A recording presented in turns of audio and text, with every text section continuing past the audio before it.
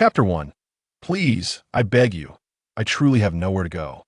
A child, clad in tattered clothing and bearing an unearthly demeanor, knelt on the ground, pleading with desperation upon finishing his words. He immediately rose and clutched the leg of the man standing before him. Weeping uncontrollably even as those nearby attempted to pull him aside, they found themselves utterly powerless against his grip.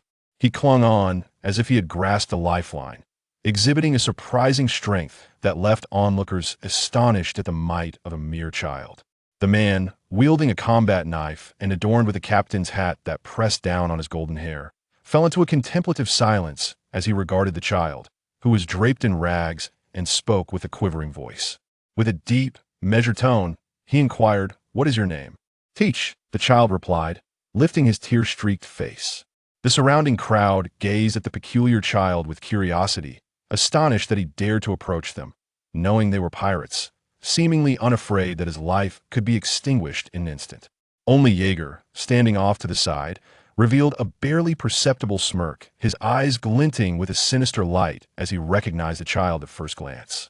He understood that the gears of fate were beginning to turn towards the downfall of the Whitebeard pirates, a grave mistake that Whitebeard himself had unwittingly set in motion yet. He remained calm, observing the scene without any intention to intervene, fully aware that he could not alter Whitebeard's decision. This man was far more formidable than one might imagine. In his silence, Whitebeard pondered for a moment before continuing, "Understood, come aboard." With those words, he turned and ascended onto the ship. His declaration was undoubtedly a lifeline for Teach, whose tear-stained face blossomed into a radiant smile as he gazed at Whitebeard's towering figure, which seemed capable of shielding him from all harm. He exclaimed, "Thank you so very much." Teach's inclusion sparked immense joy among the other members of the Whitebeard pirates, all of whom were children abandoned by the sea. Had it not been for Whitebeard, they might have perished in some forgotten corner of the ocean. Thus, the arrival of a new family member filled them with genuine happiness. Marco's innocent smile shone brightly as he exclaimed, "Ha ha! Teach, from now on we are family. I am Marco, and the one who just pulled you is Jozu. And this one is Bista, that one is Lakio, and the one wearing the hat is Waydied. But let me tell you a secret. The man who's been staring at you is Jaeger, whom we all call Brother Jaeger." With a hint of trepidation in his voice, Marco added, "You must absolutely avoid provoking him on this ship, or else something truly terrifying will ensue. Very, very terrifying."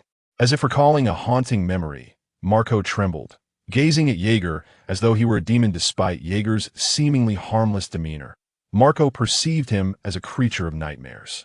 His mind was gripped by the chilling motto Jaeger had instilled in them. "As long as you don't die from training, train until you do." Such a phrase loomed as a horrifying specter, a relentless nightmare haunting their thoughts. Under Jaeger's rigorous tutelage, they had all undergone severe trials, particularly as the strongest fighter under Whitebeard. Jaeger often disregarded their struggles, frequently admonishing them for their lackadaisical approach to training, all the while voicing concerns about what would happen when Whitebeard grew old. How, then, would they take the reins of the Whitebeard pirates? Would they merely stand by and watch as their enemies extinguished their lives? Impossible. Their father was the strongest man in the world, even in old age. No one would dare to provoke them by that time. They would have grown strong as well. Thus, there was no need for such frantic training. As long as they trained methodically, they would become powerful. There was no need to push themselves to the brink, for that would only create a tense atmosphere and diminish their time with their father. "You say your name is Teach?" Jaeger's voice suddenly pierced Teach's thoughts, causing his heart to race. His gaze remained fixed on Jaeger, astonished that he could appear before him so swiftly. What kind of speed was this? Gulp!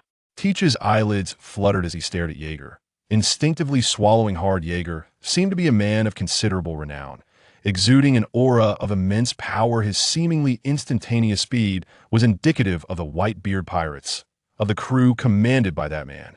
"I have made the right choice." A flicker of excitement danced in Teach's eyes. Jaeger, however, regarded him with icy detachment. He knew just how dangerous this boy could be. During his training sessions with Marco and the others, he had realized that this group was beyond saving. Their indolence and idleness had ignited his fury. Time and again, he had nearly lost control and obliterated them. What did these fools think piracy was? A child's game. At present, Whitebeard was at the zenith of his power, causing the crew to rely heavily on his strength. As long as he, the strongest man in the world, was present, they would be shielded from danger. The mere presence of the Whitebeard pirates' flag was enough to intimidate a significant portion of their foes. Those who recognized Whitebeard's might would never dare to strike at them, for they had a way whether they could withstand the wrath of the world's strongest man. Yet, tragically, only Jaeger foresaw the calamity that awaited this pirate crew, and the source of that tragedy had already made its entrance as a member of the Whitebeard pirates. He considered the future of the crew, intending to eliminate Teach while Whitebeard was preoccupied on deck. However, first, he needed to gauge Whitebeard's stance. Crackle. A cacophony of crackling electricity surged from Jaeger's right hand, arcs of lightning exploding at his fingertips, unleashing a terrifying sound that sent shivers down the spine. With a frigid gaze, Jaeger slowly articulated his lethal intent. "I do not like you." "Lower your finger, Jaeger," came the deep, commanding voice of Whitebeard, reverberating from above as the sound of his weapon striking the deck echoed ominously. Standing at the edge of the ship, he regarded Jaeger with a serious expression. The others, seemingly accustomed to such exchanges, merely chuckled at the scene, while only Jaeger, with his back to Whitebeard, felt an overwhelming pressure emanating from behind him. "Teach is now part of our family. What do you intend to do to your family, Jaeger?" His tone was filled with an undeniable authority. "Father Whitebeard, I merely believe that your decision to let him join us was rather abrupt. I was merely testing what kind of person he is, concerned that his intentions might not be pure. What if he were to plot something disastrous against you?" Jaeger's voice was jovial as he responded to Whitebeard, though beneath his mirth lay an icy, sinister facade. The power of the lightning began to dissipate, and Jaeger had deliberately slowed his intentions to eliminate Teach, astonished that Whitebeard had so quickly embraced him as family despite the years of loyalty Jaeger had shown. Whitebeard was willing to obstruct him for this newcomer. On a matter of family, Jaeger dared not defy Whitebeard. Should he act against Teach, he would undoubtedly face Whitebeard's wrath, for that was his Achilles heel. This was not the first or second time he felt it unnecessary to continue worrying about the affairs of the Whitebeard pirates. Even though he had developed feelings for the crew, Whitebeard's overwhelming power was such that even his attempts to improve the situation were thwarted. Even advocating for a ruthless approach against their enemies had led them to chastise him for his brutality, while proposing rigorous training for the crew was met with resistance from these weaklings, who argued that it wasn't necessary to push themselves so hard. No wonder the Whitebeard pirates faced annihilation. Yet, in Whitebeard's eyes, all that mattered was that they lived happily after all. As long as he was there, any threat to his family would be tantamount to a declaration of war against him. But who would dare to declare war on Whitebeard? No one with such audacity had yet been born. Jaeger turned and laughed heartily, adopting a serious demeanor as he added, "Moreover, in merely assessing this young brother's capabilities, if his physical condition is lacking, how can he keep pace with our voyages? After all, our adventures are fraught with peril. One misstep, and one could easily meet their demise." In that moment, he appeared to have shed the terrifying guise he had donned earlier, presenting himself instead as a harmless neighborly youth, his gaze now gentle as he regarded the newly inducted Teach. Yet, Teach could only gaze back at him, his face a mask of sheer terror. He never anticipated that upon boarding the vessel of the world's strongest man, he would encounter such a predicament. Being targeted by a formidable individual, he was absolutely certain that he had not misjudged this man. This individual truly intended to eliminate him.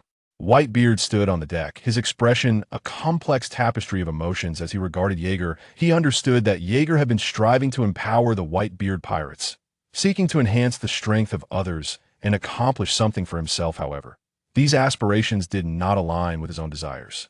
As the patriarch of this family, he believed it was not yet their time to take the reins. All he wished for was for these young ones to remain close by his side, accompanying him in their shared journey, regardless of the terrifying adversaries that lay ahead. As long as he was present, everything would be fine.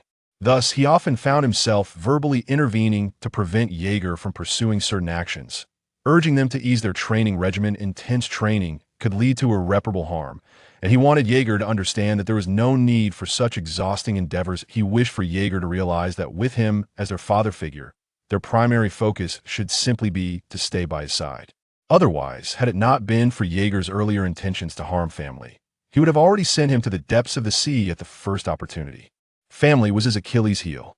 Any aggression towards those aboard the ship would be a grave violation of his principles should they wish to cause a ruckus. They would do so under his name, wreaking havoc across these waters if any foolhardy individual dared to lay a hand on them.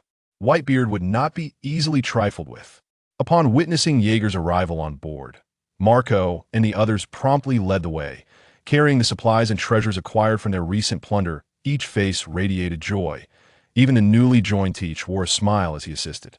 After boarding, Jaeger sought a spot to rest, reflecting on the recent raid, which had merely been a routine robbery of a small town, where the number of skilled opponents was minimal, primarily consisting of individuals on par with Marco, at best slightly stronger. Such adversaries were utterly feeble in his presence. Therefore, during this venture, he and Whitebeard merely observed as Marco and the crew engaged in combat. If there was an unexpected turn of events, it was the emergence of Marshal D. Teach. Jaeger had not anticipated that he would join the Whitebeard pirates here. Jaeger's calm gaze surveyed those bustling about on the deck. The current Whitebeard pirates were far from the grand scale they would eventually achieve. Even Marco, destined to become the captain of the First Division, was still a youthful and inexperienced lad. At present, he stood as the second strongest on the ship, having consumed one of the so-called most invincible devil fruits, the natural type thunder fruit. Through his efforts, he had developed the fruit's abilities to 55% while harnessing the power of the thunder fruit. He simultaneously trained his physique, resulting in a continuous, imperceptible enhancement of his strength. The fortification of his body had also elevated his haki to the level of a minor powerhouse. While he was far from the strongest in this era, should he choose to depart from the Whitebeard pirates and establish his own crew, he would be more than capable. However, he deemed such actions unnecessary. It would merely be a waste of time. Rather than forming a new crew, he preferred to remain here, content to cultivate his skills on this vessel, allowing others to manage the affairs beyond his focus. Moreover, his mastery of Kenbunchika haki has reached a terrifying level due to the amplification provided by the Righty Devil Fruit. IT transcends the simplicity of 1+1. It has escalated to a more exaggerated extent. This is an alternative form of Kenbunchika haki, akin to the derivative abilities of Katakuri, Red-Haired Shanks, and the Queen of Fishman Island. If he were to engage seriously, he could cover dozens of kilometers in an instant. Even discerning the spoken words of each individual and comprehending their innermost thoughts, this grants him a terrifying range for his assaults. The shortcomings in his haki stem solely from the time he dedicates to developing his devil fruit. Fully aware of the true nature of the fruit he possesses, should he push its potential to the utmost, combined with a formidable haki, he would become genuinely invincible. However, the precise extent of his strength remains a mystery to all. Even to Whitebeard, who is unaware of the true power Jaeger possesses, that he merely knows that Jaeger has consumed the Righty fruit and is relentlessly training himself. Yet, Whitebeard does not concern himself with Jaeger's strength. He values him as a cherished son, regardless of whether he may appear as a mere weakling.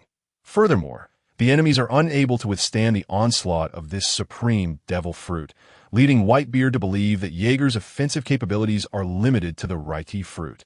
His unique Kenbunchika haki and a rather fragile Busashoka haki. This, too, is a reason why Jaeger has not distanced himself from the Whitebeard pirates. Aboard this man's ship, he can encounter the pinnacle of power in this era. He witnesses the true clash of peak strength, a spectacle that cannot simply be summoned at will. Future Pirate King Joel D. Roger, Golden Lion Shiki, Red-Haired Shanks, the Natural Destroyer Charlotte Linlin, Marine Hero Monkey D. Garp and Sengoku, the Buddha. Whenever he encounters these titans, a grand battle is inevitable, with each clash stretching on for days and nights. As long as Whitebeard stands, he dares to engage in fierce combat with these individuals. With Whitebeard's presence, his life is assured. His combat experience is honed through these encounters with peak powerhouses, and it is through repeated confrontations that he realizes his own inadequacies. Even his haki has been enhanced through these clashes. However, the instances of Whitebeard protecting him have gradually diminished as his strength has grown. Even if he cannot triumph over those top-tier warriors, he can at least withstand a few exchanges. Thus, his relentless training is aimed at preparing for their next encounter. Even in his daily life, he wears high-purity sea stone to bolster his physique and resistance to both sea stone and seawater, gradually diminishing this glaring weakness that he seeks both the invincibility of the devil fruit and physical mastery. "Jaeger, it's time for the feast," Marco exclaimed cheerfully, munching on his food, as they all raised their glasses in celebration of the newest addition to their family. Even Whitebeard couldn't help but burst into hearty laughter. Understood. Watching everyone laugh heartily, Jaeger couldn't help but smile as well. He had resolved to disregard the uncertain futures of these individuals, recognizing that this group, who merely play house, are not worth his time and effort. In contrast to these playful souls, he holds higher regard for the newly inducted Teach, who has willingly bided his time here for decades, ready to act the moment he secures his ambitions, even eliminating former friends and family without hesitation. Such a man embodies the essence of a true pirate. Yet the time until that moment remains distant. Teach is merely a 12-year-old child, far removed from the formidable figure Jaeger has in mind. For now, his focus is on enhancing his own strength. In this world, the ability to speak holds little weight without power, and no one understands the significance of strength better than he does. Just as with those he has slain, the weak merely face slaughter before him, unable to even struggle for survival. Just like his current self, who can only grow stronger under the shadow of Whitebeard's reputation. Only this man can ensure his training remains uninterrupted, and issues regarding his cultivation pose no challenge. After all, his captain is the world's strongest man, Edward Newgate, known as Whitebeard, with such a towering figure at his side. All he can do is strive relentlessly to enhance himself, absorbing the knowledge imparted by his captain. Thus, he alone can shoulder the future of the Whitebeard pirates, once his strength matches that of Whitebeard. Even as his captain ages, he can uphold the strongest banner alone. However, he must remain vigilant of Marshal D. Teach. During this period, he aims to reshape Teach's mindset, ensuring he understands that the Whitebeard pirates are his ultimate sanctuary, discouraging any thoughts of trivial pursuits or the allure of a mere devil fruit. If Teach desires it, he would simply grant it to him. Jaeger, why not take it easy occasionally? It's a rare feast. You needn't wear sea stone all the time, especially such high purity. Whitebeard, with bleary eyes, remarked as he observed Jaeger heading to the storage to retrieve the high-purity sea stone. Jaeger lifted his weary face at Whitebeard's words, responding in a notably frail voice, "It's nothing. This hasn't delayed our feast, has it? Time is money. If I don't strive now, the captain will only be left lamenting. Gulalala, I can't argue with you. Even if you don't train and achieve nothing, I will ensure your safety, for you are my beloved son." Whitebeard laughed heartily, his boisterous voice echoing across the ship. "Indeed, father is the strongest." Marco raised his glass, his face flushed with excitement, prompting laughter from the others. "Our crew is the mightiest. Father, it is truly a blessing to be your son." All present raised their glasses in unison, their faces alight with joy, save for the chef who, smiling, observed this band of brothers in arms. The atmosphere aboard this vessel was splendid. Unlike other pirate crews, where only the captain and subordinates exist in fear of betrayal, here, everyone is family, all sons of Whitebeard. Teach, newly inducted into the Whitebeard pirates, observed the camaraderie with a smile, thinking, "This is quite wonderful. This atmosphere, even if I don't obtain what I desire, simply staying aboard this ship seems appealing."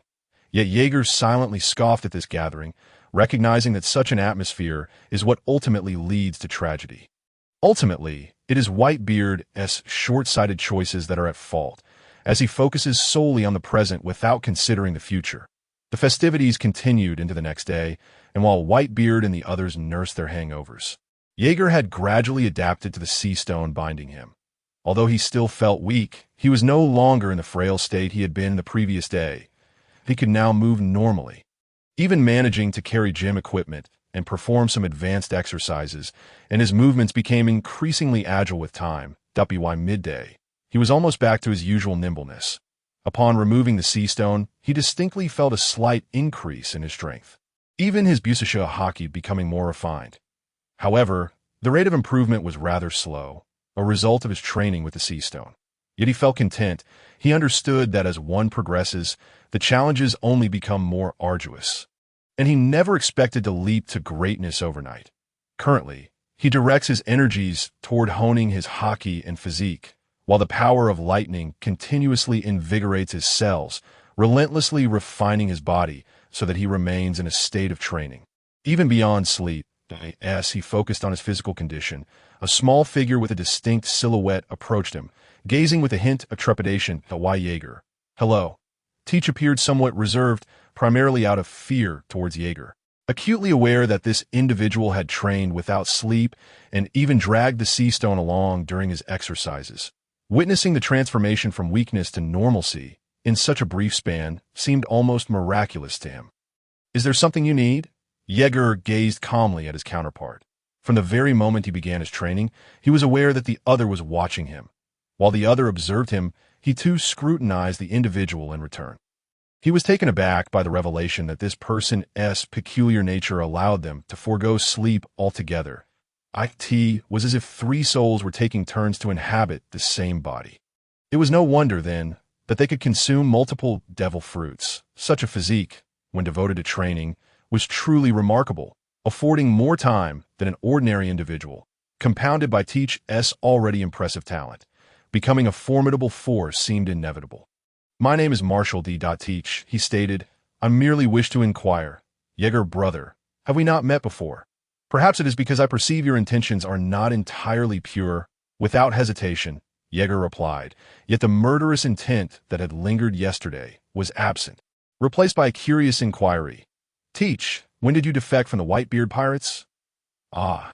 The words from Jaeger sent Teach's heart racing. His eyes, filled with terror, fixed upon the placid visage of Jaeger, who appeared to know of his ambitions, bluntly revealing them, drawing the attention of others who were waking. The growing dread within him intensified until Marco, with a smile, interjected. Jaeger, brother, you're frightening the newcomers again. Be careful lest Pops toss you into the sea once more. Afterward, he jestingly remarked to Teach, Jaeger, brother, is like that. Aside from training, he enjoys teasing the newcomers. He is merely jesting. Fret not. Do not fear, Teach. Indeed, if you wish to avoid being bullied by Jaeger, brother, you must devote yourself to your training, as Jaeger has stated. Though we are family, one's rank as elder or younger brother must be determined by strength. The weak must heed the strong. And you're still far from that. Young one, aside from Pops, there is no one here capable of restraining Jaeger, brother. Others echoed in agreement, observing Teach as if watching a spectacle. Each person here had been tamed by Jaeger, a mere jolt of his power rendering them unconscious in an instant. Except for Marco, who bore the phoenix fruit. After stretching his limbs, Jaeger approached Teach, his calm eyes looking down upon the diminutive figure before him. They may think I jest, but I advise you to heed my words. After all, they are weaker than I am. It is best not to take the words of the weak to heart. That's so. He continued, are you prepared for the baptism I shall bestow upon you? Teach, drenched in cold sweat, gazed up at the towering Jaeger, who spoke with an unsettling calmness, his eyes betraying a depth of terrifying fury and cruelty. It felt as though a single dissenting word from him would lead to a dire fate. The onlookers, witnessing Jaeger's serious demeanor, were also breaking into cold sweats, none daring to speak on Teach's behalf. Even Whitebeard was laughing heartily in the background, enjoying the scene. From Jaeger, he sensed no murderous intent or anything beyond mere intimidation aimed at the young newcomer. However, he had heard Jaeger's earlier proclamation, defecting from the Whitebeard pirates? Surely, in this world, few would dare such an affront. Everyone was aware of Whitebeard's principles. Even that scoundrel Rocks would not dare to provoke his ire. The last individual who harmed his family had been cast into the depths of the ocean. This strongest man in the world sat nearby, observing his sons with a gentle smile, this moment epitomizing the greatest treasure he had pursued throughout his life. Despite possessing the power to obliterate the world, he lacked the ambition for supremacy that characterized other great pirates. He simply wished to traverse the seas with his sons, savoring the diverse landscapes. With a serene expression, he regarded Jaeger, who stood before Teach, extending his right hand. As he slightly separated his thumb and index finger, a jolt of electricity crackled ominously, sending chilling reverberations through the air. It was as if he held the very wrath of the heavens in his grasp, the terrifying sound of thunder emanating continuously from his hand. 0.1 million volts. Jaeger's voice was icy. 10 million volts. His fingers parted slightly once more at a T that moment. Jaeger's countenance twisted into a fearsome grimace, the ghastly light illuminating his unyielding cruelty. The explosive noise of thunder erupted, the space between his thumb and index finger seemingly pulsing with the power to annihilate all existence. Teach, merely casting a glance, was engulfed by an overwhelming tide of death, as though he were on the brink of annihilation. His entire being was rendered paralyzed with fear. Regardless of your intentions, before me, you would do well not to act recklessly. Otherwise, you shall learn the true meaning of despairing power. Jaeger bore a tranquil smile, beneath which lay a madness concealed. Even Marco and the others gazed at Jaeger with trepidation, the terrifying energy in his grasp compelling them to swallow their words, merely watching in silence as they struggled to breathe. Had Jaeger ever unleashed such a terrifying display upon them? 10 million volts? They had only witnessed such devastation upon the corpses of their enemies. True hell on earth. As Jaeger's fingers drew nearer, Teach's heart raced uncontrollably, terror surging through him, tears forming in his eyes as he realized the magnitude of his peril. He had unwittingly consumed the rumble fruit, reputed to be one of the most invincible of devil fruits. The icy, emotionless visage of Jaeger became indelibly imprinted in his mind, the hand charged with terrifying energy looming larger in his vision. His body was overwhelmed by a harrowing sting, the air itself evaporating under the intense heat generated, each breath a painful struggle, his entire being aflame with agony. He could not fathom why Whitebeard did not intervene. Just as he resigned himself to his fate, believing death was imminent, Jaeger's cold, unfeeling expression suddenly transformed into one of warmth, the amassed energy dissipating in that instant. I was merely jesting. Do not be alarmed. Indeed, Marco and the others exhaled in relief, their expressions a mix of exasperation as they regarded Jaeger. You were far too frightening just now. It seemed as though you intended to eliminate him. Marco couldn't help but internally critique Jaeger, who appeared entirely unfazed by the earlier tension. However, they felt their top bodies finally relax, exhaling deeply. Teach, still trembling and tear-streaked, gazed at the now gentle Jaeger, realizing that he could never expect any excessive malice from such a man. Jaeger gave his shoulder a reassuring pat, saying, "From here on, you must strive diligently. The future of the Whitebeard pirates rests upon our shoulders, and we cannot rely solely on Pops to bear the banner." "I will train hard," Teach exclaimed, excitement illuminating his face. However, before he could finish, a sharp pain surged through his body, his consciousness fading as he was enveloped in a maelstrom of crackling electricity, the burnt scent wafting from him. Faintly, he heard Jaeger's voice. 100,000 volts. Marco and the others stared in disbelief at Teach, who lay scorched upon the deck, eyes rolling back, emitting wisps of smoke. They turned to Jaeger, whose expression remained disturbingly calm, astonished at how swiftly one's demeanor could shift. Sensing their unease, Jaeger quickly exclaimed, "Where's the ship's doctor? Hurry, come save him. I'm leaking electricity." "What nonsense! Leaking electricity?" A person who has consumed the rumble fruit claims to be leaking electricity, and specifies 100,000 volts of leakage. A myriad of concerns flickered through Marco's mind. Yet, as the ship's doctor, he promptly approached the unconscious Teach. Only after confirming that Teach was not in any grave danger did he breathe a sigh of relief. Almost immediately, a blue flame ignited in his hand, beginning to mend Teach's body upon contact, and within a few minutes, Teach's breathing had notably stabilized. That moment, Josu stepped forward, his slightly taller and more robust figure standing before Jaeger. With a somewhat naive tone, he inquired, "Brother Jaeger, did you not strike a bit too hard? Teach is only 12. You wouldn't have killed him, would you?" Jaeger replied with a gentle chuckle, "But aren't you of a similar age? If you're fine, how could he possibly be harmed? Rest assured, I am well aware of what I am doing." Jaeger observed the simple-minded lad before him and noted that while these individuals might be somewhat lackadaisical in their training, they were competent in other respects. After Jaeger ceased his efforts to train them, his attitude towards them became indifferent. As long as they did not overstep, he would let them be. However, what could their current strength possibly do against him? Jaeger, It seems your mastery over your fruit powers has progressed further. Your control has indeed become more refined. Whitebeard had been watching Jaeger's actions closely and noted that his application of his fruit's abilities appeared increasingly formidable. With nearly all of the dissipated power fully concentrated in his hand, the strength granted by this fruit was undeniably terrifying. Even if his haki was somewhat lacking, the power of the thunder fruit could elevate him to a remarkably fearsome level. Relying on fruit abilities to become strong was indeed a viable path, particularly since the might of the thunder fruit was unmatched by other devil fruits. The power of lightning itself symbolized the ultimate form of attack. Jaeger seemed to share this sentiment. He had never been seen training his physical prowess or haki. His exercises with sea stone were merely to diminish his weaknesses. However, this had indirectly resulted in a significant enhancement of his physique. Whitebeard regarded Jaeger contemplatively. It appears that the developmental direction you chose was indeed the correct one. The thunder fruit in your hands seems to unleash unimaginable power, especially under your boundless imagination. Whitebeard had been profoundly shocked when he first learned that Jaeger had consumed the thunder fruit.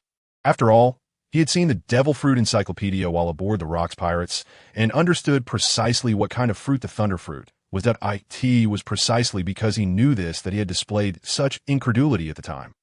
Moreover, it seemed that this fruit had not graced these seas for quite some time, and he was astonished that his son had fortuitously discovered and consumed one of the most formidable devil fruits. Recalling Jaeger's words after he had consumed the thunder fruit, Whitebeard remembered the confidence and composure in Jaeger's voice. Speed is power. If one can unleash thousands of attacks toward a single point in a second, even an island would be reduced to dust. And if those strikes were further amplified by lightning of several million volts, who could withstand such devastation? It was unimaginable that a mere child could conceive such a developmental strategy. The scene it conjured was beyond description, a terror that defied comprehension. Whitebeard observed Jaeger, who was currently manipulating the power of lightning as if it were a mere toy, and remarked, "It seems you are still unable to achieve layering." Jaeger, somewhat resigned, replied, "At present, I can only manifest the lightning, but layering it remains a challenge." The development of the thunder fruit was still far from complete, yet this incompleteness had propelled his fruit abilities to a rather terrifying level, enabling the manifestation of weapons without issue. However, achieving his envisioned goal appeared somewhat daunting. After reaching a certain level with his observation haki, he understood that he had crossed a significant threshold, a qualitative change. Attaining that level would not be easy. Currently, he could strike a single point with countless bolts of lightning, yet he could not condense the destructive power of those bolts into one singular point to unleash. Thus, his current objectives were to refine his physique and haki, and to consolidate the lightning into a single point. While these two pursuits might seem similar, the energy they contained was incomparable. This was a strategy conceived to combat formidable foes, though its execution posed considerable difficulty. Although he needed merely to enhance the voltage of his strikes, the body of an ordinary person could not withstand the onslaught of hundreds of thousands or millions of volts. However, the true strongmen of this world possessed haki potent enough to cleave through lightning. He could not rely solely on voltage. He had already grasped the concept, but this could not be rushed. Jaeger utilized lightning to forge the golden ring he wore, shaping it into various animal forms, each one vividly lifelike. This method was devised to enhance his precise control over lightning, and he had been practicing it for quite some time, yielding remarkable results. His manipulation of lightning had indeed reached a formidable level. For this training, he donned golden armor and adorned his hands and wrists with gold, channeling the power of lightning to form various shapes, even achieving intricate details. Others recognized this as Jaeger's training and thus refrained from interrupting him, particularly after several had been incapacitated for days following previous disturbances. Marco, with a youthful visage, displayed an expression of bewilderment as he sat nearby, gazing vacantly at Jaeger before turning to Bista. "Do you think Brother Jaeger has been affected by something? Today he hasn't called us to train, but is instead training alone." Even Bista and Jozu could not help but feel puzzled. Such an unusual deviation from his typical behavior was indeed concerning. Normally, he would prompt them to train at the designated times, and any who dared to slack would face the consequences of his lightning strikes. Though his methods were harsh, and often evoked their curses regarding his ruthlessness. It must be acknowledged that his approach had indeed fostered their growth. However, now that he was neglecting them, they were free to pursue their own desires. Whitebeard sat silently beside them, observing Jaeger. He too sensed that Jaeger's demeanor was somewhat off, and a smile crept upon his face. He realized that Jaeger had heeded his words, and he felt a sense of gratification. After all, given Jaeger's training regimen, it was genuinely alarming. The mantra of as long as it doesn't kill you, push yourself to the limit was enough to make even someone as seasoned as Whitebeard feel a chill. Severely affecting his sleep during this period, at dawn, he would hear the children shouting slogans on the deck, accompanied by the ominous sounds of thunder, followed by their desperate cries, without Jaeger's stern supervision. Marco and the others had reverted to their previous lethargy. The nature of children led them to engage in various games aboard the ship, with some even fishing, although a few of the less gifted apprentices were still seen training. However, these matters had become irrelevant to Jaeger. Having come to a realization, he resolved not to concern himself with these inept individuals who possessed resources yet failed to utilize them. Even a modicum of effort would have sufficed to prevent their current inadequacy. Were it not for his emotional ties to the Whitebeard pirates, he certainly would not squander his time supervising or training them. He always felt that, as the first to follow Whitebeard and the second strongest after him, he bore a responsibility to lead them to strength. Yet ultimately, they were like mud that could not be molded. Jaeger hesitated as he gazed at the sea stone before him, contemplating an alternative training method. He was uncertain of its efficacy, as he had never attempted it before, but it could provide an intense workout for his body while simultaneously mitigating the weaknesses of his devil fruit ability. "Are you suggesting that I wear a diving helmet while you bind me and submerge me in the ocean?" Whitebeard regarded Jaeger with suspicion, his eyes appraising his seemingly deranged son as if he were a lunatic. Was this a notion befitting a rational individual? Moreover, he is a wielder of a devil fruit ability. Has the high purity of sea prism stone ceased to satisfy his training? However, it appears that he is yet to fully acclimate to its utilization. What on earth is this young lad contemplating? In the face of Whitebeard's evident perplexity, Jaeger displayed an air of confidence, addressing the towering and domineering man without reservation. "The training with sea prism stone has indeed proven immensely beneficial to me. Yet, I have come to realize that the progress is far too sluggish, and I have already adapted to the restrictions imposed by the stone." After a brief pause, Jaeger carefully formulated his thoughts. "Although it continues to suppress my abilities, the feeling of weakness has become ineffective against me. Even while donning the sea prism stone, I can still engage my adversaries using my own martial arts and strength. Thus, while I hone this vulnerability, I also wish to strengthen my physique and hockey. A dual approach is essential to avoid leaving such a conspicuous weakness." This was a conclusion Jaeger reached after considerable contemplation, as he encountered a bottleneck in the development of his devil fruit abilities. Simply toiling away would not suffice. Thus, he sought a different perspective. Since he had hit a plateau in harnessing his devil fruit, it was imperative to cultivate another formidable means of attack, with physical prowess and armament hockey being the optimal choices, while the development of Conqueror's hockey was momentarily set aside. This was a matter of willpower, and the enhancement of such abilities could only be achieved through clashes with those who wielded Conqueror's hockey. It was not feasible for him to engage in a deadly skirmish with Whitebeard, as the latter's temperament dictated that their confrontation would yield no fruitful outcome. As for swordsmanship and the like, he dismissed such considerations entirely. Nothing could inflict damage surpassing that of the Thunder Fruit's offensive capabilities that if there were, it would undoubtedly stem from his own inadequacies in hockey. He had not forgotten that the fusion of hockey and devil fruits was the pathway to ultimate supremacy. While he did not refute that hockey transcended all, he firmly believed that the amalgamation of hockey and devil fruits constituted the most invincible force. That Jaeger's words drew a slight turn of Whitebeard's head, as he had not anticipated that his counterpart would seek to fortify his physique. According to Jaeger, employing lightning to temper one's body could yield strength even without exertion, even with a methodical approach. Jaeger's achievements would not be meager. However, the thought of his relentless training made Whitebeard's head ache, for this young lad was indeed more demanding of himself than others. It seemed as though he possessed an obsession with becoming stronger. Nevertheless, Whitebeard recognized that his son was a thoughtful individual. He He would never place his life in jeopardy without a measure of certainty. Thus, he merely fell silent for a moment before nodding and stating, "It is permissible, but I must inspect your equipment. After all, this is a matter of life and death, and moreover, I have yet to witness anyone employ such a training method. If the equipment proves inadequate, I will certainly not acquiesce, and you cannot hold it against me." Naturally, Jaeger held immense confidence in the apparatus he had crafted himself.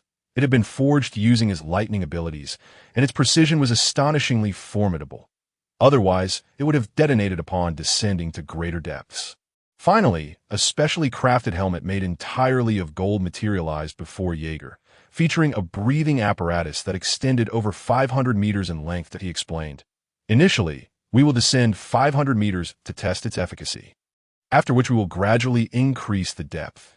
This long tube serves as a breathing apparatus." Upon witnessing this contraption, Whitebeard fell silent, gazing at Jaeger with a mix of incredulity and admiration. "This indeed seems feasible. If you wish to proceed, then do so with courage. During your time submerged, I shall keep a vigilant watch over you. Yes, I shall also have Angel observe you from beneath the waves." That a hearty laughter erupted from Whitebeard, echoing wildly as he marveled at the audacity of his son, who had conceived such a daring scheme. Their dialogue did not deliberately evade the ears of others, leading to astonishment upon grasping Jaeger's intentions. They had always known him to be a resolute individual, one who was uncompromisingly stern towards himself, yet they had not anticipated such extreme measures. Truly, he was pushing himself to the limit. A merman stepped forward, observing Jaeger with grave intensity, his face etched with concern. Jaeger was a man worthy of respect. Fully aware of his status as a devil fruit user, he still chose to train in such a perilous manner. A strong and diligent individual commands respect wherever he may be, and only such individuals ascend to the true pinnacle. Rest assured, Brother Jaeger, I will keep a watchful eye on you. Should you feel any discomfort, just give me a signal." His words were earnest and serious. However, the others merely smiled and refrained from further comment. After all, their father had already given his word, and with Angel accompanying him throughout, the arrangement appeared to pose no issues. Yet, their tightly clenched grips on the ropes binding Jaeger revealed their underlying apprehensions. Jaeger donned the helmet and declared, "Let us commence. Pull me up in 1 hour." With that, he plunged into the sea without hesitation. The moment his body met the water, he felt a different kind of power eroding him, one far more terrifying than the debilitating sensation wrought by the sea prism stone. Yet, this level of pressure was tolerable. He could still manage slight movements. However, as he continued to descend, the frigid pressure gradually enveloped him, making breathing increasingly difficult. A profound sense of helplessness surged from the depths of his being, radiating throughout his entire form, as his vision became ensnared in the surrounding darkness. Nevertheless, his observation hockey remained operational, albeit diminished in range due to the absence of the Thunder Fruit's enhancement. Yet, those aboard the Moby Dick could still perceive his presence. Along with Angel, who was diligently observing him from below, the immense depths of the sea were subjecting Jaeger's body to significant trials. The relentless pressure of the water was steadily forging his physique, which was precisely the outcome he desired. He understood that the weakness of the devil fruit could not be entirely eradicated. He could only seek to diminish it.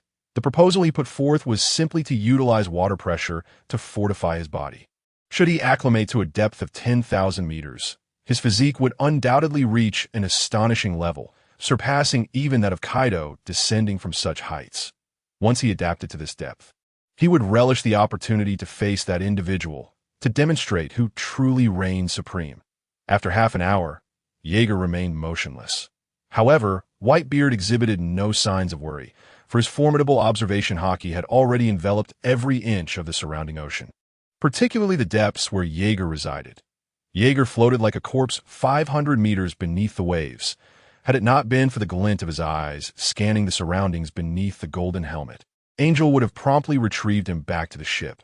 Yet, Jaeger was not faring well either.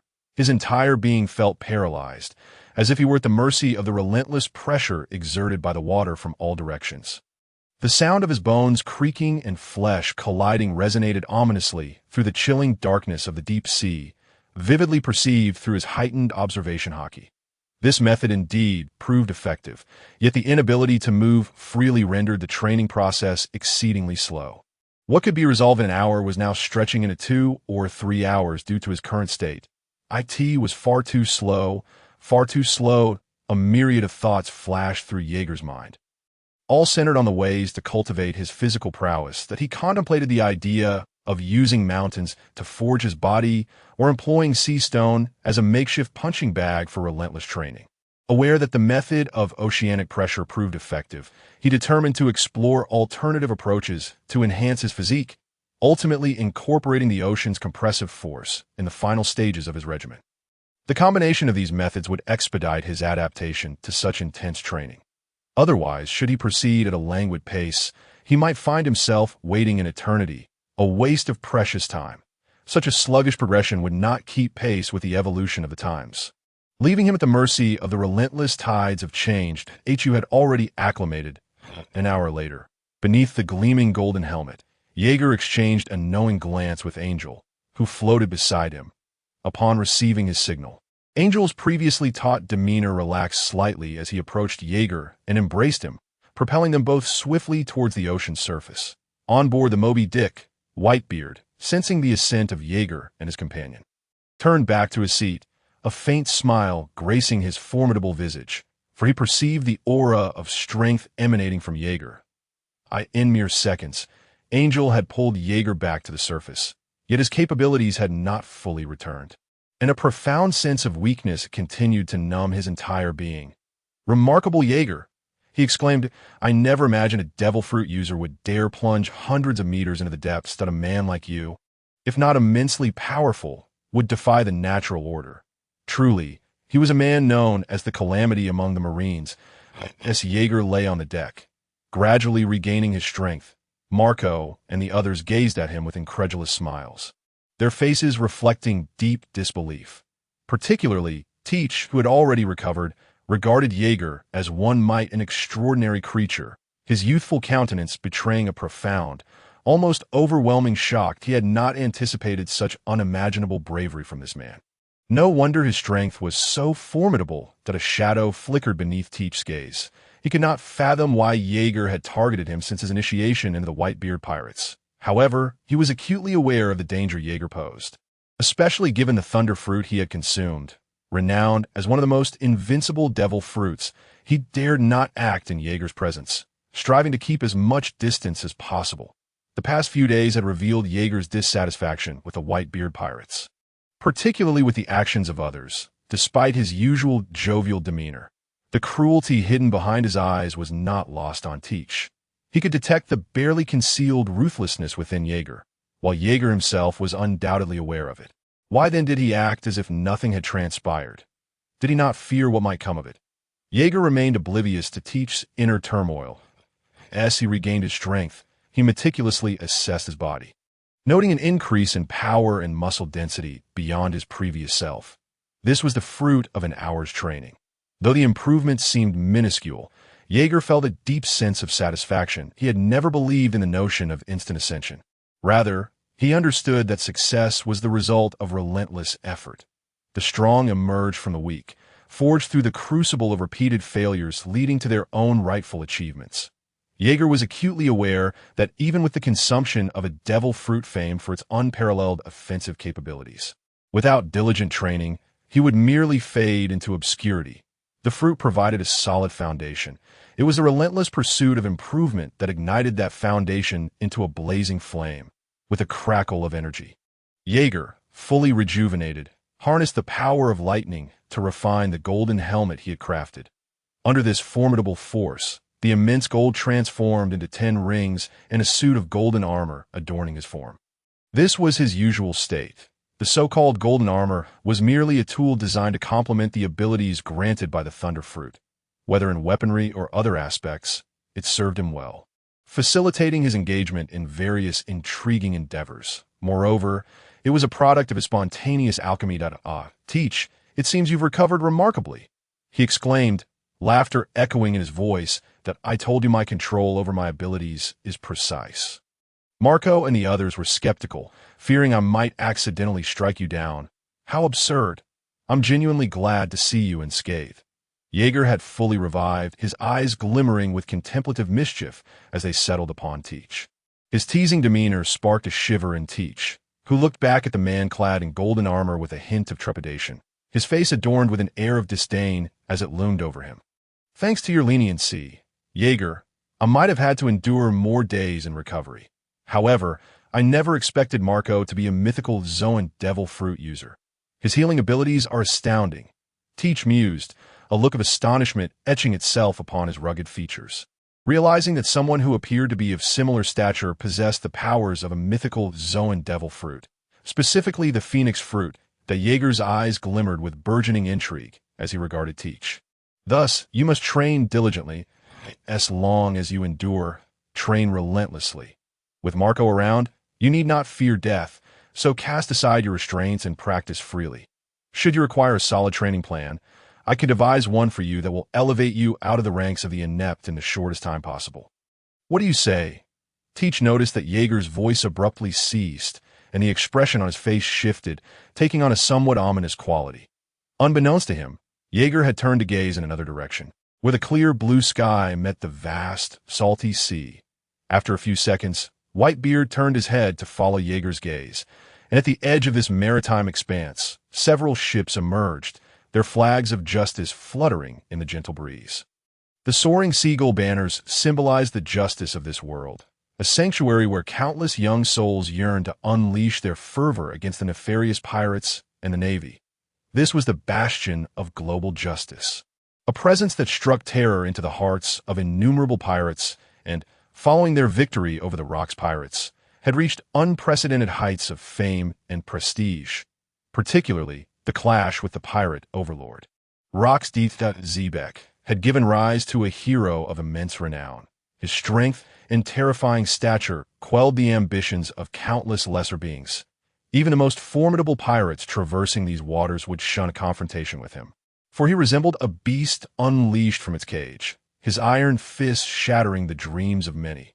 With his formidable might, he dismantled Rock's aspirations of becoming the ruler of the world, obliterating the nightmarish dominion that loomed over the globe. The world thus welcomed a new era, heralded by the revered hero of the Navy, Monkey D. Garp. Under his esteemed influence, countless valiant souls flocked to join the Navy, significantly bolstering the ranks of a new generation, enabling them to extend their reach back into the New World, which had long been under pirate sway, to drape it once more in the banner of justice. Vice Admiral Kree's objective was clear. Upon receiving orders from Admiral Akiji, he led his troops toward the New World, intent on establishing a Navy base on Trelpar Island. Along this path, he had already vanquished several notoriously brutal pirates, with the highest bounty reaching a staggering 100 million berries. Each soldier under his command emanated an aura of iron will, their faces reflecting a solemn and composed demeanor, just from their presence. It was evident they were seasoned warriors. Report to Vice Admiral Kree. We've spotted the Whitebeard pirates ahead. The soldier's face betrayed a sheen of cold sweat, and his words sent tremors through his comrades, conjuring nightmarish scenes in their minds, a plethora of incredulous emotions surfacing on their faces. Yet, not a single soul exhibited fear. Vice Admiral Kree's ironclad visage darkened in an instant. He understood all too well the implications of encountering the Whitebeard pirates. After exhaling deeply, a chilling smile crept across his rugged features. Even the Rocks pirates fell beneath the weight of our Navy's justice. Thus, the Whitebeard pirates cannot thwart our pursuit of justice, even at the cost of our lives.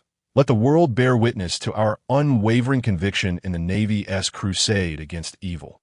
Let the pirates recognize the might of our Navy. Justice shall prevail. The declaration resonated with a chilling intensity.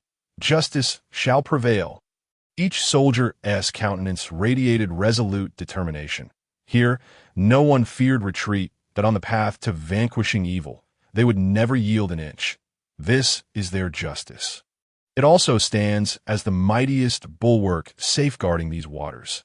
Even knowing they're about to clash with the world's strongest man, not a trace of trepidation appeared, for such cowardice is intolerable to their sense of justice and their honor as soldiers. They were already mobilizing aboard the ship, the iron cannons being drawn out, aimed at the distant pirate vessels. Shells were primed, ready to be loaded at a moment's notice, and every soldier wielded a rifle loaded with ammunition, their waists adorned with sharp cutlasses. This scene unfolded under the watchful gaze of Jaeger's observation hockey, as he perceived the thoughts and emotions of each individual with divine clarity, their hidden sentiments laid bare before him. A scornful expression emerging on his face that it appears the Navy's claws are extending ever further. Whitebeard gazed deeply into the shadows on the horizon. Since the dissolution of the Rocks pirates, the Navy has seized the opportunity to advance into the New World, aspiring to establish their base here. For them, this is a fortuitous moment. The New World, now devoid of the pirate overlord Rocks, has descended into chaos, the source of which lies in the remnants of the Rocks crew, each member possessing formidable strength. The mightiest among them is Edward Newgate, known as Whitebeard, followed by the likes of Shiki the Golden Lion, Charlotte Linlin, and Wang Ji the Silver Axe, who continue to wreak havoc under the pirate banner across these seas. Particularly, Shiki has brazenly recruited forces since Rock's fall, his fleet now surpassing that of the original Rocks pirates. No one anticipated that from the ashes of Rocks would rise another terrifying figure, a man known as the Flying Admiral, Shiki the Golden Lion. This man, who seeks to dominate the seas from the skies, has once again unleashed terror upon the world, his power eclipsing that of many amidst the chaos. He is already being referred to as the Pirate Overlord. Some predict this era shall be known as the Age of the Golden Lion. Even the world's strongest man, Whitebeard, cannot be compared to him. Yet, no matter how tumultuous and fearsome the remnants of Rocks may render this era, they cannot eclipse the brilliance of one particular pirate crew. Though their numbers pale in comparison, the strength of each member is immeasurable. To defeat them would require, at the very least, the legendary marine hero, Garp, and this crew is none other than the world-renowned Roger Pirates. Although Jewel Roger is not a remnant of the Rocks pirates, his power commands respect from all. Even Whitebeard and Shiki dare not underestimate this man. Upon noticing the arrival of the Navy ships, a cruel smile spread across Jaeger's face, his golden armor radiating an intense glow, revealing his overwhelming murderous intent. Allow me to take action, old man Whitebeard. I could tee this level. Marco and the others are no match for their commanders. I will deal with the strongest among them, while the rest can be mere practice for them, especially that rascal Teach, Jaeger remarked, a sardonic smile gracing his lips as he regarded Teach. Newcomers must quickly adapt to our way of life. After all, this is no mere child's play of pirates, that if you are frightened by such a degree of danger, it would be wise to disembark. Piracy is not suited for you. Then, Jaeger raised his right hand. Arcs of destructive energy crackling violently from his fingertip, a blinding light enveloping the vicinity, plunging it into a chilling realm that a cacophony of terror surged from Jaeger's hand, akin to thunder, threatening to rend the very fabric of reality. The surrounding air vibrating with a terrifying heat. Clad in golden armor, Jaeger's gaze remained merciless as he fixed his eyes on the approaching Navy battleships, 10 million volts.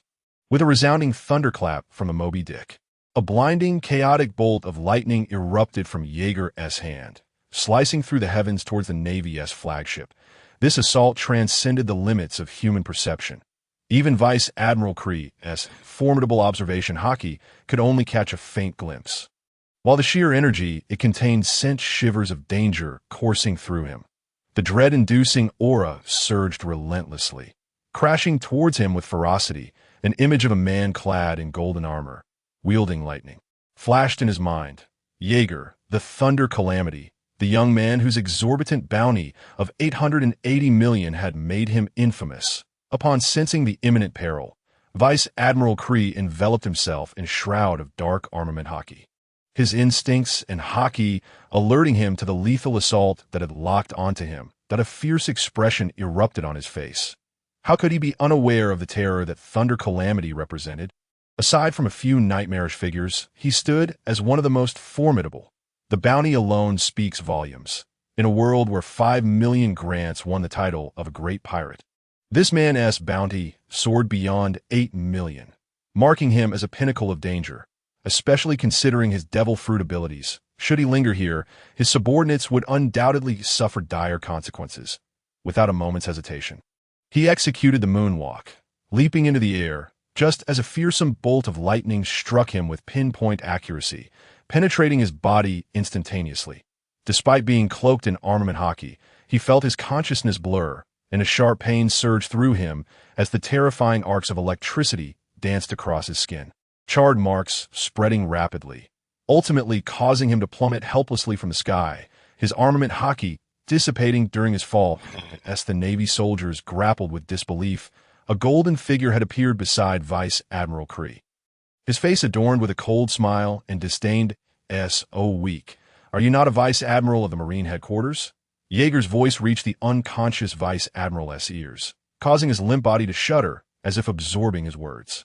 Yeager then extended his finger, lightly pressing it against the Vice Admiral's forehead, his countenance cruel and devoid of emotion, akin to a mere gesture atop a table. 30 million volts. The moment the horrific lightning made contact, it detonated, annihilating his cells and vaporizing every ounce of moisture within him, leaving behind a charred corpse exuding smoke. The terrifying power of the lightning surged like a ferocious dragon, piercing through the Vice Admiral's skull and continuing its relentless assault upon the ship below. The sound of the thunderous eruption echoed wildly, a monstrous roar of lightning resonating throughout the air.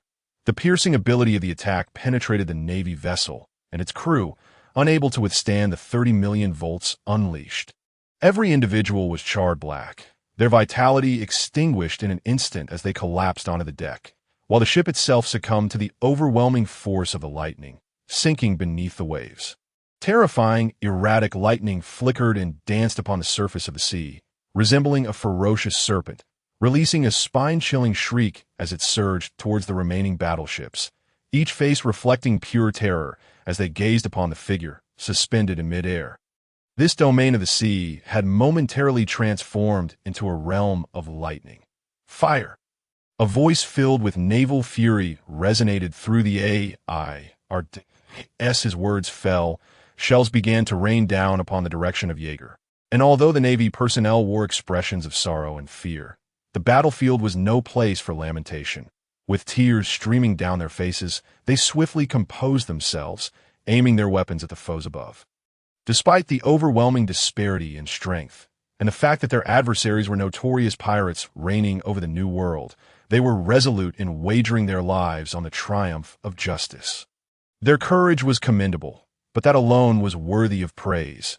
Yeager did not hesitate to commend them. Instead of evading the barrage of shells, he stood high above, his expression serene as he gazed down upon them with disdain. As if surveying refuse, as the Moby Dick approached, his figure vanished from sight, almost as if he had teleported back to his previous position. His teasing gaze fell upon Marco and his companions, his voice laced with a mysterious undertone. "The next phase is entrusted to you. That Vice Admiral and his capable aide have already been dispatched by me. What remains are mere minnows, devoid of any formidable opponents. This is your chance to gain experience. Do not falter at this level. Otherwise, you know the consequences." Yeager's voice carried a chilling mockery that sent shivers down Marco and his comrades' spines. Particularly for Teach, he added, "If you fail to eliminate 5 foes, I shall devise a training regimen for you, ensuring that you possess the strength to vanquish at least 5 adversaries. Now, the onslaught of shells is yours to handle." No sooner had Yeager finished his words than an ominous aura enveloped them from above. The projectiles from 3 naval ships were already descending upon them, accompanied by a hail of bullets. Witnessing this assault, Teach's youthful visage darkened. Yet he soon beheld Marco transforming into a magnificent raptor, azure flames blazing around him, exuding a mythic aura. Moreover, Josu's form shimmered like diamond, reflecting dazzling light under the sun's rays. The Whitebeard pirates erupted with their innate power. Though not overwhelmingly strong, they were far from being trifled with that. In contrast to their poise, Teach, a recent addition to the crew, appeared quite disheveled. Nevertheless, bolstered by the immense strength of his anomalous physique, he managed to withstand the seasoned naval soldiers, albeit with great effort. Yet, his youthful face betrayed a fierce determination. Each strike he unleashed resembled an assault on a specific individual, eliciting expressions of unrestrained satisfaction. a sight that elicited an eerie smile from Jaeger. "It seems you harbor significant resentment towards me." The confrontation with the Navy was brief, lacking any grand spectacle. Even the battle-hardened naval forces crumbled before Marco and his crew.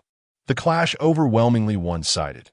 However, aside from Marco and his few comrades emerging unscathed, the remaining members bore various injuries. Teach, in particular, was marred with crisscrossing knife wounds and several bullet grazes. His body was a canvas of damage. Crimson blood oozing forth as he lay panting on the naval vessel, his fierce gaze fixed upon the surrounding corpses. This battle had him teetering on the brink of death, had it not been for the assistance of others. He could not fathom how many times he would have perished. Yet, fatigue was the sole emotion etched upon his face. Even as resentment towards Jaeger surged to its zenith within him, he could not afford to display it. Jaeger's gaze remained fixed upon this scene, and as Teach feigned nonchalance while glancing in Jaeger's direction, the latter's figure inexplicably vanished from his sight. Every naval ship lay strewn with the corpses of sailors, the blood saturating the vessels and permeating the air with a pungent scent of death. Jaeger had materialized here, expressionless, standing beside a din mushy that had been incessantly ringing prior to Marco and his crew's engagement. Given the rank of the naval officer he had dispatched, it was likely that the individual coordinating with these ships held a high position within the Navy. Thus, without hesitation, Jaeger seized the din mushy. "Vice Admiral Klee, are you unharmed? Why have you taken so long to answer? Where are you now?" A familiar voice resonated from the other end, the din mushy's eyes simulating a pair of astute orbs. Upon witnessing the din mushy mimic the other's appearance, a sinister grin spread across Jaeger's face. To his surprise, it was this old acquaintance, indicating that the commander of the Navy's advance into the New World was none other than him. Jaeger greeted him as if meeting a long-lost friend, though his tone dripped with ice and derision. "Admiral Sengoku, it has been quite some time." Jaeger's words were met with silence from the other side. Subsequently, the demeanor of the din mushy shifted, its wise eyes now filled with a chilling murderous intent, as if preparing to pounce upon Jaeger like a ferocious beast. The eyes narrowed sharply, and a voice laden with deep trepidation emerged. "What have you done with Vice Admiral Klee? Is it not evident?" Jaeger replied, fingers interlocked as he sat atop the ship's mast, his eyes revealing a cruel curvature as they surveyed the bodies littering the deck. Not a trace of sympathy graced his features. You truly believe they could survive my encounter? Tell me, when did I ever present myself as a benevolent pirate in your eyes? Or do you presume that the so-called justice kneels before me, begging for mercy on their behalf? Surely, you do not entertain such notions? My answering your call does not imply I seek a commendation for benevolence from you, a Navy officer. What a jest. I am a pirate, a member of the Whitebeard Pirates, not to be compared with your ilk. Ha. Jaeger laughed maniacally. I had not anticipated that you, who have pursued the Whitebeard Pirates for so long, would harbor such naive thoughts. We are old adversaries. You should be well aware of my character. Inform your subordinates, Sengoku. The first thing to do upon encountering the Whitebeard Pirates is to flee as far as your legs will carry you. As long as you remain within our vicinity, it is best for your Navy to avoid our sight, lest you learn what a nightmare truly is. Jaeger's voice dripped with an ominous malice. Completely undaunted by the fact that he was addressing a naval admiral, a figure at the pinnacle of their hierarchy. Without affording Sengoku a moment to respond, a terrifying bolt of lightning erupted in his hand, instantly obliterating the din mushy. His body erupted with a myriad of electric arcs, the terrifying power of lightning swiftly engulfing the entire ship. His malevolent laughter echoed unabashedly. Even more ferocious lightning surged forth from his being, resembling a monstrous entity unleashing a terrifying roar. The sky darkened in an instant, thunder roaring relentlessly from the gathering storm clouds, filling the ears of all present with a horrifying hum that rendered them temporarily deaf. Soon after, the airwaves surged, churning the surrounding sea into tumultuous waves, toppling even the weaker figures under the weight of this dreadful force. None could catch a glimpse of Jaeger. He had been swallowed by the terrifying tempest of lightning. All that remained were thick bolts of electricity engulfing the area, exuding an aura capable of annihilating all existence. Even creatures lurking hundreds of meters beneath the ocean's surface were not spared from death. The Moby Dick began to retreat in a frenzy, while Marco and his crew gazed in horror at Jaeger's sudden outburst, their eyes reflecting a world painted in stark white, as if witnessing ferocious dragons roaring and thrashing about. That expanse of sea lay entirely within Jaeger's domain of destruction, the air and water saturated with an overwhelming aura of annihilation. What is happening? Teach trembled in fear, unable to comprehend why Jaeger had suddenly unleashed such exaggerated fury. Manifesting lightning that spanned hundreds of meters, the sheer force of it had transformed into a calamity. Each individual, even at a distance, could feel the painful sting in the air. This is merely Jaeger's whimsical malice. This is just a display of his electrical prowess.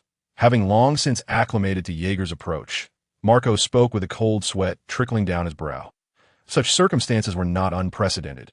At times, the adversary would charge directly towards the enemy vessel, accompanied by a tempest of lightning.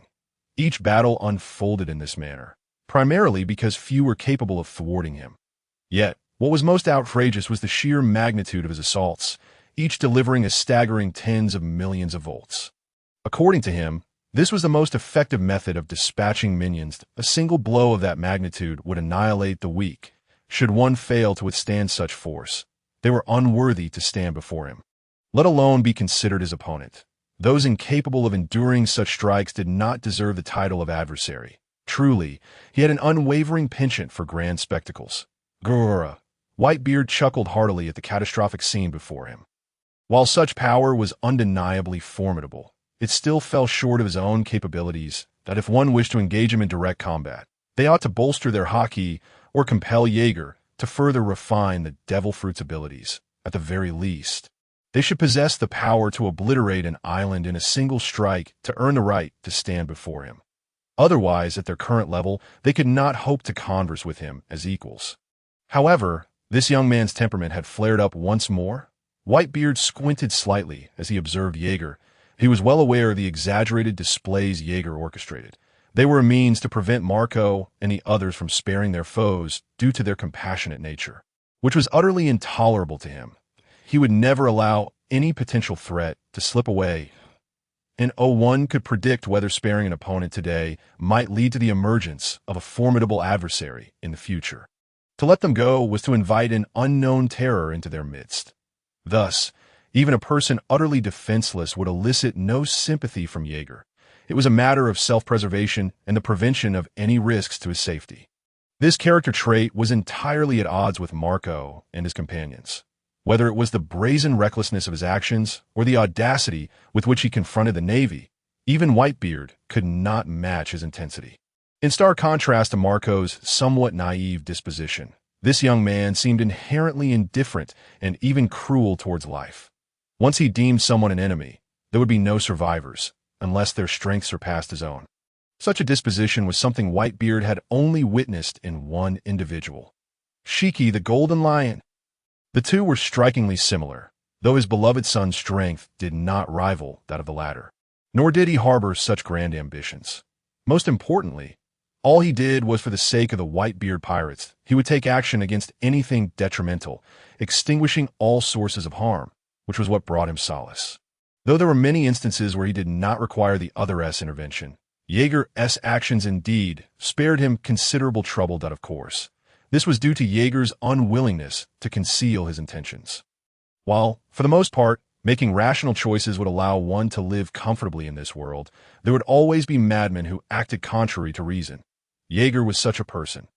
Even with Whitebeard, Edward Newgate, as his captain, upon his return to the ship, several minutes had already elapsed, and the warship where he once stood had been reduced to nothing under his electrifying onslaught that he gazed at Teach, bound in bandages, and offered genuine praise, saying, "Well done, I did not expect such astonishing power to reside within your frail form, that I hope you can harness your talent to grow, at the very least.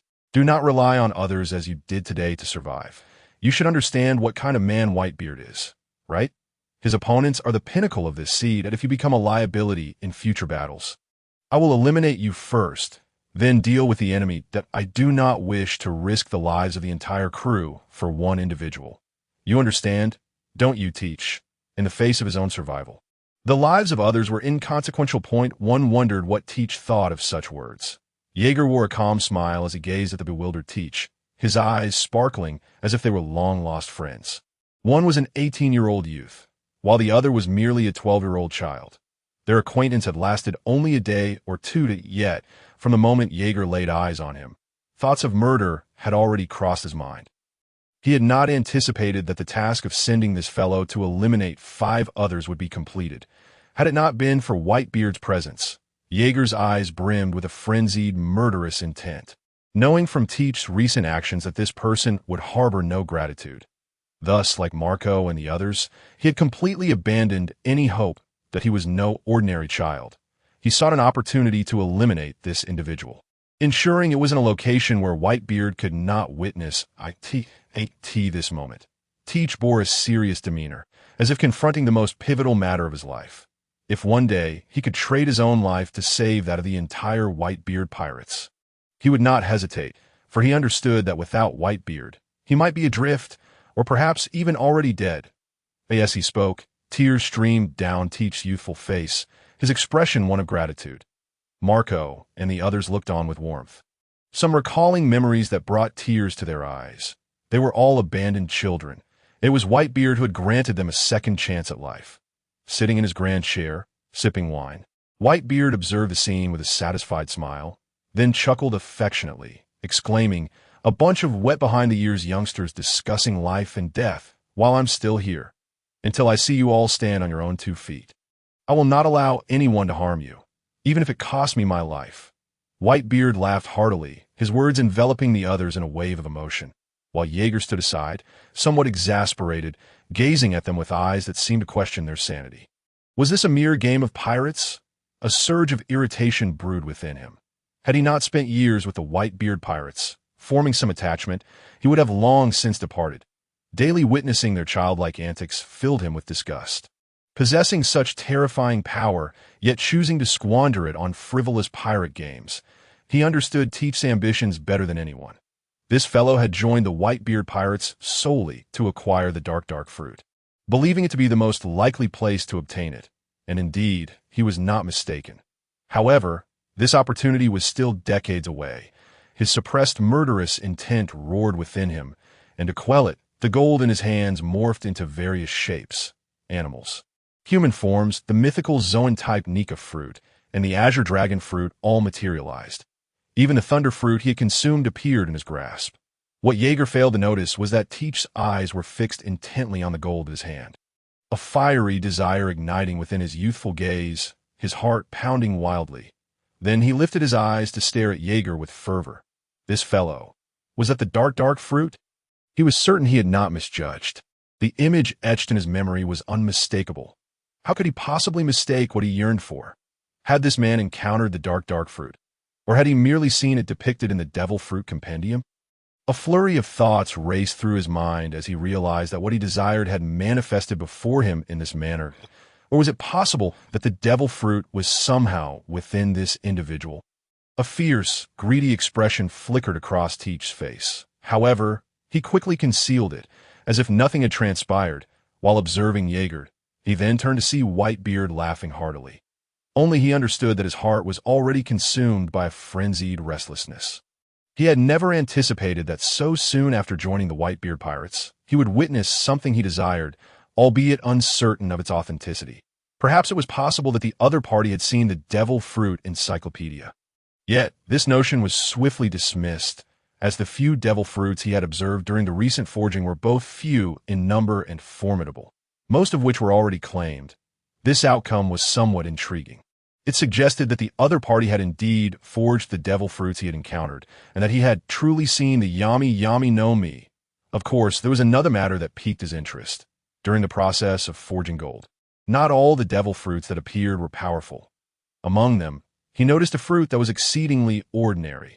The paramecia type, goma no mi, he found it hard to believe that amidst so many potent devil fruits, such a mundane one would emerge.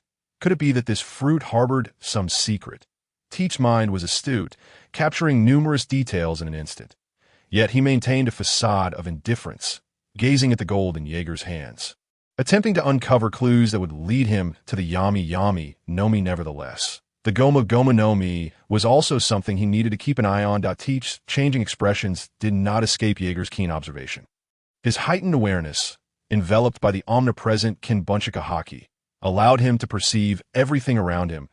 He could even hear their conversations and discern their innermost thoughts, with the exception of Whitebeard, whose overwhelming haki rendered him immune to the probing of those weaker than himself. Jaeger dared not act recklessly in his presence. Otherwise, he would surely learn the reason behind the flower's vivid HU as he sat beside them, watching their playful banter. The Moby Dick was already sailing towards Gold Island, their intended destination. This island was rumored to be a land paved with gold, where even the houses and trees were said to be cast from the precious metal. Such claims seemed more extravagant than the fabled land of gold. Yet the veracity of these tales remained unknown. Jaeger understood that this had no relation to the legendary gold country of Skypiea, but the sudden emergence of the Gold Island legend in the New World was perplexing. This immense treasure had already lured countless pirates to its shores, the allure of golden treasures, a dream for many pirates. Even Whitebeard had shown interest in this news, although Jaeger felt a surge of excitement at the mention of gold. He quickly dismissed the information as dubious. He might have believed it if it pertained to the Emerald City. Aside from the Whitebeard pirates, the formidable flying pirate crew was also on the move, their grand fleet traversing the skies of the New World towards Gold Island, a revelation that sent shockwaves across the globe. The head of the news agency, seemingly unafraid of the ensuing chaos, disseminated their information worldwide, while also reporting on the Whitebeard pirates' approach to Gold Island. The strongest man in the world was about to collide with the man subtly regarded as the pirate overlord. This was a matter of great public interest. Even the Marines were preparing for the imminent conflict. Should a battle erupt between Whitebeard and Golden Lion, one side would surely suffer significant injuries, allowing the other to seize the opportunity and strike decisively. Their actions were swift. Upon receiving the initial reports, they had already dispatched forces at this moment. The Whitebeard pirates were just receiving the newspaper from a newsbird. The front page emblazoned with the images of Whitebeard and Golden Lion. The content caused a grimace to form on Jaeger's face. A cold smirk appeared on Whitebeard's lips. That cheeky fellow really knows how to insert himself into the fray. I wonder if Roger will come here. After all, this is a golden feast. As someone who had long dealt with the Marines, he was far from foolish. They would undoubtedly seize such an opportunity to strike at pirates. Yet, he felt no apprehension. This was the New World, the freest paradise for pirates. Should the Marines' higher-ups dare to appear here, the pirates would undoubtedly unite to tear them apart. This was not the Grand Line. The Marines' reinforcements could not arrive swiftly, nor would they dare to intrude openly. Otherwise, the New World would have long been under their dominion. How intriguing this is! A sinister smile crept across Jaeger's face. He could hardly contain his anticipation, his entire being trembling with excitement. It seemed that a grand event was on the horizon. The last time he had encountered Golden Lion was over a year ago, when he had been no match for him. Under the weight of Golden Lion's overwhelming strength, he could barely withstand a few exchanges. The battle had been decidedly one-sided.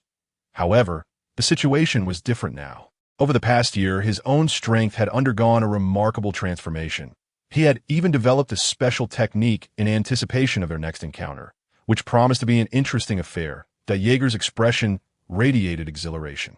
The deck erupted in cheers. This was a golden feast, a pirate's jubilation. Not a single soul displayed fear. Instead, they eagerly gazed at the newspaper, where Whitebeard's towering figure dominated the page. The unruly lion was largely disregarded. This pirate revelry was not confined to the pirates of the New World. Even the Four Seas and the Grand Line erupted in turmoil, with everyone driven mad by the newspaper's descriptions of Gold Island. Particularly, the legendary pirates Golden Lion and Whitebeard were mobilizing. This undeniably validated the reports as true. An increasing number of individuals set sail in pursuit of this colossal treasure, with the pirate flag, symbolizing freedom, ignited by gold, blazing fiercely in every corner of the world. This was no mere fairy tale from centuries past. It was a reality unfolding before their eyes. Was that island truly the legendary Gold Country? GOLD. Roger gazed at Rayleigh beside him, his face alight with excitement, as if he had already glimpsed the existence of something that thrived only in legend. That enormous golden bell. Rayleigh fell silent. The news was indeed hard to believe, yet he quickly regained his composure. His mind was not as simplistic as that of his foolish captain, and he now scrutinized the newspaper with a serious expression. The tale of the Gold Country was one they had encountered in fairy tales, but the original story dated back centuries, chronicling a man who inadvertently stumbled upon a land of gold, witnessing unimaginable treasures, including the Golden Bell. However, later accounts debunked this story as a fabrication by that man. After all, the king and soldiers of the man's country had devoted time in search of the Gold Country, only to find that he had been lying. While everyone deemed this a fairy tale, GOLD. Roger had discovered some information inscribed on a stone bearing written records, although he could not decipher the characters. He sensed that it pertained to the Gold Country and the Golden Bell. Let us go. Rayleigh, this is fate's arrangement. A brilliant smile illuminated Roger's face, his eyes fixed intently on his brother-in-arms, his heart already adrift to that land abundant with gold. Upon witnessing his brother's expression, Rayleigh understood that no one could dissuade him. He regarded the expectant Roger seriously and finally sighed in resignation. I understand. Let us set sail. Huh. We are off. Lads. Destination, Gold Island.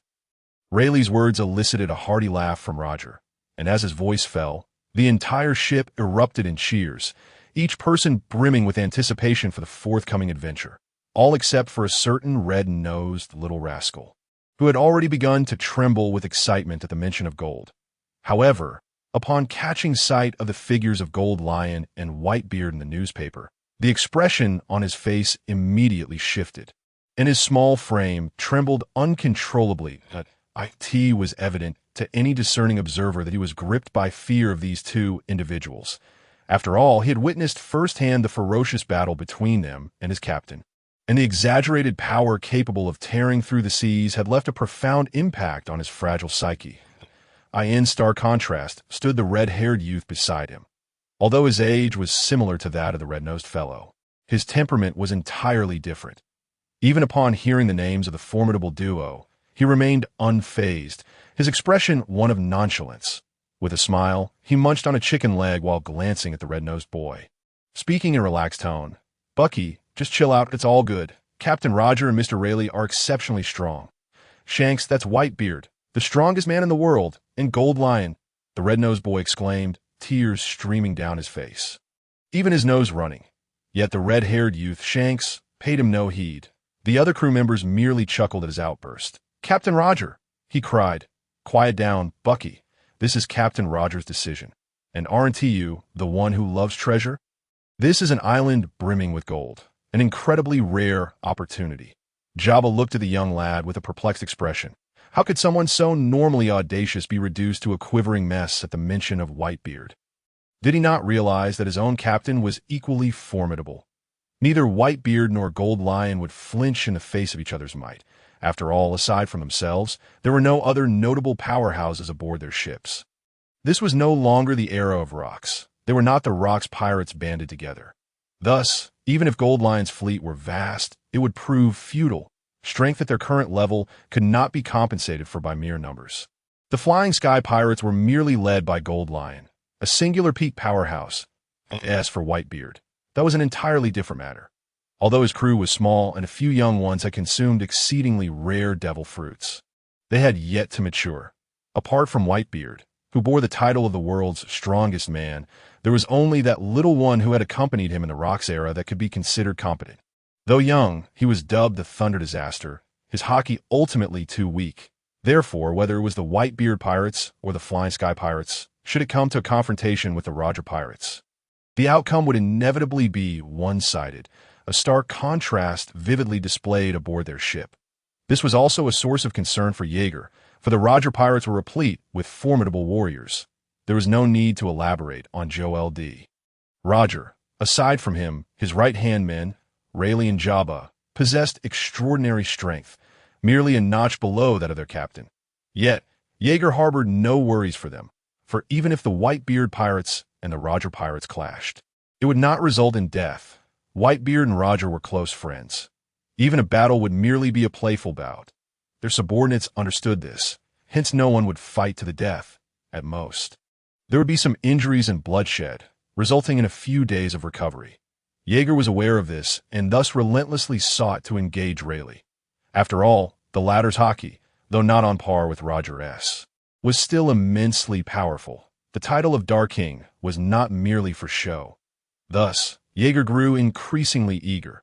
Newspapers began reporting sightings of the Roger pirates, this elusive group resurfacing due to the matter of the Golden Island, sending tremors through the New World, with some seemingly foreseeing a world-shaking event on the horizon.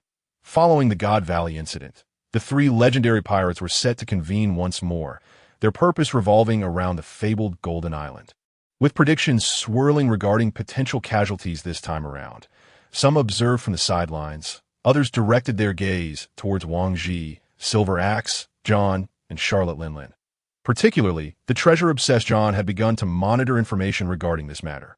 Yet, before the likes of Whitebeard, Gold Lion, and Roger, he ultimately felt dwarfed, refraining from rash actions. However, none among them were weaklings, especially John, who required a watchful eye.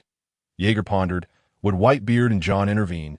This could not be dismissed lightly, for they had previously been members of the Rock's pirates.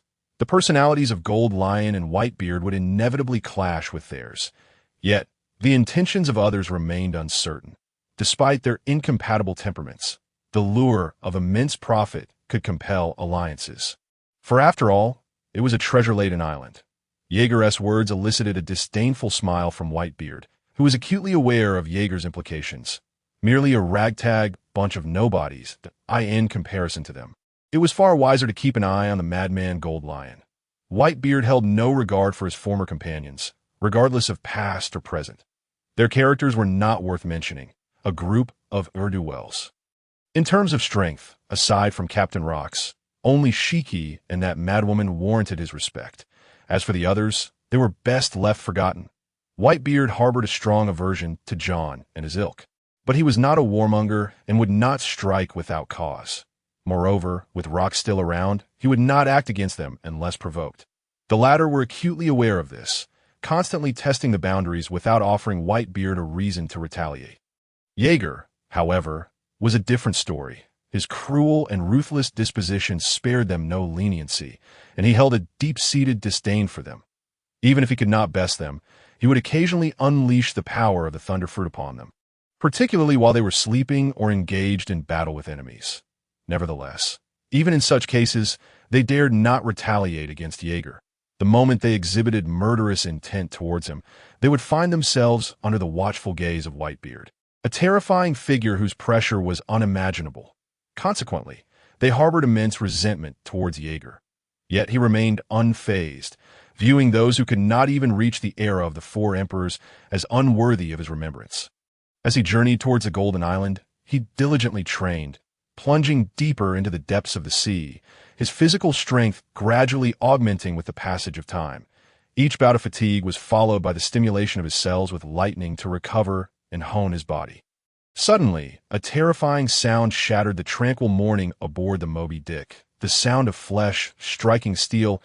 S. Marco sleepily emerged from his quarters. He was instantly awakened. His eyes widened in horror as he beheld the deck. There stood a man with a hardened visage, his muscular torso exposed, sweat cascading down his bulging muscles, emanating a fearsome heat akin to a massive furnace, the surrounding air warped under the oppressive heat. His steadfast gaze resembling that of a towering mountain, fixed intently upon the sea stone nearly 10 meters ahead, now stained crimson with blood, droplets continually falling. His fists were bloody and mangled, yet he displayed no signs of pain. Unhesitatingly delivering another blow, bam! The mutilated fist struck the sea stone once more. The result was merely a slight tremor, while the injuries on Jaeger's knuckles intensified. Yet, without a moment's hesitation, he swung another fist. The sounds of impact echoing incessantly, if devoid of sensation. He continued to pound the sea stone, blood spraying in all directions, the heat emanating from his body surging forth, enveloping the surroundings as if he were a blazing sun. This was a relentless assault devoid of hockey, relying solely on the raw power of his fists. This scene profoundly impacted Marco. He had never imagined that one could train with such fervor. A devil fruit user relentlessly battling the sea or training with sea stone. Today, he had taken it to the extreme, using his fists against the sea stone. The rising steam radiated towards him, as if engulfed in an indomitable will, stirring the heated air in all directions that it felt as though Marco were caught within Jaeger's fervent and unyielding spirit. The sounds of Jaeger's relentless strikes against the sea stone had awakened others, who emerged from their quarters, all equally stunned as they beheld the spectacle. Bam! Bam! As Jaeger relentlessly unleashed punch after punch, his consciousness began to blur. Each strike sent waves of excruciating pain coursing through him, and the loss of blood, compounded by the oppressive effects of the sea stone, threatened to render him unconscious. Yet he persevered, throwing each punch as if it were his final blow, pouring every ounce of his strength into the effort. Even the simple act of raising his arm became a monumental challenge, accompanied by a heart-wrenching agony that left him teetering on the brink of collapse. This was the sensation he craved. It was only through the rigorous honing of his body, strength, and will that he could forge a powerful union. This trifecta was essential for amplifying his might and rendering his physique indomitable. However, he still struggled to achieve this unity, even amidst the continuous assault on the sea stone. Bang! Ultimately, Jaeger succumbed, collapsing helplessly onto the deck, gasping for breath. The slightest movement sent sharp pangs of pain throughout his body. Yet he deemed it all worthwhile. The training of recent days had undeniably enhanced his physical prowess and the power of his hockey, with the improvement being markedly apparent, strength that could be felt simply by clenching his fists. Particularly under the clarity of his observation hockey, this newfound power was vividly manifest before him. The two forces were gradually escalating, and he believed that with a few more breakthroughs, his strength would leap to a new qualitative level, ensuring he would no longer appear feeble in the eyes of the formidable. As Jaeger lay incapacitated on the deck, Marco swiftly approached his side, vibrant blue flames igniting around him, signifying the resurgence of life. His wounds began to mend gradually. Meanwhile, Jaeger had slipped into a deep slumber. The onlookers regarded this sleeping man with a mix of astonishment and dread, the blood staining the deck and the sea stone casting a pall over their breaths. Notably, Teach's face betrayed an unmasked terror. Standing near the sea stone, he could palpably sense the lingering intensity of will in the air, which sent beads of cold sweat cascading down his brow within mere seconds. This place felt like a lair of monsters. The atmosphere chillingly ominous. This monster, Teach thought, gazing at Jaeger.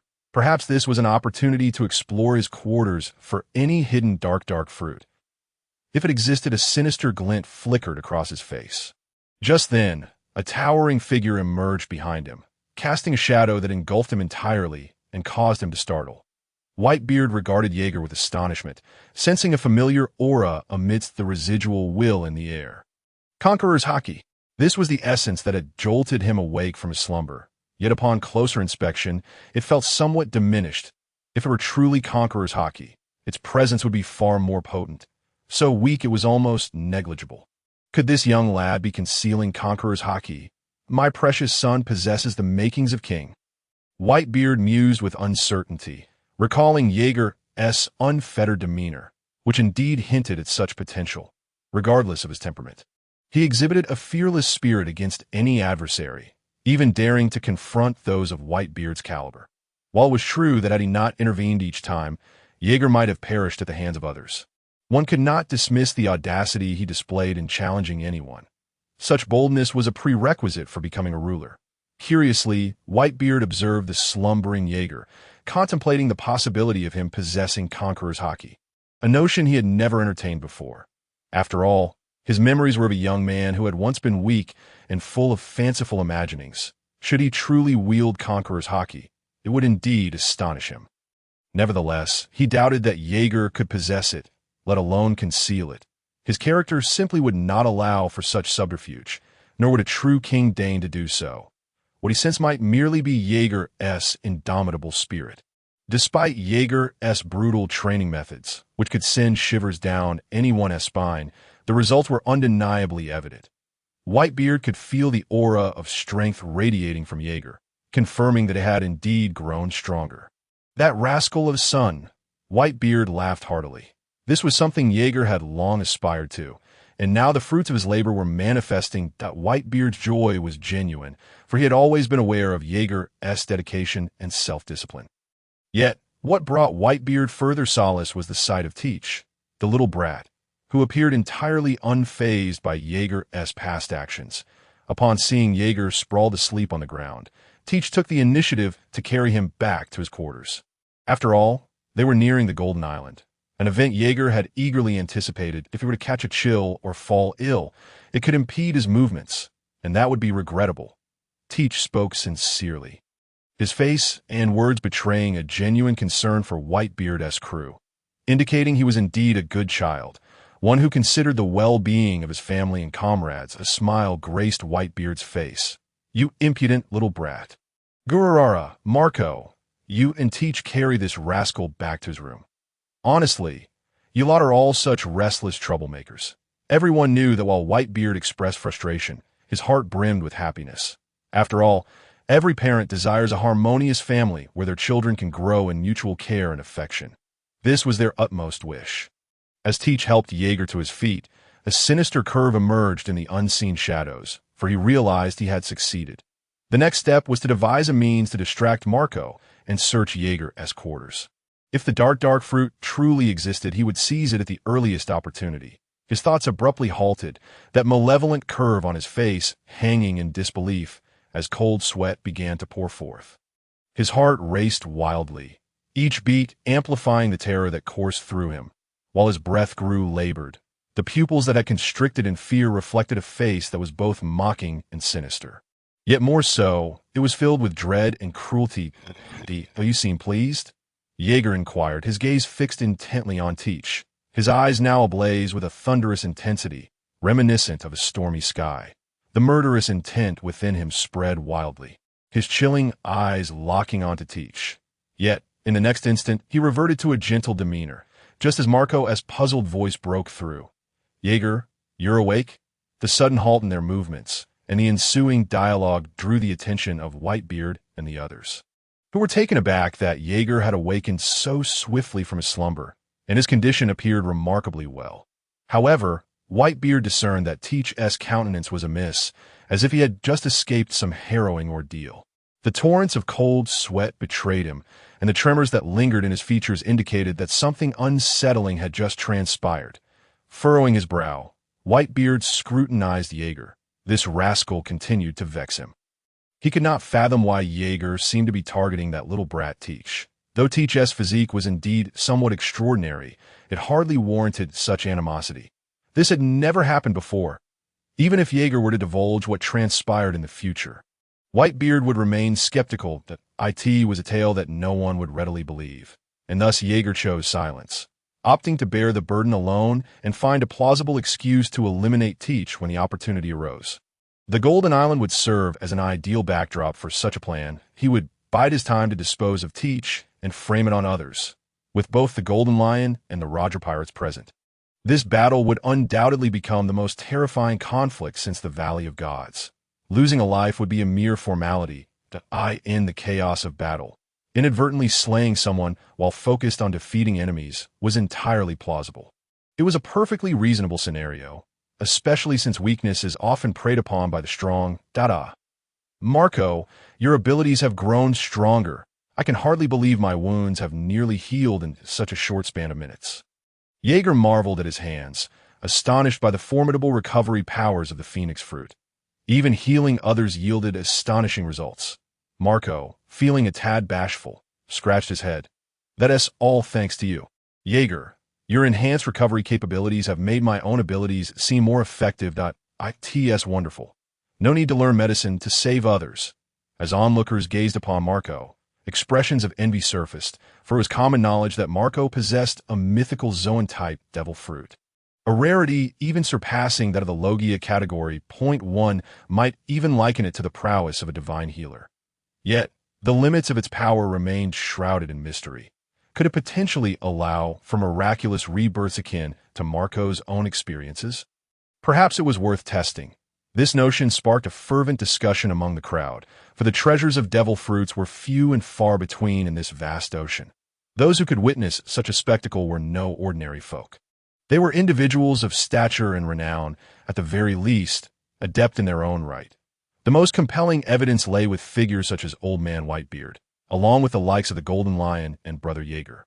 Each one wielded powers derived from their respective devil fruits that were unfathomably formidable, too mighty to be aptly described as mere natural disasters. Indeed, Whitebeard's devil fruit was said to possess the capacity to obliterate the world itself. However, none were more acutely aware of these truths than Jaeger. Thus, he held little interest in such matters, for his gaze was already transfixed upon the boundless possibilities unfurling before him, as his pupils reflected a distant horizon where a black and golden speck emerged, Golden Island. After extensive navigation, their destination was finally within sight. In this maritime expanse, pirate ships began to materialize, their intentions unmistakable as they surged towards that coveted point, heedless of any delays. Yet, some had already caught sight of the flag of the Whitebeard pirates. The audacious skull adorned with a white mustache billowed defiantly in the breeze, prompting the astute to hasten away in the opposite direction, while the naive approached recklessly, oblivious to the peril. The Whitebeard pirates? What significance do they hold? This Grandmaster is destined to be the sovereign of these waters. Once I seize Golden Island, I shall recruit a formidable crew and conquer the New World. Who are Whitebeard and the Golden Lion in comparison? In due time, I shall emerge as the strongest. That fool. That is Whitebeard we're talking about. Why hasn't he fled yet? Does he wish to meet an untimely demise? The spectacle was just beginning. It was astonishing that a fool dared provoke the strongest in the world. How utterly amusing. The thoughts and words of those nearby incessantly reached Jaeger's ears, confirming his suspicion that these newcomers were indeed inexperienced. Deluded into thinking that acquiring a devil fruit or a bounty made them the apex of this era, capable of challenging the pinnacles of this ocean and usurping their predecessors. Such naivety stemmed from their lack of worldly experience. They were merely ignorant fools. Suddenly, thunder rumbled across the cloudless sea. Jaeger narrowed his eyes, his icy gaze fixating on the oblivious pirate ships, and in that moment, a cataclysmic disaster was unleashed from the clear sky. A barrage of chaotic, jagged lightning descended. As the spectators watched in awe, the waters ahead were engulfed in a tempest of thunder, the deafening roars reverberating like an unending tide. Unimaginable shockwaves radiated outward, churning the sea into tumultuous waves. The once tranquil ocean was now shrouded in terrifying electricity, with erratic bolts resembling ferocious dragons leaping upon the surface. Within mere moments, those who had dared approach were obliterated. Pirate ships were rendered charred remnants, their sails ignited in flames. Another crack of thunder reverberated. The once mighty vessels, now reduced to smoldering wreckage, lay in ruin beneath the wrath of the tempest, the previously arrogant pirates now reduced to mere dust, while the sea bore witness to the lifeless bodies of colossal fish. Amidst this electrified chaos, a gargantuan ship resembling a whale surged forward with an imposing presence, instilling fear in the hearts of all who beheld it. "Who is that?" Someone gasped in terror, beads of cold sweat forming upon their brow as their pupils dilated in fear, fixated on the whale-like vessel. Atop the mast sat a golden figure with crossed fingers. Clad in radiant golden armor that shimmered under the sun, his expression cold as he surveyed the surrounding ships, an aura of overwhelming power emanating from him. Upon sighting this figure, all trembled, for they recognized him as the man who had long been a force in the New World. The most capable aide of that man, a fearsome warrior known as Lightning Disaster Jaeger, with a bounty reaching 840 million, a pitiful lot, daring to obstruct the path of the Whitebeard pirates. They remain oblivious to the vastness of the world. Mere ants in the grand scheme of things. This Golden Island, it shall belong to the Whitebeard pirates. Boom! The terrifying thunderclap echoed once more from the heavens. The thunderous roar resonated within the hearts of all present. A relentless wave of dread washing over them. Some, sensing the impending doom, retreated in frantic haste. Even the sight of Golden Island could not compel them to advance another inch. Lightning disaster had already begun to cleanse the area. The sky darkened ominously as tumultuous clouds rolled overhead, obscuring the sun's rays, and within them, flashes of terrifying white lightning flickered in rapid succession.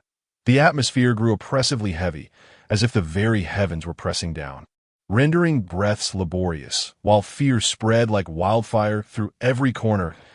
In the face of this calamity, all were rendered as insignificant as ants. Was this the end of days? Titch, confronted by this scene, was left utterly dumbfounded.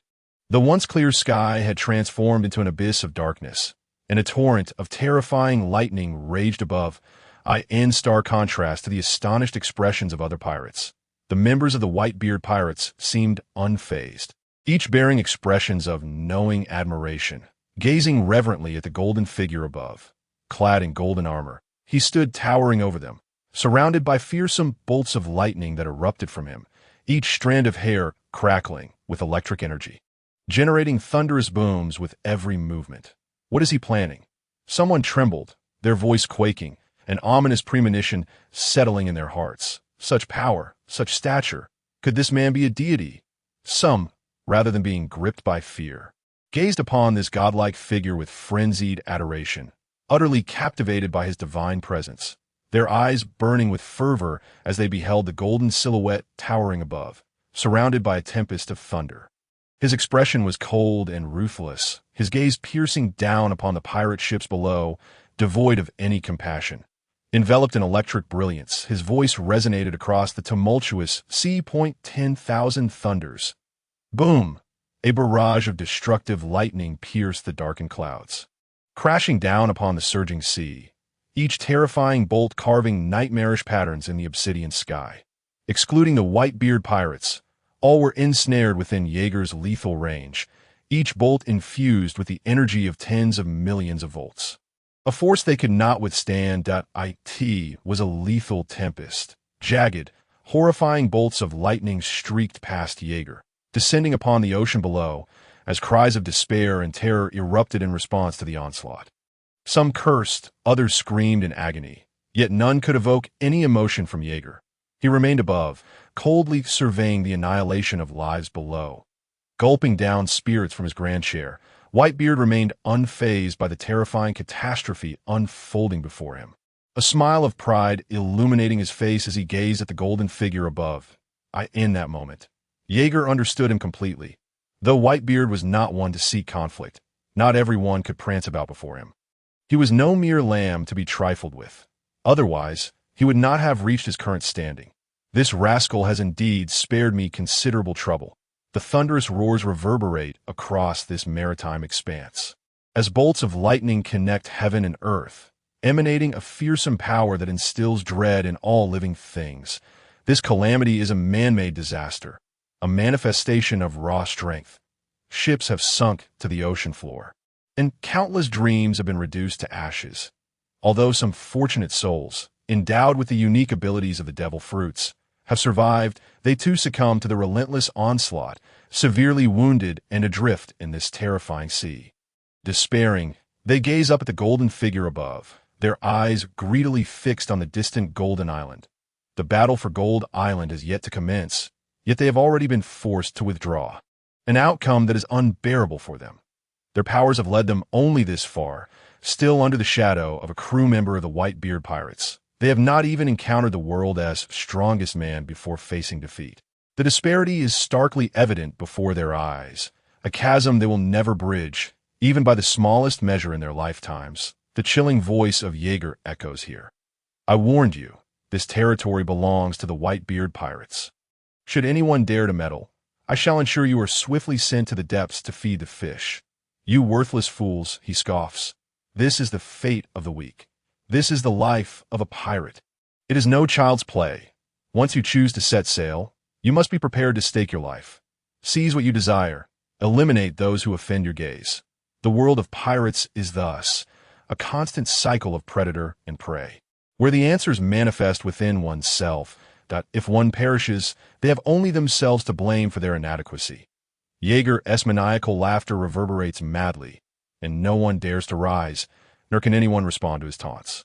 Even the natives of Gold Island watch in terror at the golden figure in the sky. They cannot fathom why these intruders would shatter their tranquil existence. All they sense is the malevolence surging towards them like an unrelenting tide, especially the malice emanating from the man who commands thunder and lightning, which spreads like an abyss to every corner. A fear permeates this maritime domain, and death blankets the ocean. Jaeger's observation hockey detects an approaching aura of unimaginable dominance, a kingly presence drawing near. Even before the adversary arrives, a roar, reminiscent of a lion's growl, fills the air with dread. Whitebeard, who had been drinking heartily, falls silent, the corners of his mouth curling into a cold arc. His heavy gaze pierces the distant sky, where darkness reigns, devoid of sunlight. An overwhelming force, akin to a torrent of steel, sweeps across the heavens and the earth, exuding unbridled cruelty. Then a defiant laughter pierces through the thick clouds, resonating within this space. Well said, Jaeger. I knew only someone of your ilk would pique my interest. What do you say? Being alongside that fool Newgate is beneath you. Come to my side. Though you may be somewhat weak, you are still young and capable of growing stronger. Join me, and let us seize this world together. A pirate ship, resembling an island, shatters the heavy clouds that shroud this sea, casting a massive shadow over the ocean below. The prow, adorned with a roaring golden lion's head, seems to come alive, emitting a terrifying roar. Behind this island-like vessel are dozens of pirate ships, with frenzied figures standing on their decks, each shouting the name of the Golden Lion with fervor. Following closely is a brazen golden figure standing atop the lion's head, his features obscured in shadow, yet flickering with a spark of brilliance. His laughter resonates. That spark ignites into a blazing fire, and smoke begins to waft around him. The eyes within the shadow flicker with arrogance and dominance. Upon spotting Jaeger, a look of appreciation crosses his face. In that instant, Jaeger's eyes betray a signal of extreme danger. His expression twisting into a sinister curve, he produces a cigarette, placing it between his lips, and with a flick of his right index finger, a spark ignites it, drawing a deep inhale. His hand trembles with excitement. His voice, laced with murderous intent, cuts through the air. Have you not awakened? Golden Lion, though I am no saint, I still possess a pirate's sense of honor. Thus I must decline your offer. Moreover, Jaeger's expression grows increasingly frenzied, exuding immense confidence and arrogance. This era is not called Golden Lion, but Whitebeard. All honor belongs to the Whitebeard pirates. The world will belong to the Whitebeard pirates, to the strongest man in the world. Edward Newgate. Jaeger responds fearlessly, his aura surging with unparalleled intensity, as bolts of terrifying lightning flicker around him. Even in the face of a fearsome adversary on par with Whitebeard, he shows no signs of trepidation. He resolutely shines his light before this blazing sun. Though it may be faint, it refuses to yield as it contends with its opponent. This is his will, his glory. Two men of similar disposition confront each other in the heavens. Courageous, yet what a pity. The Golden Lion laments. He then draws his blade. The air ignites, as if set ablaze, and everyone feels their weapons tremble, resonating with the lament of their owner's weakness. Merely witnessing the long sword in the adversary's hand causes it to quiver. Slash wave. Without any hesitation, he unleashes a devastating strike, the blade glinting coldly as it reveals a staggering cut over 100 meters long, cleaving the sky asunder in a stark demarcation. This terrifying display of his assault can effortlessly sever the sea and is utterly locked onto Jaeger. The overwhelming might surging forth radiates golden light, saturating the entire sky. In that instant, both the sky and sea are rendered submissive, leaving only this monumental slash standing against the firmament, magnifying rapidly within Jaeger's pupils, inflicting a painful sensation throughout his body, a feeling of tearing. This guy, Jaeger's face contorts with madness. He has not encountered such suffocating pressure in over a year. Only a being of this caliber could evoke this sensation of teetering on the brink of death. The foes he has faced in the past year were hardly worthy of the title. They were mere distractions. The Golden Lion's terrifying aura compels him to explode with energy, every hair on his body standing on end. His observation haki reaching its zenith.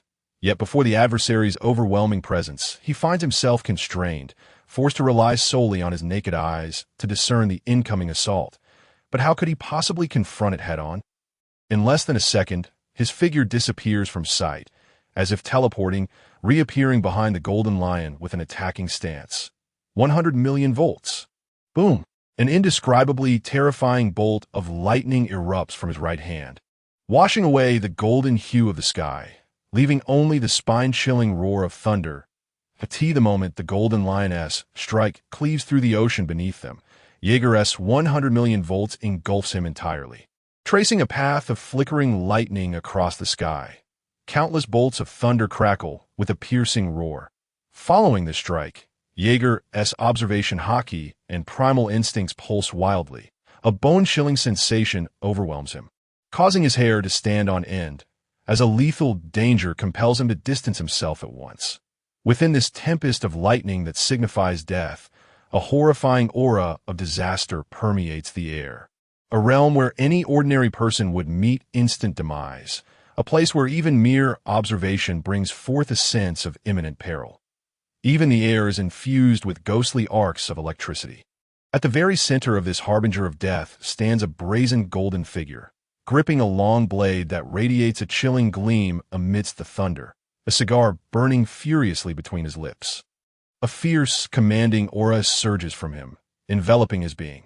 The Golden Lion gazes calmly at the distant Jaeger, noting with interest that the boy's devil fruit abilities and haki have indeed grown stronger. Though he is far from being a match for his opponent, if the latter wishes to flee, it would indeed pose a certain challenge. After all, the power of lightning is remarkably swift. However, this does not imply that he is entirely at a loss against him. Haha, I have grown stronger, Jaeger, yet still, he remains considerably lacking. Boom! As the audacious words of the Golden Lion reverberate, the heavens and the earth dim in this moment. An unparalleled, domineering, and utterly invincible golden aura bursts forth from the Golden Lion. Surging violently, the figure standing high in the sky resembles a demonic deity, brandishing dual blades as he gazes down upon all. His aura, akin to the eye of a storm, unleashes this indomitable will, sweeping across the world, overwhelming every inch of space, causing it to shatter and explode. This vast ocean is subdued in the blink of an eye. The dense golden lightning resembles a lion unleashed from its cage, roaring without restraint, its invincible will suppressing all. Even the members of the Whitebeard pirates begin to foam at the mouth and faint. His arrogant dominance completely disregards the presence of others, even if the one engaging him is the second in command of the Whitebeard pirates. Even if the so-called strongest man in the world is watching intently from below, it matters not to him. For he is the Golden Lion.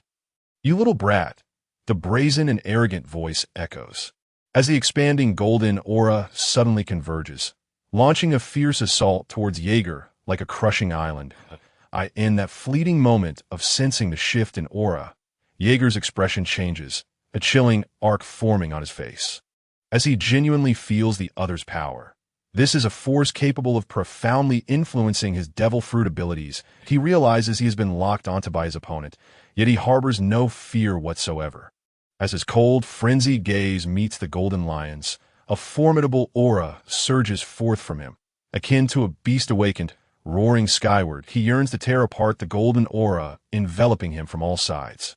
Yet the aura, accompanied by countless golden lightning bolts, is simply beyond his reach, a process of utter domination. The overwhelming will of the conqueror's haki forces him to retreat step by step, barely a few meters away from his body. But what of it?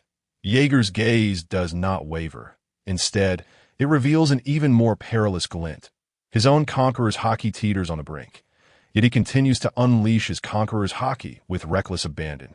Fully aware that this is his opportunity, a chance prepared for over a year, to clash with a peak powerhouse and elevate his own conqueror's haki. How could he possibly let this opportunity slip away? The conqueror's haki is released without reservation, akin to a caged beast roaring toward the heavens, intending to violently tear apart the other's momentum. I was right about you. The golden lion muses, taken aback as he witnesses Jaeger unleash a formidable conqueror's haki. A smirk of intrigue and defiance graces his previously calm visage that the fellow of your caliber without conqueror's haki would indeed be a rarity.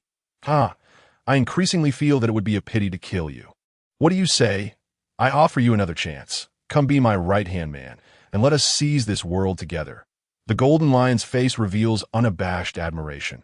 His personality and approach to matters resonate closely with his own, and coupled with the formidable nature of Jaeger's devil fruit abilities, he finds himself intrigued. Yet, despite Jaeger's potential, the words of the golden lion elicit a cold, darkened expression from him. T.O. Jaeger. Such words seem to belittle him, to look down upon his character as a person. He despises the very notion of betrayal, which is precisely why he has relentlessly targeted that scoundrel Blackbeard. Are you insulting me? Jaeger's ominous silence causes the golden lion to pause, his face reflecting a sense of regret. What a pity that I will remember you, a fellow who is so much like myself. Bang! In an instant, the air explodes. How could this be? Jaeger's face contorts in disbelief. His observation haki and sight have fully locked onto his opponent. Yet, the figure before him vanishes entirely from his view.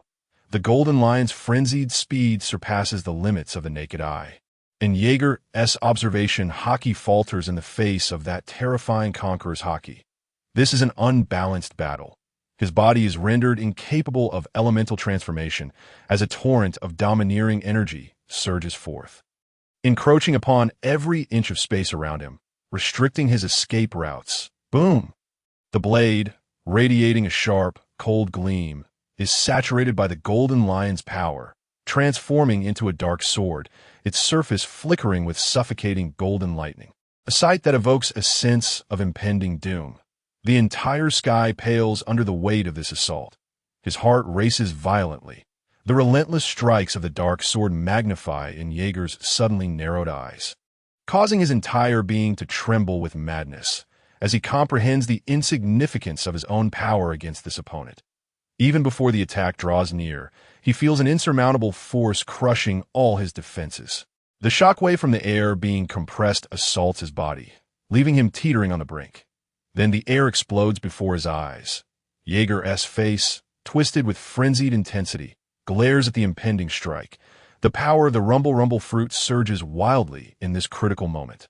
The force of lightning escalating uncontrollably. 10 million volts, 50 million volts, 100 million volts, 200 million volts. The sky is streaked with lines resembling an intricate web. The sound of thunder crashing from above breaks through the environment of this sea, sending icy chills down spines, as if a fist were pounding upon the heart. Whitebeard watches grimly from above. While he is astonished by Jaeger's possession of Conqueror's haki, he understands Jaeger's thoughts and refrains from rushing into action. His observation haki remains fully extended, veins bulging on his forehead from anger. Ultimately, he witnesses the gravely injured Jaeger plummeting from the sky. The Golden Lion's power and speed are simply beyond Jaeger's capability to contend with. A warrior of this caliber exhibits no discernible weaknesses. Even though Jaeger possesses confidence in his devil fruit abilities, he has ultimately underestimated the level of this man. He sees the man cleaving through 200 million volts. The audacious figure, enveloped by an indescribably terrifying aura, emits a dreadful low rumble, standing before Jaeger like a demonic deity, a mountain he cannot hope to surmount. Even the techniques he devised for the Golden Lion are rendered unusable in time. A single strike of Conqueror's haki entangles him, obliterating him in an instant, a horrific move against which he cannot defend despite exhausting all his resources. Without the enhancement of haki, the force of the strike ultimately pales in comparison. This is a complete and utter domination. A horrific gash appears upon Jaeger's chest, the golden armor cleaved asunder, blood gushing forth, a terrifying blow imbued with haki, the gruesome wound still bearing the marks of haki-infused lightning, delivering him incessant agony. DOUC. This is our disparity. This is a realm you can never hope to reach. The Golden Lion gazes mockingly at the bloodied Jaeger, his strength manifesting unmistakably at this moment. A terrifying entity far beyond the capacity of mere mortals to directly confront, even one as formidable as the second-in-command of the Whitebeard pirates. Jaeger's defeat causes a drastic change in the expressions of Marco and the others, who cannot fathom how swiftly their elder brother has fallen, dispatched with merely a single exchange. Jaeger. Marco's face contorts with urgency as he watches Jaeger tumble toward the sea. Then azure flames erupt from his body, creating a terrifying spectacle as he leaps with all his might. His arms transform into a pair of wings, soaring into the air. The Moby Dick falls into an eerie silence, every individual daring not to utter a word, as they strive to quell their emotions. Yet the stifling atmosphere caused cold sweat to pour from them in torrents. The air twisted as if ignited. The surrounding sea roiled violently like boiling water. This terrifying phenomenon spread with alarming speed, engulfing the very air of heaven and earth in flames, distorting the vision of all present into eerie arcs. Fear began to take root. Bang! The sound of a battle blade striking the ground rang out suddenly. A tall, imposing figure rose, casting a shadow over Jaws and Teach like a demonic deity, as a terrifying aura drowned everyone. They gazed in horror at the grim visage of Whitebeard. They had never witnessed such a fearsome Whitebeard before. With veins bulging on his forehead and body, his right hand gripping the battle blade, unleashing a terrifying power that far exceeded that of the giant race. His fingers turned pale from the exertion, and his monstrous eyes locked onto the rebellious figure floating in the sky. Shiki. Whitebeard almost forgot how long it had been since he had felt such fury. An unimaginable force surged violently within his robust frame, the air around him fracturing like shattered glass. Radiating lines of aura, a low, thunderous voice escaped Whitebeard's lips, and those who had miraculously survived the onslaught of Jaeger felt the entire sea tremble. No, it was not merely a sensation. It was indeed shaking. Even the golden lion, soaring high above, sensed the sky vibrating, a hint of gravity etched onto his otherwise arrogant face, knowing that Whitebeard was about to unleash his wrath. But what of it? A mocking smirk graced his defiant countenance. It seemed this fellow was finally taking things seriously. After all, who could blame him for ignoring my advice to come to my side? But you wish to engage me in battle? It has indeed been a while since we last clashed. Come, let me see if your strength has waned. In that instant, the twin blades in his hands erupted with a skyward intent. A manifestation of unrivaled swordsmanship that tore through Whitebeard's aura with its domineering presence. Although there was a semblance of camaraderie between them, the Golden Lion would not easily grant Whitebeard any favors. Respect was earned through their battles, a practice that had begun with the Rocks pirates. This was the truth of this world. Those with the mightiest fists dictate the discourse. Flowery words could settle nothing. Boom! With a single step forward, everyone felt the pirate ship sink by more than a meter beneath their feet, as red lightning surged from Whitebeard's feet, radiating an aura of terror before shooting skyward. The surrounding air tearing asunder with a low, rumbling sound. As the sound reverberated, Whitebeard's figure had already detached from the pirate's ship, hurtling skyward at an unimaginable speed, shaking the entire vessel violently, causing all to tumble in a chaotic arc. Old man is about to rage. Quickly retreat, get away from here. The terrified elders aboard looked up at Whitebeard in the sky, already knowing the scene that was to unfold, a cataclysm that rivaled even the devastation wrought by Jaeger. It was true power capable of annihilating worlds. The monster Teach revealed immense fear he had just observed closely beside Whitebeard, who, without lifting a finger, had stirred the entire sea into a frenzy. Teach recognized this as the power of a devil fruit. Yet he could not comprehend how it was wielded. The unique stance of Whitebeard was nowhere to be seen.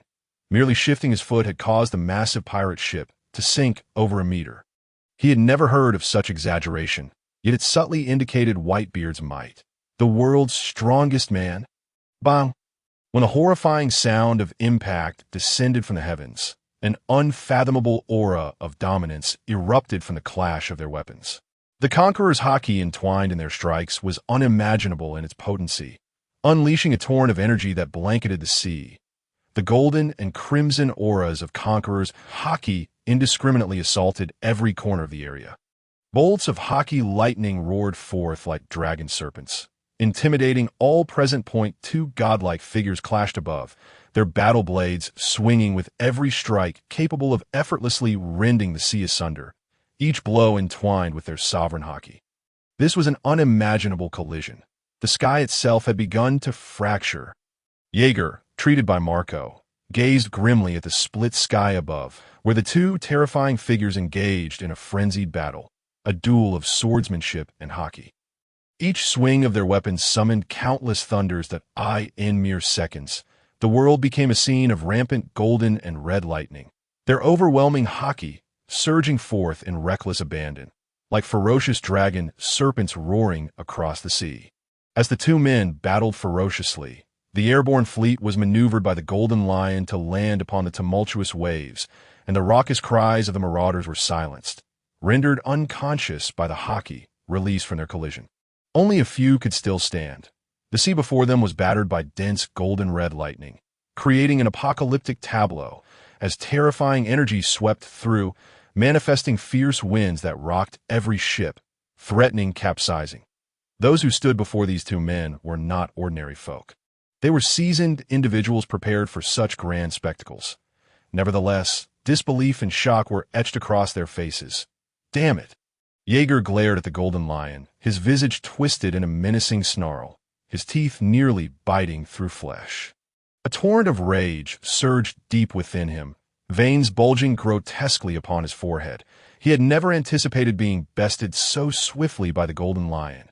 Truly, as his foe had surmised, that realm was beyond his current reach.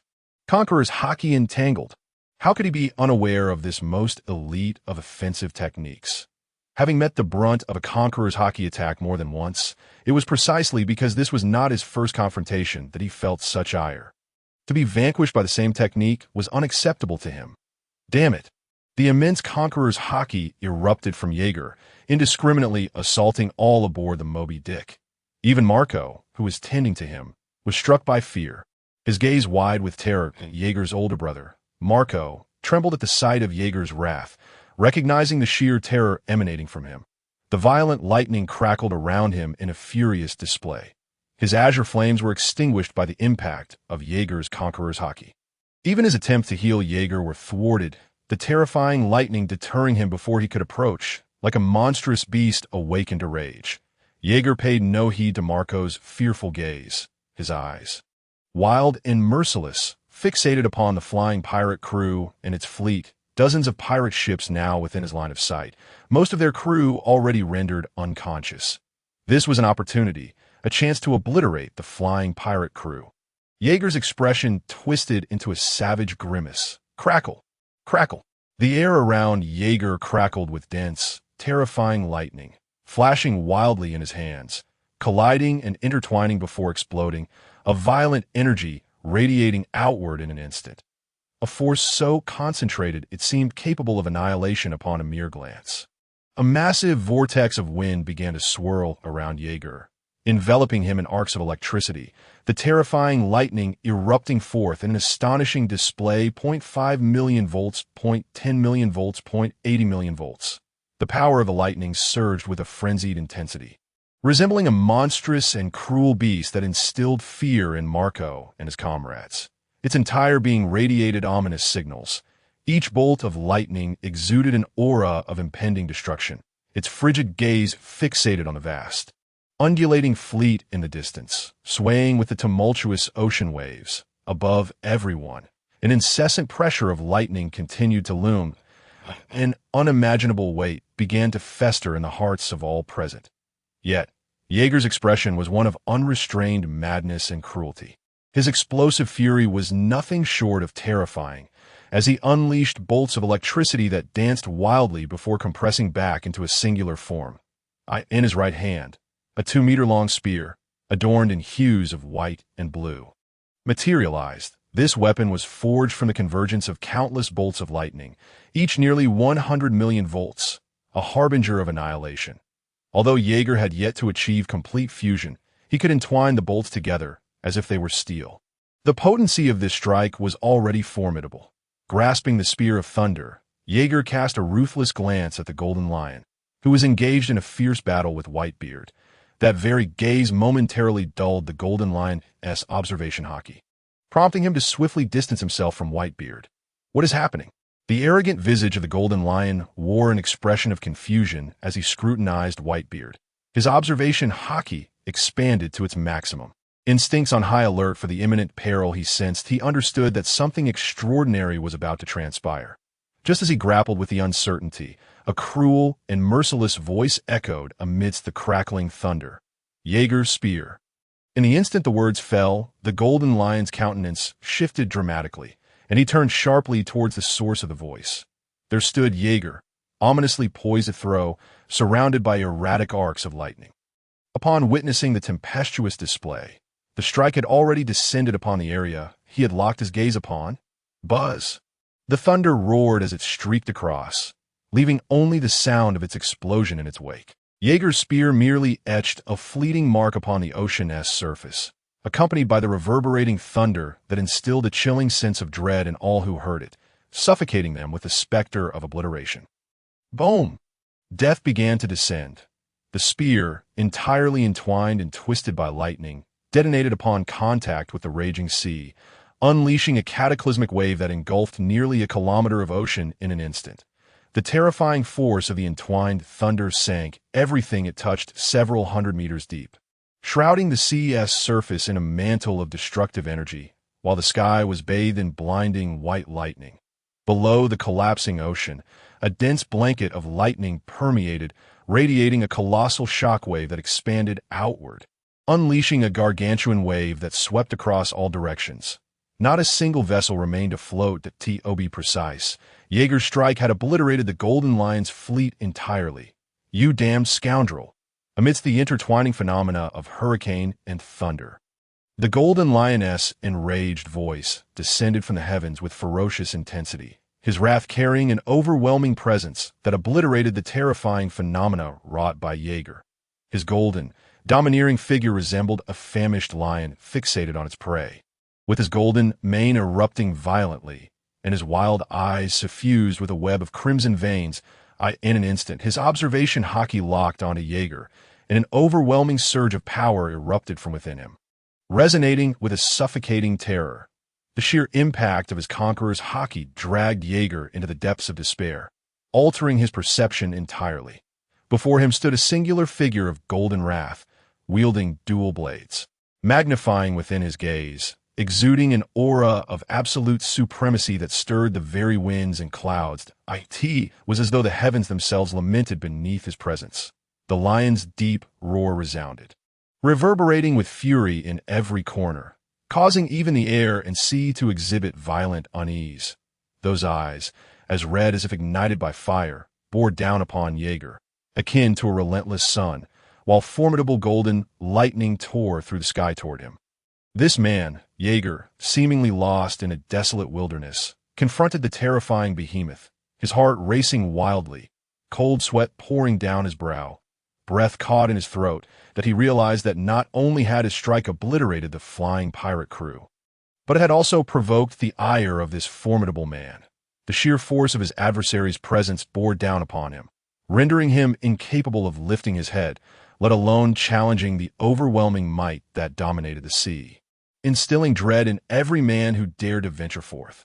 Yet, how could he concede? How could he retreat? Move! A frantic cry echoed within his submerged soul, urging him to act. Jaeger's visage betrayed no hint of fear. Instead, he resembled a rabid dog driven into a corner, his conqueror's hockey surging forth like a torrential flood. Though it paled in comparison to his opponents, it exuded a domineering ferocity. Crack! The sound of thunder began to roar from his hands. Thousands of bolts of lightning entwined and tightened around him, the arc of his spear re-emerging. However, it was too late. Jaeger's expression darkened upon sighting the Golden Lion, followed by a maniacal grin breaking forth. Yes, this was it. Only a foe of this caliber could bring him such exhilaration. Even if he were utterly crushed by his adversary's peak power, deep within Jaeger's heart, a frenzied cheer erupted, and a deranged smile graced his features. He relished the Golden Lion's audacious, arrogant demeanor, one that dismissed all others. However, they were not on equal footing in terms of both power and status. He was at a considerable disadvantage, but he still had time. He would not perish as long as Whitebeard stood by. You do not regard me with respect, do you? Shiki, Whitebeard's deep, thunderous voice shattered the Golden Lion's momentum in an instant, his colossal form resembling a demonic deity materializing from a nearby island. Even the deranged Jaeger sensed the world trembling. The Crimson Conqueror's haki surged forth like a giant, forcefully countering the Golden Lion's haki, as if to rend his terrifying presence asunder. Boom! Amidst the clash of haki, the sound of shattering echoed. Within the stark contrast of Golden and Crimson Conqueror's haki, the scene was violently shattered like a mirror, scattering radiant, erratic lines across the expanse of the sky. The heavens quaked violently. The ocean roiled tumultuously. An unspeakable terror reigned in this domain, with waves towering over 100 meters, engulfing everything in their path. All surviving pirates cried out in despair for survival amidst the fury of the sea. Even the members of the Whitebeard pirates gazed in horror at the apocalyptic phenomenon before them. As all light was swallowed by monstrous waves, the Moby Dick appeared as insignificant as an ant in the face of such calamity. Yet Jaeger displayed no signs of trepidation. If the measure was disaster, he feared no one. However, in terms of destructive capability and force, he was indeed outmatched, existing on an entirely different plane. The cataclysmic force rendered most aboard the ship unable to maintain their footing. Newcomers, unacquainted with Whitebeard's true strength, could only reveal indescribable horror at this moment. Finally grasping the terror of the world's strongest man, they began to comprehend the meaning of being the strongest. On Teach's face, a blend of fervor and respect emerged, but more so, an insatiable ambition. Is this the extent of this man's power? It is unfathomably terrifying. Such strength is the very goal I pursue. The horizon reflected the image of a man wielding a battle blade. His face a mask of dread and dominance. His fist, imbued with strength surpassing that of giants, was enveloped in a radiant aura, rendering the sky before him as fragile as parchment in the face of his monstrous might. The atmosphere before his fist erupted and tore apart, creating chaotic lines that slashed through the heavens, as if a single blow could bring the very firmament crashing down. Whitebeard, the enraged Golden Lion, exuded a terrifying, ominous presence, the smoke escaping his lips, enhancing the cruelty etched upon his visage. Faced with Whitebeard's indiscriminate onslaught, he too erupted in fury. Was it a jest that his grand fleet was vanquished in an instant? He was the Golden Lion. Such an affront was intolerable. The blades in his grasp, Sakuragi and Kuji, radiated an unfathomable, lethal brilliance, the icy tips glistening with the sun's light, refracting a sense of horrific sharpness that threatened to rend the flesh. With a ferocious glare directed at Whitebeard, he leapt forth like a raging lion. With a mere flick of his renowned blade, he unleashed a strike that spanned over 100 meters, imbued with his unique audacity, cleaving the world before him in twain, severing all lines of transparent radiance. Even Whitebeard's retaliatory strike could not deter him. After slicing through the assault that rent the sky, he charged with an overwhelming ferocity toward Whitebeard, as if intent on bisecting the man entirely. Yet, Whitebeard, confronted with this force, merely offered a cold smirk. He clenched his right hand into a fist, adopting his signature striking posture. The Golden Lion's face was suddenly suffused with an overwhelming murderous intent. Lion's thousand cuts. A torrential barrage of golden slashes erupted from his dual blades in less than a second, cascading down like a relentless downpour upon Whitebeard, each strike crackling with golden lightning.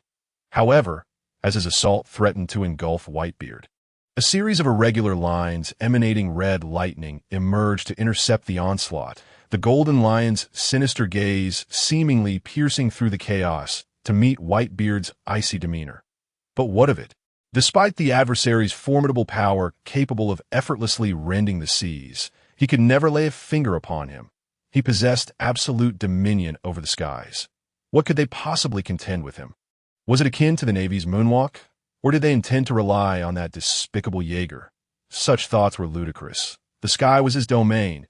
He was the sovereign of the heavens. The entire sea had devolved into a cataclysmic battle reminiscent of a demonic god. The profound will of conquerors' hockey reverberating through the atmosphere, instilling dread in all present. The ocean tilted beneath the weight of their clash. The sky appeared to cave in, and the phenomena unleashed upon this sea spread forth with an unstoppable momentum. Even the calmest of waters were stirred into tumultuous waves, tossing the approaching pirates into unforeseen calamities before they could draw near. Massive warships advanced with an ironclad ferocity, the seagull flags fluttering wildly in the tempestuous winds, while the Navy soldiers aboard were steadfast, like nails driven into the deck. Each face bore a steely resolve. Their battle-hardened essence surged forth as they confronted the colossal disaster looming ahead, not to mention the stalwart commander standing before them. With his short purple hair and cold visage, he appeared utterly unyielding. His muscles, chiseled like iron, radiated an overwhelming aura of strength, and simply standing there instilled a sense of security in the thousands of Navy soldiers behind him. As the soldiers solemnly gazed towards the inexorable calamity, a fellow Navy soldier rushed forth to stand before the purple-haired man, his voice tinged with anxious respect. "Report, Admiral Zephyr, the Roger pirates have emerged. They are heading towards Gold Island." The mention of the Roger pirates elicited a look of incredulity from Zephyr, who had not anticipated their presence here. Where was Garp? Hadn't he begun mobilizing upon learning of Roger's movements? And what of Sengoku? Zephyr's gaze deepened as it turned towards the opposite direction of Gold Island, where Sengoku and Tsuru's forces were stationed, waiting for the clash between Whitebeard's crew and the Golden Lion to unfold before their own actions commenced. The Navy awaited. The world government awaited. "Ignore them. Proceed as planned," Zephyr commanded, observing the artificially induced calamity, fully aware of the terrifying power these individuals possessed. Any reckless action could lead to unforeseen complications. Sengoku and Tsuru, the architects of this plan, bore grave expressions as they scrutinized the Roger pirates.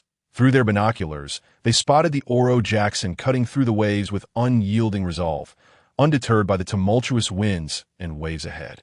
Yet, Sengoku was persistently searching for his friend's battleship behind the vessel, and upon failing to locate the ship constructed around a dog-s head, his expression darkened, that he understood that the opposing party must have deviated from their agreed-upon strategy. Through gritted teeth, he glared at Roger and his crew, who seemed to be embroiled in a dispute aboard their vessel, which was notably smaller in crew size. "Rayleigh, what are you doing? Why must we sneak towards Gold Island? With Newgate and Shiki engaged in battle, we should strike while we can. Once we defeat them, we can proceed to Gold Island." Roger's initial sense of grievance transformed into an assertive declaration, his eyes narrowing as an overwhelming aura of dominance radiated from him. A fearsome smirk gracing his lips as he stood before Rayleigh and the others like a king. He paid no mind to the fact that his opponents were the world's strongest man and the infamous Golden Lion, his very essence brimming with uncontainable battle fervor. However, Roger's words left Rayleigh exasperated. This man, despite his many virtues, was often reckless, driven by impulse and devoid of restraint. Do not forget our objective. If we draw attention from those two, we will inevitably be drawn into conflict. Securing what we desire will become significantly more challenging to their long-standing rivals. You should know how tenacious they can be. Moreover, the Navy is lurking, waiting for the opportune moment to strike. And Garp, that hothead, is furious with us for leaving him behind. He will be here shortly. Rayleigh analyzed the situation with mounting frustration, fully aware that they were surrounded by enemies, leaving no room for Roger's recklessness. The foes they faced were undeniably formidable. None were to be underestimated. Rayleigh's words momentarily stunned Roger, and a look of petulance washed over his face. "I know. I was just voicing my thoughts. Is that so wrong?" Nevertheless, his gaze remained fixed upon the two figures engaged in their fierce duel, the atmosphere fracturing and the sea transforming into monstrous lions, all unleashing terrifying roars, as Roger's crew approached Gold Island. They were struck with disbelief at the sight before them. The surrounding waters glimmered with golden hues, as if molten gold flowed freely. Every grain of sand was gold. Every tree was forged from gold. Even the animals radiated a resplendent golden glow, as if the very essence of gold had imbued life into this island, creating an astonishing spectacle. the entire isle emanating an unparalleled brilliance upon landing on the island. The crew of the Roger pirates could not help but exclaim in wonder, especially Buggy, who eagerly sampled the golden sand and stones, even plucking leaves and flowers to taste. This was no illusion. The entire island was indeed made of gold. Wealth has come. Wealth has come. The entire crew of the ship was engulfed in excitement, swiftly transporting whatever they could carry back to the vessel. The expressions of others were also marked by disbelief as they witnessed this extraordinary scene. That Roger's countenance grew serious as he beheld the astonishing spectacle before him. He realized that many of the artifacts here were dissimilar to those described in ancient texts, indicating that this place was not the fabled land of gold, but merely a semblance of it. Of course, this was merely his conjecture. As their group disembarked on the island, a monstrous dog-headed warship violently stormed into this domain, resonating with a terrifying roar like a creature unleashed from captivity. Roger! The furious cries of the beast tore through the battlefield. A towering man, his fists clenched tightly, stood atop the dog-headed vessel, bellowing with rage. The Justice Cloak billowed dramatically behind him in the tempest as his fierce, wide-open eyes swept across the scene, finally locking onto the imposing golden lion hovering in the sky and the Whitebeard, who held a sword in his left hand and a clenched fist, shrouded in a translucent aura in his right. The surrounding area was already devastated, having been obliterated within a kilometer's radius. The atmosphere was charged with an overwhelming dominance. The two stood tense, as if prepared to clash once more. The arrival of Garp shattered the ominous ambience of the battlefield. His powerful roar echoed throughout. The Golden Lion's furious gaze momentarily displayed shock, followed by a grave expression as he regarded the enraged figure that had outmaneuvered him. Even Whitebeard revealed a hint of seriousness upon seeing Garp. Those who frequently interacted with the Navy could hardly be oblivious to their intentions, especially following the global spectacle of the Golden Festival that had ignited the greed of countless pirates. Even as numerous pirates fell here, throngs continued to converge from all corners of the world, driven by the desire to seize this astonishing treasure, something coveted by all. How could the Navy possibly overlook such an event? With Garp's appearance, it was clear that the Navy had drawn near and encircled the area, a hallmark of their modus operandi, as the clashing parties vied for dominance. Sengoku's expression darkened. If Garp was relentlessly pursuing Roger, then Sengoku's target was clearly to capture Whitebeard. Thus, as longtime adversaries, they were well acquainted with each other's strategies. Yet it appeared that Garp had disrupted his plans. Whitebeard regarded the imposing figure of Garp with a chilling smile. Roger? He had yet to locate the man-ass silhouette, implying that the opponent had indeed arrived.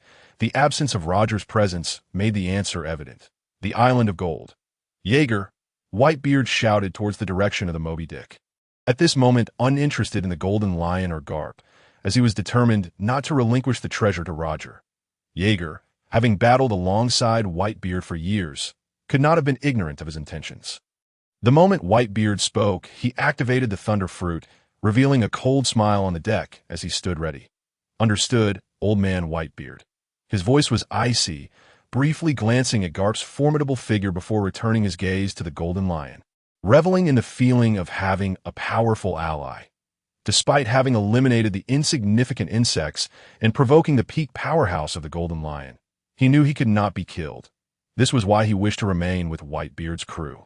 As lightning began to crackle around Jaeger, Marco and the others sensed an impending calamity, their expressions turning frantic as they stared at the electrified figure of Jaeger, all except Teach, who observed the chaos with confusion. Quick, grab onto whatever you can. Marco's voice trembled with fear as he clutched the nearby rope tightly. Faster, faster, or we'll be too late. Teach, still perplexed, found himself seized by Marco, who held onto his collar tightly. Meanwhile, the stern of the Moby Dick gathered an overwhelming amount of lightning, producing a horrifying sound. The ship's surface was alive with grotesque bolts of electricity, the air vibrating uneasily behind it. Boom! The amassed energy of the lightning erupted, propelling the pirate ship across the ocean like a bolt of lightning, leaving only a blurred afterimage in its wake that Whitebeard's observation hockey had accurately detected the Moby Dick. And as it approached, he leaped forth, landing firmly on the deck. His goal was the Island of Gold. Moving with the speed of lightning, Whitebeard's terrifying aura was unreservedly unleashed, his conqueror's haki roaring like a demonic deity towards the Island of Gold. Even Roger and his crew were taken aback by this overwhelming presence. The air ignited with intensity as the entire sea boiled violently. The roar of the lion reverberated with astonishing might. As they neared the Island of Gold, the ocean transformed into a multitude of colossal, menacing lions, baring their teeth and blocking the path of the Whitebeard pirates. In the air, lions sculpted from the atmosphere lunged downwards with ferocious intent, unleashing an unimaginable assault. This sudden turn of events caused Jaeger's countenance to shift dramatically. He realized that no matter how he maneuvered, he was entirely obstructed by the Golden Lion, who menacingly wielded twin blades. His conqueror's haki overwhelming the area, plunging it into terror. Taking a deep drag from his cigar, he exhaled a plume of smoke that swirled ominously, his cruel visage emerging from the haze like a beast driven into a corner. As he gazed at the impending onslaught, a colossal, 100-meter-long strike erupted from the Moby Dick, cleaving through the lions and confronting the furious Golden Lion directly, suspended ominously in the air. His golden hair billowed like a lion's mane. His formidable aura surged with rage as he faced Whitebeard, brandishing his blades while demanding, "You don't think I would let you go, do you, Newgate? This isn't just about the Island of Gold anymore. You should understand that. You had better hand over that damned Jaeger, or I cannot guarantee what will transpire if you believe you can stop me." His menacing words echoed ominously as his terrifying conqueror's haki enveloped the world. Even the blades in his hands exuded a razor-sharp intensity. He was ready to strike once more, completely unperturbed by the watchful Navy or Roger's crew landing on the Island of Gold.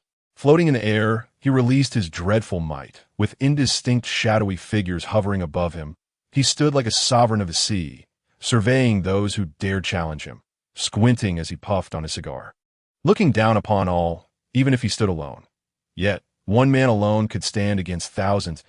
As Whitebeard sheathed his blades, he regarded the hovering Golden Lion with a serious expression. The latter's unabashed aura surged relentlessly, invading every inch of space, making it clear that seizing the Island of Gold would not be an easy feat. Roger's crew had already landed, and the Navy loomed ominously, Tito saying nothing of facing the Golden Lion. That wretched scoundrel. However, he had not anticipated that Jaeger would strike with such ruthlessness, utterly annihilating the opposing fleet. It was only natural that this would provoke the wrath of the despicable Golden Lion. Nevertheless, he would not allow this scoundrel to lay a finger on his family. Should anyone dare to threaten them, he would assuredly send that individual to the depths of the sea. His gaze began to shift, an ominous aura swiftly replacing his earlier seriousness. Standing behind him, Jaeger regarded the Golden Lion with a cruel expression, having never feared him. Even without Whitebeard by his side, he felt no trepidation towards anyone. Should he find himself outmatched, he could always rely on the speed of the rumble fruit to escape. Lightning began to crackle around him, a harbinger of destruction emanating from his being, instilling fresh terror into the already shaken Marco and his companions. The still-dazed Teach, drenched in cold sweat and gasping for air, trembled slightly, as though he had just witnessed a scene where death itself fell short against sheer velocity. His body still bore the remnants of pain, making it hard to fathom just how swift that moment had been. Fear glimmered in the eyes of the monster that was Teach. Yet, since encountering the Golden Lion, Jaeger found himself devoid of time to concern himself with Teach's antics. Even if he wished for an opportunity to eliminate this treacherous individual, the clash with these formidable foes took precedence over all else. At the very least, he needed to engage with these terrifying powers first. The true path lay in enhancing his own strength. Power was paramount. Moreover, the brief encounter with the Golden Lion had incrementally augmented his capabilities. Even though he had been thoroughly overpowered, the pressure had compelled his latent potential to surface. This was a more pronounced advancement than any arduous training he could undertake. Yet, such significant progress came with unimaginable peril. Had he not possessed some degree of skill, he would have been instantly dispatched by the Golden Lion as conqueror as haki from the outset. The force of that blow was astoundingly ferocious, igniting within him a fervent desire to master the art of conqueror's haki. If he could elevate his conqueror's hockey to the level of utilizing its application, he would undoubtedly surpass the golden lion.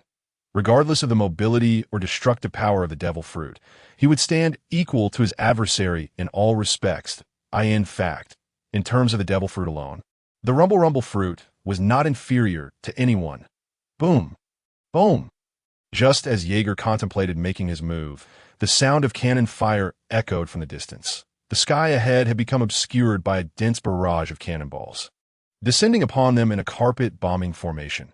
Soon, the vast Navy fleet became visible at the ocean's edge, the seagull flag fluttering wildly in the fierce winds of battle, an overwhelming aura of iron-blooded might descending upon them.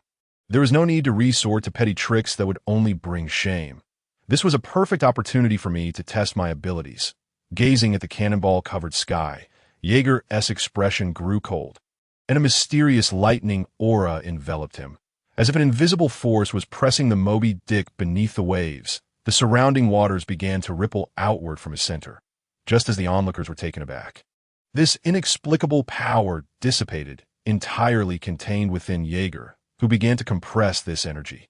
Then, with a mere glance at the cannonball's trajectory, the compressed force detonated, repelling the projectiles like opposing magnets, triggering a series of explosions that set the entire sky ablaze in a conflagration of smoke and fire.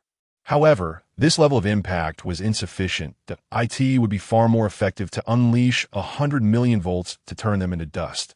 Clearly, Jaeger was unsatisfied with this ability, perhaps feeling he had not yet fully developed its potential. If he could delve into deeper particle manipulation, even without hockey, he could achieve remarkable feats. Just as his observation hockey provided him with terrifying enhancements, so too could he amplify his offensive capabilities, layering enhancements with the repulsive force he had just wielded. Yet, he was uncertain. Experimentation was necessary to uncover the truth.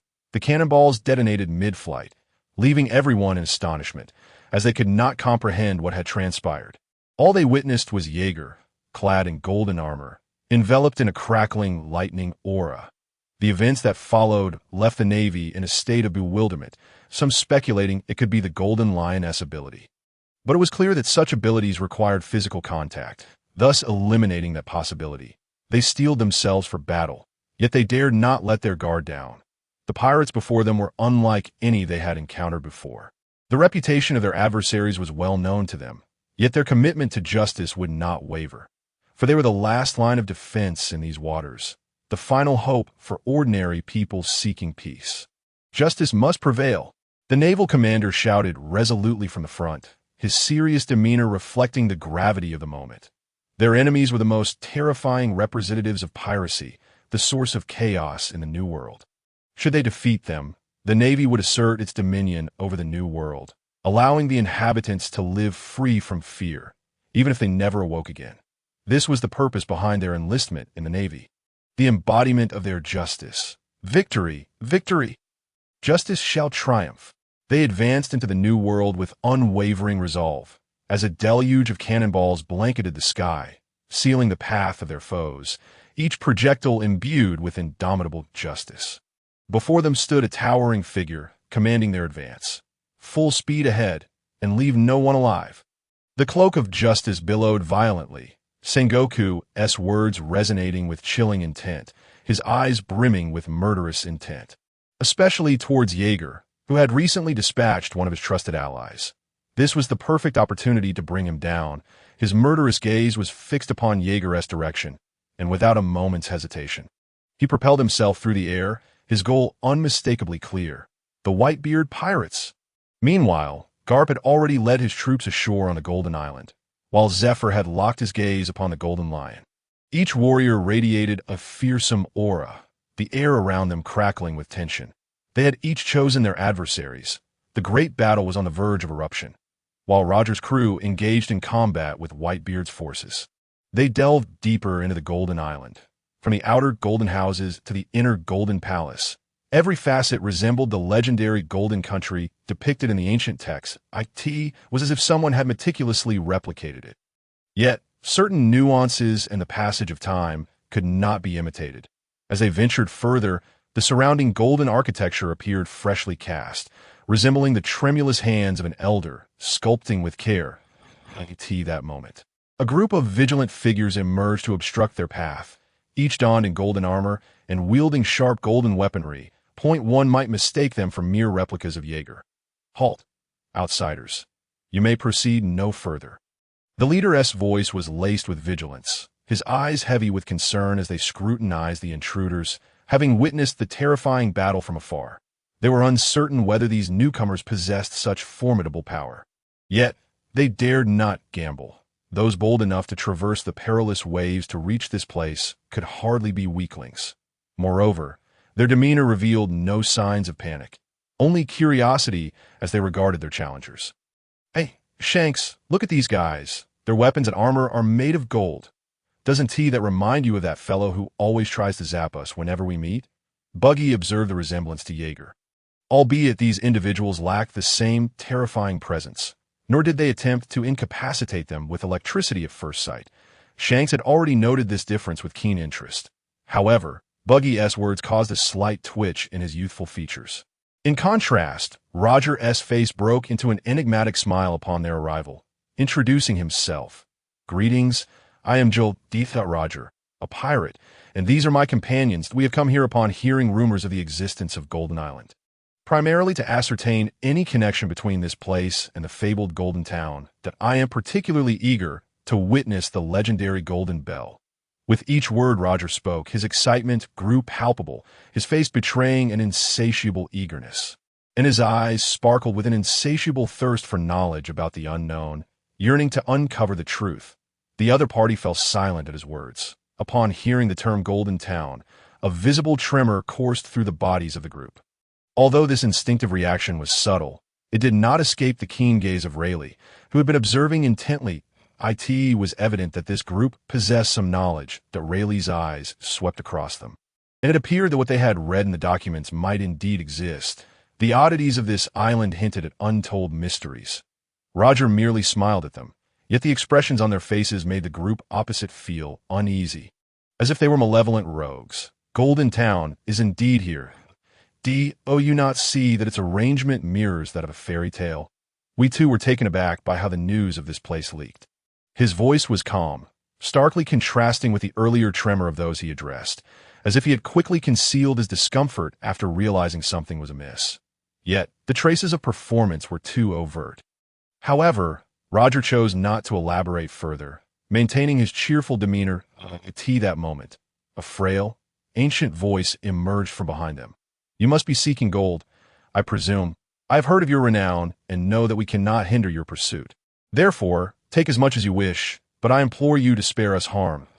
As for the golden bell you seek, it lies just beyond. The old man paused slightly, clutching a tattered storybook about the great storyteller Roland and his Golden Town, its pages worn and frayed from time. Who would have imagined that the Golden Town from fairy tales truly exists? Roland was not a charlatan. We simply failed to locate this land, abundant in gold. Fortunately, we have stumbled upon it. Unfortunately, we do not know who divulged this information to the world, leaving us with a vast treasure, yet powerless to protect it. Perhaps this is destiny. The old man's stooped figure and calloused hands bore witness to a lifetime of toil. Though he had fortuitously discovered this fairy tale land, he lacked the strength to safeguard it. That so. Roger's smile remained. Kind sir, what is your name?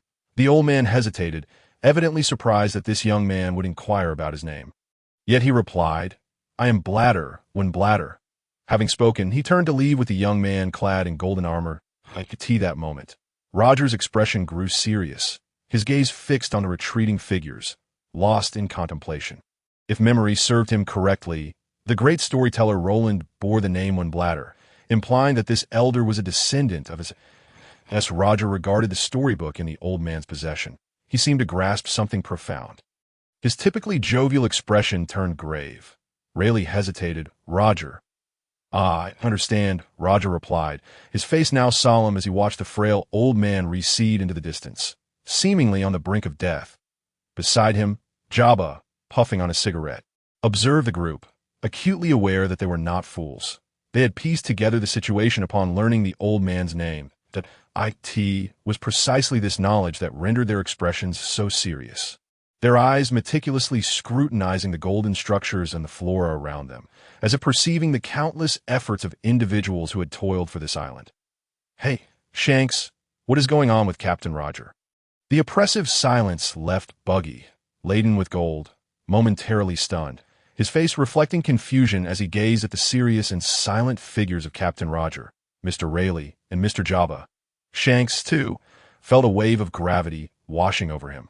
He was well aware of the legends surrounding Golden Town, that, in the past, he had often seen the captain collect various books, enriching his knowledge of such fairy tale-like stories, upon noticing Roger's unusual demeanor. He calmed himself to contemplate, eventually recalling that the great storyteller Roland shared the same surname as the old man, suggesting a potential connection. However, this remained merely conjecture. Subsequently, Roger and his companions proceeded in the direction indicated by the elder, where the golden bell awaited. Their faces radiated excitement as they advanced. The unfolding events did not unfold as the Navy had anticipated. As they began to mobilize, the clash between the Whitebeard pirates and the Golden Lion had instinctively ceased, their expressions darkening as they turned their gazes towards the Navy. The Golden Lion, already inflamed by the actions of Jaeger, now found his vengeful path interrupted once more by the Navy, his features contorted in rage. Veins pulsating ominously, crack, crack. The air around them crackled with the sounds of impending explosions. Golden lightning materialized, shimmering with an awe-inspiring might. The atmosphere thickened to a point where it became perilous for any ordinary person to approach, an aura that would obliterate anyone who dared to draw near. The shadow of a grim visage fixated intently on the advancing Zephyr, the ember of a cigar flickering with an inscrutable glow, smoke billowing forth like a dragon from his lips. Could they truly think I am a pushover? Navy. The Golden Lion's fury momentarily subsided, bloodshot eyes revealing a cruel smirk as he cast his gaze beyond Zephyr to the fleet of Navy warships looming on the horizon. His murderous intent surged forth, akin to a lion baring its fangs, exuding a terrifying aura of carnage and destruction, embodying the most unrestrained and wild demeanor. Slash! He unsheathed his blade, that a golden strike, over 100 meters long and radiating a fearsome energy, cleaved through the chaotic battlefield, hurtling towards Zephyr with an unstoppable force. In the face of this onslaught, Zephyr's figure appeared diminutive.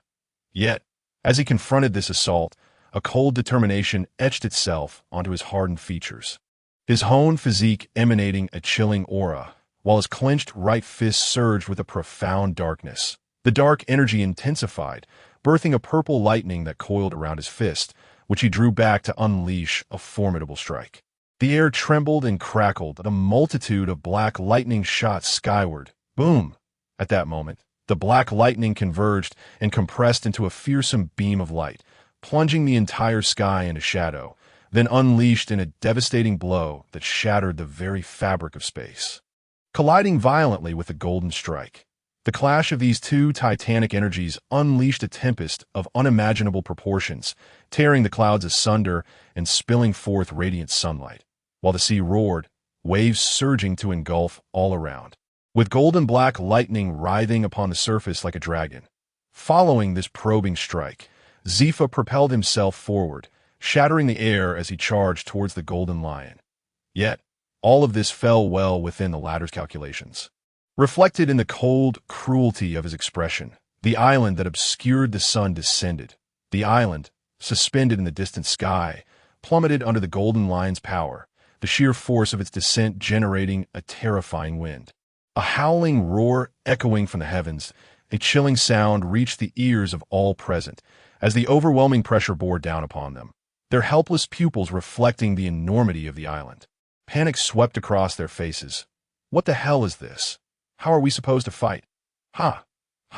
With such power, this place feels like hell. Had I not come here?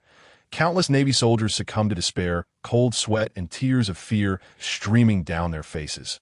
Rendered utterly insignificant in the face of such absolute strength, akin to ants gazing skyward, utterly minuscule. Yet amidst such circumstances, a resolute naval soldier adorned with a Navy cap exhibited no semblance of fear. His cold gaze fixated upon the island above, as he incessantly ignited cannon fire to bombard it, his countenance betraying no hint of trepidation. However, the artillery strikes proved ineffectual. Gold Lion, you damned scoundrel! Zephyr's fury ignited in an instant, and he charged towards the silhouette of Gold Lion, only to be halted mid-dash motion that moment. Even as his wrath surged forth, he found himself powerless. Should he strike at Gold Lion, countless naval soldiers would undoubtedly perish. This was a multitude of lives the Navy could scarcely afford to lose. Faced with the choice between Gold Lion and the Navy soldiers, he opted for the latter, his hand clutching the dark lightning as he pivoted towards the island above. At that instant, a thunderous crash resounded. Lines radiating a translucent aura filled the sky, as the world seemed to invert under Whitebeard's dual fists. The heavens trembled violently, the earth quaked fiercely, and the surrounding ocean tilted ominously. Before his fist stood a towering golden figure, exuding an aura of terrifying power. A golden Buddha whose mere gesture unleashed unimaginable shockwaves. The two forces collided with frenzied intensity. Behind Whitebeard, Jaeger cast a cold, calculating gaze upon the golden figure. As menacing lightning crackled around him, but he extended his right hand towards Sengoku, who had transformed into the golden Buddha. Sensing the imminent threat, Sengoku's eyes locked onto Jaeger. Yet, he merely caught a fleeting flash of lightning before Jaeger's figure appeared above him, as if by teleportation, that a cruel, chilling voice echoed. 100 million volts. Sengoku's eyes widened in fury. The fully concentrated force struck him with tremendous speed, leaving him no time to react as he found himself momentarily vulnerable. Even though his armament haki enveloped him instantly, the 100 million volts of lightning overwhelmed him, inflicting grievous harm. He soon realized that Jaeger's strike was imbued with the power of haki. This was neither the conqueror's haki nor the pinnacle of armament haki. That it resembled a release of haki at the moment of impact, intricately fused with the lightning fruit's control, elevating the potency of his attack to an extraordinary level. Though it fell short of the conqueror's haki or the might of flowing cherry blossoms, it was undeniably far more formidable than other forms of assault, propelling his strength to an entirely new echelon. This was truly remarkable, a stroke of genius. Yet, to achieve such mastery was exceedingly arduous, demanding an astonishing level of control over the devil fruit, requiring immense time and effort. As Jaeger's strike connected, Sengoku experienced a fleeting moment of disorientation. At that moment, Whitebeard's fist, enveloped in a translucent aura, pierced through his defenses and struck his abdomen. With a resounding boom, Sengoku's body fractured beneath Whitebeard's might, fissures radiating from the impact as the terrifying sound of destruction echoed. Incredibly fast, these cracks spread outward as if a single punch had shattered his mountainous form, causing him to spew blood and hurtle away like a cannonball, the overwhelming force demolishing a warship before plunging into the sea, like an island crashing into the ocean, creating colossal waves. This was the fierce clash between the Navy and the pirates that not presume I will engage you in a fair fight, Sengoku declared. The pirate code of honor was only effective amongst pirates. After all, what is honor? It is merely the prerogative of the strong. Jaeger cast a menacing glance at the sinking Sengoku. Under normal circumstances, such a strike would hardly yield any effect upon this man. He might not even sustain injuries. Yet, the present situation was markedly different. And one could afford to be distracted in the presence of Whitebeard, the world's strongest man. One misstep could lead to a fatal blow. A strength capable of effortlessly tearing apart the sea. This was the terrifying power possessed by this man. However, in the moment Jaeger launched his surprise attack, Whitebeard's brow subtly furrowed, a hint of displeasure flickering in his gaze towards Jaeger. Battles between men need not resort to such underhanded tactics for victory, nor did he regard such methods with any esteem. Moreover, Whitebeard feared no one, not even the so-called admirals of the Navy. They paled in comparison before him. Thus, Jaeger's actions were nothing short of an affront to his dignity. Yet, Whitebeard said nothing further. He merely withdrew his fist and weapon, his gaze drifting toward the golden island behind him. There, he spotted a familiar pirate ship docked at the shoreline. That scoundrel Roger has already set foot on Golden Island, and that fellow carp, a dark smile crept across his lips, his voice tinged with defiance as he commanded. Men, make haste to land on Golden Island. We cannot allow that rascal Roger to seize all the treasures. At his command, Marco and the others erupted into raucous cheers, each radiating the fierce aura inherent to pirates. They had endured for far too long, with no opportunity to confront those peak powers. Finally poised to land and seize the island, how could they not be exhilarated? Armed and ready, they prepared for the imminent assault on the island to plunder its treasures. Yet at that moment, a resounding chime echoed from the heart of Golden Island, reverberating through the air. The sound startled countless golden-feathered birds into flight, bathing the sky in a brilliant golden light. It was as if the collective efforts of countless souls, spanning centuries, resonated across the waters at this moment, the chime bearing a cleansing power that pressed the chaos of the battlefield into stillness. The sonorous, weighty tones flowed forth, reverberating across the sea. Even the thick, dark clouds began to dissipate, revealing an expanse of brilliant sunshine. Everyone listened intently to the sudden, monumental bell tolling, their hearts pulsing in synchrony with its rhythm. "What is this?" The ferocious visage of the floating gold lion froze, his eyes narrowing in disbelief as he scrutinized the center of Golden Island. His observation haki surged forth, swiftly locating the positions of Roger's crew. It was that rascal Roger who produced this sound. Not only Gold Lion, but even Sengoku, who had been rescued by soldiers, and Crane, standing on the deck, were momentarily stunned by the sudden tolling of the bell, their eyes fixed on the distant island. Even Zephyr, who had shattered the fallen island, gazed in astonishment towards the source of the sound. It was a tone they had never encountered before, one that possessed a calming essence. Soldiers turned their heads toward it, as if the battle had ceased in that very moment. All were captivated by the seemingly natural sound, left in a state of wonder. This sensation was utterly extraordinary, indescribably magical, akin to the divine whispers gracing the ears of all present. What a wondrous sound it was! The Crane's face betrayed an unmistakable sense of awe and astonishment. She had never before encountered such a wondrous, incredible sound. Her gaze was fixed on the direction of Golden Island. Roger and his companions had arrived at the location where the old man had indicated the golden bell was situated. Before them stood a colossal mourning bell, towering over 20 meters high, its surface intricately carved with scenes from fairy tales. Each etching seemed to narrate a profound story, representing the tireless efforts of countless individuals. Roger then smiled and struck the golden bell once more with renewed vigor, the melodious chime soaring into the heavens and reverberating in all directions, enveloping everyone in its enchanting sound. The members of Roger's pirate crew gazed in astonishment at the towering golden bell, as if witnessing the convergence of a fairy tale and reality, their hearts racing at the sight. An uncontrollable excitement flickered across Roger's countenance. He understood that the golden bell before him was not the legendary bell of the Golden Country. Yet the astonishing sound still left him profoundly shaken. What spectacle would the true golden bell present? Surely, it would surpass this in grandeur and awe.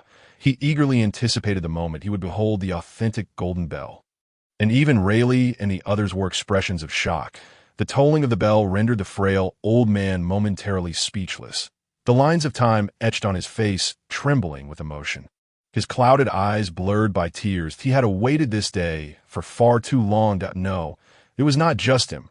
Countless others had yearned for this moment for an eternity.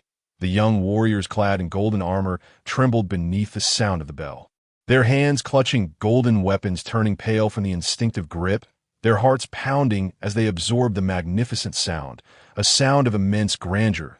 That instant, only the golden lion's expression darkened. He had not anticipated that Roger would dare to touch his possessions. Indeed, upon hearing news of Golden Island, he had already claimed the entire island as his own, and now Roger had audaciously dared to meddle with his belongings, particularly such an unbelievable artifact. This was utterly unforgivable. His bloodshot eyes ignited with wrath, and at that moment, he dismissed Zephyr and Whitebeard entirely. The golden figure streaked across the sky with astonishing speed.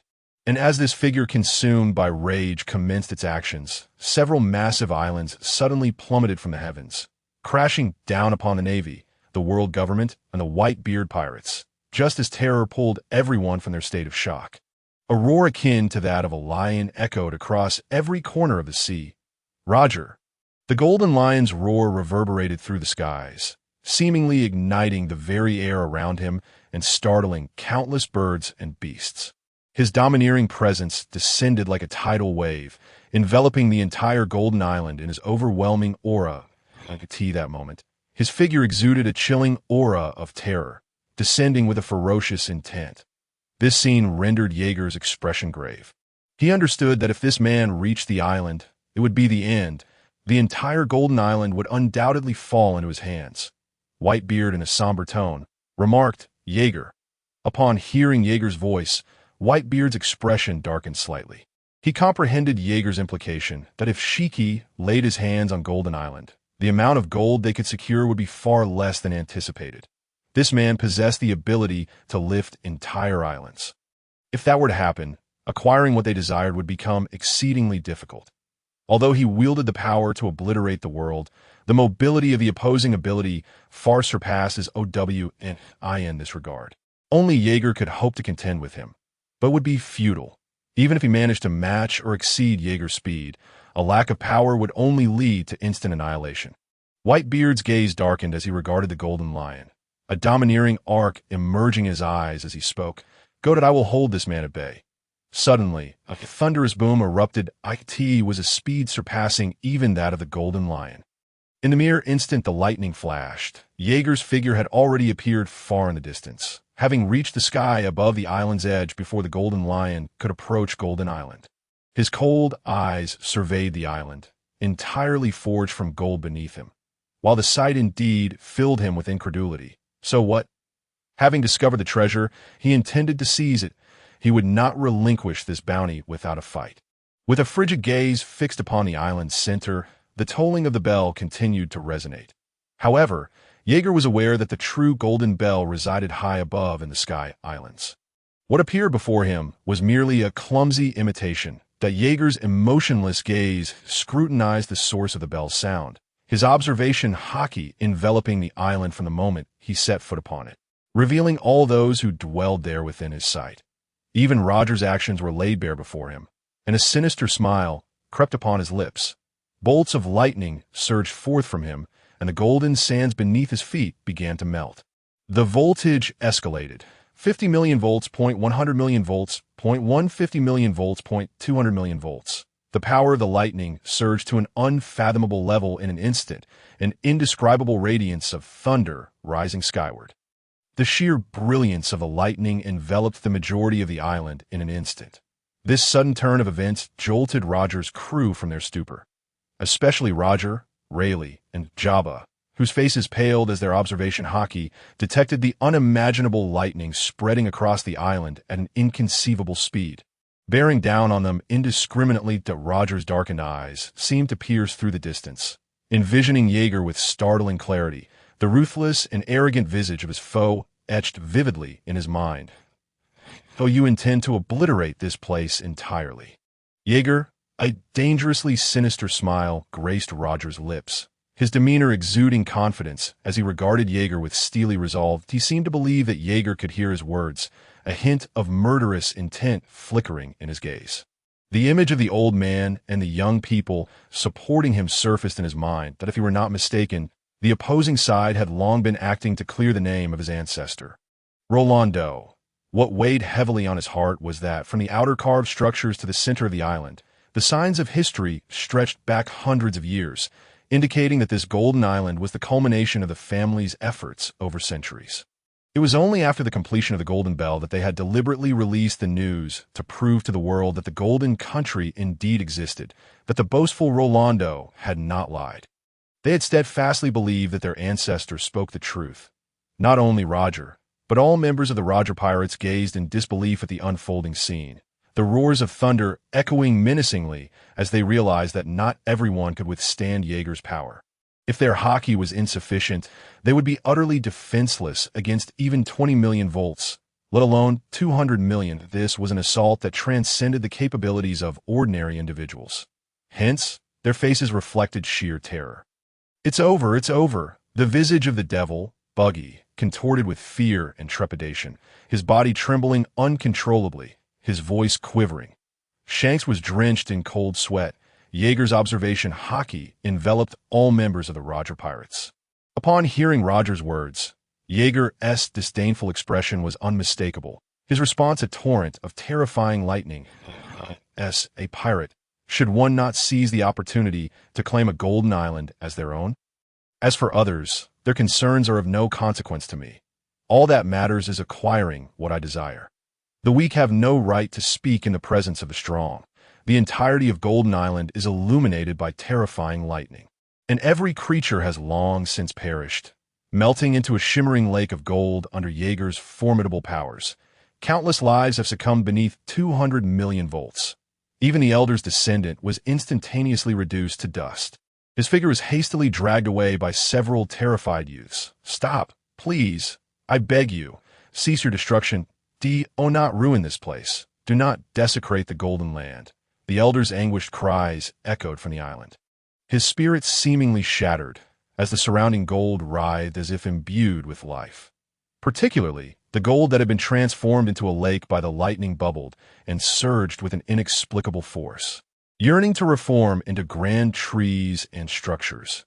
Yet, before Jaeger's might, it was utterly powerless.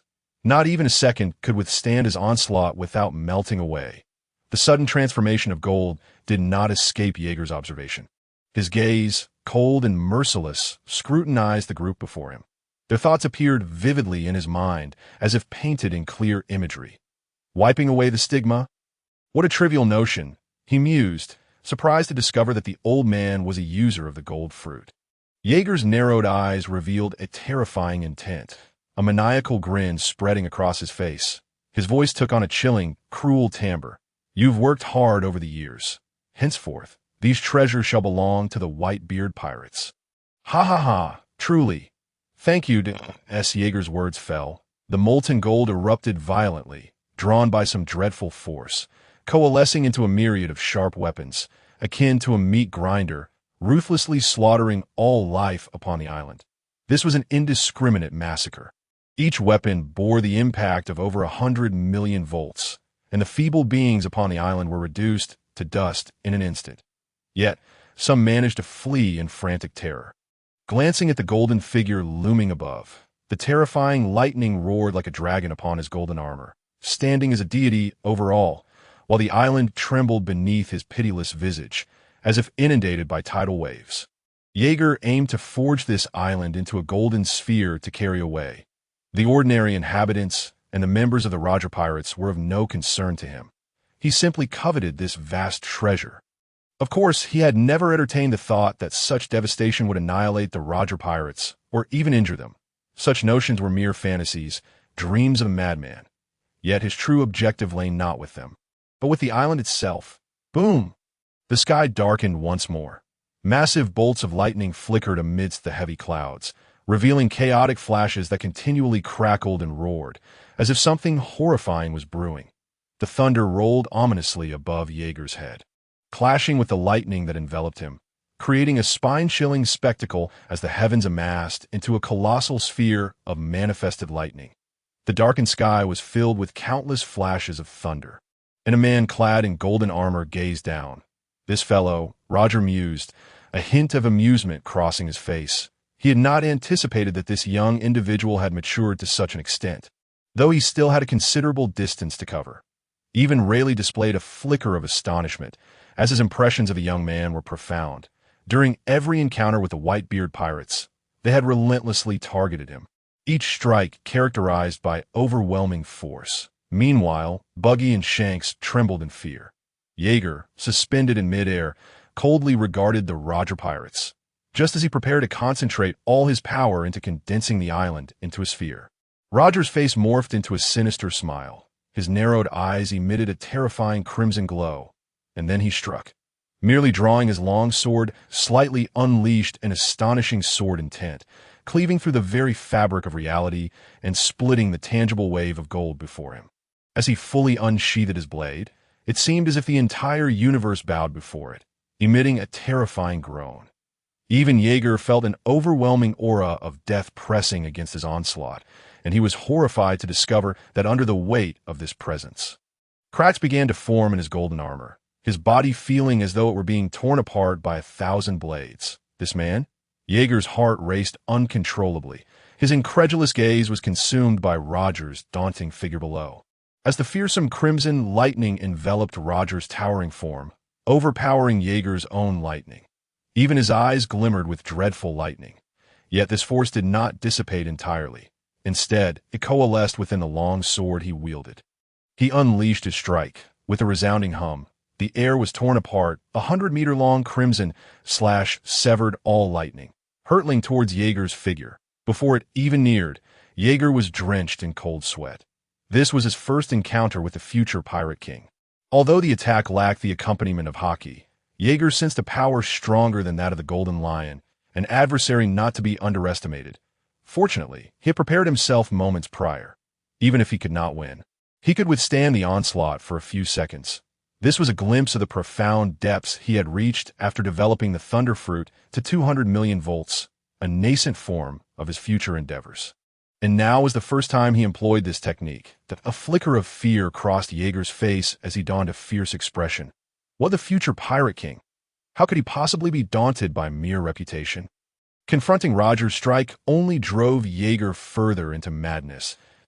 A menacing voice reverberated amidst Roger's terrifying assault. Divine retribution. Boom! As the words fell, silence enveloped the world. All gazes were drawn to an extraordinary pillar of blinding light descending from the heavens. Their astonishment swiftly replaced by sheer shock as they beheld a colossal lightning column, imbued with destructive power, descending like a harbinger of death upon the island. It threatened to drag the very heavens into the abyss, melting all gold before it even approached, leaving only a handful of survivors among the inhabitants. This was an attack for which no one could evade. No speed could surpass that of lightning. Even Roger could only catch a glimpse of Jaeger's movements. Yet, an attack capable of obliterating an island was not easily countered, even devoid of hockey. The Roger pirates found themselves with no avenue of escape. Their survival relied solely on the formidable hockey of Roger, Rayleigh, and Jabba, which formed a protective barrier. What astonishing power is this? The elder's voice quivered with disbelief, his murky eyes surveying the evaporating gold in trepidation. Yet his descendants had already perished. He alone survived, shielded by the Roger pirates. You protect this elder. I shall take it from here. Roger's expression darkened as he spoke, raising his sword with solemnity, effortlessly tearing a rift in the colossal lightning pillar. He had not anticipated that his previous strike would yield no effect against the foe. However, upon laying eyes on Jaeger, his conqueror's hockey surged forth like a demon emerging from the abyss. Roaring towards the sky, his hockey radiance devoured a significant portion of Jaeger's onslaught, the terrifying hockey lightning weaving a net across the sky, delineating two distinctly different realms.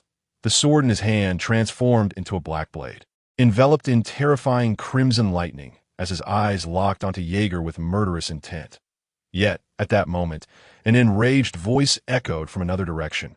Jaeger, you damned bastard. A towering man clad in naval attire roared with fury. His hand clenched around a crimson bolt of lightning that detonated with a thunderous explosion, obliterating Jaeger's divine punishment, as if he were a monstrous entity trampling the air, his ferocious aura surging skyward, locking onto Jaeger with unwavering intensity. Upon witnessing this formidable figure, Jaeger's expression morphed into one of sheer madness. He realized that Roger, that scoundrel, was also advancing with a drawn blade, and he had become the target of these two overwhelmingly terrifying beings. Hey, this must be some kind of joke. As he beheld the two demonic figures soaring towards the heavens, Jaeger felt himself on the brink of detonation, cold sweat cascading down his body, his heart racing at an unprecedented speed, pounding like a war drum.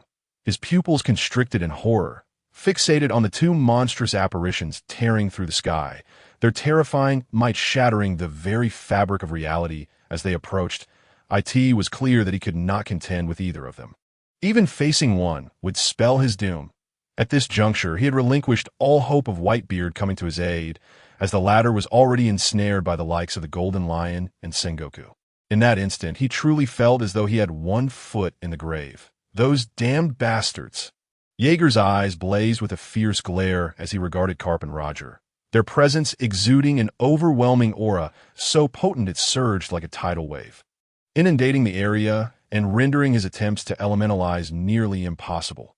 Their might had confined him, yet amidst this life-and-death crisis, he refused to succumb.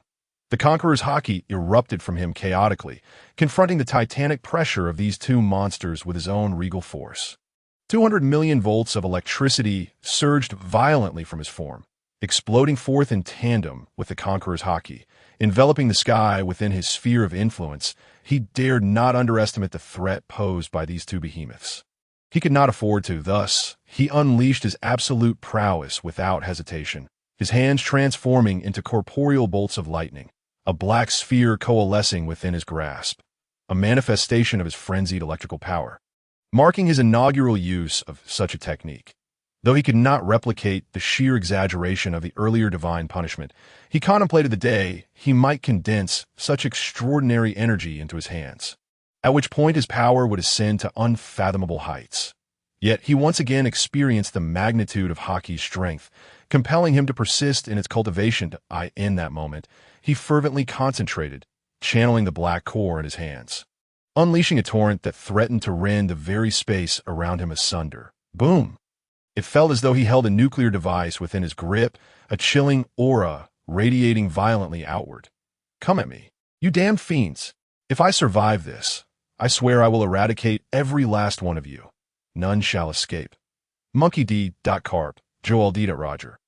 The more dire the situation became, the more delirious Jaeger grew, the chaotic energy in his hands surging forth, colliding with the two below, creating an unimaginable spectacle of horror. A ferocious storm of haki, infused with lightning, engulfed the entire sky, dragging this maritime expanse into a battlefield of doomed think you possess Conqueror's haki. I must admit, I underestimated you, Jaeger, but you shall pay dearly for your ruthlessness. Roger's voice dripped with menace. The moment Jaeger slaughtered everyone on Golden Island, Roger had resolved to show no mercy. This man was far too dangerous. Not only did he wield Conqueror's haki, but he had also consumed the Thunder Fruit, coupled with a personality that was both cruel and capricious. Not only Roger, but Carp's countenance was also cloaked in a terrifying murderous intent. He had long been aware of the ruthless presence aboard Whitebeard's ship. Yet he had not anticipated that such a man could annihilate an entire island without a second thought, acting solely on a whim. Such a being was truly dreadful. While Jaeger still had a long way to go, Carp could not allow such a perilous individual to roam free. The lightning of haki in his hands detonated with wild ferocity. Galactic impact. Carp's roar reverberated through the heavens. A black-red radiance exploded from his grasp, enveloping the sky in his assault, warping and shattering the air around him. The culmination of his honed strength, combined with unparalleled haki, unleashed a blow that seemed to cave the heavens in upon themselves. Jaeger, overwhelmed by the force of Carp's strike, felt the suffocating wind pressing down upon him like a harbinger of death, causing his body to tremble instinctively. This was not the feeble Carp of old. This was a terrifying entity at the peak of his power, akin to the steadfast anchor of the Navy, subduing countless wells. The Jaeger's offensive crumbled beneath the weight of Carp's onslaught. Even his body was besieged by excruciating pain, his visage contorting into a grotesque mask of terror. Bring it on. Jaeger howled with ferocity, refusing to be a passive victim. Divine judgment. Boom! Gripping the black core, Jaeger unleashed a fearless strike, compressing and condensing an onslaught of lightning. In an instant, he unleashed an unimaginable surge of energy, a thunderous pillar of lightning spiraling forth. A team met Carp's attack head-on, yet crumbled under the pressure within mere seconds, his mental fortitude coalescing in the clash, his spirit tempered by an unyielding will and silent roar. His Conqueror's haki surged stronger than ever. However, Roger had noticed this shift. At this moment, he cared not for Jaeger's affiliations. He recognized the sheer danger this man posed, especially after witnessing his merciless assault on his crew. This was intolerable, akin to Whitebeard's refusal to allow harm to befall his family. It had crossed a line that a cold smirk crept across Roger's lips as he brandished his black blade. Divine escape. The terrifying edge of Conqueror's haki manifested in all its glory. This strike cleaved the very heavens asunder. The crimson slash, darkening to the point of black, seemed forged from hockey itself. Not even Karp's formidable assault could claim complete dominion over it. It was an unfathomable strike capable of rending the sky in twain that moment. Jaeger found himself utterly crushed by Karp's might, the overwhelming force propelling him through the air like a projectile. He spewed forth copious amounts of blood, his consciousness blurring, teetering on the brink of oblivion. Just as Jaeger struggled to elementalize and flee, Roger's strike bore down upon him, its terrifying sharpness shredding his very essence. The demonic aura of hockey subduing his spirit and willed, in the end. His faltering form was cleaved through by this unstoppable assault, his formidable body torn asunder like mere parchment, blood gushing forth, revealing the rhythm of his still-beating heart. Unconscious and powerless, Jaeger plummeted towards the sea, a sight that left Marco and his comrades aghast, their faces contorted in disbelief. They had never imagined that the man who had just obliterated Golden Island would be dispatched in an instant. An air of undeniable trepidation enveloped them all, particularly Teach, whose expression bore profound shock that he was acutely aware of the terrifying power Jaeger wielded and the rigorous training he had endured. Such a man had been effortlessly vanquished. A seed of fear began to germinate within him, realizing that these legendary figures were not mere fabrications of folklore. His wide, terrified eyes remained fixated on the distant scene, where Karp's form erupted with a monstrous aura, wreaking havoc in all directions, shattering the murky skies infused with potent energies. "Humph, you little rascal, don't be too arrogant." Bang! Karp's eyes gleamed with a murderous resolve, his honed physique charging forth like a beast unleashed. Once more hurtling towards Jaeger's direction, but he did not wish to spare Jaeger. Rather, he perceived the shadow of rocks within this man.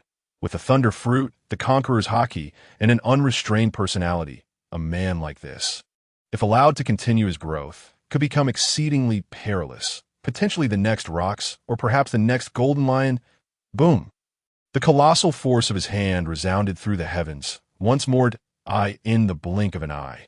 A terrifying figure materialized beside the unconscious Jaeger, his face betraying no hint of mercy, as a cataclysmic intent surged forth. Without a moment's hesitation, he unleashed his blow, a fist that tore through the air, causing the expressions of all onlookers to shift dramatically.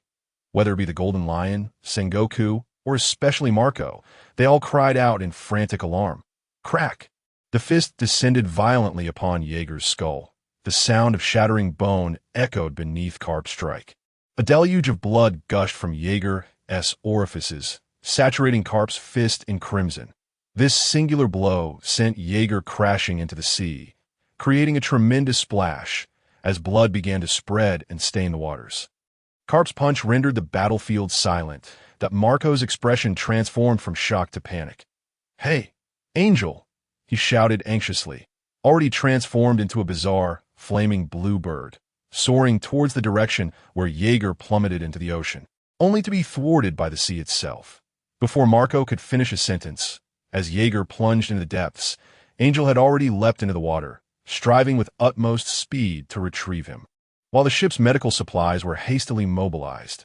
Meanwhile, the floating Golden Lion, ominously smoking, wore a visage of perverse delight, his eyes glinting with a mad laughter as he gazed down at the sea below.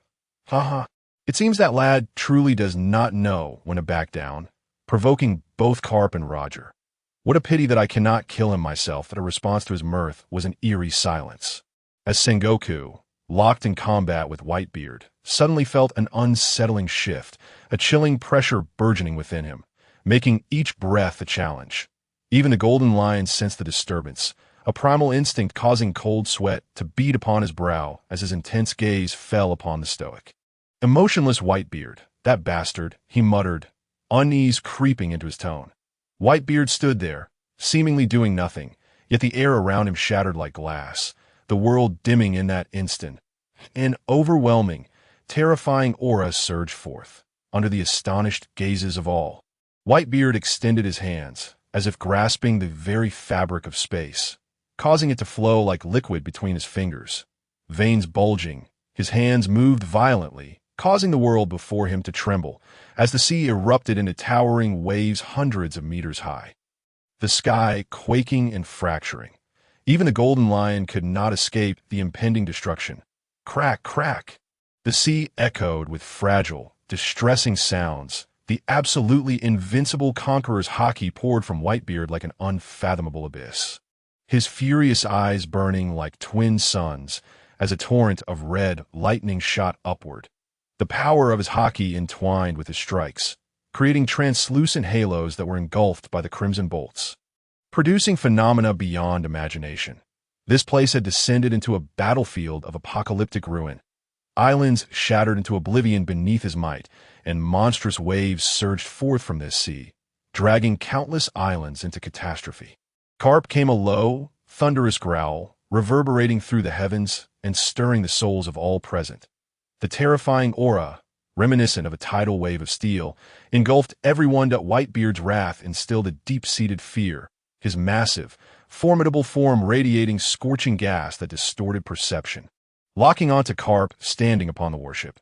Yet Carp merely revealed a sinister grin, a fierce aura exploding from him, as if every inch of his steel-forged muscles emanated a terrifying energy that shook the battlefield. In terms of raw power, he feared no one. Even if that someone was the world's strongest man, that a pirate is a pirate, as long as one is a pirate, they must be dealt with. Elsewhere, Roger too unleashed his kingly presence, joining Whitebeard, the Golden Lion, and Carp in a frenzied clash of auras, tearing the world around them into a chaotic battlefield. In this clash, Whitebeard's might prevailed, his furious haki-wielding world-destroying power that shattered all before it. This time, he did not merely engage them as he had before. This time, he was truly enraged. He unabashedly unleashed his power. Whitebeard was serious now that Rayleigh's tone grew grave, having dealt with him for many years. He understood the terrifying power this man possessed. This was not a mere exhibition of strength for a banquet or a playful scuffle lasting days. This was an affront to their limits, provoking genuine wrath. All eyes were fixed solemnly upon Whitebeard that moment. Every gaze was riveted on the fearsome man with golden hair, as boundless conqueror's haki shattered the air around him, erupting forth like a vengeful god surveying all. Then he struck, raising a hand enveloped in haki, a fusion of the devil fruit and haki, a single blow that rent the sea asunder. This battle, the most significant since the God Valley incident, raged for 3 solid days, leaving the waters utterly ravaged. Countless ships met their end here, entombing innumerable lives in a hell of death. Even the waters bore witness to severed limbs, the very sea turning murky and horrific.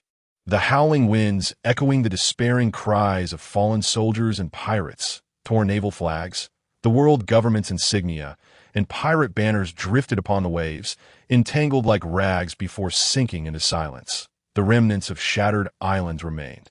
The post-war conflagration ignited upon the fractured islands, smoke billowing from the warships, enveloping the skies above this sea in a shroud, as a light drizzle began to fall. Yet journalists emerged, their faces betraying an unmistakable terror, as if peering into the aftermath of that devastating battle. What an astonishing clash this was! Some murmured in cold sweat. Is this the era of the great pirates reigning over the New World? The Golden Lion, Whitebeard, Roger.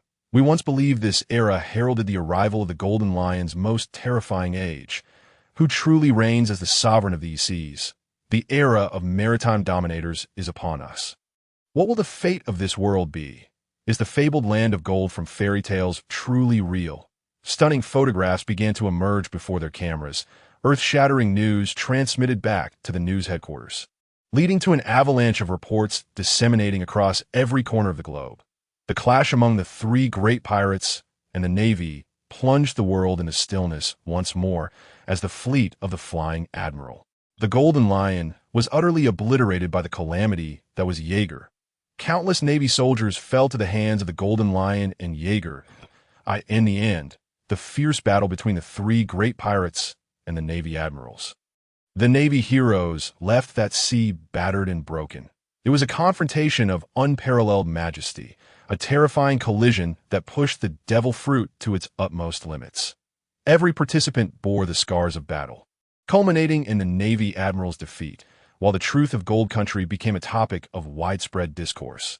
This war would be remembered by the world as the Golden Battle, a pinnacle clash, marking the confrontation of the most formidable and fearsome pirates and navy of these seas.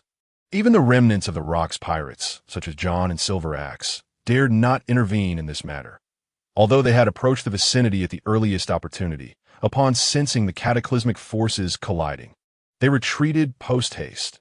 While they possessed an affinity for treasure, they were acutely aware that one must have their life intact to pursue it.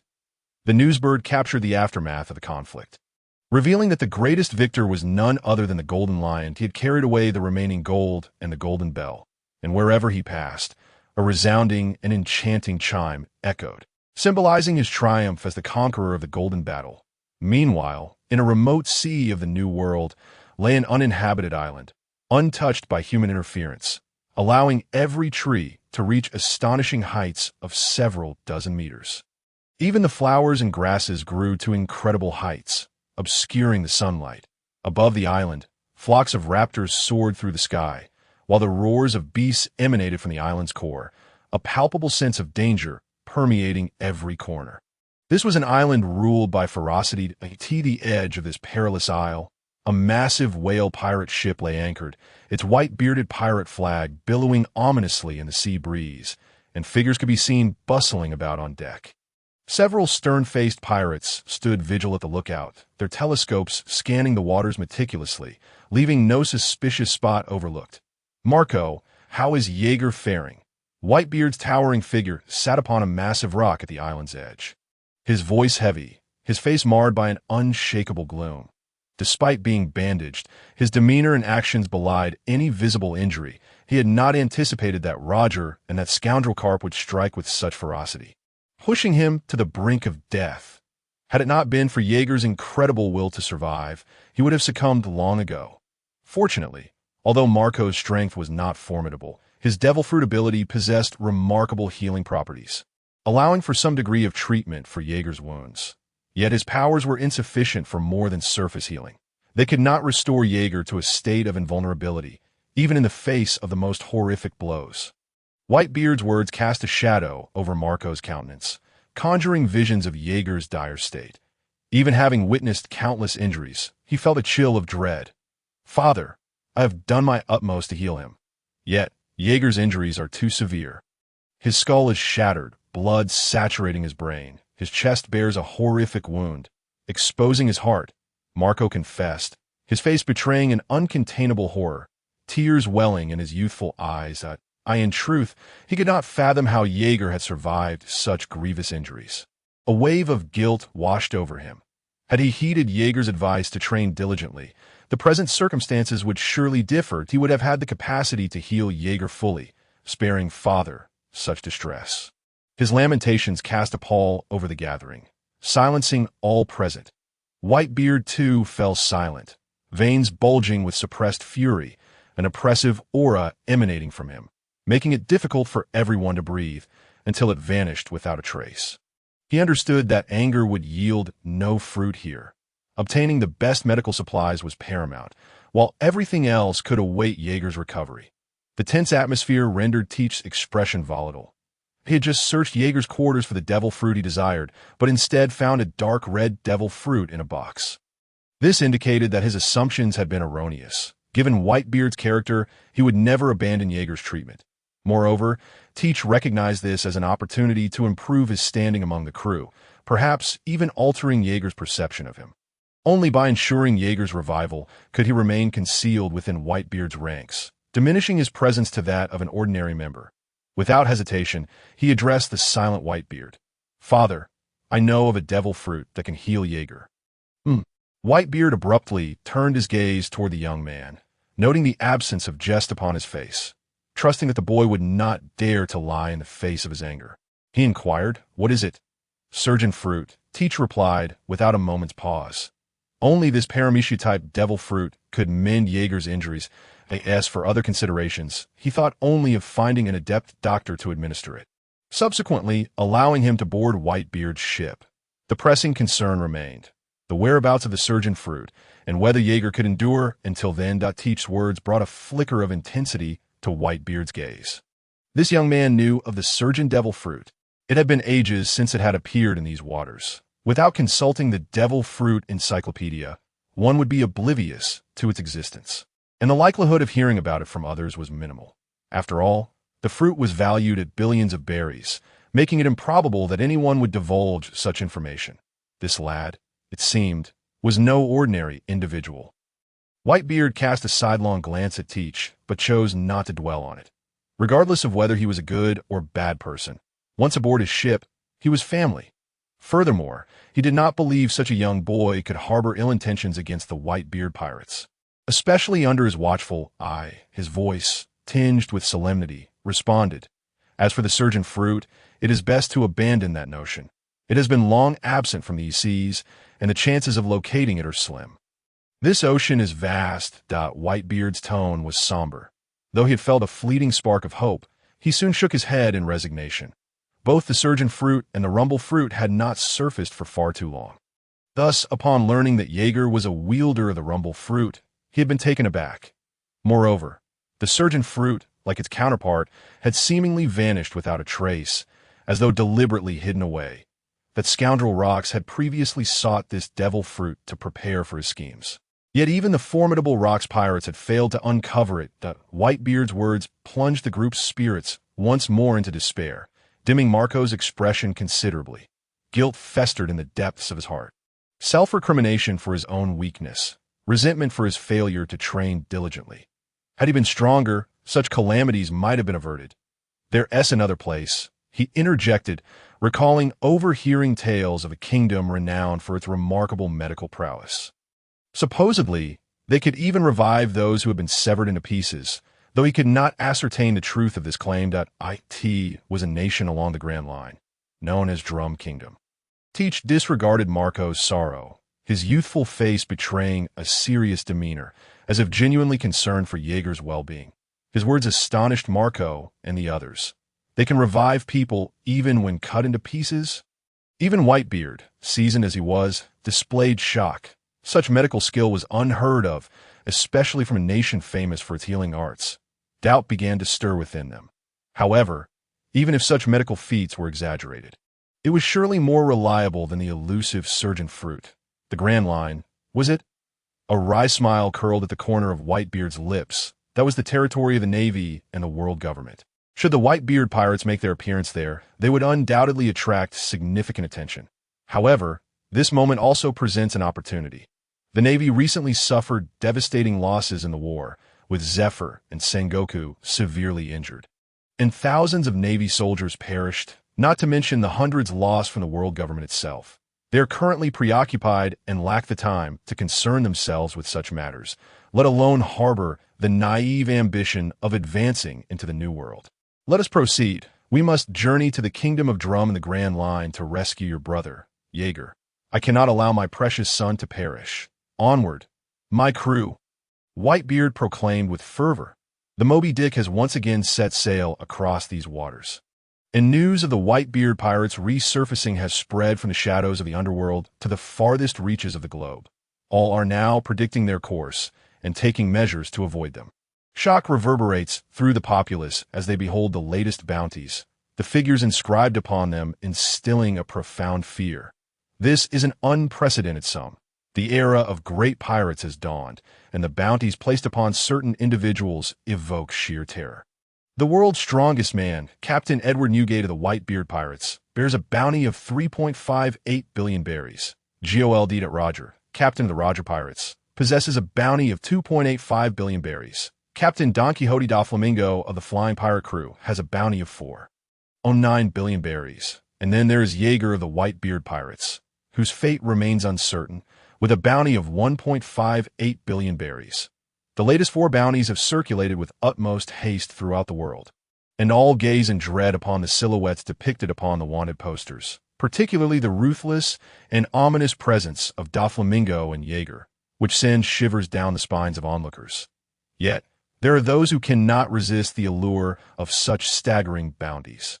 setting sail with dreams of glory and unimaginable riches should they capture these notorious figures. 3 days after the news of the Whitebeard pirates reached them, the Navy headquarters was engulfed in panic and preparations for war. Some have surmised that the course of the Whitebeard pirates leads directly to the Grand Line, a realization that sends chills down the spines of all within the Navy, especially among the high-ranking officials. None have forgotten the prowess of Navy hero Garp, who left Jaeger in a state of life and death. Although Roger had also intervened, it was Garp who delivered the final blow. They are all too aware of the strength possessed by this legendary Navy hero, a man capable of easily obliterating a mountain, let alone a human skull. Thus, it was noted on the bounty that Jaeger's fate remains unknown. This implies they have crossed the threshold of the world's strongest man's limits, and it is entirely plausible that he would retaliate. After all, his protective nature toward his crew is well known. Those who harm his comrades will face dire consequences, possibly even being sunk to the ocean's depths. Moreover, the Navy is currently in a weakened state. The only remaining high-end combatants are Navy hero Garp and Fleet Admiral Sengoku. If a confrontation were to ensue, victory is uncertain, but the price of failure would be steep. Should the Whitebeard pirates dare to strike, the madman known as Don Quixote da Flamingo would surely seize the opportunity to wreak havoc. However, this is merely speculation on the Navy's part at present. The Whitebeard pirates are not focused on avenging others. Marco is diligently utilizing his abilities to mend Jaeger's wounds in his quarters.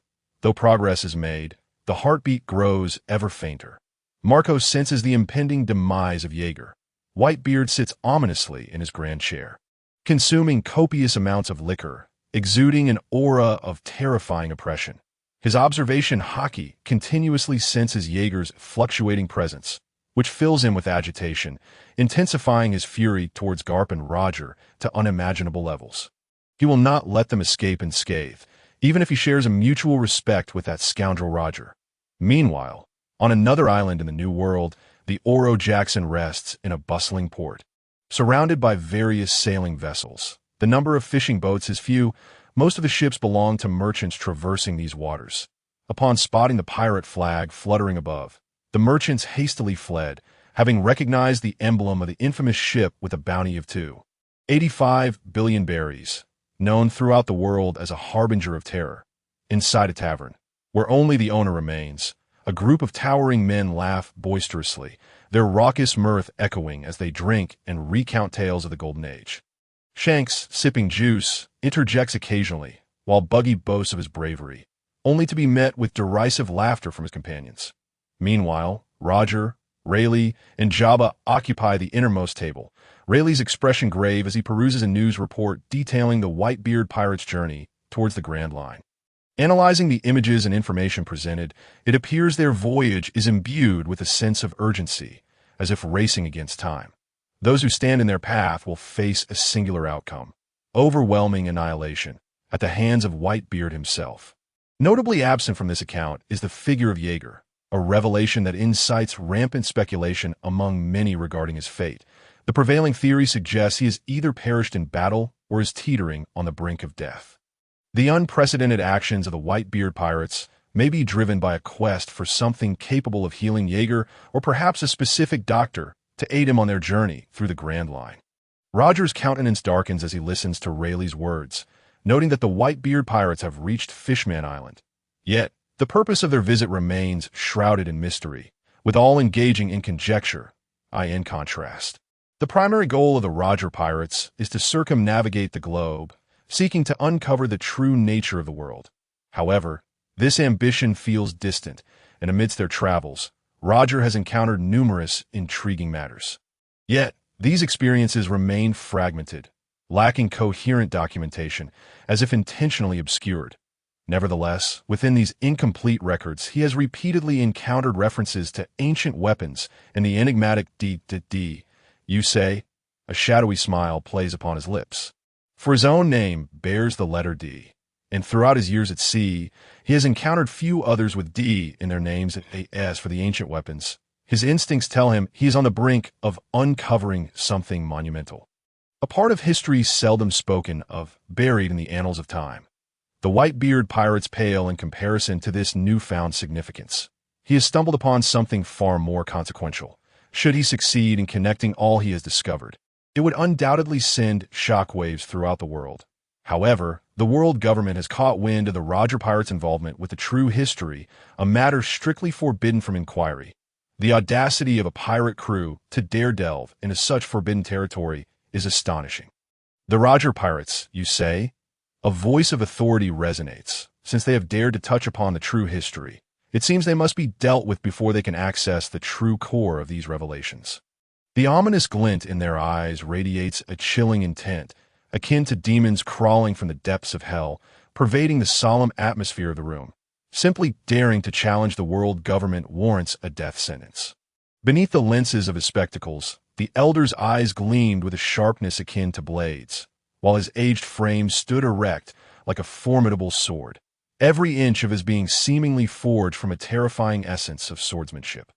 The words of the two elders cast an eerie pall over the faces of the three other aged men, their frigid indifference speaking volumes to the very heart of this world, within the realm of power. The stance of the five elders had condemned the Roger Pirates to a fate akin to the abyss of death. With their decision rendered, the figure kneeling below rose and turned to depart, an unsettling aura of darkness enveloping him as it seeped into every inch of his armor, his eyes beneath the helm devoid of warmth. His intent regarding the Roger Pirates was unmistakable. As news of the Whitebeard Pirates' mobilization spread across the seas, they traversed Fishman Island and arrived at the Grand Line, their colossal vessel sailing through this paradise with unrestrained audacity. The pirate flag, emblematic of absolute terror, instilled fear in the hearts of all who dared approach. The skull adorned with a white mustache signified the presence of one of the most formidable pirates reigning over the New World. At this moment, the Whitebeard Pirates were advancing towards the Drum Kingdom, guided by intelligence gleaned from an island within the Grand Line, suggesting that Teach's words held truth, seated upon a grand chair on the deck. Whitebeard raised a massive jug, drinking deeply of the strong liquor, yet his gaze remained fixed on the distant horizon. Their destination was drawing near. He hoped fervently that the rumored medical prowess of the Drum Kingdom was indeed as remarkable as claimed.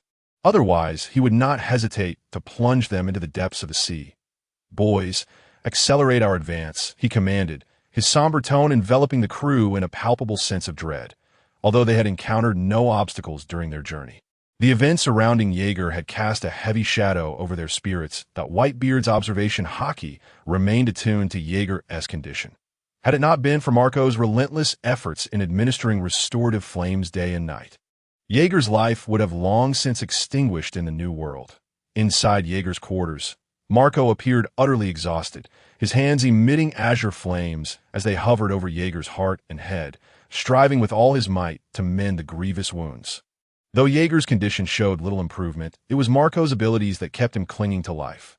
Yet Marco understood that such a measure could not be sustained indefinitely. "Look, the Drum Kingdom!" A voice broke the oppressive atmosphere aboard the Moby Dick, shattering the pervasive gloom that had settled in everyone's hearts, and expressions of joy illuminated their faces as they gazed into the distance. A bone-chilling cold enveloped the air, with bright sunlight obscured by a veil of white snowflakes. The Moby Dick surged forth like a beast intruding upon a desolate white realm. The immense vessel tore through the snowy expanse, a terrifying presence that confronted the tranquil kingdom with an onslaught of wrath and fear. Exuding an air of suppressed intensity, the icebound kingdom, perpetually enshrouded in a white abyss, plunged into absolute panic as the alarm bells of impending doom rang throughout the land. Ordinary citizens began to gaze fearfully at the distant sea, while even the colossal rabbits that thrived in the frigid landscape trembled in dread before such overwhelming ferocity. Their crimson eyes shone with terror in this pallid world, facing the mightiest man alive. Even the slightest tremor in the atmosphere was enough to instill a primal fear of death within them. Rows of armored soldiers quaked, unsure if their shivering stemmed from the biting cold or the impending confrontation with the world's strongest man. Nevertheless, they gripped their weapons with resolve, prepared to face the pirates in battle. "Have you heard? An extraordinary and terrifying figure is about to land upon our shores. You must flee. That is the Whitebeard Pirates, the pinnacle of piracy, the absolute rulers of the New World." A voice quivered with fear. Fear began to spread like wildfire through towns and villages as figures were seen fleeing in a panic across the white expanse.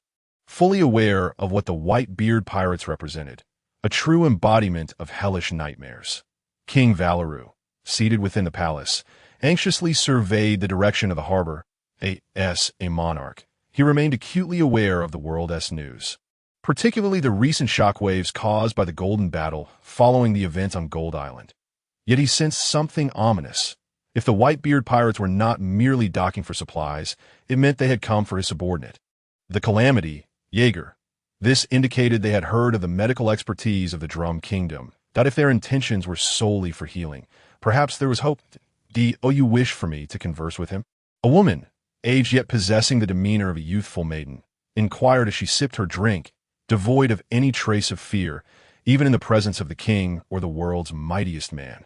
The king fell into silence. The kingdom's finest healer belonged to her, and several local doctors had already heeded her call, hastening to the palace. This was a moment of life and death for the realm. No one could stand against the Whitebeard pirates. Even as he had swiftly contacted the Navy, they had offered the highest priority to assist, agreeing to any demands in an effort to stall the pirates. Though this left the people of the kingdom trembling before the most terrifying pirate crew, the news of the Navy's hero, Garp, racing to their aid somewhat alleviated their fears, provided they could stabilize the situation. Every breath of air on the snow-covered island crackled with terror. As the howling winds welcomed the Whitebeard pirates, on the massive deck stood a towering, fearsome figure, his dark eyes surveying the island with scrutiny. The ethereal landscape rose before them, dominated by colossal peaks resembling the very drums of the kingdom, and his observation hockey revealed a gathering of individuals awaiting the arrival of the Whitebeard pirates. "King of Drum?" he inquired, his voice resonating with a chilling authority. A cold smile flickered across Whitebeard's face, an indescribable aura of terror pressed down upon the island, and even his mere inquiry instilled boundless fear within the assembled crowd, some of whom began to crumble, collapsing helplessly to the ground. In that moment, the island's inhabitants were paralyzed by a single glance from Whitebeard, the terror of facing the world's strongest man, extinguishing any thoughts of resistance, an instinctive response of nature. "We will die. Should we resist, we will die." King Valeru, drenched in cold sweat, gazed in terror at the massive pirate ship, his eyes fixated on the man standing upon the deck. Even the seasoned doctor, Kureha, regarded the Whitebeard pirates with a grave expression. The ordinary folk. This was an encounter with a figure they could never hope to approach, in a world where power equated to everything. He was akin to a deity standing before them. Even the slightest tremor of his hand could spell their demise. This was a man whose terror was beyond description, suppressing a raging fury that rendered the surrounding air fragile and precarious. She sensed instinctively that should they provoke dissatisfaction, all would perish. Just as the king trembled, preparing to speak, Whitebeard's voice thundered forth, akin to the low growl of a demon. "Choose between saving my beloved son or your annihilation." The overwhelming and formidable conqueror's haki surged forth from the figure of Whitebeard, enveloping the entire island in his ominous aura. The snowflakes, which had been falling gently, were torn asunder, abruptly ceasing their descent. As the once pristine white world was drenched in a terrifying crimson hue, reminiscent of hell itself. The citizens, as if burdened by an immense stone, were drenched in cold sweat, gasping for breath. Not a single soul in the kingdom dared to stand before Whitebeard. He loomed over them like a monarch surveying his realm. This was merely the result of Whitebeard's restraint. He remained oblivious to the identities of those before him.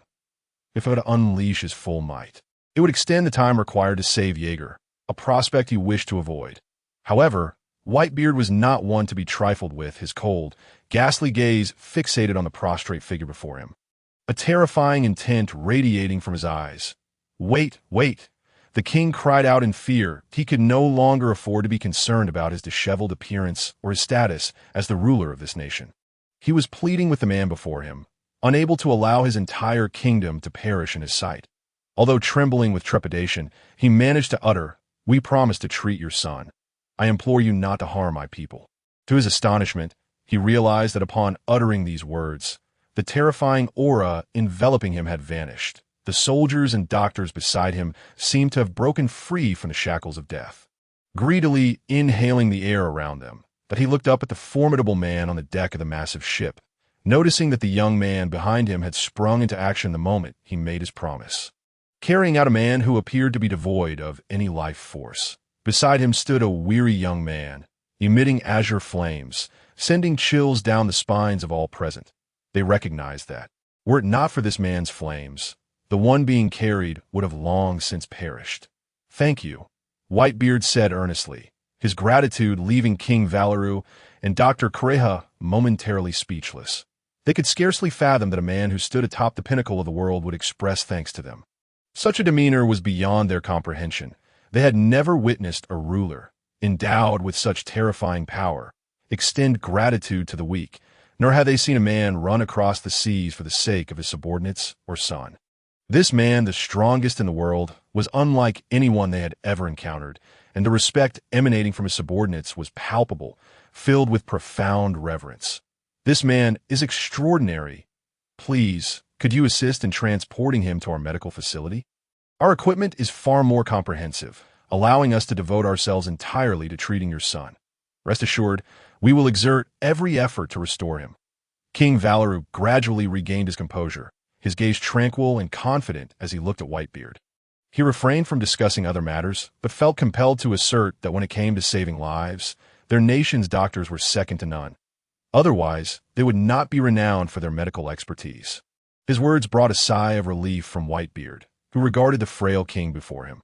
Despite the king's diminutive stature, it was clear that he was filled with compassion, daring to plead for the safety of his subjects in Whitebeard's presence. This quality greatly impressed Whitebeard, who had witnessed too many rulers indifferent to their people, often committing atrocities against them. "This king is remarkable. Josu Vista, carry Jaeger and follow them. The rest of you, stay here and recuperate. Especially you." Marco. Whitebeard's eyes were filled with concern. He had gone days and nights without sleep to protect Jaeger, and his use of the devil fruit's power had not ceased for even a moment. Upon the doctors taking over, he succumbed to exhaustion and lost consciousness, but the doctors promptly caught him and examined his condition, releasing a breath of relief upon confirming he was unharmed. The pressure they felt in Whitebeard's presence was overwhelming. They feared that any mistake could implicate them. One doctor looked up at Whitebeard and said, "He is fine. He merely fainted from extreme fatigue. Let him rest well and provide him with food to replenish his strength." Yet as he spoke, he suddenly became acutely aware, cold sweat pouring from him as he mentally chastised his own curiosity. This was not the time to discuss medical matters. However, Whitebeard appeared unfazed by the incident. Instead, observing the doctors closely, that he noticed that while they diligently attended to their tasks, an underlying fear lingered within them, the "oh, not be afraid." Whitebeard spoke calmly, his voice imbued with a comforting resonance, causing those returning to the town to pause and glance back at him. He continued, "As long as you do your utmost to treat him, I will not hold you accountable for any outcomes." His words eased the tension among the doctors. They understood that as long as the patient was in their care, he would not perish. They had the capability to save even those who had been grievously injured. Yet, they feared the possibility of encountering unforeseen circumstances, such as the flames the young man had conjured earlier. Reassured by Whitebeard's words, they settled into a state of calm, and he followed King Valeru into the small town, where they awaited Jaeger's treatment. Unbeknownst to the king, however, the Navy had not dispatched anyone to apprehend Whitebeard and his crew. Their focus had shifted to the New World, which had plunged into chaos due to the actions of the Golden Lion. The notorious airborne pirate, Golden Lion, having amassed a fortune during the Golden Battle, summoned a vast fleet, reaching unprecedented heights. His first objective was to obliterate every naval base in the New World. Boom! The resounding chime of the Golden Bell echoed across the seas, igniting the wicked flames within the hearts of villains and plunging the waters into a frenzy of piracy. The cacophony of sinister voices roared alongside the tolling bell, but ha ha ha! The overwhelming spirit resonated throughout the heavens. The defiant laughter reverberated across the land and sky as the fires of war erupted from the shattered islands. Under the absolute power of the flying pirate crew, no naval base could withstand even 3 minutes of assault.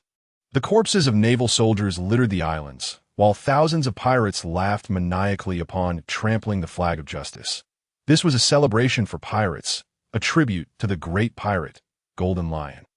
Madness danced upon every face as they reveled in their newfound freedom from the relentless pursuit of the Navy, gallivanting across the seas under the name of Golden Lion. Even the naval bases had succumbed to their might. Everyone was caught in a frenzy, liberating their inner chaos as they slaughtered the Navy and civilians on the islands, gathering the spoils of wealth and weaponry from the naval bases. High above, Golden Lion surveyed the chaotic scene below, his ambitions spiraling wildly.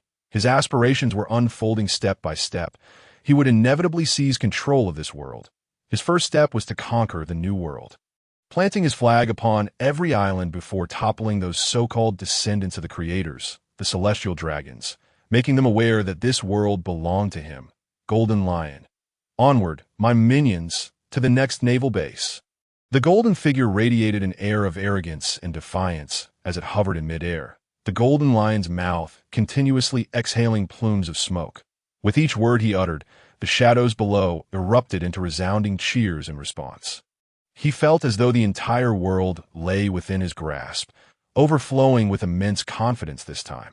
The previous battle had taught him that a formidable team should not consist of a lone powerhouse. It was akin to the formidable figures within the Whitebeard pirates, such as Jaeger and the Roger pirates, including Rayleigh and Jabba. The most compelling evidence lay in his former crew, the Rocks pirates, where he was not the sole powerhouse.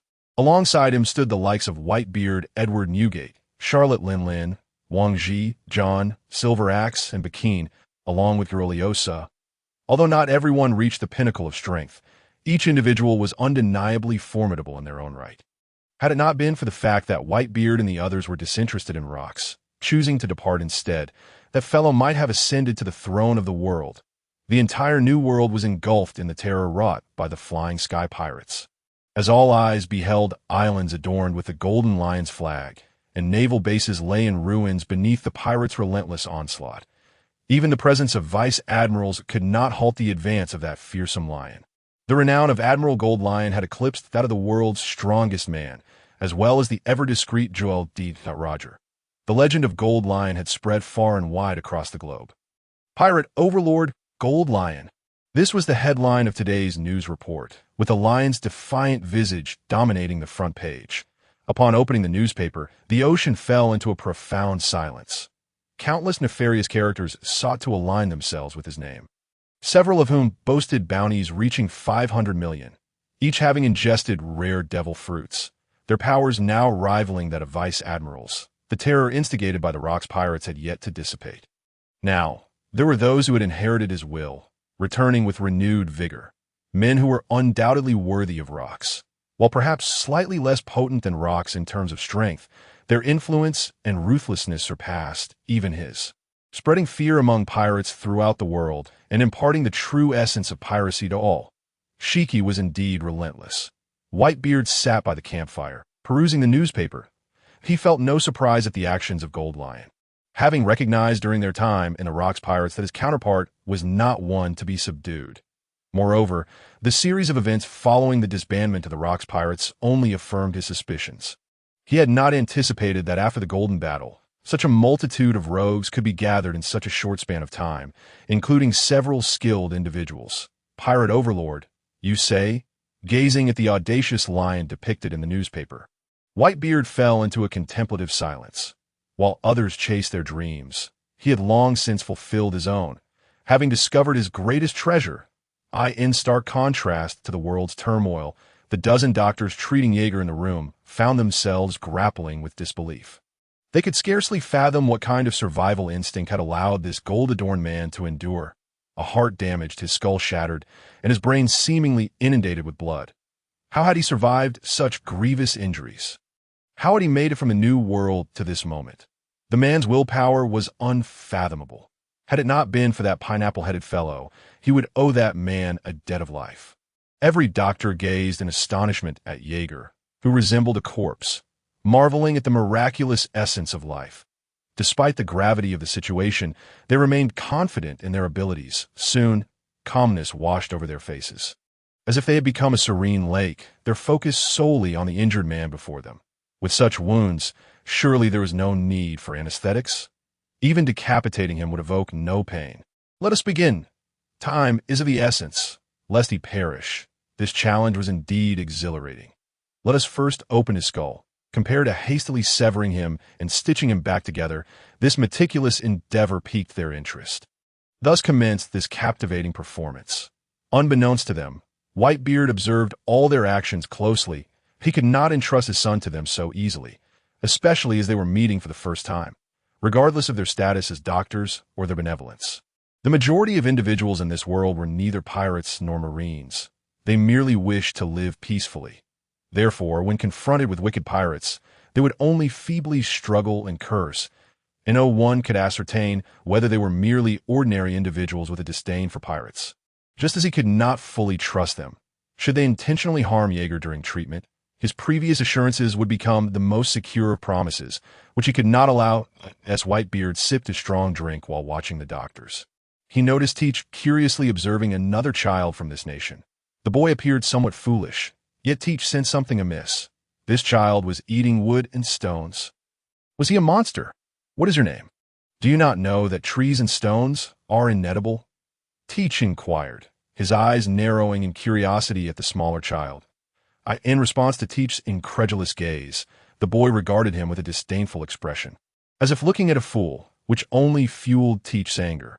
How dare this fool look down on me?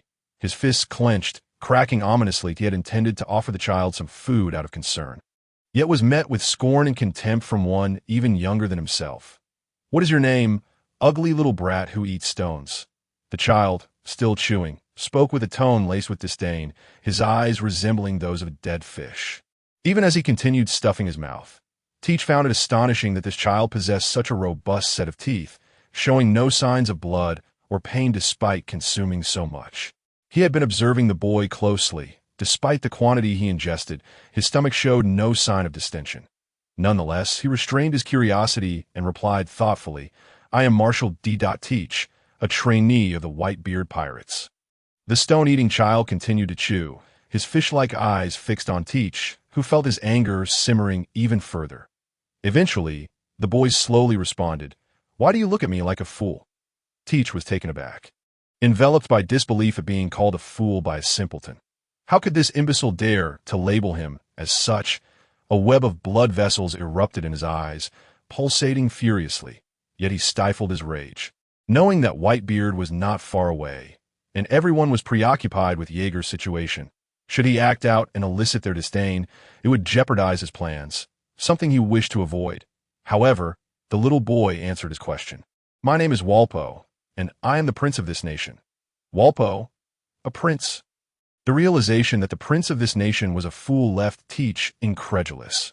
Yet, he quickly recalled the king's demeanor, which suggested he was beloved by his people, making it improbable for a foolish prince to exist. Furthermore, with such advanced medical practices here, surely even a drooling simpleton could be healed? Or was this behavior merely a trait of his lineage? Or perhaps it could be said that the other party is a wielder of devil fruit powers. Are you a devil fruit user? This thought ignited an insatiable curiosity within Teach, as his mind raced to recall the contents of the devil fruit compendium he had perused, eager to discern the nature of the other's abilities, which seemed to allow for the consumption of anything. Suddenly, Teach's expression shifted to one of intense excitement. His eyes flared with an astonishing fervor, and his heart raced wildly, his face flushing as if he had just stumbled upon a monumental treasure. Yet, Walpole continued to regard Teach as if he were a fool, speaking in a tone laced with indifference. Yes, I'm a devil fruit user. I have consumed the paramecia-type devil fruit known as the Bari Bari no Mi. I am perpetually famished, compelled to consume anything and everything. Should you wish to partake of these trees or stones, do not hesitate to indulge. After all, I am the prince here, and they would not dare to defy me. His tone was dismissive, entirely oblivious to the murderous intent flickering in Teach's youthful countenance, which he found increasingly unsettling. That a sinister arc emerged upon Teach's form. Had he not discovered the Yami Yami no Mi, his second choice would undoubtedly be the Bari Bari no Mi that this young fool had ingested. Even if he were to acquire the Yami Yami no Mi, The ability he most coveted was indeed this remarkable paramecia-type devil fruit, which he had long coveted, for its powers were not in any way inferior to the Yami Yami no Mi. In fact, in certain aspects, it could even surpass its terrifying might. Teach's heart surged with a violent bloodlust, astonished that the devil fruit he had relentlessly sought was embodied in this mere child. His fingers twitched with anticipation, as if ready to strike down his opponent in an instant. However, he maintained a vigilant gaze around him, ultimately suppressing his murderous intent through sheer force of will. He understood that slaying the other would yield no benefit. Should he perish, the devil fruit would merely reappear randomly somewhere in this world. It was far more prudent to wager on his own fortune. Hoping to obtain the Yami Yami no M, in that eventuality, combining the powers of the Yami Yami no Mi and the Bari Bari no Mi would render him more formidable than anyone else. Even the likes of Whitebeard would not stand a chance against him. He would emerge as the strongest. Moreover, Whitebeard's devil fruit abilities flashed in his mind, alongside the formidable figures of the Golden Lion and Jaeger. Each a terrifying presence that instilled fear. He coveted their devil fruits as well. The kingdom of Magnet Drum. Was it? A sinister glint flickered across Teach's face as he etched the name of this nation into his memory. Especially the simpleton Prince Walpole before him, who was gambling with his future. Initially, he had thought that if he failed to acquire the Yami Yami no Mi, remaining with the Whitebeard pirates for the rest of his life would be acceptable, for he had experienced a pleasant atmosphere during his time with them. Yet, this sentiment shifted upon encountering this young fool, as it seemed he had stumbled upon an alternative path that, if he triumphed, he would fulfill his ambitions. If he lost, he would eliminate this wretch and gamble once more on his ability to locate the devil fruit. In essence, regardless of the outcome, he would seek out this individual. It was a far more promising endeavor than the elusive hope of the Yami Yami no Mi. The peculiar exchange between them had gone unnoticed by others, who merely assumed the two youngsters were squabbling. Conversely, Whitebeard's expression grew increasingly grim. His observation hockey had detected that the physician treating Jaeger had ceased their efforts. This did not imply that Jaeger's treatment was complete, but rather that they had encountered an insurmountable challenge that forced them to halt. Their expressions were bleak as they regarded Jaeger on the operating table. This situation was untenable. The wounds inflicted upon his heart could not be treated through conventional means. Such a vital area could not be sutured. They were but a step away, with the blood in his head having been drained through specialized methods. If the heart's issue remained unresolved, he would succumb to death in the swiftest of time. The heartbeat had grown increasingly faint. A dozen doctors gathered around the operating table, their faces drawn tight with worry. The heart is the most critical organ within any creature's body. Even if the patient's head were to suffer grievous harm, they could still mend it. Just as they had managed to treat the blood-absorbed injury in Jaeger's head, they could not do so if the heart were to be destroyed. It was not that they were incapable of saving him, but rather that they required an alternative approach, one that involved transplanting a healthy heart from another individual. In essence, the principle was simple: repair the damaged area with a healthy one. Since this man's heart was compromised, they would substitute it with another's. Though such methods seemed incredible and difficult to fathom, they were not insurmountable in their hands. Yet, this approach was not within their purview. They needed to consult the man outside. After all, in the eyes of many, this was a taboo. Using another's body to supplement one's own was something they could not abide. However, before they could seek the man's counsel, several doctors hesitated, as if recalling something that left them ambivalent. Finally, an elderly figure spoke. Since we were discussing heart replacement methods, should we not attempt the experiment we have long desired to undertake? This is a once-in-a-lifetime opportunity. Should we miss it, it may never come again. After all, for the man outside, hunting a sea king would pose little challenge, wouldn't it? The elder's words plunged the room into silence. Yet Dr. Correa's face bore an inexplicable smile. You lot are quite audacious. Aren't you? Are you truly unafraid of that man outside? Or do you simply not comprehend the nature of the individual you are dealing with? Are you so confident that this experiment will undoubtedly succeed? The fact that that man traveled all the way from the New World for this little one speaks volumes about the significance of this child to him. But be wary. He may very well eliminate us all, including your families. Dr. Correa's remarks rendered the others mute. Though they were immersed in the realm of medical knowledge, They were not entirely ignorant of the outside world. They were well aware of the terror that man embodied.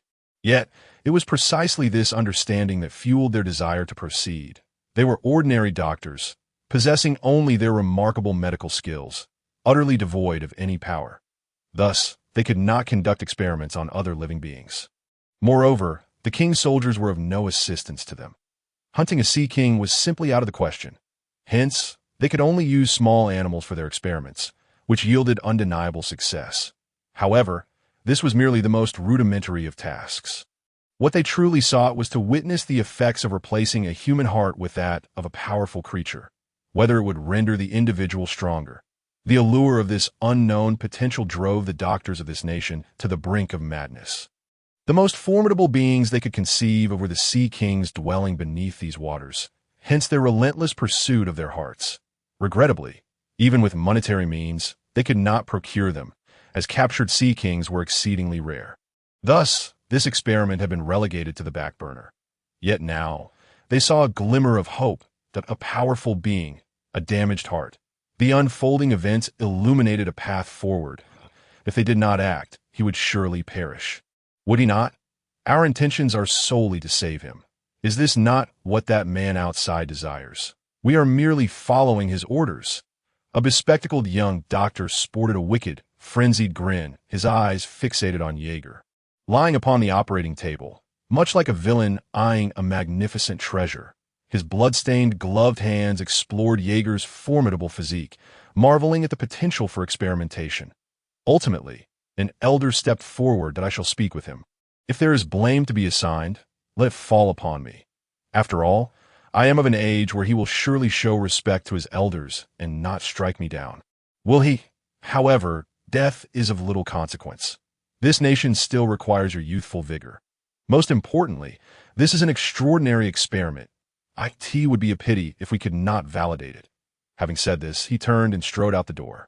Not far beyond the threshold, a colossal bonfire blazed, where a white-bearded man sat, sipping strong liquor and observing the doctor as he emerged. The man's countenance darkened upon the doctor's arrival. Marco and his companions also bore grim expressions, sensing that the doctor's presence was linked to a failure. Otherwise, it was inconceivable that only one doctor would appear here. Doctor, what of Brother Jaeger? Marco could not restrain himself from asking, a hint of urgency glimmering in his eyes. His inquiry sparked a flicker of anticipation among the others, all awaiting the elder's response. The white-bearded man, sitting to the side, fixed his gaze intently on the elder, whose oppressive demeanor instilled an indescribable pressure upon him, rendering him taut with tension. After a brief silence, the elder continued, "The patient is fundamentally stable. However, he has some issues with his heart." The elder's words elicited barely concealed smiles from the crowd, yet upon hearing the mention of heart troubles, a somber silence fell over them. Moreover, judging by the elder's demeanor, was it possible that they faced an insurmountable dilemma, or had they exerted their utmost efforts only to find themselves unable to heal him? The white-bearded man, perceiving the elder's hesitance and trepidation, had already deduced much of the situation. He regarded the elder with a steely gaze, his voice imbued with authority. "Do not harbor any reservations. Speak plainly about the issue at hand. As I have stated before, regardless of the outcome, you shall not be held accountable." The white-bearded man's words relieved the elder, prompting Marco and the others to look at him with hopeful expressions. Yearning to hear favorable news, at the very least, they wished to avoid the worst possible outcome. After a moment's hesitation, the elder spoke gravely. "His heart is no longer viable. Our proposal is to replace it. The quandary lies in the fact that, considering his physique and overall condition, a normal human heart would be utterly inadequate, that a typical human heart could not withstand the power of his formidable body. It would be akin to a sheep entering a wolf's den, swiftly crushed by the intricate mechanisms within him. That Whitebeard and Marco were left speechless by the elder's declaration, realizing that the crux of the issue was indeed the heart. Yet this heart could not be an ordinary one, lest it be obliterated by his own potent physique. It was a notion they had never encountered before. They regarded the elder with skepticism, their doubtful gazes rendering him uneasy. Surely, they had not uncovered some grave truth? Nevertheless, he mustered the courage to explain, "It is akin to your ship. If the keel is flawed, it cannot sail far. Imagine attempting to navigate a vessel crafted for ordinary humans across this vast ocean. It simply could not support your desires. The fundamental issue is that the two are not on the same level, rendering them incompatible. Furthermore, picture an elderly man devoid of strength challenging the world's strongest man, only to be met with certain demise. Such a scenario is utterly impossible. The elder was uncertain whether his analogy would suffice, yet he observed the others staring at him, their expressions a mixture of confusion and dawning comprehension. Yet, there remained an undercurrent of disbelief. This was a concept they had never encountered before. Only the white-bearded man sat in silence, aware of the implications of the elder's words. However, if they sought a heart powerful enough to match Jaeger, they would need to find a formidable individual. Yet, in this great paradise of the Grand Line's first half, no suitable man could be found. Those with true masculine valor had already ventured into the New World. The urgency of treating Jaeger loomed large to that moment. The white-bearded man's gaze shifted toward the Navy. Yet, the elder evidently perceived his thoughts, hastening to add, "Time cannot be squandered any longer, and the heart we seek need not be human. Any strong heart will suffice. For instance, the heart of a sea king."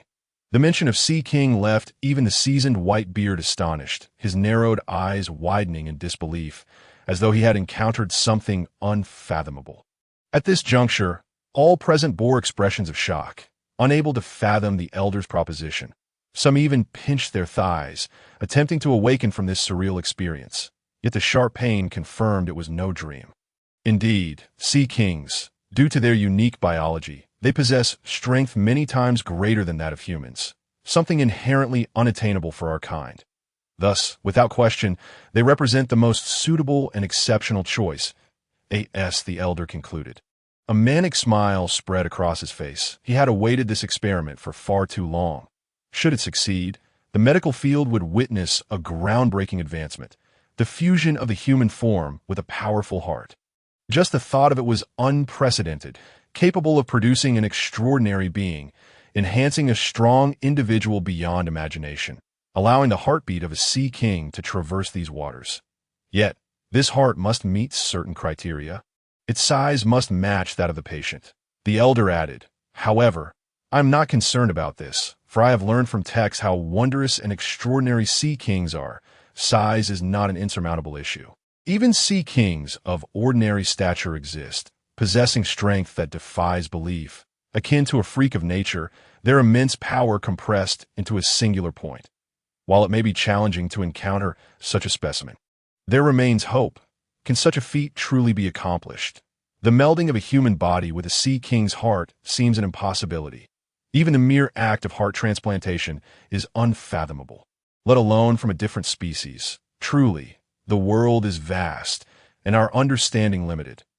Marco and his companions marveled in astonishment. Such a proposition was unheard of, a tale too fantastical for even the most imaginative of stories. Yet it unfolded before their very eyes.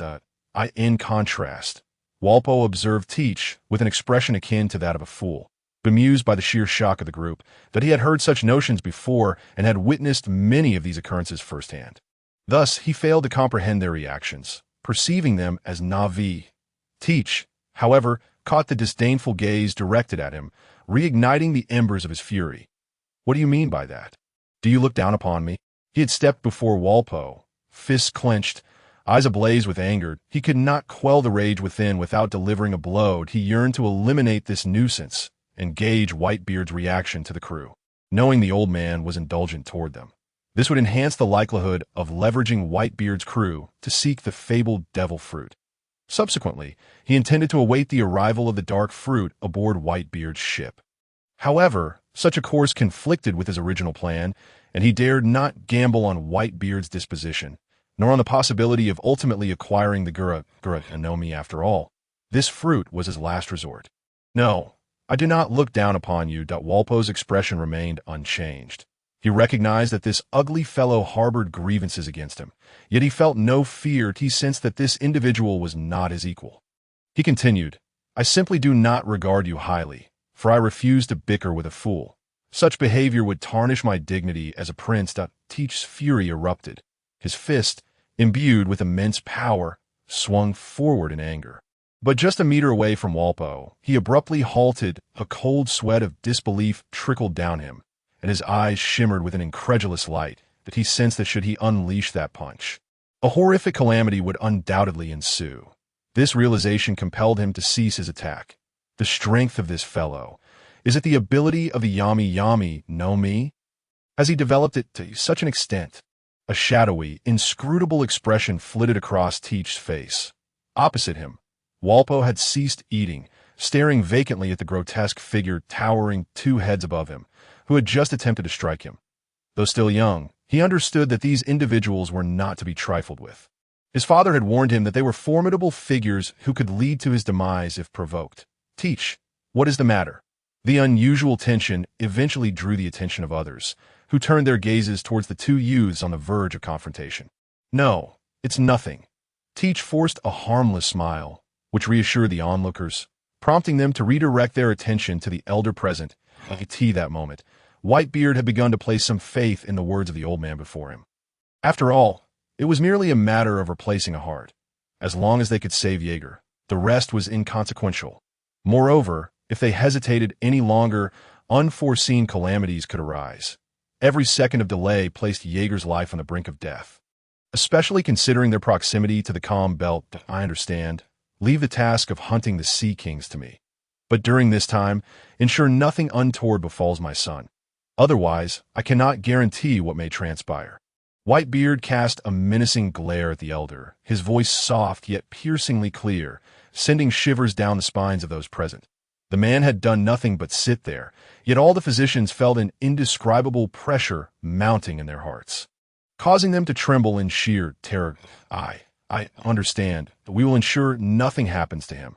You can trust us. The elder's voice quivered, his gaze betraying an undeniable fear as it fell upon the towering man by the campfire. His golden locks dancing with a commanding grace in the flames. The orange glow illuminated his features, casting a chiseled visage that exuded an aura of formidable authority. After a moment of squinting at the elder, the powerful man turned his attention to Marco and Vista. Marco, wait here for me. I shall return shortly. With that, Whitebeard turned and departed. Only he possessed the capability to accomplish this task. Marco and Vista lacked the strength to traverse the calm belt unscathed. It was wiser for him to act swiftly and decisively. Every island and route surrounding the kingdom of Magnet Drum was teeming with agents of the world government. Upon witnessing Whitebeard aboard the Moby Dick, fear gripped each of them, and they hurriedly concealed themselves. This man was an entity they could not afford to provoke. He epitomized the pinnacle of this era. They reported the sighting immediately, yet the response was to disregard the Whitebeard pirates for the time being. The Navy and the world government were not yet prepared for an all-out war with this man. Their focus had shifted to the Roger pirates. Both the Navy and the world government had dispatched heavy troops and Garp to pursue the Roger pirates, seeking an opportunity to capture them all at once. What on earth was Roger doing? Standing atop the Doghead battleship, Garp munched on snacks while gazing out at the distant sea. He had received orders to lead 3 warships in capturing the Roger pirates, an unequivocal command from above. It seemed they had stumbled upon something that the world government had strictly forbidden to research. What were they trying to achieve? Were they truly intent on opposing the world government? You're so foolish. You refuse to accept it when I call you reckless. Every time, Roger and his crew have outsmarted you, allowing them to slip away. Otherwise, we wouldn't be at sea now. This is an opportunity to take down the Whitebeard pirates. Cornering them in the Grand Line, Saru's gaze was filled with exasperation as she stood beside Garp. His strength was undeniable, yet his intellect left much to be desired. If he possessed even a modicum of wisdom, the Roger pirates would have long since been subdued. With a sigh of resignation, Saru lamented the necessity of pairing this brute with a more astute lieutenant. She had not anticipated being assigned to this mission, believing it would involve Sengoku instead. Sengoku was commendable in both power and intellect. However, Garp seemed dismissive of her concerns, his expression serious as he continued to snack. I can't help it. Roger is still quite formidable. But with you here, we will undoubtedly capture him. I will apprehend him and send him to impel down, ensuring he never sees the light of day again. Garp grinned confidently. Roger was a man he acknowledged, not someone easily captured. Yet with Saru's sharp mind at their side, escape would be a distant hope for Roger. Saru remained silent, observing her friend, before speaking earnestly. I don't know if you failed to capture Roger before, or if you let him go intentionally. But this time is different. This is a command from the world government, and the old man is under immense pressure. You should be aware of that. The Roger pirates have crossed a line with the higher-ups. The gravity of Tsuru's expression intensified as she continued.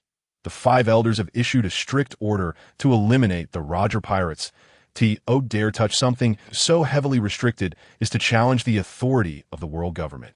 Garp, however, laughed heartily at her seriousness. Ha ha! Those 5 old men are making a fuss over nothing. It's merely history they're afraid of it. I truly look down upon them. He absent-mindedly picked his nose. Unable to fathom how historical matter could rattle the 5 elders so profoundly. They were nothing but a bunch of idle fools. Yet, upon witnessing Tsuru's mildly serious demeanor, he continued to chuckle. Don't worry, little Tsuru. With you around, everything will be fine. If anything goes wrong, I'll take responsibility. All the military credit will be yours. I just want to defeat that scoundrel Roger. He was certainly aware of what the historical truth entailed. The more he understood, the more disdain he felt for the world government, that he genuinely held them in contempt, as he did the celestial dragons. Merely a bunch of trash. Who needs your military credit? Did you even grasp the crux of what I just said, you fool? Sengoku should have accompanied you. Tsuru's fury ignited at Garp's words, his carefree attitude ever so infuriating. Had it not been for the old man's orders, she would never have embarked on this journey with such an infuriating companion. And Sengoku, to depart ahead during such a critical moment. Was it because he knew he would be with Garp that he set sail first? With a gaze shrouded in melancholy, Hijong fixed his eyes upon Garp, his exquisite visage contorted into an expression of disdain. Meanwhile, Sengoku, who had set sail ahead of the others, was suddenly gripped by an eerie chill. As if some dreadful entity were fixating upon him, he stood solemnly on the deck, scrutinizing his surroundings with utmost seriousness. Only after confirming the absence of any observers did he exhale in relief. His eyes, however, grew heavy with contemplation. He had explicitly conveyed to Admiral Kong prior to their departure that this was an opportunity to decisively subdue the Whitebeard pirates, regardless of the cost. Presently, the formidable strength of the Whitebeard crew dwindled to but one, Whitebeard himself, while Jaeger lay gravely injured. Leaving no one else with the power to contend against them, IT required only the combined forces of himself, Zifa, and Garp to ensure that even Whitebeard would not stand chance. Such a rare opportunity was infuriating. Sengoku's countenance darkened as he recognized the validity of the concerns from the higher-ups. The Navy had suffered significant losses following the Battle of Gold, leaving them with scant elite forces. Consequently, they lacked the manpower to confront the monstrous Whitebeard head-on. Moreover, no amount of reinforcements would suffice, for before they could approach, the tremor-inducing powers of the tremor fruit would tilt the very sea beneath them, leaving only the strongest capable of standing unscathed before this man. Clearly, aside from Sengoku, Zifa, and Garp, the Navy had but Admiral Kong remaining. Yet, therein lay a dilemma. How many could truly engage Whitebeard in direct combat? Beyond Garp, whose terrifying conqueror's haki was unparalleled, it was solely Admiral Kong. However, it was inconceivable that Admiral Kong would abandon his post at Navy headquarters to venture into these waters. Thus, it became evident that aside from Garp, no one else in the Navy could confront Whitebeard directly. Even he had to concede that he was not a match for the formidable opponent. Although his conqueror's haki had reached a fearsome level, it paled in comparison to those who had truly ascended to greatness. He had yet to fully master the intricacies of the conqueror's haki, a domain still beyond his grasp, while Zifa's armament haki was undeniably formidable. Capable of shattering mountains with a single blow, it fell short against the likes of Whitebeard. At the very least, he must refine his armament haki to match the caliber of Whitebeard's OWNIN summary. This was the lament of the Navy. Their high-end combat prowess could not keep pace with the elite pirates. Simultaneously, the Roger pirates were concluding a fierce battle with rival pirates in a maritime expanse of the New World. The enemy vessels lay in ruins, engulfed in flames that blazed fiercely. The charred remains of defeated pirates smoldered amidst the inferno. while the surviving scoundrels glared ferociously at the members of the Roger Pirates. Having reconciled with their defeat and mortality, fear had dissipated, leaving only resentment and fury. Admiral Golden Lion will avenge us. You damned scoundrel, do not revel in your triumph. This era belongs to us, the Flying Sky Pirates. Indeed, this epic was heralded as the age of the Golden Lion. Neither you nor Whitebeard can rival our captain. He alone is the strongest. The final cries of the malefactors echoed amidst the roaring flames, as the flag of the Pirate King, emblazoned with the Golden Lion's insignia, was consumed by the fire. Extinguished alongside their bitter lamentations, the members of the Roger Pirates, however, displayed little in the way of emotion. The brutal skirmishes among pirates had always been thus. Once combat was chosen, mercy was an alien concept. Especially in this instance, where one side wielded overwhelming power. The might of the Golden Lion's faction was vast, populated largely by ruthless brigands who exploited his fearsome reputation to wreak havoc across these seas. Daring even to engage the Roger Pirates, gazing at the pirate ship, now ablaze and sinking into the depths, a cold smile graced Roger's lips.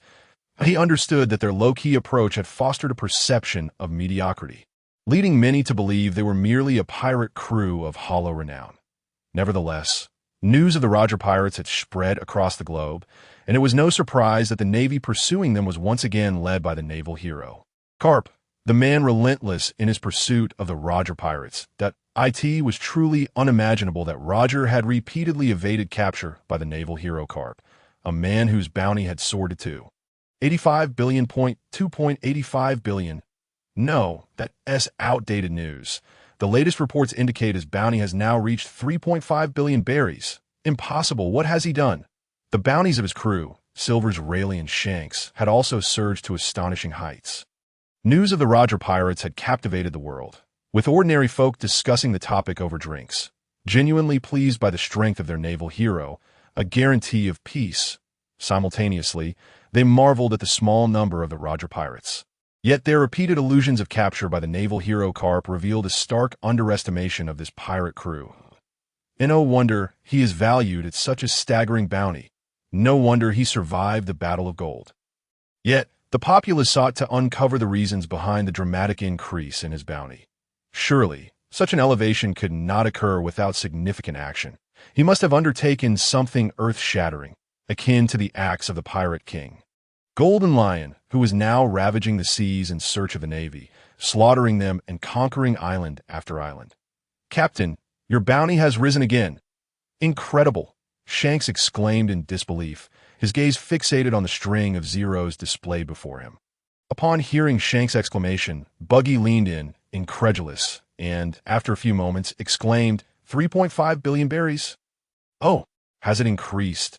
It seems I have truly stumbled upon something extraordinary. Is the world government and the Navy growing anxious?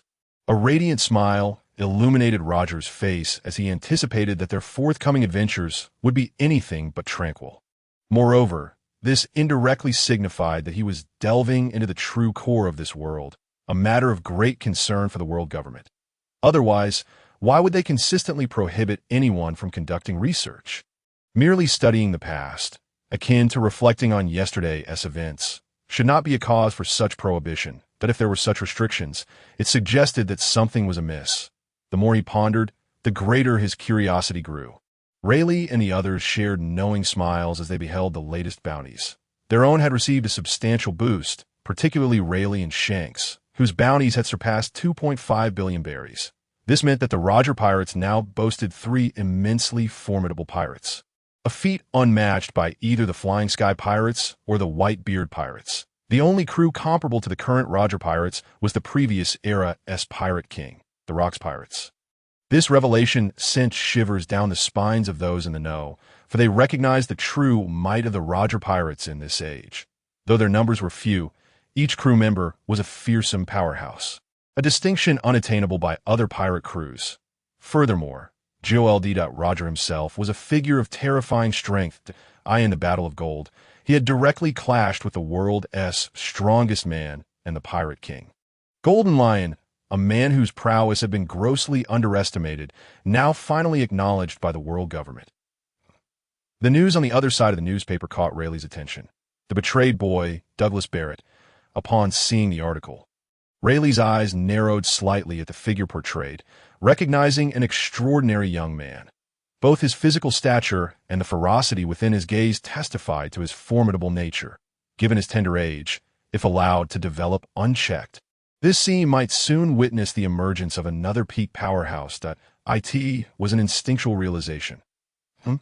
Roger, standing nearby, sensed his companion's unease and could not help but inquire, "What is it, Rayleigh? Is there some remarkable news?" "No, merely an interesting article. Take a look." Upon finishing his words, Rayleigh handed the newspaper he held to Roger. Upon seeing the information inscribed upon it, Roger's expression darkened significantly. The term betrayal appeared exceptionally glaring in his eyes. A shadowy chill emerged at the corners of his mouth. If given the chance, he truly wished to meet him. "Barrett, is it?" Just as Roger's pirate crew was transferring their spoils back to the ship, the infamous Golden Lion had already received news that one of his subordinate pirate crews had been eradicated. The flying pirate crew, which had just subdued an island and found a moment of respite, was setting sail once more. Dozens of pirate ships surged through the skies with great momentum, instilling terror in the hearts of all who beheld them. The vast fleet overshadowed the sun, hovering ominously above. And in that moment, fear blossomed abruptly. Accompanying this dread was the enchanting sound of bells. Yet to those below, it resonated like the bells of hell, echoing from the heights, resonating deeply within their hearts, and spreading through every corner they traversed. The terrifying legend of the Golden Lion was once again sweeping across the world. As the Golden Lion led his crew into action, the Navy's fleet had already appeared near Roger's pirate crew, commanded by the formidable Admiral Sengoku. Each member emanated an aura of ironclad strength. They were the elite of the Navy, yet some among them began to sweat nervously as they gazed into the distance. Toward their target, the Roger Pirates, one of the three great pirate crews. Would this mission result in death? Surely not, right? After all, we have an admiral on our side. This task seems rather perilous. If we were to perish, our families would surely be heartbroken. Wouldn't they? Perhaps returning home to open a small shop wouldn't be so bad. Such a dangerous mission is ill-suited for me. Perhaps I should heed my mother's advice.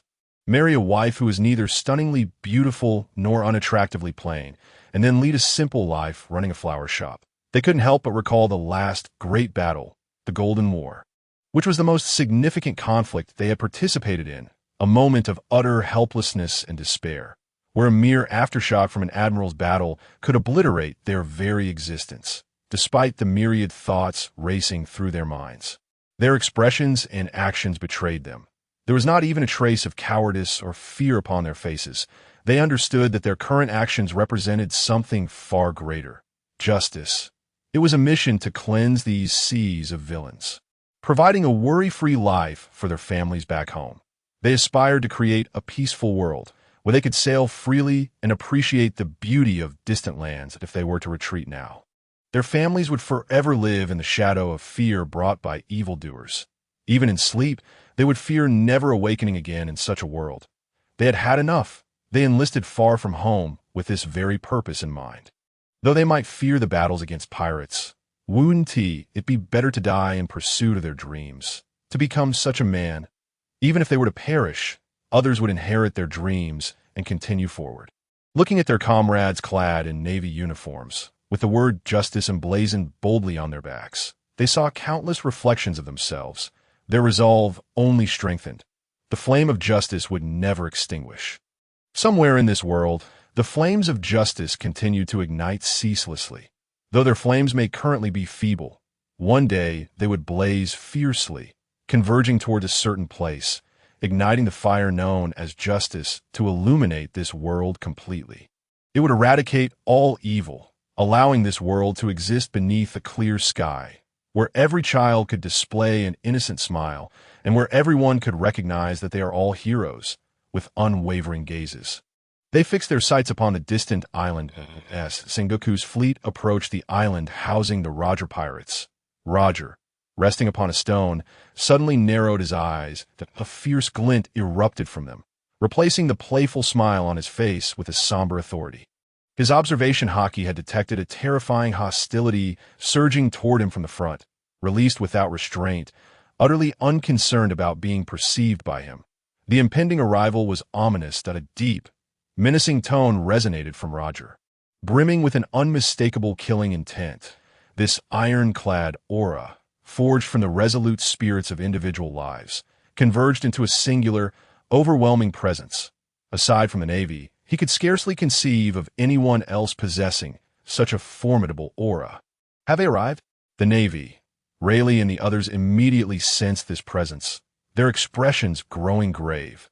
Even Shanks had placed his hand upon the hilt of his sword, though Buggy felt a twinge of fear. He too had drawn his weapon, his eyes fixed intently on the several warships appearing at the edge of the sea, an overwhelming beastly aura advancing towards them. Sengoku stood atop his warship, a profound and foreboding aura emanating from him, the word justice fluttering behind him in the wind. In his solemn gaze, the ships of the Roger pirates were reflected, accompanied by an aura that seemed to tear through his very presence. Roaring toward them from the distance, boom! An intense crimson aura erupted from the island, akin to the rising sun, saturating everyone's vision in red. A dense flurry of crimson lightning surged forth, rending the air asunder. The weather in this maritime expanse transformed, as terrifying hues of lightning stirred the winds and clouds, with hurricanes swirling the red lightning about, wreaking havoc everywhere. The ocean could scarcely withstand this force. Convulsing violently, unleashing monstrous waves, strands of red lightning, reminiscent of a demonic arm, reached unerringly toward the Navy's direction, casting the entire realm into darkness, enveloping it completely in Roger's terrifying aura. Some Navy personnel were already collapsing, frothing at the mouth, while the Admiral's capes billowed wildly in the wake of this overwhelming presence. Facing this unparalleled, domineering aura, Sengoku's eyes narrowed slightly behind his glasses. Boom! In the next instant, his towering figure unleashed a dominating conqueror's haki, violently repelling the oppressive force that loomed over all the warships, cleaving the world into distinctly defined realms. Even when facing the entirety of the Roger pirates, Sengoku harbored no thoughts of fear. He simply lacked proficiency with this type of haki. Moreover, he stood at the pinnacle of the Navy, commanding the forces of justice. If he were to show fear, how could his soldiers advance? If he faltered, how could his troops fight valiantly against their foes? As the gaze of all Navy personnel was fixed upon the Roger pirates, Whitebeard had already traversed the calm belt in pursuit of something the doctor from the Drum Kingdom desired. Yet, due to compatibility issues, even after slaying several Sea Kings, he found nothing of worth. Ultimately, feeling it was a waste of time, in a fit of rage, he annihilated all the Sea Kings in the vicinity and then searched through their remains for a few that were barely alive. Measuring several meters in length, that should suffice, right? Gazing at the colossal creatures laid out upon the Moby Dick, Whitebeard wore a pensive expression. He was uncertain whether the doctor's surgeries would yield successful outcomes, for such matters were inherently unpredictable. Thus, to safeguard against any potential failures, he chose to bring along several Sea Kings' corpses, meticulously selected for their formidable strength, as evidenced by their terrifying physiques. Even from afar, one could hear the powerful beating of their hearts, something inherently unattainable by humans, a coveted existence for all. He then set sail homeward. The journey back to the Drum Kingdom proceeded smoothly, as under Whitebeard's banner. No one dared to approach his vessel. Even the nearby Navy base turned a blind eye, entirely hesitant to provoke him. This was largely due to the Whitebeard pirates' urgent need to traverse from the New World to the first half of the Grand Line, carving a bloody path through any who stood in their way. Has it been a day already? Has father not returned yet? Time should be drawing near, shouldn't it? Old Dad was well aware that Brother Jaeger couldn't hold on for much longer. Otherwise, Jaeger would be exclaiming, "Hey, are you joking? Are you really worried about Old Dad's strength and his grasp on time?" By the flickering light of a bonfire in a coastal town of the Drum Kingdom, the members of the Whitebeard pirates were anxiously discussing, time slipping away as they awaited with bated breath, gazing out at the vast expanse of the White Sea.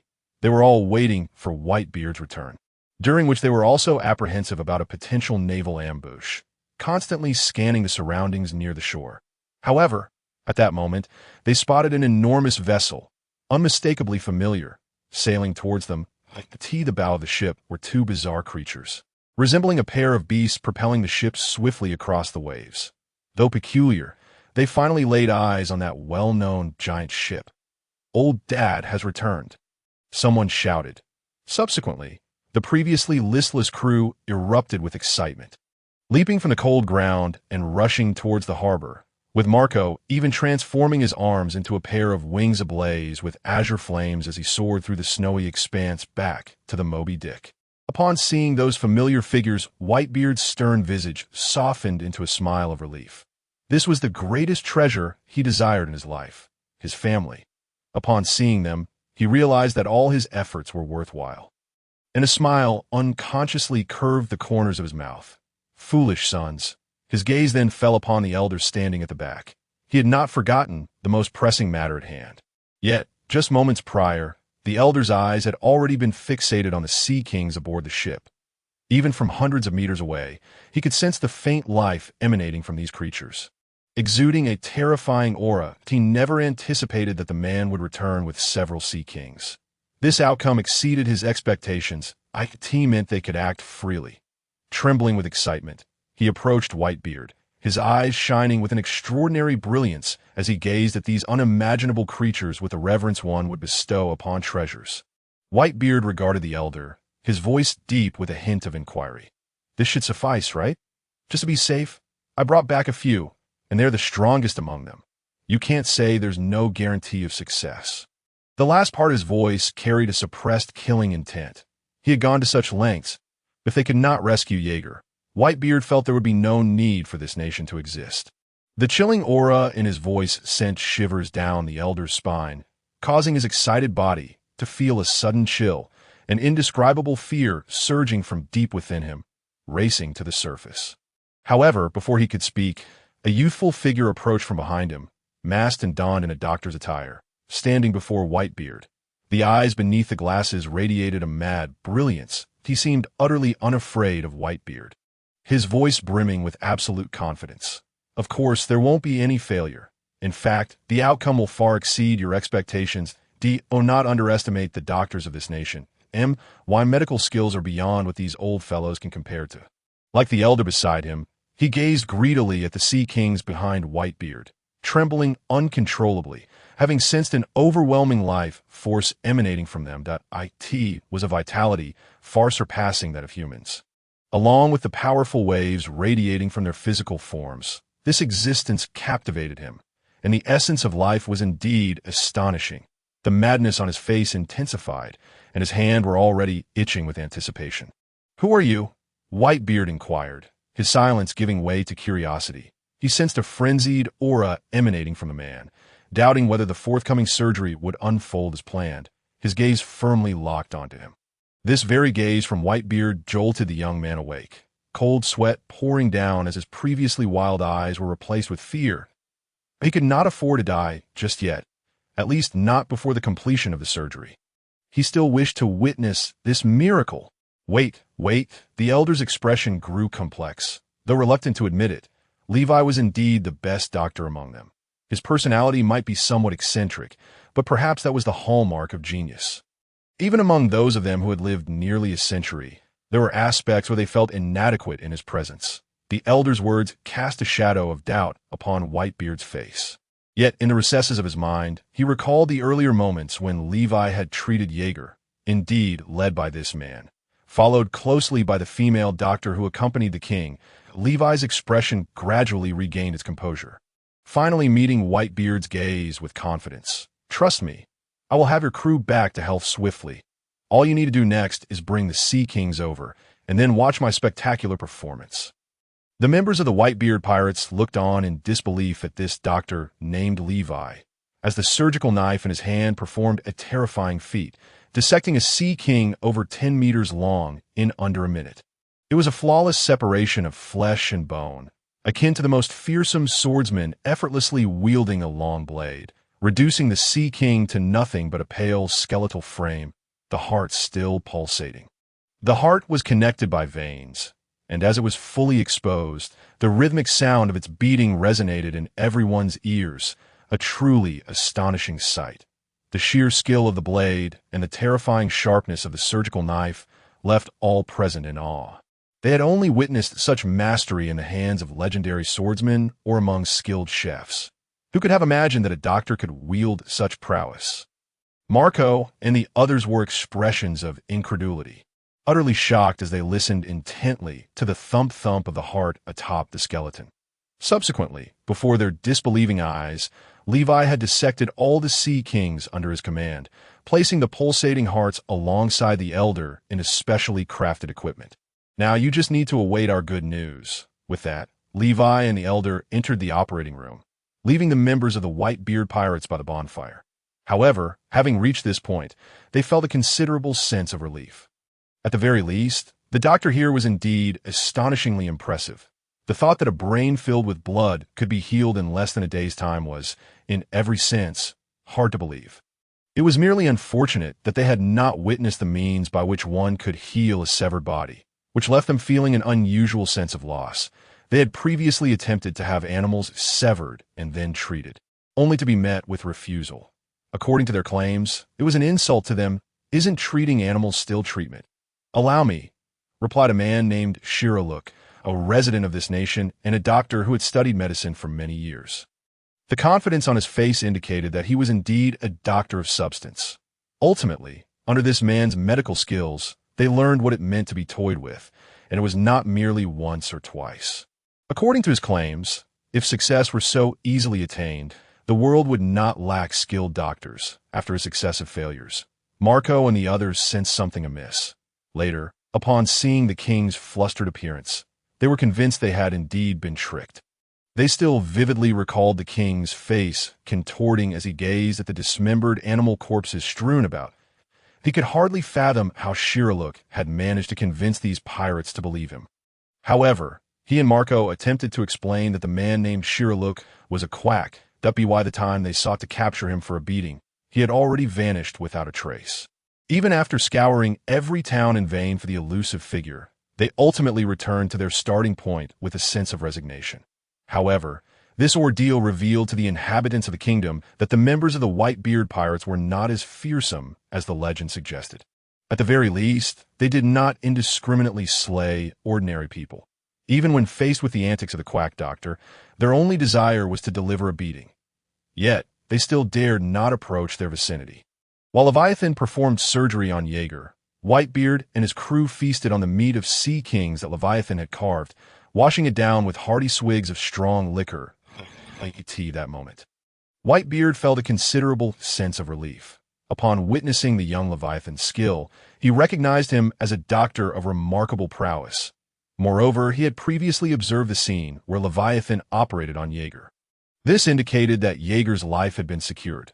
Inside the surgical room, Leviathan gazed with a maniacal fervor at the heart of the Sea King in his hands, its powerful pulsations causing his arm to tremble. It was unfathomable to comprehend the terrifying vitality of the ocean's dominator. Additionally, the individual known as Jaeger boasted a physique honed through grueling training, with muscles and bones of a density that was quite intimidating. Were it not for the specially crafted surgical instruments wielded by the doctors and the exertion Jaeger had undergone, Leviathan might have struggled to penetrate such formidable flesh. Nevertheless, the more potent the challenge, the better. Thus, his operation commenced, the exquisitely sharp scalpel gleaming ominously in the flickering light, as he madly sliced through Jaeger's form with a certain laboriousness reminiscent of filleting fish. Despite this, Jaeger's expression remained unchanged. He felt no pain whatsoever. Under Leviathan's deft hands, Jaeger's heart had ceased its rhythmic beating, and Leviathan carefully extracted it, examining it closely in his grasp. The disparity between the mangled heart and the Sea King's heart was staggering, both in size and function, existing on entirely different planes. Even when compared to Jaeger's heart at the moment of its removal, the contrast was profound. The moment to witness history was at hand. The fusion of human flesh and the heartbeat of an oceanic sovereign. Leviathan emitted a sinister, ecstatic laugh as he observed the seemingly lifeless Jaeger, and all present bore expressions of eager anticipation. Even Dr. Kureha, who opposed the surgery, displayed a hint of expectation. They all yearned to see if this audacious idea could succeed. It was the first time such a cross-species organ transplant operation had been attempted under their guidance. And logically, there should be no unforeseen complications. They had conducted trials on animals, even successfully performing blood transfusions between different species, thus eliminating the possibility of failure, especially with so many eyes observing the procedure. Commencing now, this experiment, long envisioned in their minds, was about to unfold. Quick, record the data. Every minute change must be documented, for these were invaluable experimental findings, poised to revolutionize the medical field. All eyes were glued to Leviathan as he removed Jaeger's damaged heart and replaced it with that of the Sea King, subsequently undertaking further surgical procedures to connect the heart. Once Leviathan had fully integrated the heart, blood surged through Jaeger's body once more, veins awakening as they infused the heart with life, igniting its powerful rhythm. Boom! The sound resonated from Jaeger's body like the beating of war drums, growing louder, echoing as if a mighty warrior was summoning the call to battle. This thunderous resonance emanated from the surgical room, reverberating throughout the entire magnetic drum kingdom, plunging it into a hushed silence. Even the falling snowflakes seemed to slow in their descent. Whitebeard, who had been heartily drinking by the campfire, froze in astonishment, while Marco and the others, upon hearing that boom, wore expressions of disbelief, turning to gaze at the surgical room. Could it be? Was that the sound of a heartbeat? No way. That drum-like sound was indeed the heartbeat. It must be the heart of the Sea King. Joy flooded their hearts. Jaeger must be all right. Marco and Bista were momentarily stunned by the resounding drums, but then they sensed a familiar essence. A pulse even stronger than before. They could not be mistaken. This was the heartbeat of the Sea King. Excitement illuminated every face. They had long awaited this moment, having endured over half a month since the conclusion of the Golden War. With Jaeger's life teetering on the brink of death for far too long, this moment. A smile graced Whitebeard's face, his observation hockey surging forth, revealing the flames of life rekindling within Jaeger. Rising in tandem with a heartbeat, it worked. The exquisite sound of the heartbeat resonated clearly even through the robust flesh, a powerful rhythm that was simply magnificent. After suturing Jaeger's body, Leviathan greedily caressed his form, as if beholding the most perfect creation in existence, his eyes glinting with a frenzied, twisted delight. His hands roamed over Jaeger's body, meticulously scrutinizing every aspect, even pressing his ear against Jaeger's chest to listen, eager to discern if any terrifying changes had occurred due to the Sea King's heart, such as accelerated blood flow. However, his obsessive behavior, coupled with a manic and malevolent expression on his face, caused those present to instinctively swallow hard. They could not fathom how someone could possess such peculiar inclinations. Even Dr. Correja, having lived for over a century, was secretly astonished. Perhaps this was the distinctiveness of genius, an obsession with not overlooking a single detail that bordered on the bizarre. Deep down, she realized this was beyond her capabilities. Leviathan continued to observe Jaeger. He declared, "As you can see, the surgery has been successful. Now we await the awakening of this man. You all should go inform the pirate captain of the situation. I shall remain to document any changes in this subject. Since our hypothesis has succeeded, I will dispose of the remaining Sea King hearts shortly." He did not even think about using them for experimentation. His voice brimmed with madness, as if the results of this experiment belonged solely to him, not to be shared with others. Indeed, it was true. The expressions of the other doctors were complex as they regarded Leviathan. This surgical hypothesis had originated from him, not because prior doctors had not entertained similar thoughts, but because the surgical techniques had long been lost. Yet, Leviathan had resurrected the knowledge contained within medical texts, an astonishing feat that placed him ahead of his peers. Moreover, he had proposed numerous astonishing theories, with the transplantation of hearts from different species being one of them, a notion their conservative minds had never contemplated. Dr. Correja and the others, resigned, exited the surgical room to approach Whitebeard and his crew. Upon seeing them, Marco and the others could hardly contain their eagerness. "Doctors, what of Jaeger? Is he all right? The surgery must have succeeded. That drum-like sound is indeed Jaeger's heartbeat, right? When will he awaken? A barrage of questions bombarded the doctors as they emerged from the surgical room, leaving them feeling overwhelmed. However, they dared not display any emotion. After all, they could not afford to provoke this formidable crew. Even the king who had accompanied them was not someone to be trifled with. Regardless of how extreme their actions might have been, no inquiries were made, only silent observation. The man you seek, your Jaeger, is indeed unharmed. The surgery was a resounding success, and that drum-like sound is unmistakably his heartbeat. I am uncertain when he will awaken, though it should occur within the next couple of days. However, you are still not permitted to see him. Levi is still inside, conducting examinations and documenting his findings. After all, this is a cross-species transplant surgery.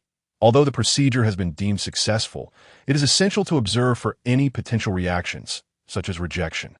Previously, the elderly gentleman stepped forward to answer questions posed by Marco and the others, while also revealing some inherent risks. His words left Whitebeard momentarily speechless, as the joy he felt for Jaeger was swiftly eclipsed by a chilling and ominous intent that clouded his gaze.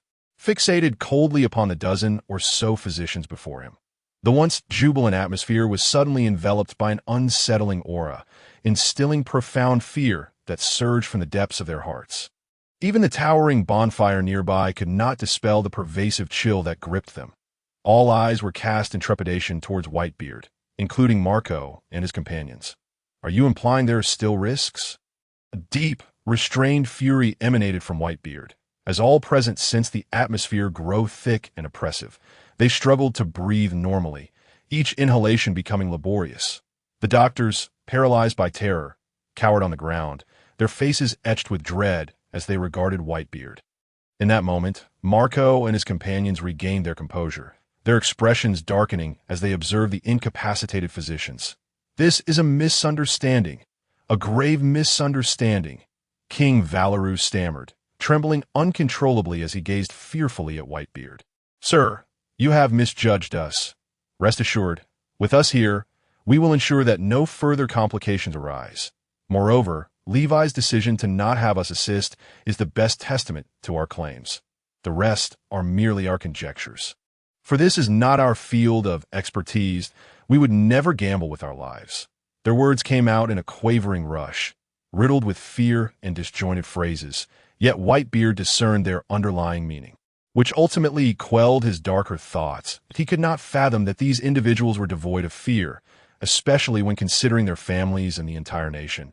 They were ordinary people, not the malevolent pirates he was accustomed to, and thus their intentions were not so twisted. Eventually, Whitebeard retracted his menacing aura, primarily because his observation hockey sensed Jaeger's life force steadily strengthening, accompanied by a heartbeat resonating like a war drum, indicating that the other party was indeed recovering. Nonetheless, he ominously remarked, I hope you speak the truth. Otherwise, do not assume that I, Whitebeard, am a man of leniency. We are pirates. You should be well aware of what that entails. Whitebeard's declaration rendered all present utterly speechless, each person frozen in fear, afraid to make a sound. They understood fully what it meant to be in the presence of a pirate, especially one as formidable as Whitebeard. They dared not utter a lie in his presence. Although they were aged, they still wished to live a few more years and witness further medical marvels. Thus, the elder quickly replied, Indeed, there is no need for deceit. We cannot afford such a risk. Levi is finalizing the procedure and documenting this unprecedented surgical endeavor. Rest assured, your crew member is in no danger.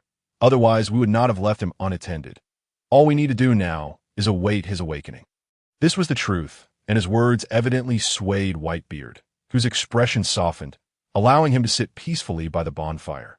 Meanwhile, Marco and the others remained skeptical, casting wary glances at the physicians. It was only after confirming that Whitebeard had nothing further to say that they calmed themselves and returned to their own concerns.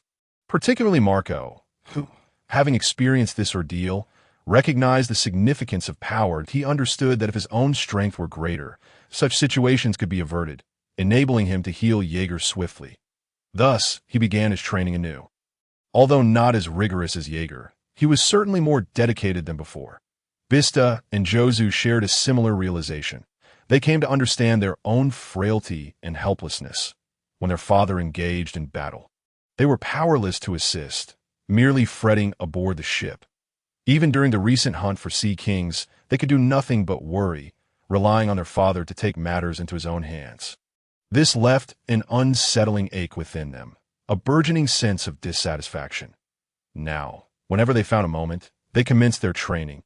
Each member of the Whitebeard pirates was imbued with a newfound motivation to cultivate their strength. Jaeger's words resonated vividly in their ears. Yes, despite their father being the world's strongest man, if they remained weak, they would only become impediments to him. Even amidst battles against foes, they would be distracted, worrying for their safety. This was not the outcome they desired. They aspired to grow as strong as Jaeger, to alleviate their father's burdens, and to clear away any threats that lay before him. Their transformations did not escape Whitebeard's keen observation. Sitting by the bonfire, sipping strong liquor, a mysterious smile crept across his face. It seemed that Jaeger's relentless encouragement for them to train had succeeded in an unexpected manner. Truly, a bunch of foolish sons, as Whitebeard and the others awaited Jaeger's awakening. Levi was inside the surgical room, leaning in close to Jaeger's heart to listen to its rhythm. However, as he continued, he picked up a scalpel nearby. He proceeded to cut open the area he had just sewn shut, exposing the transplanted heart once more, revealing the Sea King's heart pulsating wildly within Jaeger's body to prevent its sound from reaching Whitebeard and causing alarm. He reached in and squeezed, muffling the thundering noise. Behind his glasses, his eyes gleamed with a wicked excitement as he gazed upon Jaeger, who lay motionless like a corpse. What a rare specimen! If only you belonged to me. How splendid it would be! He trembled with exhilaration.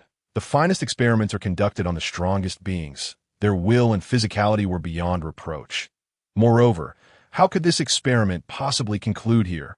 Those imbeciles could never grasp the greatness of my vision. Those incapable of executing such a procedure were unworthy of my company. The best performance was yet to come. The world's first instance. Levi's visage twisted with madness, his body quaking with excitement. He could barely contain himself, realizing that he had made the right choice in answering the king's summons. Not only could he accomplish what he had long desired, but he could also perfect it, executing the final plan he had meticulously constructed in his mind. As for failure, what of it? He had already validated the transplantation of a cross-species heart. Even if he were to die now, he would accept it. Thus, he would pour all his energy into the forthcoming experiment, striving for its success, his eyes, filled with a frenzied malevolence, fixated on the two pulsating Sea King's hearts within the apparatus.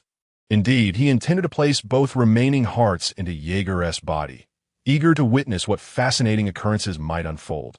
Would it be an unprecedented rebirth or a swift demise?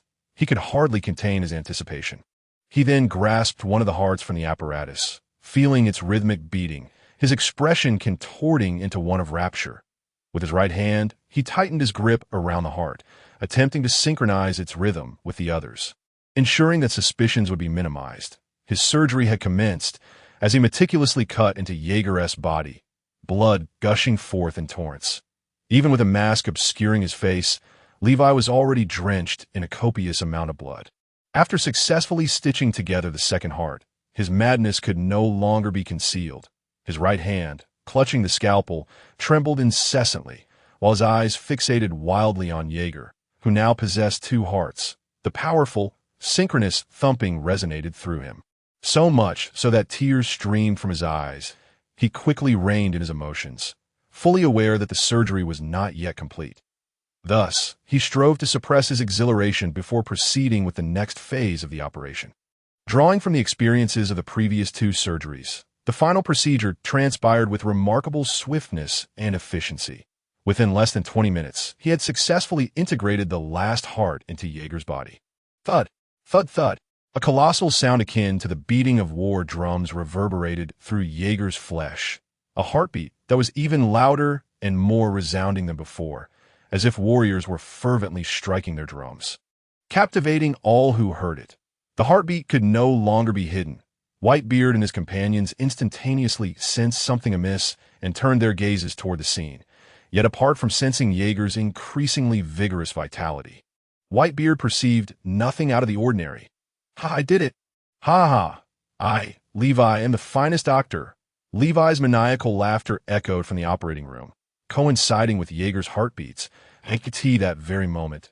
Marco and the others pushed open the door to assess the situation. After confirming that Jaeger's breathing was steady and his heart was pulsating robustly, Marco steadied himself to observe the blood-soaked figure before him, who was still laughing maniacally, as if he had accomplished something utterly incredible. "Are you all right?"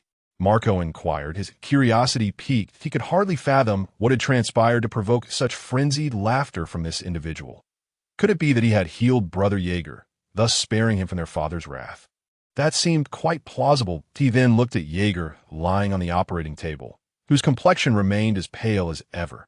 However, thanks to the doctor's intervention, he had evaded the clutches of death. Now, all that remained was for him to recover. Relying on his remarkable regenerative abilities, Jaeger soon awakened. Prior to that, Marco unleashed azure flames from his hands, directing them onto Jaeger's body to maximize his healing capabilities. Levi could not mask his astonishment at the sight of Marco's azure flames. Yet soon he recalled the existence of the sea's treasure, the devil fruit, considering that the prince of their nation was also a consumer of such fruit. The extraordinary powers it bestowed had reshaped his entire understanding of the world. Furthermore, the moment he witnessed Marco's abilities, he had long coveted them. However, the prince's status had deterred him from pursuing any research. And now, could this fellow also be a user of the devil fruit? Levi pondered as he gazed at Jaeger on the operating table, unable to resist glancing at his own blood-soaked attire. If he truly were a user of the devil fruit, then this blood would certainly provide ample material for study. Indeed, the formidable beings outside, in whatever aspect, were worthy of investigation. They were beyond the comparison of a single nation, and the world outside was far more splendid than he had ever imagined. Levi regarded Marco with a contemplative expression. "With your miraculous abilities in healing, he shall awaken shortly. He has been in slumber for quite some time. You ought to prepare an ample supply of food for him. He will likely require a substantial amount." Levi remarked with a hint of mischievousness, a sinister curve gracing his lips. For a body powered by 3 Sea King hearts was beyond imagination. In terms of energy and other aspects, it would far exceed that of an ordinary person. However, his words elicited a spark of interest in Sachi, who stood behind Marco, a confident expression blooming on his face as he declared, "Leave it to me, no matter how much food is needed. I shall see to it that Brother Jaeger is thoroughly satisfied." He was brimming with confidence in his culinary skills. Though he had joined the Whitebeard pirates not long ago, he had already taken on the responsibility of preparing meals for the entire crew. He could even perfectly cater to Whitebeard's appetite and preferences, let alone those of others. Thus, he exuded confidence in this regard. Having spoken, he turned and exited to prepare, fully aware that a patient just awakening would need to replenish his energy. After Marco unleashed the azure flames upon Jaeger, he, along with Levi, turned to leave the room. They had exerted their utmost efforts in fulfilling their duties. Now, all that remained was for Jaeger to awaken. "You haven't done anything reckless, have you?" Levi, upon exiting the operating room, was met with Dr. Correa's somber inquiry. She was acutely aware of this man's madness, fearing he might indulge in further insanity once they stepped outside.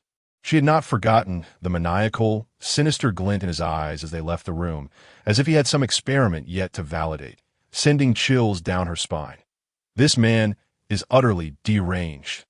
Do you think I'm so unreliable as to be compared to you? Please, do not underestimate me. I, Levi, am a man of my word. If I say I will dispose of those hearts, I shall do so. Whether as a person or as a doctor, I am second to none." Levi cast a disdainful glance at the seemingly youthful old woman before him, wondering how she maintained such vitality despite being over a century old. Could it be that she harbored some secret? Perhaps she had replaced her blood or heart, resulting in a terrifying transformation of her very essence. Such a notion seemed plausible, and Levi's eyes gleamed with fervor as he regarded this young woman's form.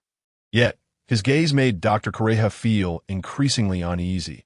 A look of discomfort crossed her aged visage. "This brat, does he harbor any inappropriate thoughts toward me?" She fixed a wary gaze upon Levi, her right hand subtly poised to act. As if he dared to make a move, she would not hesitate to strike him down. As the two harbored their own thoughts, Marco approached Whitebeard to report the results of his examination. Father, Brother Jaeger's condition is improving remarkably, unprecedentedly so. I've never witnessed such a state before. His heartbeat is extraordinarily powerful.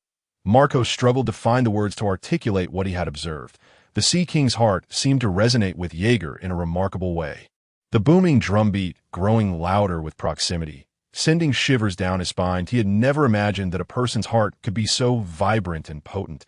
Such a formidable heart granted Jaeger a robust physique, and the mere circulation of blood generated a frightening warmth around him. As Whitebeard smiled at Marco's words, Jaeger's fingers twitched slightly. The darkness within his consciousness began to recede, and the heartbeat grew ever stronger. I'm not dead. Jaeger's awareness gradually coalesced. Flickering images of Garp and Roger, striking toward him, ignited a terrifying intent to kill deep within him. Instinctively, the body lying on the operating table crackled with thick bolts of lightning. Yet, more prominently, the thud-thud sounds, reminiscent of war drums, resonated violently within his foggy consciousness, immersing him as if he were enveloped in a battlefield. What is this? The drum-like sounds completely captivated Jaeger, sharpening his awareness. As he slowly opened his eyes, the terrifying observation haki surged forth, seeking to capture the source of this incredible sound. It didn't take long for him to realize something was amiss. The sound was emanating from his own heart. As the observation haki drew nearer, he discovered that his heart had been replaced by a peculiar organ, and most astonishingly, he realized he possessed 3 hearts? 3 hearts? What on earth has happened?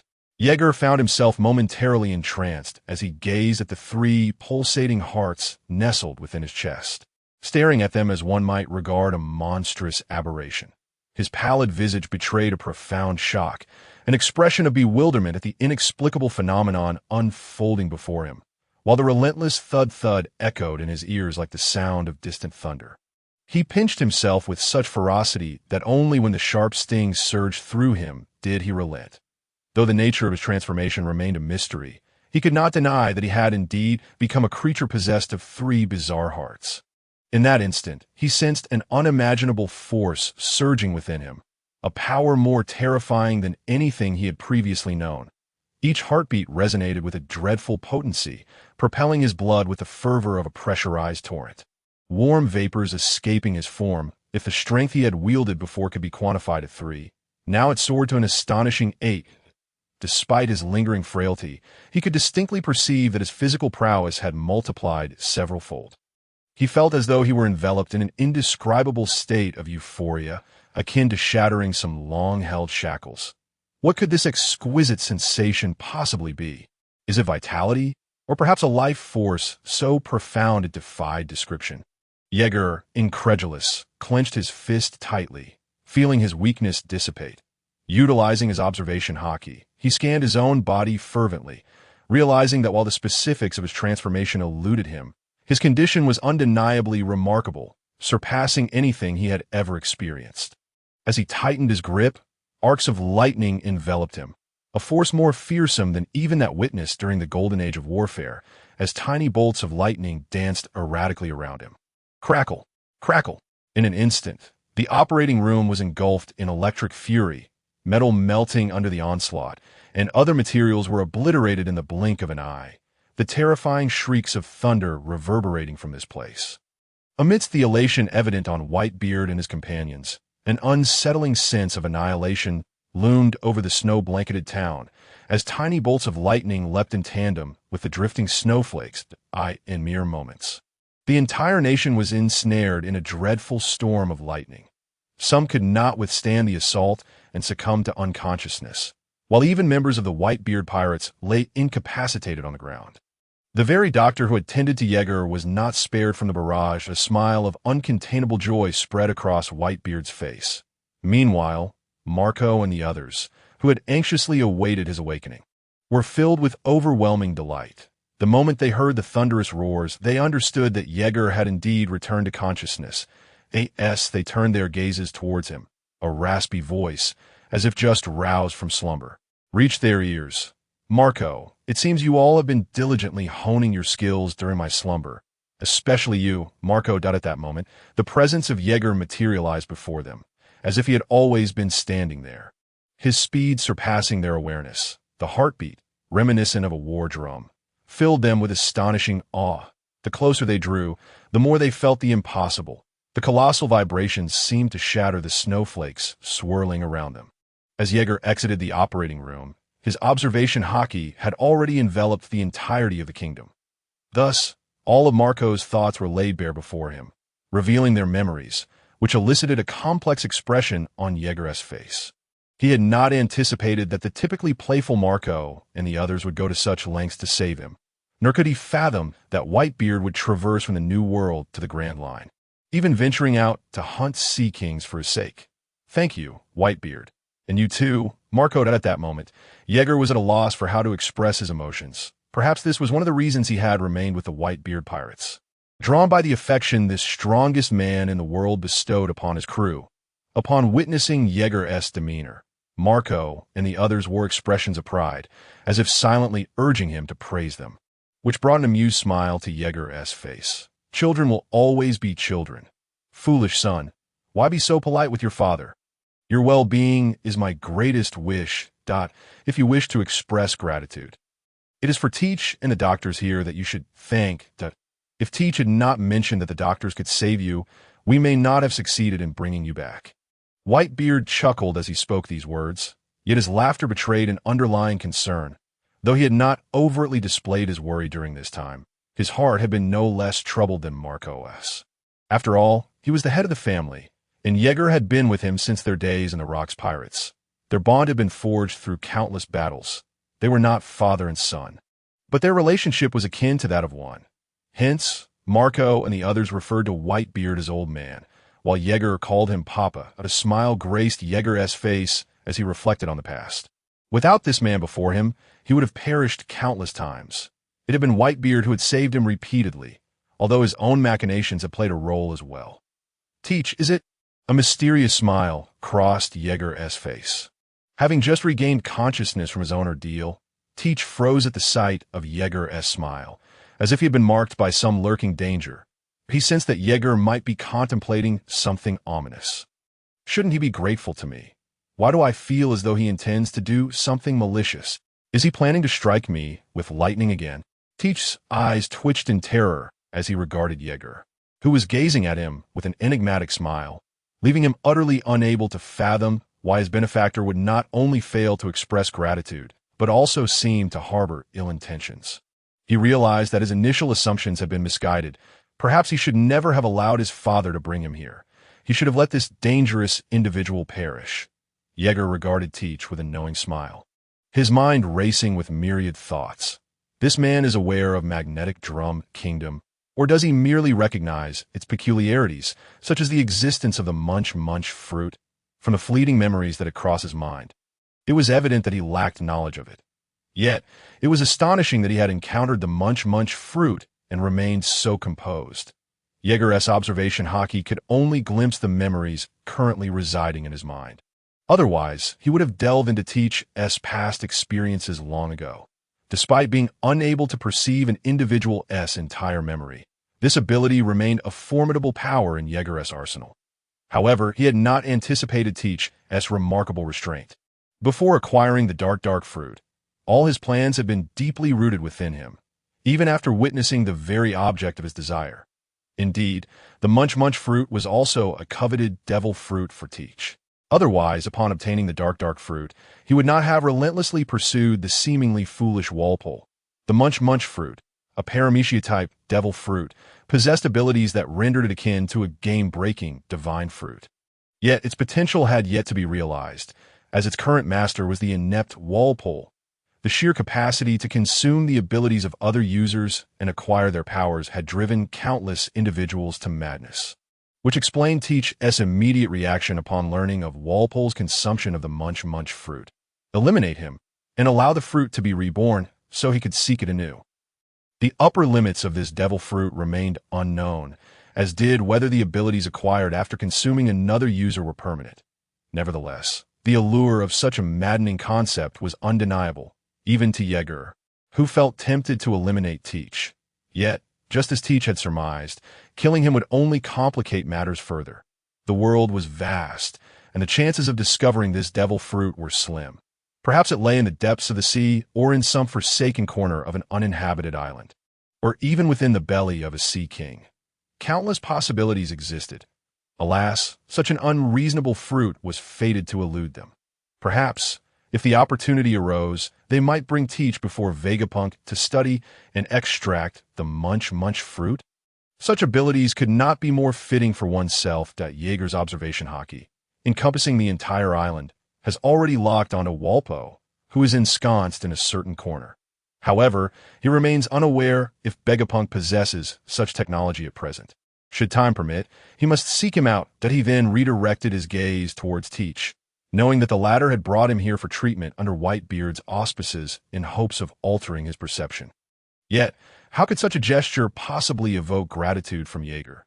This is no jest. Even now, Jaeger harbors the desire to eliminate him.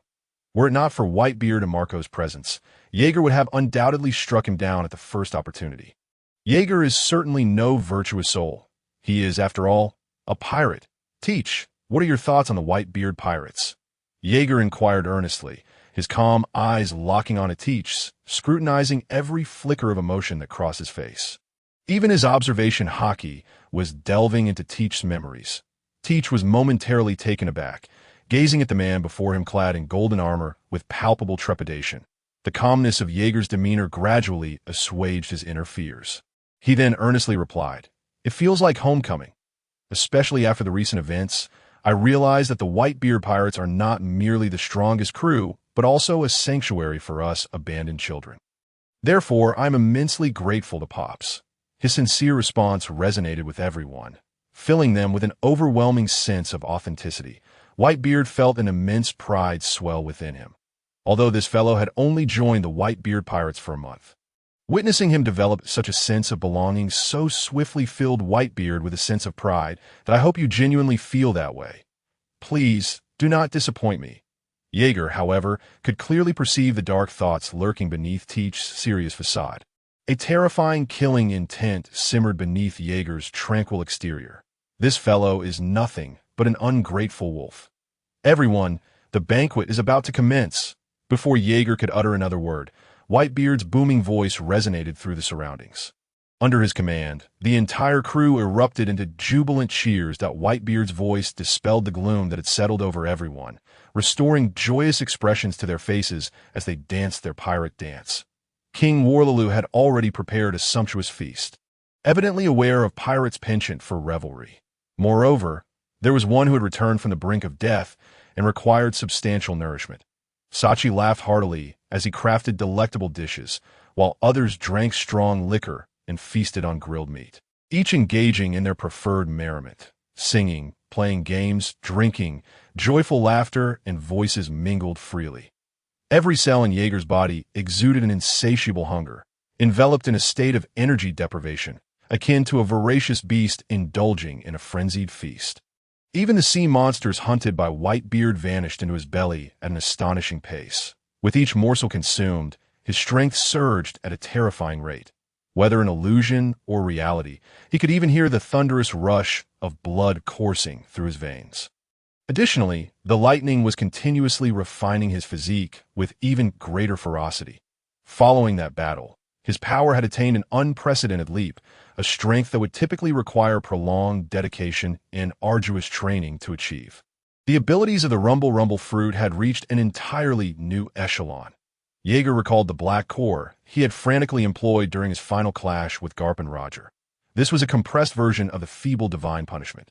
Although he could not yet condense the destructive force capable of obliterating an island into his fist, under immense pressure, he could still wield the black core to unleash a diluted version of the divine punishment, which he termed divine judgment. That if he could one day grasp the divine punishment in his hand, he would possess the capacity to annihilate an island with a single punch. Should he then fervently hone his hockey, his power would truly enable him to confront those monsters head-on. Monkey D.Garp, GOL D.Roger, you two bastards wait for me. As Jaeger devoured his meal with wild abandon, his expression morphed into one of brutal savagery. Arcs of electricity flickering within his gaping maw, his heart pounding with a terrifying intensity as he consumed voraciously like a beast. He now realized how naive his previous thoughts had been, believing that by incessantly developing his devil fruit powers to the extent of manipulating magnetic fields, he could contend with those monsters. Not only would he fail to confront them directly, but even without hockey. He believed he could annihilate those beasts effortlessly. Yet he was mistaken. His current development of the fruit's abilities could indeed obliterate all but the monsters he was familiar with, but he was entirely unprepared for a direct confrontation with them. A few tentative exchanges would suffice, but in earnest combat. Jaeger recalled the final battle vividly. Just a single sword stroke or punch had been sufficient to end him. Clearly, Roger had shown Whitebeard a measure of courtesy, allowing him to believe he could exchange blows with them. He had been so foolishly short-sighted. However, his reasoning was indisputable. The issue lay in the fact that merely focusing on developing his fruit would not achieve the level of strength he desired. To fully maximize the potential of the Rumble fruit, he must engage in direct confrontation with formidable foes. Yet without the support of potent hockey, clashing with them would result in instantaneous annihilation, necessitating reliance on hockey to attain true strength. Thus, his thoughts formed a paradox, illustrating what he ought to do in his current state. The speed at which Jaeger consumed his meal and the terrifying aura emanating from him, melting the surrounding snowflakes, drew the attention of others, particularly Levi, who had just regained consciousness, fixated intently on the golden figure seated in the snow. Even the formidable flesh and golden armor could not conceal the intoxicating rhythm of his heartbeat. Indeed, his thoughts were validated. After undergoing his transformation, the other was steadily growing stronger. Yet, it was fortunate that his body was sufficiently robust. Otherwise, he would be unable to withstand the pressure exerted by the three hearts. He knew just how powerful they were, capable of causing a fatality in an ordinary body. However, Levi's eyes burned with increasing fervor, akin to a famished wolf gazing at its prey, fixated on Jaeger. This man was the perfect specimen for experimentation. Observing the other thriving without issue reignited his ambitions. What if he were to replace the other's blood and bones with those of a sea monster? Would that result in the creation of a humanoid sea monster? A sea monster endowed with human cognition. This notion was feasible, absolutely achievable. The crazed glint in Levi's eyes intensified to a terrifying degree. Contorting his visage into a grotesque mask, he hastily lowered his head to conceal his twisted expression from others. Unbeknownst to him, Jaeger had already discerned his thoughts, astonished that this fool still harbored designs on him. Did this imbecile not realize they were pirates? Did he believe that saving him entitled him to act with impunity? A brutal killing intent flickered across Jaeger's face as he recalled the terrifying transformation he had undergone upon exiting the operating room. Yet, he had not anticipated the depths of the other's madness. Substituting the heart of a marine overlord for that of a human, should one label such a notion as genius or madness? It was this very madness that had birthed his current inhuman form. 3 hearts. In that instant, Jaeger's mind raced with countless thoughts, predominantly revolving around the implications for devil fruits. After all, it was widely known that a person could only consume one devil fruit. Consuming multiple would result in a catastrophic explosion of their body. But what if one possessed 3 hearts? Would the outcome remain unchanged? Ultimately, the demons within the devil fruits merely seek a host. His pulsating, powerful heart now served as the optimal vessel for them. Yet, he dared not gamble. All of this remained mere speculation. How had this fellow managed such a feat? Jaeger cast a cold, piercing glance at Teach, pondering whether it was due to his unique bloodline or some other consideration. Was it possible that my 3 hearts are inadequate? If consuming them directly proves ineffective, could I perhaps allow my heart to absorb the devil fruit instead? A cascade of frenzied thoughts erupted in Jaeger's mind. Ever since he had discovered his possession of 3 hearts, he could not suppress his musings in this direction. Supreme hockey, he desired. Multiple devil fruit abilities he yearned for. These would serve as his trump cards. No one would disdain having an abundance of such advantages. Yet he found himself more inclined to trust his own conjectures, harboring doubts about the notion that devil fruit users rely solely on their so-called souls. If that were the case, Could some individuals not harness the powers of devil fruits associated with the soul to achieve multiple abilities? Jaeger's first thought turned to the devil fruit consumed by Charlotte Linlin. If reliance on souls were indeed the case, would not this woman then be invincible? Or had he overlooked some critical detail? If he could indeed consume additional devil fruits, he must carefully deliberate on which potent one to acquire next. Although he was confident that developing the thunder fruit to its fullest potential would enable him to obliterate his adversaries, no one ever complained about having too many means at their disposal. It was merely a precaution, after all. As his current strength remained insufficient, he currently wielded the so-called invincible Logia-type thunder fruit, lacking for offensive strategies, as none could rival the ferocity of lightning, that if there were any shortcomings, they must stem from his own inadequate development or misguided direction. Furthermore, the formidable physique bestowed upon him by his 3 powerful hearts could not go to waste without devouring a Zoan-type fruit. However, speaking of Zoan types, Jaeger recalled the devil fruit he had previously seized from someone, still kept in his room as a collection. It seemed prudent that he had not given it away at that time. This was also the rule of the Whitebeard pirates. Whoever found a devil fruit had the right to deal with it. Thus, after acquiring this fruit, Jaeger had stored it in his room. Believing that none among the Whitebeard pirates were suitable for its powers, the only individuals fit for such a fruit had already consumed other devil fruits to join the crew. Hence, he intended to keep it as a collection or bestow it upon someone worthy in the future, thereby enhancing the Whitebeard pirates' combat prowess. Yet, Jaeger's pace of consumption suddenly slowed, a terrifying murderous intent flickering wildly in his gaze as he regarded Levi. A chilling aura of death surged within Levi's heart as he met Jaeger's unwavering stare. This single glance made Levi's heart constrict violently, a sense of imminent doom overwhelming him. Despite the proximity of a great bonfire, he found himself enveloped in a shroud of icy terror. This man. The eyes beneath his glasses twitched as they beheld the figure clad in golden armor, filled with overwhelming dread. Did this man truly intend to kill him? Had he uncovered his actions against him? A multitude of thoughts flashed through his mind in an instant. Yet, in the blink of an eye, Jaeger had somehow taken a seat before him, still chewing his food, though the brutality in his eyes was unmistakable. Terrifying bolts of lightning surged within Jaeger's gaze, manifesting as a scene of sheer horror, reminiscent of a being forged entirely from lightning, erupting with a dread-inducing ferocity, evoking visions of annihilation and ruthlessness. This sudden tableau left Levi paralyzed on the ground, gasping for breath, realizing that this man could not be comprehended through ordinary reasoning. He intended to strike him down. Meanwhile, Whitebeard had also taken note of Jaeger, particularly the overwhelming murderous intent that could no longer be suppressed, causing his brow to furrow slightly. Could it be that this foolish son sought to eliminate his benefactor? Jaeger's sinister gaze remained fixed on the terrified Levi, his observation hawky probing the fleeting memories within Levi's mind. Although he remained uncertain whether he could utilize his 3 hearts to become a wielder of multiple devil fruit powers, he resolved to eliminate this man, just in case. Indeed, Jaeger had gleaned from others' words or memories that this individual— no, it was accurate to say that only this man could flawlessly perform heart transplants.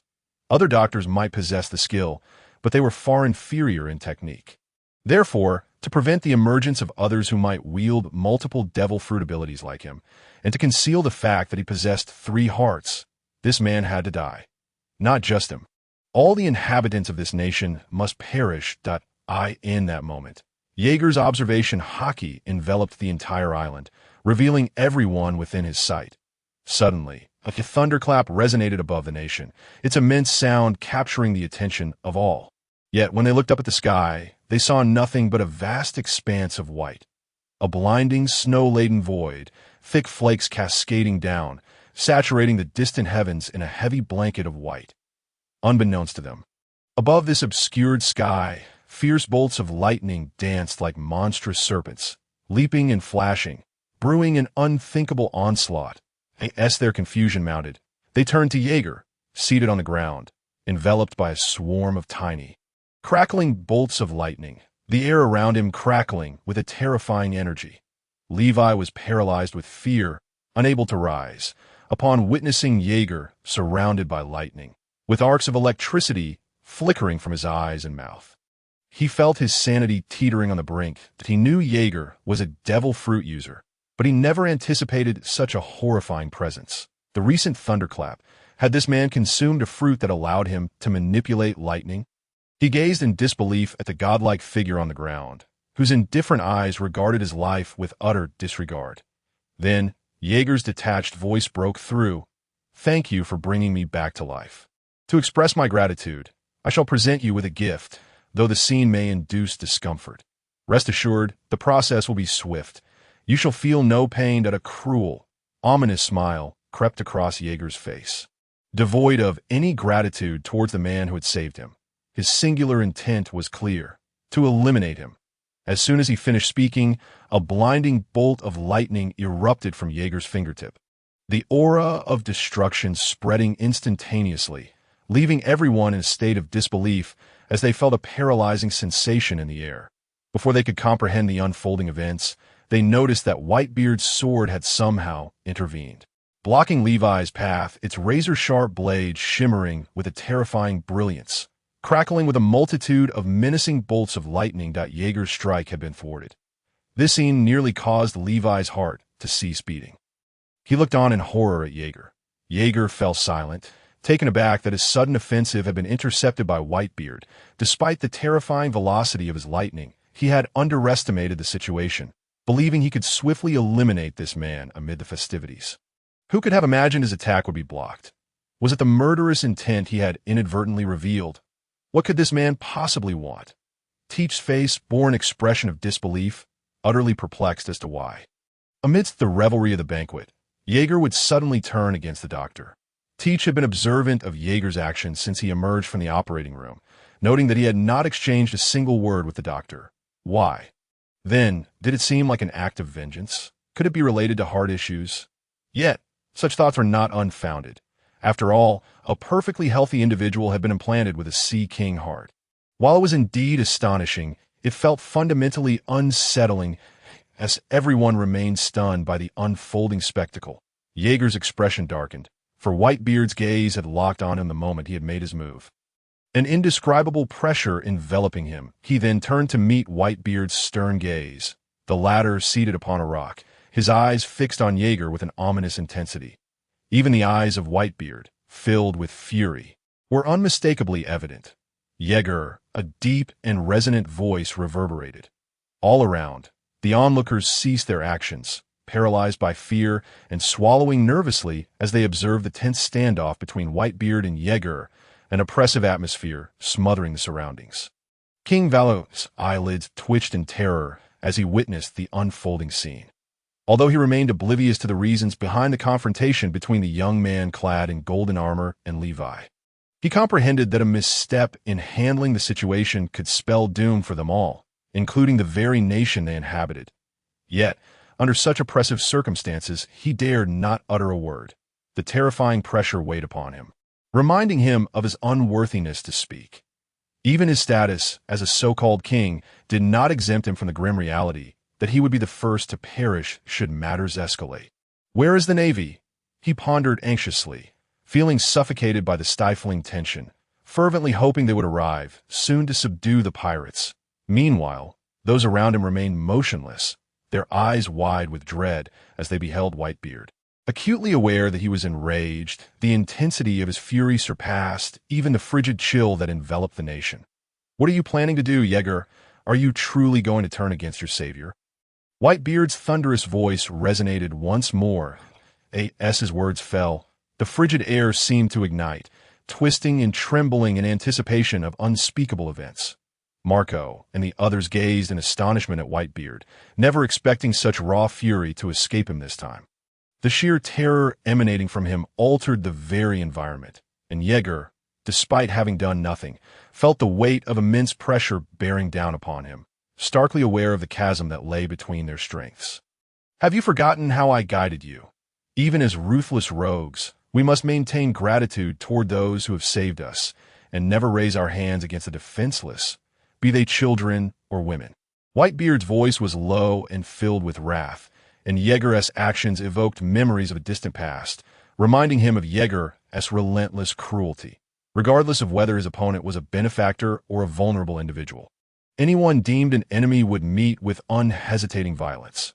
This was why Whitebeard frequently intervened in Jaeger's actions, aiming to instill a sense of morality in him, to mold him into a man of substance. However, it seemed that his efforts had borne little fruit. Whitebeard firmly believed that Jaeger's demeanor stemmed from youthful recklessness, a misguided sense of invincibility fueled by newfound power, dismissing all others as inconsequential. After all, possessing such strength at the tender age of 18 was nothing short of remarkable, especially as the second-in-command to the world's strongest man, having consumed the thunder fruit and developed its terrifying potential. Jaeger had thrived alongside Whitebeard during the Rocks era and had even earned a bounty of $1.5 billion from Navy. Such accomplishments were extraordinary for any man, yet apart from the few peak powerhouses he recognized, he regarded everyone else with disdain. Even the annihilation of a nation seemed a trivial affair to him. Thought, "I am well aware, Father Whitebeard. Your words resonate within me," Jaeger replied with a childlike grin. Recalling the countless times Whitebeard had urged him to embody the essence of manhood, he understood the definition of a man: to eliminate threats without hesitation. Such a man deserved the title, as men should not permit dangers to linger. When the time came to strike, one must do so with resolve. Moreover, he doubted Whitebeard would retaliate severely for the death of someone long gone. At most, he would receive a reprimand, an inconsequential matter compared to his secrets. Yet he was determined to seize the opportunity, for patience had its limits. Suddenly, Jaeger's demeanor shifted to one of ominous intent.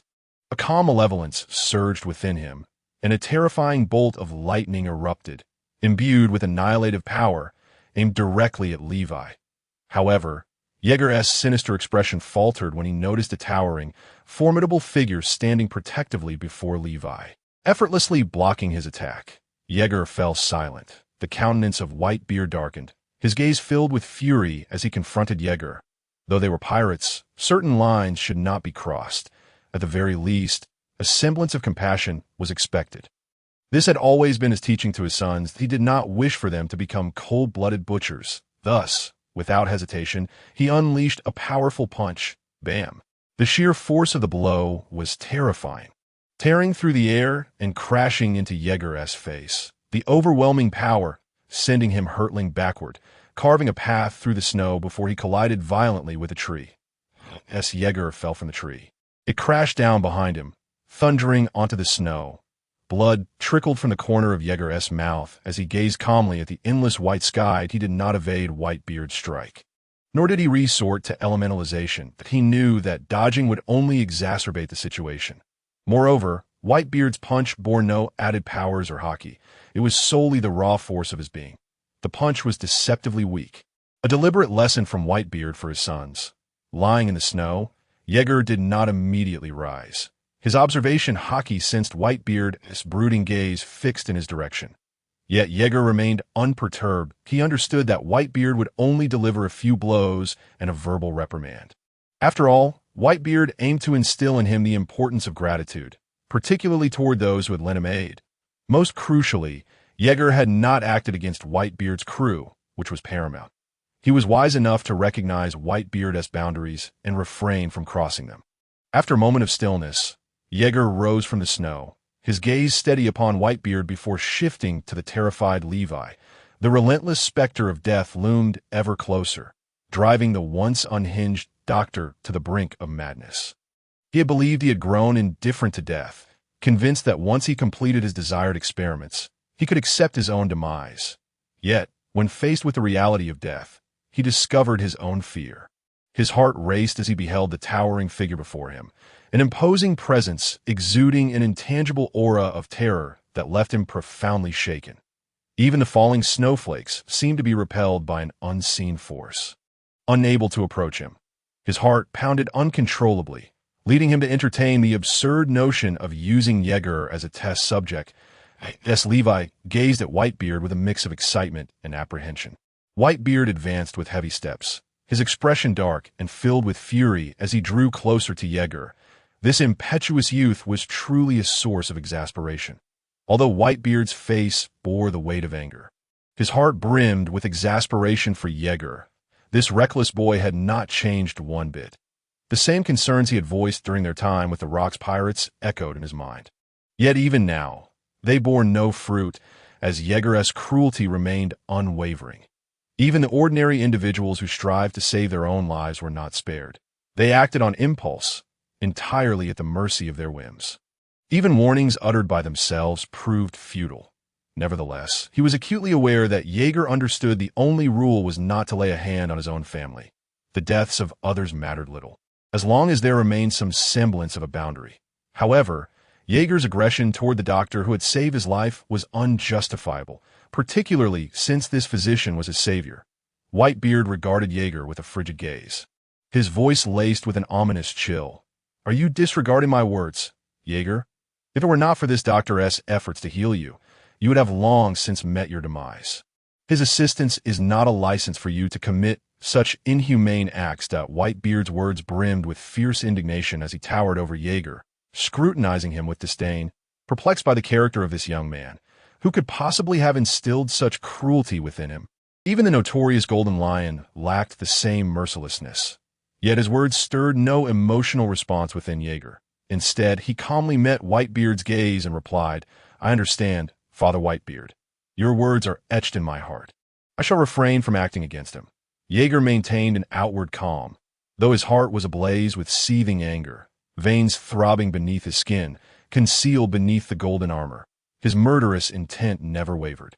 Yet he recognized that the situation had escalated to a point where action was unwise. Just as he had longed for an opportunity to strike a teach, he waited for a moment when Whitebeard was not nearby.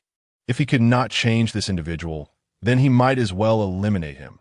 Moreover, he gradually realized that the Whitebeard pirates no longer suited him.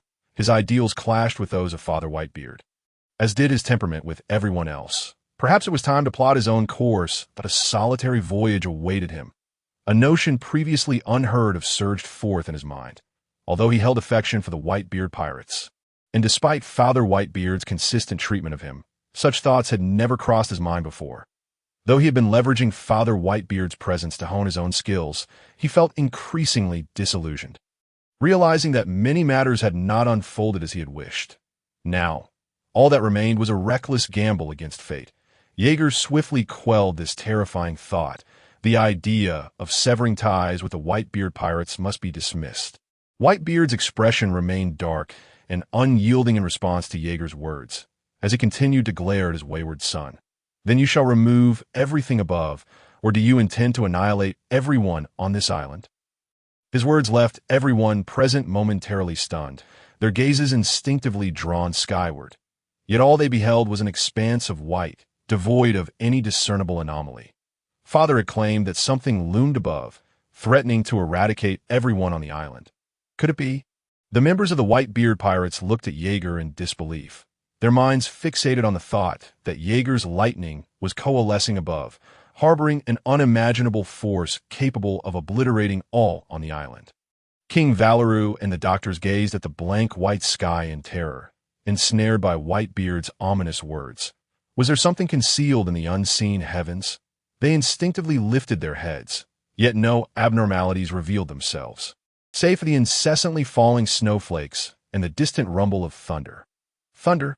They recalled that Jaeger possessed the uncanny ability to wield lightning, an indication that something extraordinary was indeed taking place above their nation, something capable of annihilating the entire island. Yet it remained hidden from their sight. Otherwise, Whitebeard would not have demanded that Jaeger remove the threat. Comprehending this, fear surged within them, an overwhelming sensation that enveloped their hearts with alarming rapidity. Their faces froze in horror as they stared at Jaeger, struggling to fathom why this man would contemplate their extermination when they had saved his life. They could not grasp it, nor could they understand. This notorious pirate, with a bounty exceeding 1 billion, defied common logic. This merciless demon, alongside the equally fearsome Joel D. Roger, instilled a dread that left them breathless. The very essence of terror radiated from him, as if death lingered a heartbeat away. Yet Jaeger had no time to indulge their thoughts. Under immense pressure, he gazed at the brooding Whitebeard, aware that his subtle maneuvers had likely not eluded him. Perhaps he had been detected from the outset. Should he truly let them go unscathed?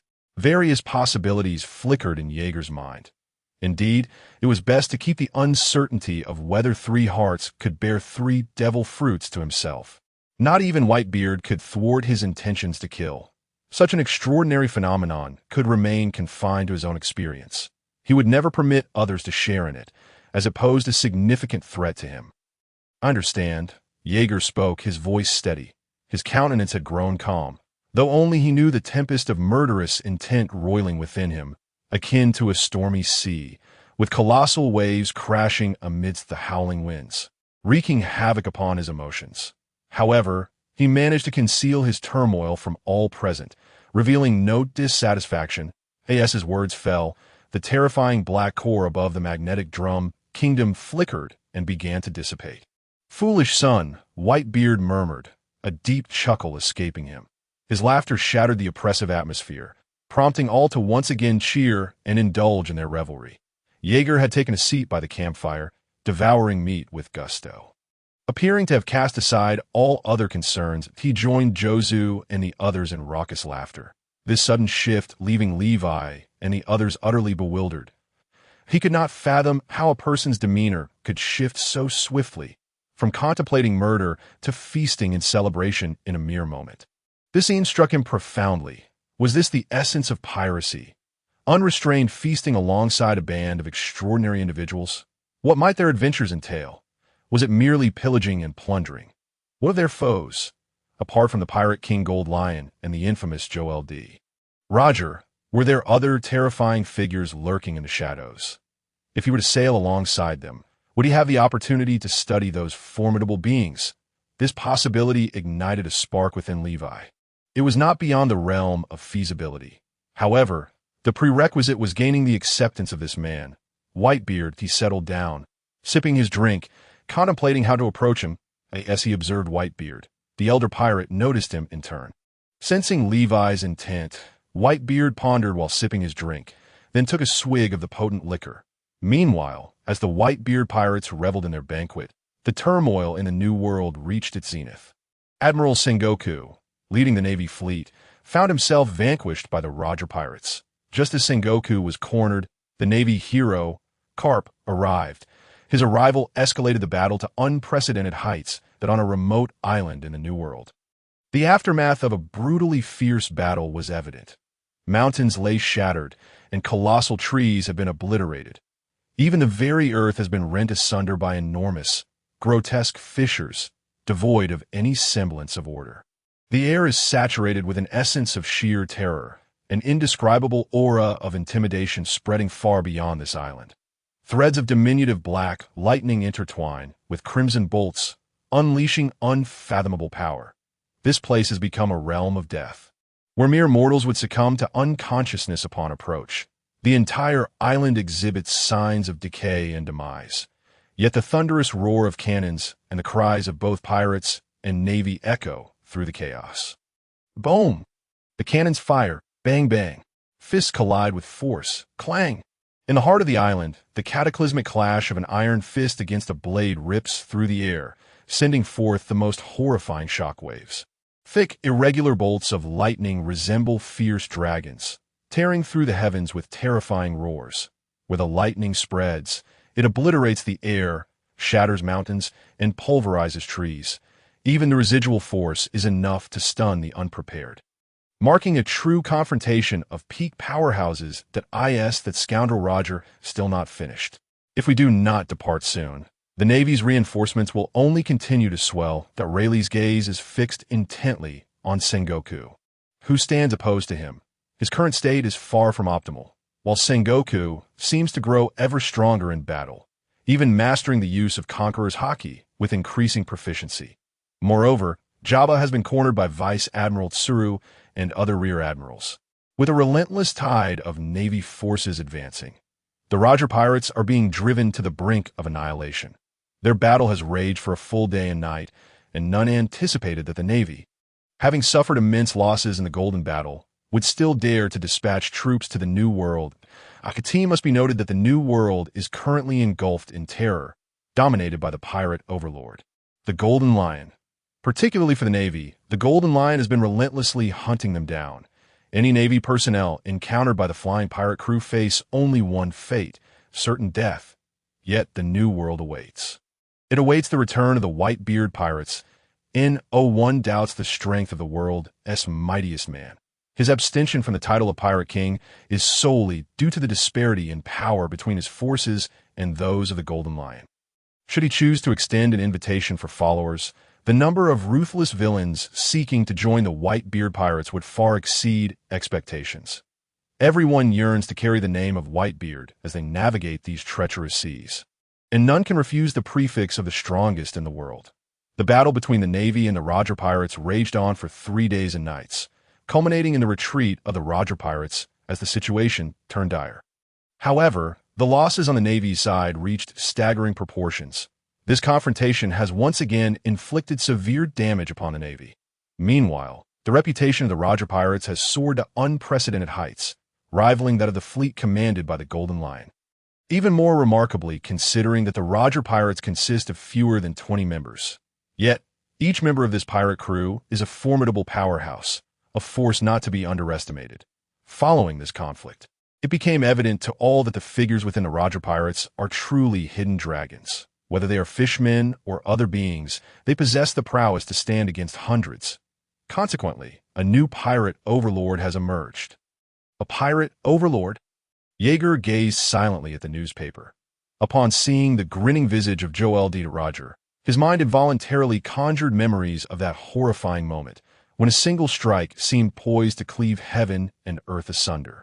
It was beneath that very blade that he had met his defeat, and he currently finds himself utterly helpless against such a terrifying blow, gazing at the familiar figure in the newspaper. With that striking handlebar mustache, a tempest of murderous intent surged within Yeager's heart, and directed towards Monkey D. Garp, his animosity intensified. Once he has devised a means to confront these two directly, he vows to eliminate them without hesitation. Especially that detestable Garp. In Yeager's eyes blazed a furious inferno. Garp's final punch had plunged him into utter darkness. There will be no escape. And what of Monkey D. Dragon, Monkey D. Luffy? If Dragon is not eliminated, the so-called protagonist shall never come to pass. Particularly, if he can manage to dispatch Dragon before that wretched Garp, the expression on Garp's face would surely be a sight to behold. Sitting by the campfire, reading the newspaper, Yeager wore a sinister grin. Yet this was predicated on his need to enhance his strength. Without such growth, he would never dare confront Garp for vengeance. The magnitude of his blows is far too terrifying. He then shifted his gaze back to the newspaper. The new world has grown increasingly lively, and for what he gleaned, Yeager deduced that Roger has begun to touch upon the very essence of history, slowly uncovering the events of the blank century. Whether it pertains to ancient weapons or Joy Boy, it implies that he will soon embark on a journey anew, retracing his path. Once he traverses this route again, the Pirate King will be born. Could it be merely a matter of years? Yeager's eyes flickered with contemplation that if he wishes to exact revenge, he must tirelessly elevate his strength to a level capable of defeating Roger. Otherwise, once this man meets his end, the opportunity shall vanish. No, there remains Ace. But what significance lies in slaying Ace? For true vengeance, it is Roger who must fall. Moreover, will Ace truly come into existence? A peculiar smile crept across Yeager's face. Both he and Teach are the very reasons the Whitebeard pirates have been thrust into death. Their fates are, therefore, sealed. But to aspire to become the Pirate King? A frenzied glint sparkled in Yeager's eyes. Furthermore, the Whitebeard pirates have languished in silence for far too long. It is high time they return to the New World. The title of Pirate Overlord rightfully belongs to the Whitebeard pirates. This era is the era of Whitebeard. Reflecting on this matter ignited an inferno of ambition within Yeager's heart. Had Whitebeard possessed the ambition to contend with them, the New World would never have fallen prey to the whims of that Golden Lion scoundrel. The title of the strongest in the world is not merely self-proclaimed.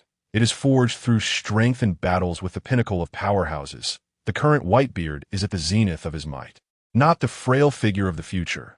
The Whitebeard pirates must set sail once more. Yeager regarded the inebriated individuals by the campfire with a pensive expression. Due to their presence, they have lingered in the first half of the Grand Line for far too long.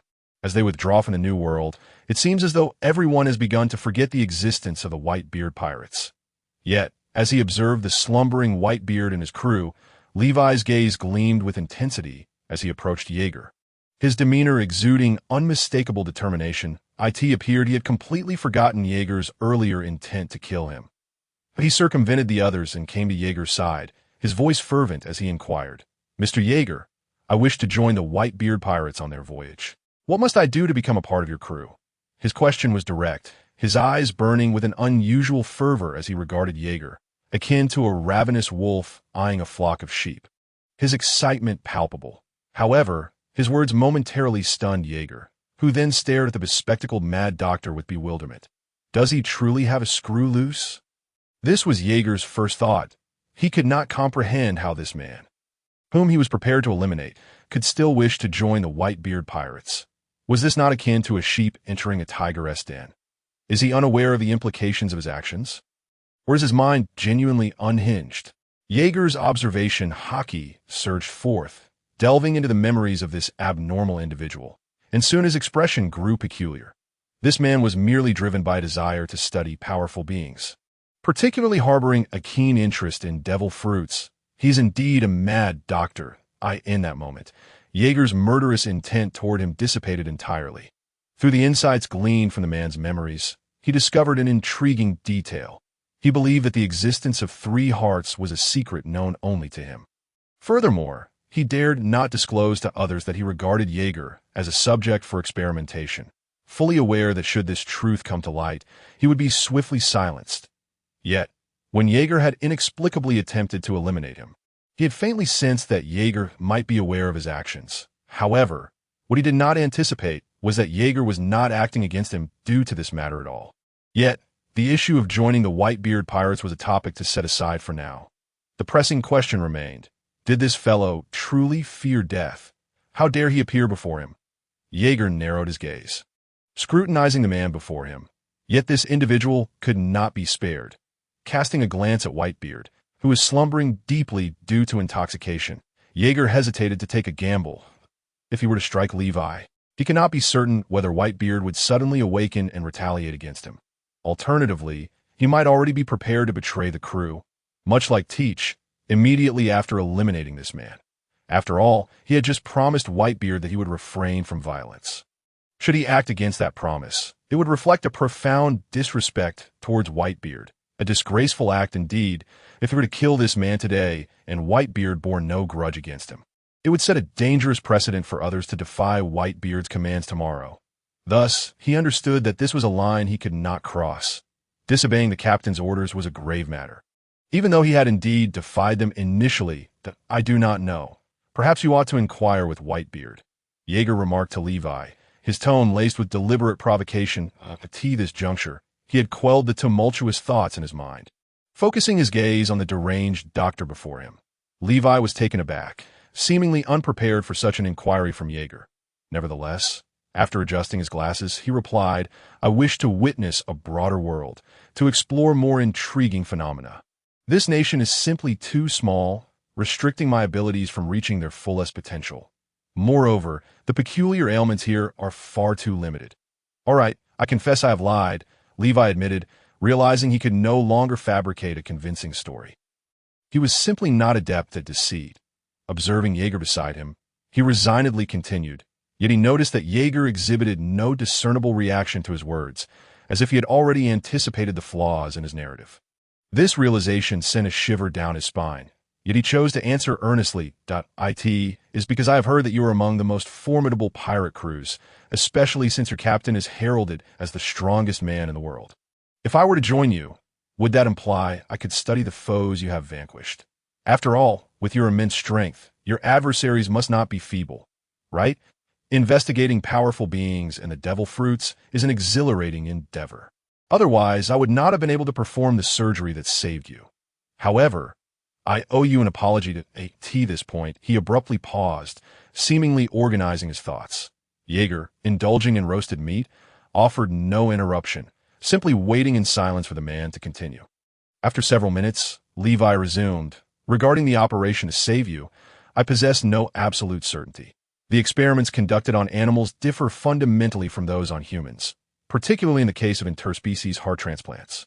I admit there was an element of chance involved, yet I succeeded. I had no other option. I cannot take the lives of ordinary citizens of this nation. If discovered, I would face execution at the hands of the military. His voice was laden with resignation. However, he spoke truthfully, for he could indeed execute the surgery flawlessly, having conducted clandestine experiments on the common people of this nation, disposing of them post-experimentation throughout these events. Jaeger's observation hockey had been diligently absorbing the essence of his current memories, rendering all of Levi's intentions transparent to him. As Jaeger remained impassive, Levi hesitated, pondering whether to divulge the impending revelation to this man, questioning whether doing so might lead to his demise. Just as he contemplated, Jaeger's calm eyes abruptly narrowed, and his heart raced uncontrollably for a moment as he uncovered a staggering truth from Levi's memories: the existence of 3 hearts within him. This man, Jaeger discreetly cast a glance at him. Subsequently, he summoned an invisible barrier of lightning, encompassing them both, ensuring that their forthcoming conversation remained concealed from any external ears. He understood that what Levi was about to disclose was of paramount importance, so critical that it must not reach the knowledge of others. You may have already sensed that something is amiss with your heart and body, have you not? Levi resolved to speak candidly with this man, that if he wished to board Whitebeard's ship, he needed to forge a favorable rapport with him. This necessity stemmed not only from Levi's role as his experimental subject, but also from the fact that he was the only person, aside from Whitebeard, with whom he could communicate meaningfully. If he could persuade this man even slightly, his chances of boarding the ship would significantly improve. Moreover, rather than live in fear of potential discovery, it was wiser to be forthright with this man. He was taking a gamble, wagering that this man would not take his life. There is more than one Sea King heart within you, I am aware. Jaeger responded nonchalantly. You know? Levi was taken aback. Remaining speechless for several minutes before regaining his composure, it seemed his previous conjecture had been correct, and no wonder this man wished to eliminate him. Anyone would be infuriated in such a situation. Gradually, he relaxed, realizing that if the other party was already aware, there was little reason for fear. He continued, however, there are aspects I cannot yet ascertain, as Sea Kings are incredibly powerful entities, even when compared to the legendary giants. They are formidable, perhaps even surpassing them. Even if what resides within you is merely a Sea King heart, its immense vitality and terrifying genetics may alter your body, particularly your blood. I am concerned that your blood may be transformed by these 3 distinct types of Sea Kings. Levi pondered, as if attempting to distill the complexities of his thoughts into simpler terms for Jaeger. Essentially, for different bloodlines may flow within you, your own and 3 variant Sea King types. Of course, the likelihood of this occurring is minimal, but it is not impossible. After all, Sea Kings are extraordinarily powerful creatures. Should such a transformation take place, I fear your own blood could be wholly consumed and replaced, subsequently altering your very character, unless you cultivate an exceptionally robust physique, thereby enabling your blood to harbor sufficient energy to resist the Sea King's encroachment. Naturally, there exists another possibility, which is that your blood may possess unique abilities that render it impervious to their influence, such as the powers of a devil fruit. As Levi spoke with growing fervor, his excitement was palpable, as if he were unveiling the most astonishing and unbelievable truths of the world. His entire being trembled with anticipation, his eyes gleaming as they fixed upon Jaeger. Although he lacked a complete understanding of how devil fruits operated, as a doctor, he could surmise their implications. After all, he had encountered various blood-related ailments in his studies and patients, conditions capable of transforming an individual's entire being, such as leukemia. Could it be that the so-called devil fruits lay hidden within a person's blood, that this incredible energy could fundamentally alter one's genetics and bestow extraordinary powers? This is an occurrence laden with possibility. It is something entirely distinct from leukemia, yet bears a resemblance. Regrettably, he has not delved into this realm of study. Thus, it remains merely his conjecture. What Levi is unaware of is the profound shock his words have instilled in Jaeger.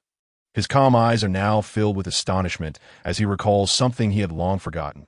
The fellow speaks the truth. The essence of the devil fruit lies in the bloodline factor. That fellow Vegapunk, in his pursuit of the bloodline factor, has indeed given rise to the pacifists. This signifies that my initial assumptions were misguided. The manifestation of multiple devil fruit abilities does not equate to possessing multiple hearts or some arcane essence like souls, but rather it is fundamentally rooted in the bloodline factor. That guy. At this moment, Jaeger remains in a state of shock. He has come to grasp the true meaning of genius embodied in the person before him. The one who appears madly malevolent turns out to be an exceedingly rare prodigy. He now contemplates whether to pursue his earlier notions or seize the opportunity to eliminate him. After all, geniuses in this domain are a rarity, and here stands one before him. The thought of bringing him aboard Whitebeard's ship flashes through Jaeger's mind. Such an individual could yield only two outcomes: death or submission to serve under his banner. However, it is imperative that he refrains from divulging the fact that he possesses 3 hearts. Otherwise, Jaeger would have no choice but to eliminate him with decisive force. I understand. When the time comes, you can speak to Whitebeard, and I shall also mention your desire to join his crew. Not to mention, your medical skills alone suffice. Marco is still far from your level. Jaeger seems to recall something, shaking his head in resignation. Setting aside Levi's genius-like insights, this fellow's medical prowess is indeed commendable, perfectly suited to supplement Marco's underdeveloped skills, and allowing him to learn from this madman. Jaeger's words ignite a spark of excitement in Levi that he understands that this man is confident in securing his place aboard the Grand Pirate ship, granting him the opportunity to embark on adventures in a tumultuous world filled with countless formidable foes and wondrous devil fruits. He becomes enraptured in his imagination. Yet suddenly, as if struck by a thought, he turns to Jaeger and inquires with curiosity, "How did you join Whitebeard's crew? By the way, my name is Levi." Jaeger casts a nonchalant glance in his direction. The words provoke memories of a distant past, yet they are merely inconsequential fragments. Even the fabricated tales he conjures now surpass his actual experiences in excitement.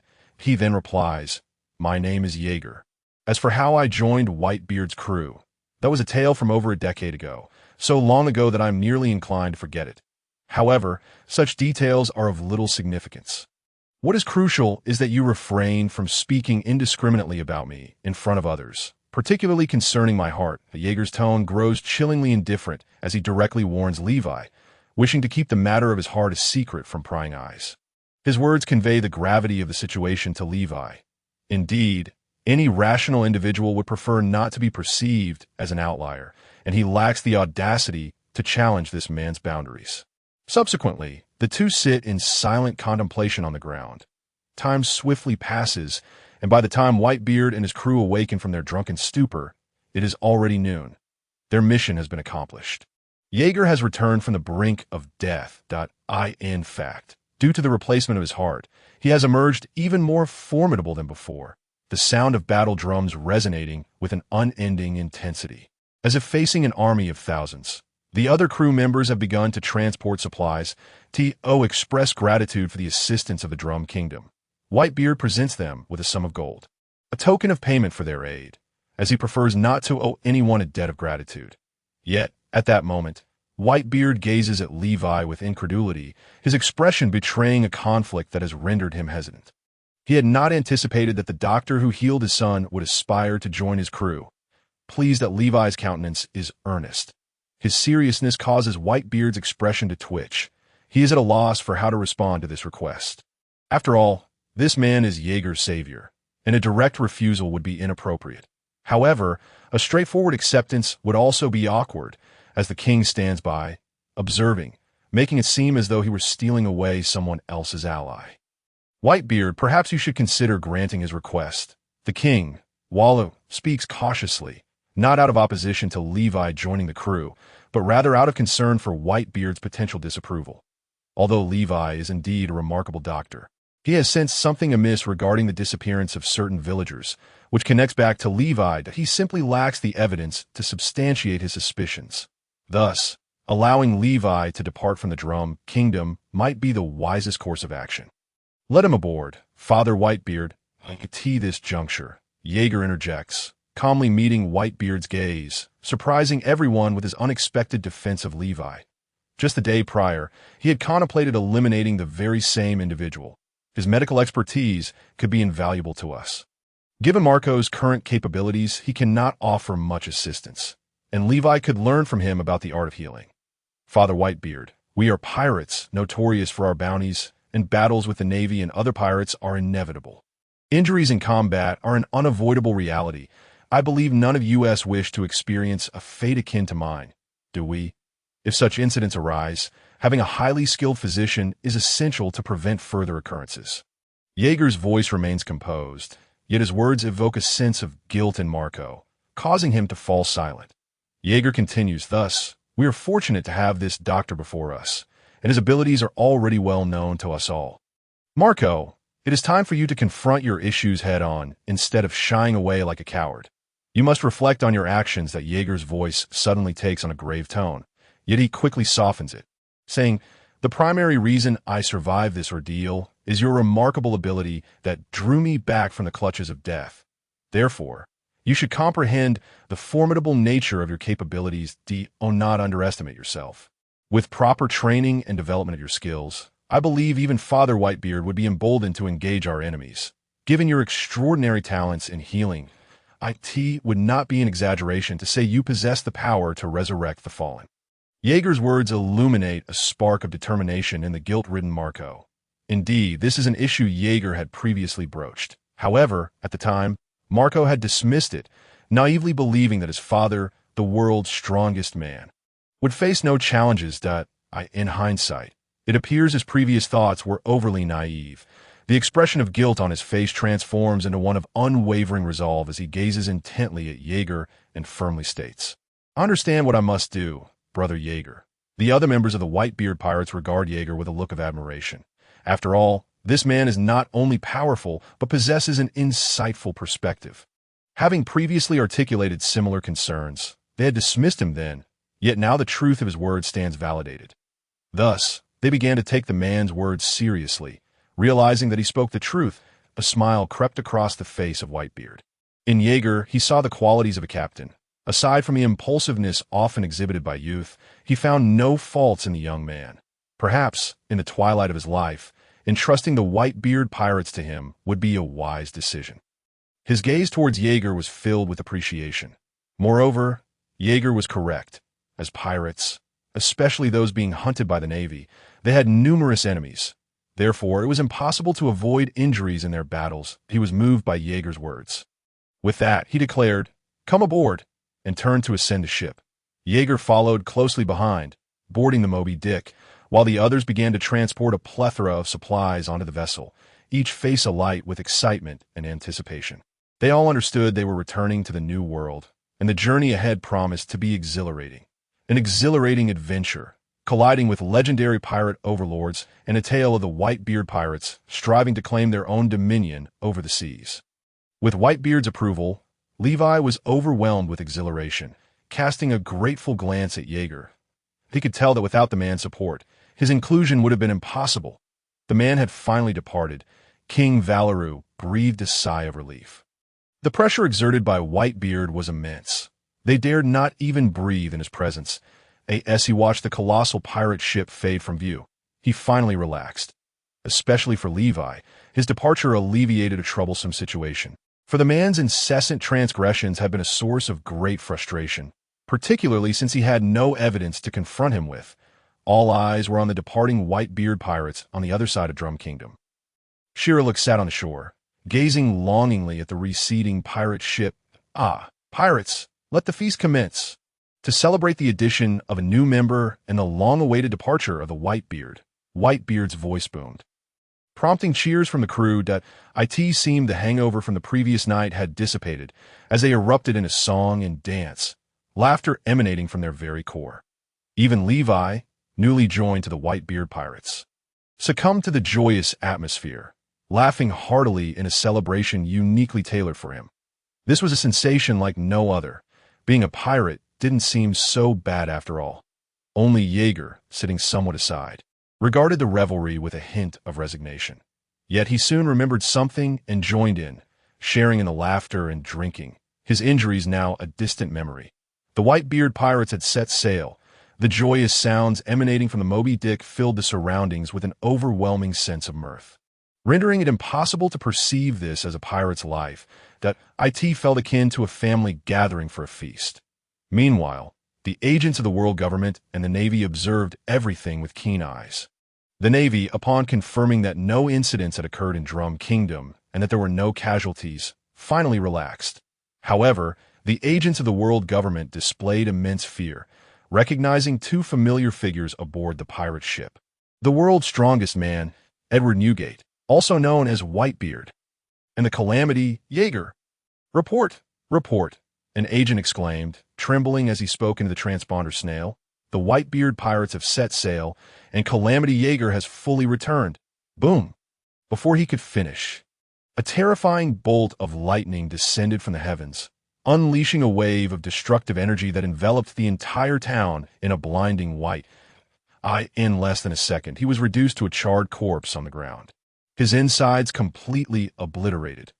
Even the ground beneath him was scorched black from the lightning's fury. Witnessing the man struck down by lightning, the surrounding crowd erupted in screams of terror. The heavens are enraged. "Run! This man is a harbinger of doom. He is a demon!" Panic ensued as everyone fled, their voices filled with dread. Such occurrences were not isolated. They manifested along the route taken by the Moby Dick, causing the world government to sense something amiss. Coupled with the alarming words spoken before the communication was cut, they realized that the Whitebeard pirates had once again set sail. When they sought to verify the situation, they found that the man they presumed dead had returned to life. The figure clad in golden armor, Calamity Jaeger, had fully resurrected. The silhouette of the Whitebeard pirates reemerged before the world after more than a month.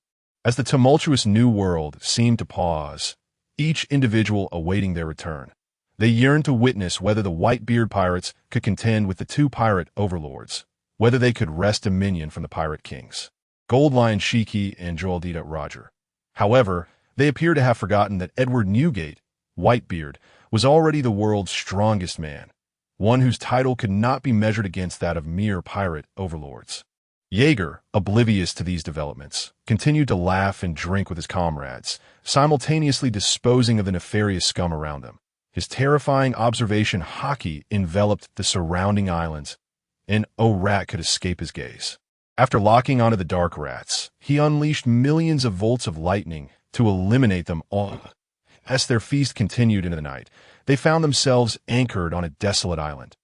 After hours of indulging in strong liquor, the rich aroma wafted from a Moby Dick, and few remained sober enough to stand. Only those stationed in the lookout tower retained some clarity. Yet, just as everyone succumbed to drunken slumber, Jaeger, who should have been equally intoxicated, suddenly opened his eyes. His observation haki swept the surroundings, confirming that everyone else had indeed fallen asleep. He slowly rose, his golden armor glinting in the night, gazing in the direction of Drum Kingdom. With a scarlet tongue instinctively licking his parched lips, he thought, "You damned fools! Do you truly believe that anyone can save you this time? You've learned things you were never meant to know. You all must die." At that moment, peace had returned to Drum Kingdom, with houses aglow in the white snow, the orange candlelight flickering as the townsfolk settled into restful slumber. Little did they know, far above their nation stood a man clad in golden armor, surrounded by swirling snowflakes that mirrored the tumultuous sea. He stood high above, smoking a cigarette, the smoke curling like a dragon, a rhythmic sound, akin to war drums, emanated from his heart. Though he could not visually discern Drum Kingdom from the murky heights, his terrifying observation haki enveloped the entire island. This is the gift of farewell. Blame yourselves for knowing too much. Jaeger's gaze was cold and cruel as he looked down upon Drum Kingdom. Akin to observing a colony of ants, he was surrounded by crackling lightning, exuding a chilling, merciless aura. Above him loomed a massive black sphere, with thick, fearsome bolts of lightning flickering ominously, producing terrifying roars. The dense lightning surged like a dragon through the heavy clouds, flashing and colliding in chaotic patterns, creating a dazzling display of terrifying lightning blooms that fell from the sky. The surrounding snowflakes melted frantically. Boom! A thunderous roar erupted violently from above Drum Kingdom, jolting everyone awake from their slumber, their blurred consciousness struggling to comprehend the darkness outside their windows. Yet the terrifying sound of thunder continued to descend relentlessly from the lofty skies above. However, upon hearing this thunderous roar, Dr. Kalea's countenance underwent a frenzied transformation, and her mind immediately conjured the image of a certain golden figure. Her instinctive reaction was to flee to escape at all costs. She understood precisely what this heralded. "Jaeger, you damned bastard!" she screamed in a frenzy. But was it of any use? The movements of all were ensnared within Jaeger's gaze. Divine judgment. The energy surged to completion as Jaeger's chilling and cruel voice resonated. The dark world, adorned with drifting snowflakes, was utterly engulfed by a dazzling bolt of lightning, descending from the heavens with the power to obliterate all, submerging the kingdom of Magnet Drum. The ordinary inhabitants of the island gazed in helpless terror at the ominous sky above, where tumultuous flashes of terrifying thunder flickered violently. It was as if a colossal net had been cast over their heads. The breath of death lingered ominously in their hearts. Despairing tears flowed unbidden, as the pitch-black sky danced with chaotic and dense arcs of lethal lightning in their desperate sight, the pale, horrific thunder resembling the gaping maw of a demon, filling their every glance. They merely witnessed the snowflakes cascading from the heavens being overtaken by visible bolts of lightning. As they felt their bodies begin to numb under excruciating pain, their consciousness slipped into darkness, and indescribable thunder erupted furiously around them, leaping and flashing like serpentine dragons upon the surface of the surrounding sea. Even the perpetually snow-laden sky was transformed by Jaeger. Under his observation hockey, the entire kingdom of Magnet Drum was utterly annihilated, leaving behind a colossal, bottomless pit in the ocean, with the surrounding waters rushing in with a resounding boom. In a single strike, an island had been obliterated. Jaeger hovered ominously above, his expression grim as he surveyed the scene below. He could sense no trace of life, only bolts of terrifying lightning leaping and flickering menacingly within the pit. The snow had vanished entirely, the heavy clouds above dissipating to reveal the pristine moonlight and a full moon amidst a sea of stars. Clad in golden armor, Jaeger radiated a cold, white light beneath the moon's glow. He exhaled a breath of relief as he gazed at the resplendent, starry sky above, knowing that the unease that had haunted him had dissipated, leaving only Levi, that fellow, as his sole concern. His constant presence was of no hindrance, should he prove disobedient. A sinister gleam flickered across Jaeger's face. Even after annihilating the kingdom of Magnet Drum, he did not depart immediately.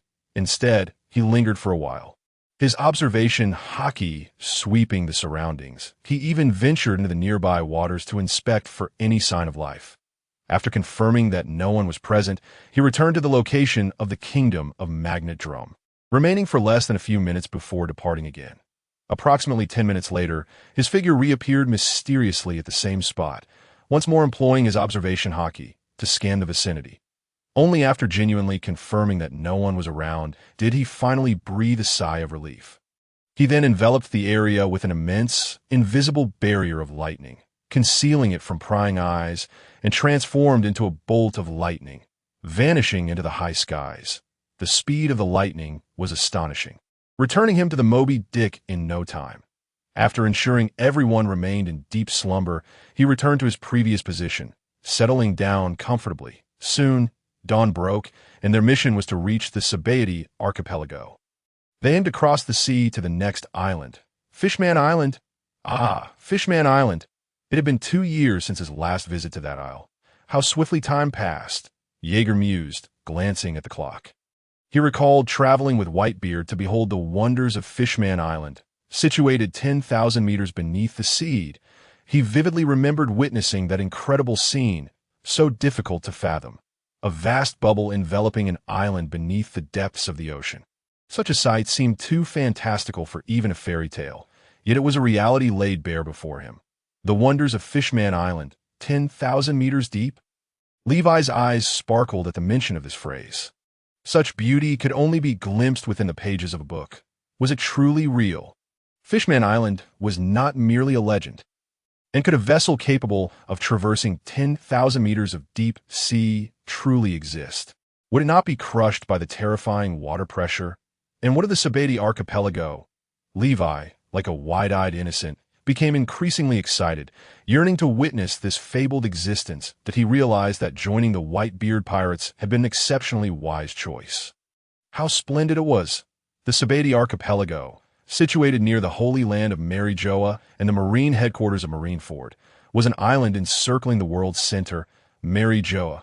Pirates who could reach this place were indeed remarkable. A select few among the powerful .it indicated that they had conquered the entirety of the world's first half, and now their next endeavor was to traverse the Red Line or Fishman Island, advancing toward the boundless and formidable New World. Regardless of whether they were pirates or marines, passage to the New World necessitated traversing this extraordinary island known as Sabeti Archipelago. The crew of the Whitebeard pirates beheld, from a distance, the astonishing sight of colossal trees, each exceeding 1,000 meters in height. The Sabeti Archipelago comprised numerous such towering trees, with the ground itself formed by their immense roots. Remarkably, they observed bubbles of varying sizes emerging from the earth, composed of resin, dancing in the sea breeze, and ultimately bursting under the sun after reaching a certain height. The island was made up of 79 of the world's largest red trees. The Urukiman mangroves, where the tree resin, combined with the respiration from the roots, contributed to the island's unique bubble culture. Each tree on the island was accompanied by its respective town and facilities, interconnected by bridges, ensuring no one would lose their way if they remembered their numbers at the T present. The Sabeti Archipelago had yet to descend into the utter darkness and chaos of the future. Yet numerous pirate ships anchored in secluded corners, evading the scrutiny of the Marines. However, some powerful pirates showed no fear of the so-called Marines, engaging in fierce battles with them. Jaeger pondered whether they might encounter the celestial dragons during this expedition. If that were the case, it would surely lead to some intriguing events. He gazed at the nearby island with a hint of sentiment, reflecting that aside from observing those fools from a distance atop God Valley, he had yet to engage directly with these self-proclaimed descendants of the creators. Yet, during that grand battle, he had been utterly powerless to assist, even had he desired to seize the mythical Zoan-type devil fruit. The fish fruit, in its azure dragon form, he would have been incapable. Had his strength then matched his current prowess, he would have fought tooth and nail against Charlotte Linlin, for that fruit was simply too formidable. Indeed, much of the credit for Kaido's reputation as the world's strongest creature resided with that very fruit. Back then, he could only watch helplessly as those powerful devil fruits were divided among those fools. Fortunately, he had not left empty-handed. He had managed to snatch a mythical Zoan from one of those idiots. I wonder. That fellow must still harbor resentment toward me. Jaeger thought of a particularly grotesque individual, the man from whom he had stolen the devil fruit. Completely derailing his plans, he pondered whether that man still clung to his dreams after losing such a powerful devil fruit. In Jaeger's view, the so-called revenge plan of his opponent was utterly laughable, seeking vengeance while relying on the strength of others. Moreover, the individual he wished to collaborate with was pathetically weak at present. Celestial dragons? Could there truly be celestial dragons on this island? Levi's face suddenly lit up with astonishment. After all, everyone understood what the name celestial dragons represented. However, Levi did not exhibit the slightest hint of fear or trepidation. On the contrary, a glimmer of eager anticipation could be discerned in his eyes. What did this fellow intend to do? Was he contemplating the idea of studying the celestial dragons? A curious expression unfolded on Jaeger's face. And even Whitebeard, upon witnessing Levi's demeanor, wore an oddly perplexed look. It seemed yet another restless spirit had emerged as the Moby Dick gradually approached the Sabeti Archipelago. The colossal ship, reminiscent of a whale, had already caught the attention of onlookers, and fear was etched across every face. Regardless of their status as civilians, pirates, or Navy personnel, they had all fallen silent, their eyes filled with dread as they beheld the domineering pirate flag adorned with white mustaches. A symbol of absolute terror, the Whitebeard pirates. Whitebeard has arrived. Quick, flee! countless civilians cried out in frantic despair, scattering in a panic towards another direction, for the infamous pirates of the New World had made landfall on their island. Even some pirates were already in retreat. Yet, there were those emboldened by the powers granted by the devil fruits, their fierce visages betraying no fear of Whitebeard. They yearned to challenge the so-called Great Pirate, aspiring to claim Whitebeard's head as a trophy. Such an act would undoubtedly catapult their names into the annals of history, just as some pirates were preparing to confront the legendary figure. The Navy personnel, drenched in cold sweat, watched in terror as they beheld the enormous whale-like vessel, recognizing two familiar silhouettes. "Quick! Notify the Navy headquarters. The Whitebeard pirates have appeared here and have landed on the Sabati archipelago. The civilians on this island are in danger. Not to mention the celestial dragons, Whitebeard, and the thunder disaster." The commotion triggered by the arrival of the Whitebeard pirates shocked Levi. He had not anticipated that their mere landing would instill such fear in so many. It was only now that he understood the words spoken by his comrades while they were indulging in drink. "Our pirate crew is the strongest. Not even the Navy or the world government dares to provoke us." Though he had long heard of the Whitebeard pirates' fearsome reputation, experiencing it firsthand unveiled their true terror. Their claims were not mere drunken boasts. Levi could not help but feel a surge of excitement. Yet, Jaeger dismissed these thoughts. Ignoring the Navy's call for reinforcements, he observed the approaching pirates with keen interest, genuinely surprised by the sheer number of fools in this world. It was the perfect opportunity to pass the time before their ship's crossing. And he turned to Blackbeard, his eyes glinting with sarcasm. "Next will be the test of your training. Go and kill 20 men that if you fail to complete the task, you know the consequences. Don't say I didn't warn you." The otherwise unassuming Blackbeard found himself locked in Jaeger's gaze. Upon hearing the command, he froze, a surge of anger and frustration brewing within him. However, he dared not show any displeasure. With his eyes fixed on the advancing pirates, he quivered and steeled himself to move forward. Marco and the others, witnessing Blackbeard's fear and reluctance to resist, couldn't help but chuckle quietly. Yet, their behavior did not escape Jaeger's notice. As he caught sight of their suppressed laughter, a mocking expression crossed his face. "You didn't think I would let that guy go alone, did you? You really think such a trivial matter would compel me, or Old Man, to take action? If it were merely this, it would be a disgrace to Old Man's reputation. All of you, go forth and annihilate them with absolute superiority. Otherwise, you know the outcome." Jaeger's expression darkened ominously, casting a demonic shadow in the hearts of Marco and the others. Each of them felt a chill run down their spine, fully aware of what awaited them. They shuddered at the mere thought of being struck by lightning. Subsequently, they surged towards the group of pirates, each showcasing their formidable power. Particularly, Josu and Marco, when unleashing their devil fruit abilities, left the others astounded. Even Levi stared in disbelief. He knew Marco was a devil fruit user, but he had not anticipated such an extraordinary creature. A magnificent bird engulfed in azure flames. Such a being was non-existent in reality. And then there was Josu, with his seemingly naive demeanor. "What is happening? My eyes are dazzled by this diamond. Do you find the devil fruits to be astonishing? Truly remarkable?" Jaeger inquired. Amused by Levi's astonished expression, he recalled how he, too, had marveled at the devil fruits when he first consumed the thunder fruit. It was indeed an incredible phenomenon, such a small object wielding such immense power. He continued, "Marco consumed the Zoan-type, bird fruit, mythical phoenix form. Those who consume this devil fruit become the legendary phoenix, with flames that grant the user an almost immortal vitality and instantaneous regeneration after injury. However, Marco still has a long way to go to reach that level. Every time he is given the opportunity to hone his abilities, he fails to train adequately. Nonetheless, this fruit has elevated his strength to a commendable degree." Jaeger's explanation plunged Levi deeper into astonishment. He had never imagined this seemingly simple fellow possessed such incredible abilities, embodying the mythical phoenix. However, he also caught wind of other intriguing notions from Jaeger's words, such as the distinctions between Zoan and mythical types, implying the existence of various series and categories.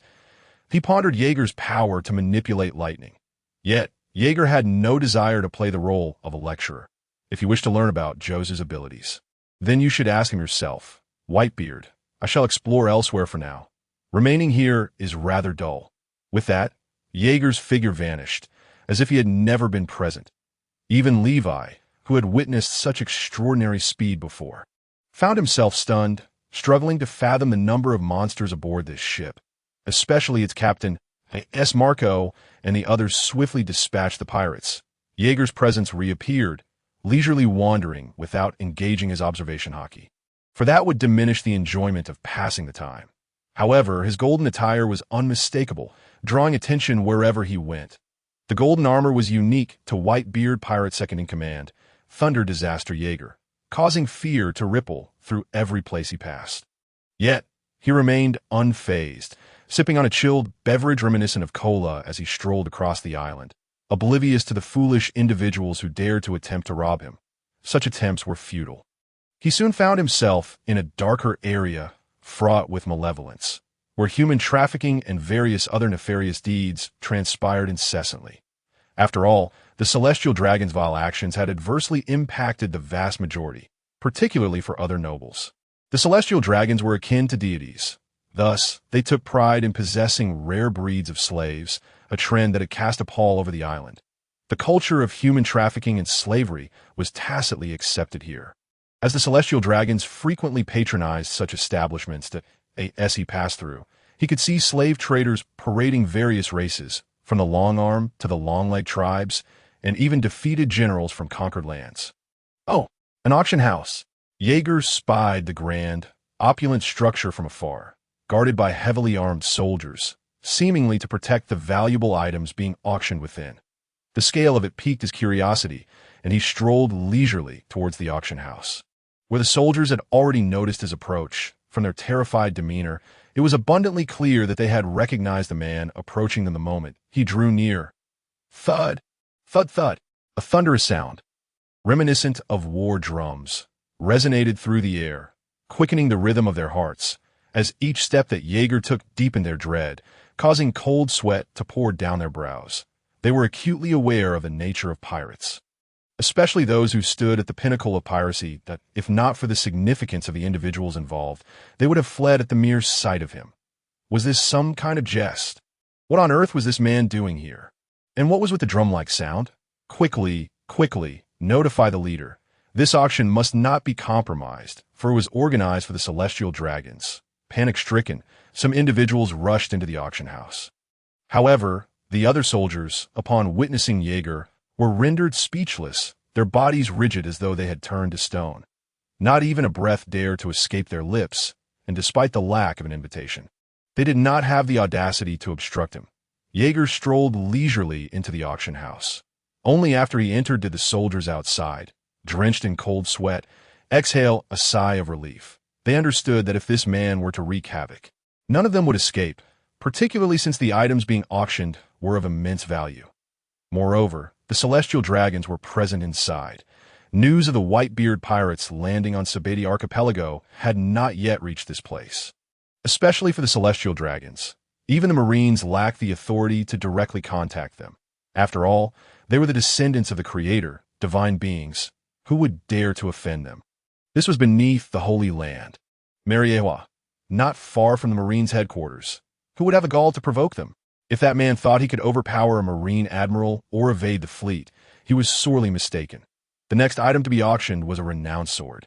Unbeknownst to anyone, Jaeger had already taken a seat within the auction house, casually sipping his drink while observing a man enthusiastically presenting a long sword set for auction. And one noticed the figure clad in golden armor seated at the back. He had already spotted the two celestial dragons in the front row, one exceedingly grotesque, with mucus dangling from his nose, and the other, well, equally unattractive, though he appeared less foolish than the dragon beside him. In the shadows of the auction house, the proprietor was anxiously eyeing the golden figure at the back, who was reclining with his legs crossed, sipping his drink with a keen interest in the proceedings. The proprietor was aware of Jaeger's presence, and, knowing his temperament and modus operandi, felt a surge of fear, praying that he would not cause a disturbance.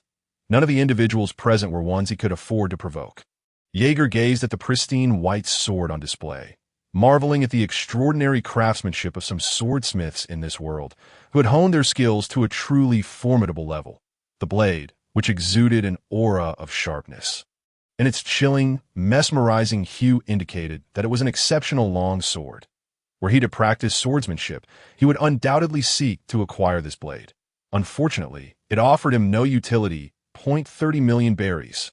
Sold. The esteemed sword was ultimately purchased by a wealthy individual, whose expression revealed he was not a swordsman. Acquiring the sword seemed merely a matter of collecting. Yet his exuberance was deemed repulsive by the celestial dragons present. His true interest lay in the subsequent items, for he had heard whispers of a devil fruit being auctioned today. Others may have been unaware, but he had received intelligence that this particular fruit was connected to the recent conflict in the New World. Ladies and gentlemen, next, the host on stage performed an exceedingly exaggerated display, employing all his learned expertise to entertain the audience. The spectators below were eagerly anticipating the next item, their faces adorned with expressions of eager expectation. After all, this auction involved the celestial dragons, indicating that the forthcoming items could hardly disappoint. Indeed, just as their thoughts settled, they heard the host exclaim with fervor, "You must have heard of the recent Golden War that transpired in the New World, correct?" "Yes, the very conflict among the kings of the New World over the matter of Gold Island.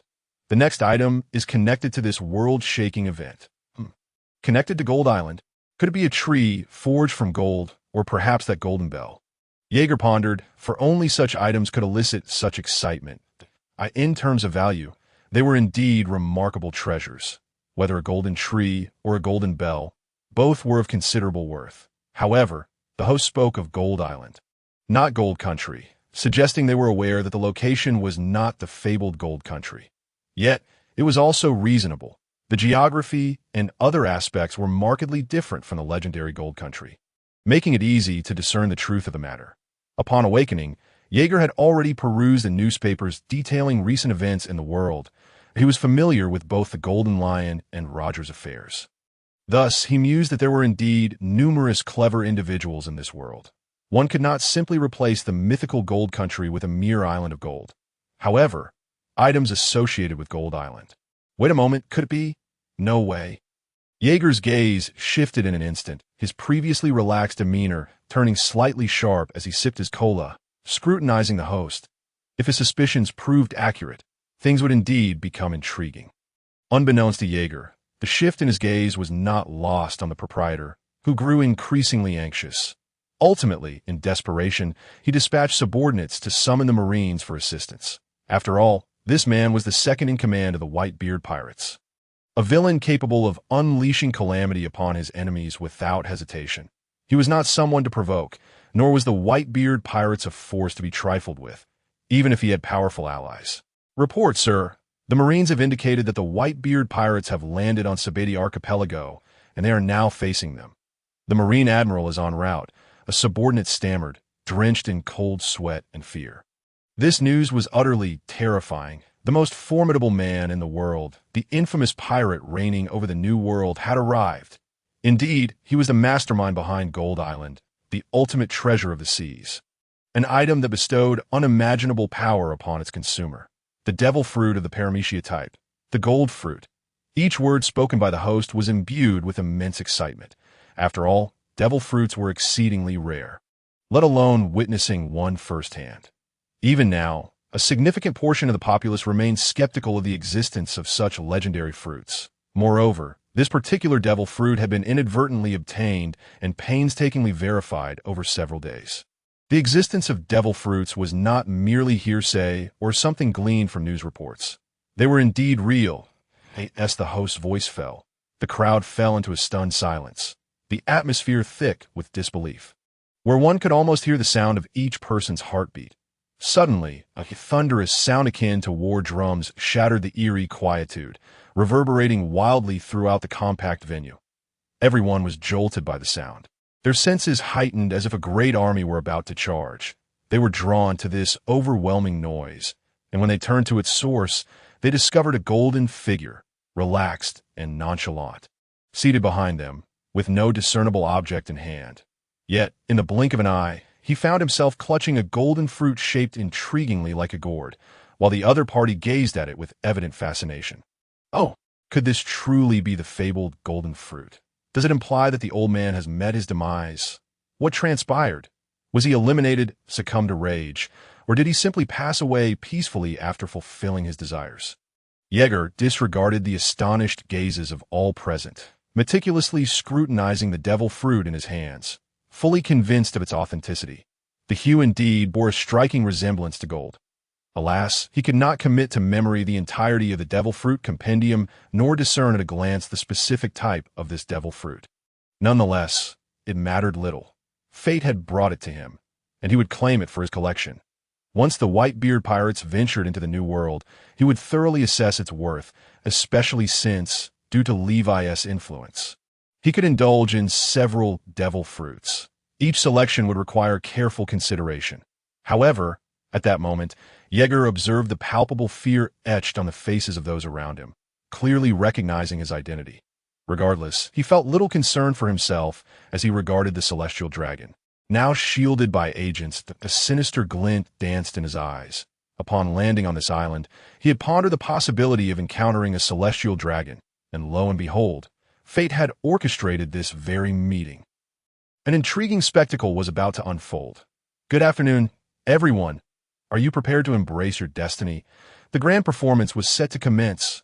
All within the auction house stared in dread at the golden figure shrouded in darkness. Their subordinates had whispered the identities and the unfolding events into their ears. This individual was none other than the Calamity. Yeager. Why was the second in command of the Whitebeard pirates here? And what brought the Whitebeard pirates to Sabeti Archipelago? Hadn't they been informed that their arrival would not occur for several more days? The elite present were paralyzed with fear by the young man, lounging nonchalantly. They hardly dared to breathe. Their elevated status had instilled in them a profound understanding of the true nature of pirates. These were genuine outlaws, and more so, this was a man whose reputation echoed across the globe. You filthy commoner, kneel and hand over the devil fruit. Amidst the eerie silence, a foolish celestial dragon, with snot dangling from his nose, suddenly spoke, his voice dripping with an innate sense of superiority, as if everything in the world belonged to him.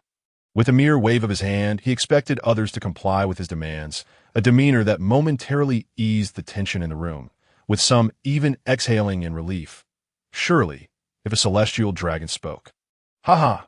A chilling laughter erupted from Yeager, resonating ominously throughout the opulent auction hall, a sound that momentarily stilled every breath in the room. A spine-chilling dread surged within them, striking at the core of their being. Even another celestial dragon could only gaze in terror at Yeager, who reveled in the shadows. Laughing maniacally, he could not fathom why his foolish companion dared to provoke such a figure. Did he not understand who he was facing? Bang! In response to Yeager's laughter, the snot-nosed celestial dragon wasted no time in firing his gun. The golden pistol still smoking, the bullet pierced through Yeager's body, ultimately embedding itself in the wall behind him. Yet in the next instant, boom! His form was engulfed by an unstoppable force, spinning violently through the air, crashing against the wall with such ferocity that even the sturdy furniture could not withstand the impact, leaving him unconscious and bloodied. Unbeknownst to them, Yeager had already materialized beside another celestial dragon, gazing at him with keen interest. The moment the terrified individual realized Yeager stood beside him, his heart nearly ceased to beat.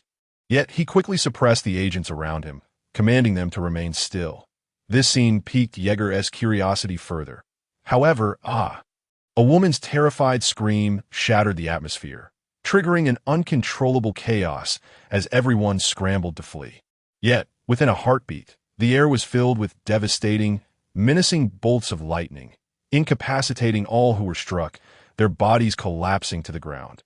Internally, they endured a baptism of electricity, their flesh seared, resembling conscious corpses, paralyzed by fear and despair as they beheld the unfolding horror. "Are you not afraid of me?" Yeager inquired, his tone laced with intrigue. "That would be meaningless, wouldn't it?" The celestial dragon replied, "I assumed all celestial dragons were fools. Indeed, there were plenty of them." Yeager found this admission unexpectedly amusing. He had not anticipated this celestial dragon to possess such depth, and his character was wholly distinct from that of his kin, reminiscent of the Knights of God. Their dialogue instilled a profound terror in the agents behind the celestial dragon. As though they had overheard something unfathomable, their hearts racing wildly. Yet, Yega's current focus was the unconscious celestial dragon. An encounter with one of their kind was rare, and he had no intention of letting this opportunity slip away. Especially not allowing him to escape through unconsciousness. He loomed over the fallen figure, surveying the grotesque visage, his lips curling into a cruel smile. Boom! With a thunderous crack, a blinding flash of lightning descended upon the unconscious celestial dragon. Yet the outcome was not as Yeager had hoped. Instead of awakening, the individual succumbed to an even deeper stupor, his body scorched in places. How utterly useless! Yeager mused, his expression darkening as he crouched down. A flickering spark of electricity dancing in his right hand, which he unhesitatingly pressed against the celestial dragon's body. Upon contact, the figure convulsed violently, and soon he regained consciousness. Wah! What is happening? The celestial dragon stammered. Confusion etched across his face, but upon recognizing Yeager, memories of the earlier gunshot flooded back. Why was this man still standing unscathed before him? And why was his body in such agony? Crack! Before he could react, Yeager had snapped one of his fingers, methodically crushing it. The celestial dragon, unaccustomed to pain, emitted a horrific scream, only to be rendered unconscious once more by an overwhelming wave of torment. Yet Yeager had no intention of allowing him to slip peacefully into unconsciousness. He summoned the power of electricity once again, delivering a jarring shock that jolted the celestial dragon awake. You! He stuttered in fear. Crack! Yeager swiftly broke another finger. Once more, the celestial dragon fainted. Yeager, relentless, activated his power again. This gruesome spectacle left the observing celestial dragon trembling, a chill coursing through him as cold sweat dampened his attire. He stood rooted in place, paralyzed by fear.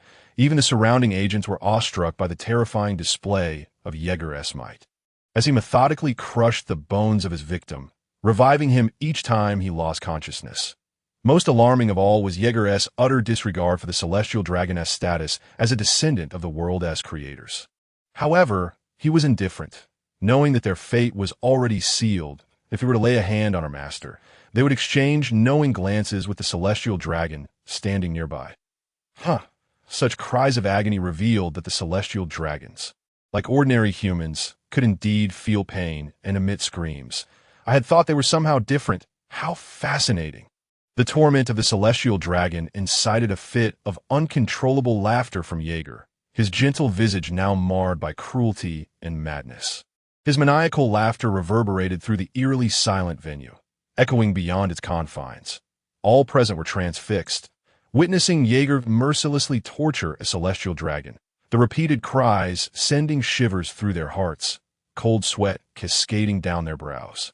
Their pulses quickening with the rumble of thunder. By the time Yeager stood up, satisfied, the celestial dragon upon the ground was unrecognizable. Everyone gazed at him as if he were a demon.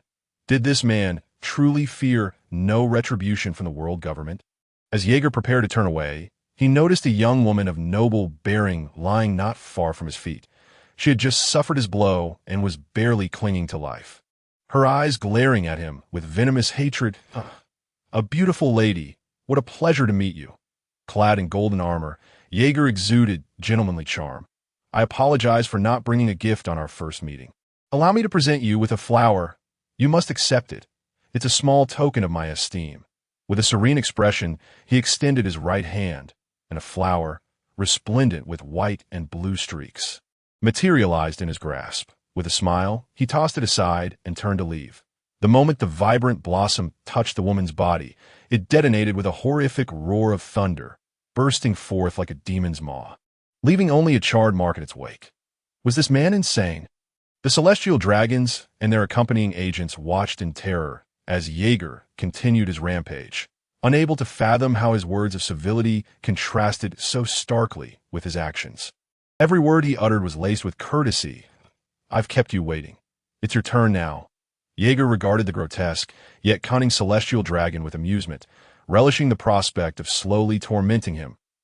He was curious to see if these self-proclaimed descendants of the creators would experience fear or pain. Their screams sounded exceedingly entertaining. First, Jaeger revealed a sinister smile. Boom! The thunderous roar suddenly erupted. The agents in black suits were engulfed by a tempest of crackling lightning, an internal destruction that obliterated flesh and blood in an instant. A blow so swift it defied description. In the blink of an eye, all surrounding agents were dispatched, leaving only a dazed celestial dragon, paralyzed by fear, staring blankly at Jaeger, who approached him clad in golden armor. Swallowing hard, he knew his demise was imminent. Yet, mustering courage, he said, "Can I not die?" Oh. Jaeger regarded him with surprise. This man's manner of speaking and his demeanor were unlike that of any celestial dragon. He resembled a commoner more than an aristocrat. Conversing with Jaeger as if they were equals, it was precisely this unexpected demeanor that caused Jaeger to hesitate in striking him down. He hadn't anticipated encountering not just a celestial dragon, but one so intriguing. "What is your surname?" "Shio Aeronautic. I am Shio Aeronautic Luo," a name unheard of before. Jaeger was taken aback, having initially thought this mentally unbalanced individual might hail from the Don Quixote family. But it seemed the celestial dragons had many branches. After all, ruling the world for so long would inevitably breed a few anomalies. "Give me a reason not to kill you." Jaeger lounged in his chair, leisurely observing the ugly man before him, slowly placing a cigarette between his lips, igniting it with a flicker of ominous lightning, and taking a drag. He was curious to see what reason this man could possibly provide. Meanwhile, his observation hockey was probing the depths of the man's memories, discerning truth from deception. "That I wish to follow you." The response came without hesitation. "What nonsense?" Jaeger, still smoking, was momentarily stunned, staring blankly at this noble of the world. Even he could not fathom how such words could escape the lips of a celestial dragon. Most importantly, Jaeger knew he spoke the truth. The man had no chance to lie under the scrutiny of his observation hockey, leaving Jaeger in disbelief. Why abandon the life of a noble to become a pirate? "Are you certain your mind is sound? You truly are not a Don Quixote. You wish to join the Whitebeard pirates?" Jaeger's incredulity was evident as he pressed for clarification, his tone laden with astonishment. He had intended to torment this man slowly, but now found himself at a loss for how to proceed. What was happening lately? Why were there so many seeking to join the Whitebeard pirates? Could it be that they had caught wind of Whitebeard's plans to return to the New World, hoping to hitch a ride on his coattails? Jaeger's musings momentarily stunned Gugu Luo, who then replied earnestly, "I am not a Don Quixote. If my family bore that name, I would not have been driven to this point. Moreover," he continued, "I do not wish to join the Whitebeard pirates. I wish to follow you." His sincerity was palpable, devoid of any semblance of jest or fabrication to save his life. Jaeger, more than anyone, understood this. Within the man's response, he glimpsed a shadowy aspect of the celestial dragons. Powerful families devouring the weak was a norm, and Gugu Luo's family was among the vanquished, for those born to reign over all. Such a fate was intolerable, yet the truth lay bare before them. Thus, Gugu Luo's character diverged from that of other fools. Their family's influence was crumbling, rather than be consumed and killed by other celestial dragons. It was wiser to seek an alternative path. Building a nation or allying with other countries was out of the question. Becoming a commoner? Impossible! He knew all too well the resentment the common folk harbored against celestial dragons. Should they dare to become commoners, they would inevitably meet a fate similar to that of the foolish scions of the Don Quixote family. Hence, he set his sights on the formidable pirates. Yet, before that, he needed to acquire substantial strength. Through his recent experiences, he had learned that words without power were utterly futile. Impotent rage rendered one a mere jester in the eyes of others, much like how he once viewed slaves. Thus, he resolved to attain a measure of power, at the very least, the ability to protect himself. It was then that he heard of a devil fruit auction taking place here. How tragic it was.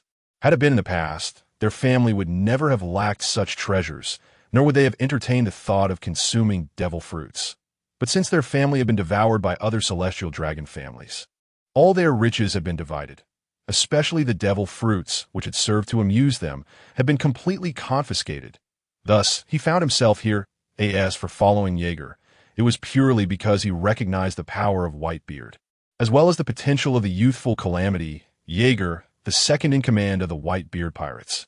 Youth represented the possibility of future greatness and strength. Moreover, in Jaeger, he saw madness and cruelty, coupled with the fact that he was a cunning madman. This man possessed boundless potential, certainly greater than the current Whitebeard. Imbued with ambition and vision, he had encountered all manner of individuals in the Holy Land. Kings, devil fruit users, and various sovereigns. Yet it was this uniqueness that compelled him to follow Jaeger. In this brutal world, one must be ruthless to survive. Did I refuse? Hello? You don't truly think of me as a philanthropist, do you? Jaeger chuckled ominously. Gugula was not surprised. He would have been troubled if the other had agreed without hesitation. After witnessing his family gradually consumed by the world, he understood that such was life. Without any vested interest, why would anyone lend a hand? This fellow would be fortunate to dispose of you, let alone assist you. Such naive thoughts. Furthermore, he now possessed nothing of worth to offer in return, rendering him a mere useless burden. Yet his gaze betrayed no trace of bitterness. Amidst this brutal reality, he had mastered the art of concealing his emotions. Thus, he regarded Jaeger with an unsettling calmness, as though he had resigned himself to his fate. Upon observing Gugulo's expression, Jaeger was suddenly struck by a curious notion. A cruel smirk forming on his previously placid face. Well, it's not entirely out of question, but Gugula looked up at Jaeger, sensing a flicker of hope. If you present me with 1,000 heads of the Navy, I shall grant you the privilege of following me. How does that sound? A rather lucrative deal. Wouldn't you agree, my esteemed celestial dragon? Ha ha! Boom! No sooner had the words left his lips than the roar of thunder erupted violently within the blood-soaked arena, as if fearsome dragons were wreaking havoc, reducing charred corpses to mere ashes. Finally, Jaeger's finger pressed against Gugulo's forehead. 1,000,000 volts. Without affording Gugulo a moment to react, he was rendered unconscious, his body charred. Yet, the ordeal was far from over. Jaeger then sent him flying with a kick that smashed him against the wall. He gave no thought to the other's life or death. With a physique that had never been honed, how could Gugulo withstand such a surge of power? His kick, though not delivered with full force, was still beyond what an ordinary person could endure. Did anyone truly dare to speak boldly before him? Or perhaps his methods against foes were not ruthless enough? Jaeger pondered, realizing he needed to be even more fearsome in dealing with enemies. Otherwise, these fools might genuinely regard him as approachable that a pirate could not afford to leave a good impression. If they did, it merely indicated his own inadequacies, a lack of severity. Thus, he must continuously reflect upon himself, striving for improvement. This was the hallmark of a true pirate in the new era, not charging recklessly at foes or treasures only to retreat once the battle concluded. Such behavior was that of a brute, not a pirate. Pirates must conquer the seas with terror. S. Jaeger sauntered out of the auction house, having claimed several valuable items, including a long sword strapped at his waist. He wore a nonchalant expression. However, before he could venture far, a naval vice-admiral and a cadre of soldiers obstructed his path, their faces etched with grim apprehension as they regarded Jaeger. Though he stood alone, they dared not act recklessly, each one sweating profusely in the presence of this man. Clad in golden armor, adorned with rings on each finger, and possessing a gentle demeanor accentuated by long black hair, who could have imagined that this seemingly benign individual was the second in command of the Whitebeard pirates? The one known as the Catastrophe, Jaeger, with a bounty exceeding 1 billion. Jaeger, you despicable scoundrel. Where are the celestial dragons? The vice-admiral glowered at the man before him, his grip on his weapon trembling. The moment he received word, he had rushed here, fearing the consequences if the celestial dragons had met with misfortune. After all, they were the world's nobility.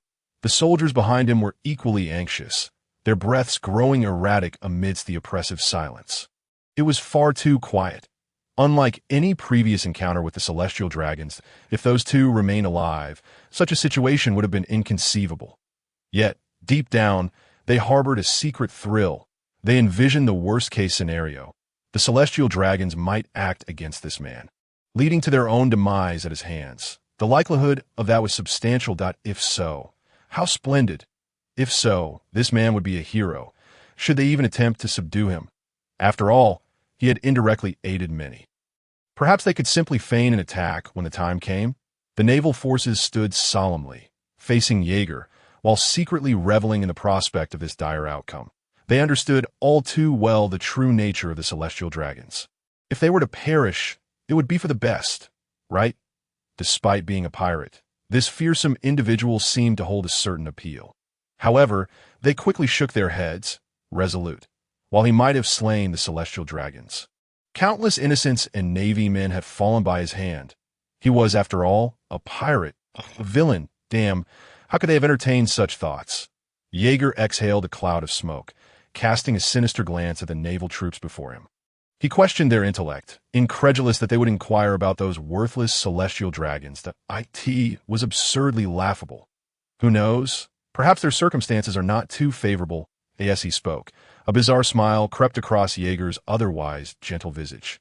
His eyes glinting ominously at the gathered soldiers. Boom! Without uttering another word, Jaeger launched into action. A bolt of terrifying lightning descended from the clear sky, enveloping the area in less than a second. The sheer magnitude of millions of volts obliterated them instantly. Even the vice admiral had no time to react, meeting the same fate as his fellow soldiers, their charred forms collapsing lifelessly to the ground. Exuding a foul odor of burnt flesh, you wretches have no right to speak boldly before me. Insects, if you wish to capture me, at the very least, send someone of vice admiral rank or higher. If you do not pursue me, I shall take my leave. Puffing on his cigarette, Jaeger strolled forward nonchalantly. His observation hockey had detected that the Whitebeard pirates were similarly facing a contingent of Navy forces, prompting him to ponder whether their intelligence was lacking. Even their admirals would hesitate to claim they could capture Whitebeard, yet here stood a mere vice admiral, oblivious to the folly of challenging such a figure. Was it foolish bravado or a complete lack of sense? He longed to inquire about the commander who had raised such soldiers. Meanwhile, in the office of the fleet admiral at Navy headquarters, Admiral Kong hung up the transponder snail, his expression dark as he regarded Zephyr, who stood before him.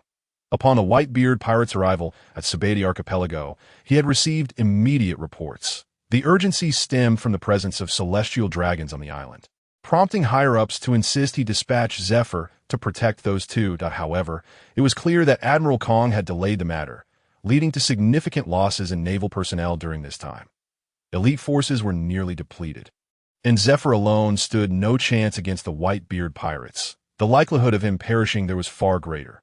Carp and Sengoku had encountered Charlotte Linlin while returning from the New World. Had they not crossed paths, perhaps they could have apprehended Whitebeard. Yet another opportunity had slipped through their fingers. The unfolding events had exceeded his expectations. He had assumed the Whitebeard pirates would simply wait to leave after completing whatever ritual they had planned. Little did he know, Catastrophe Jaeger had killed the celestial dragons. This situation had escalated dramatically. Admiral Kong felt a headache brewing as he perused the reports handed to him, while Zephyr seated before him wore an equally grim expression, having sensed unease upon receiving news of the Whitebeard pirates. After all, that fellow Jaeger is quite the troublemaker. His nature is both ruthless and capricious. Aside from Whitebeard, he holds no one in esteem. Yet they find themselves powerless against him. As long as Whitebeard is present, capturing him is impossible. That scoundrel! At the time, we all thought he was doomed. Set sail, Zephyr, a low, somber voice commanded. But do bring some Navy personnel along. The death of a celestial dragon is a monumental event that has sent shockwaves across the world. The last time a celestial dragon perished was during the God Valley incident, but that occurrence has been effectively erased from public memory by the world government. And few remain who are in the know. However, this situation is different. This transpired right before their very eyes, in plain sight. Most importantly, this time, that damned Jaeger has brutally slain a celestial dragon. That be why the time the agents arrived. The victim was almost unrecognizable, and the reports describe a scene of utter devastation. The implications of this incident are immense. Upon hearing Admiral Kong's words, Zephyr rose with a heavy heart. He was no fool and understood what his presence implied. He would be facing the entirety of the Whitebeard pirates. Even if he could hold Whitebeard at bay, what about the crew? Jaeger's power should not be underestimated either. Rather than instigating a fierce battle that would ensnare countless innocents, it is better to extract them with minimal casualties.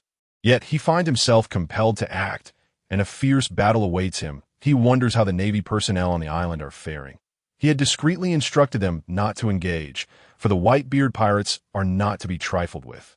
And should they perish, it will be a true waste. They must wait for my signal to act. The Navy and the world government's minions are on their way. Who could be coming this time? Jaeger has returned to Whitebeard's side, his feet resting upon the corpses of Navy soldiers slain by Marco and his crew. Yet he gazes indifferently at the bodies, devoid of any compassion. The clash between pirates and the Navy is often accompanied by death. Thus, those who wield weapons are prepared for the consequences. There is no room for mercy on the battlefield. Otherwise, he would not have been on the brink of death himself. I est that you, Zephyr. Whitebeard's voice boomed. However, to him, this was inconsequential. He had already sensed that something was amiss in the current scene, particularly with the demeanor of the Navy and the world government agents. From their expressions and recent words, it appeared a celestial dragon had been present, and had been eliminated.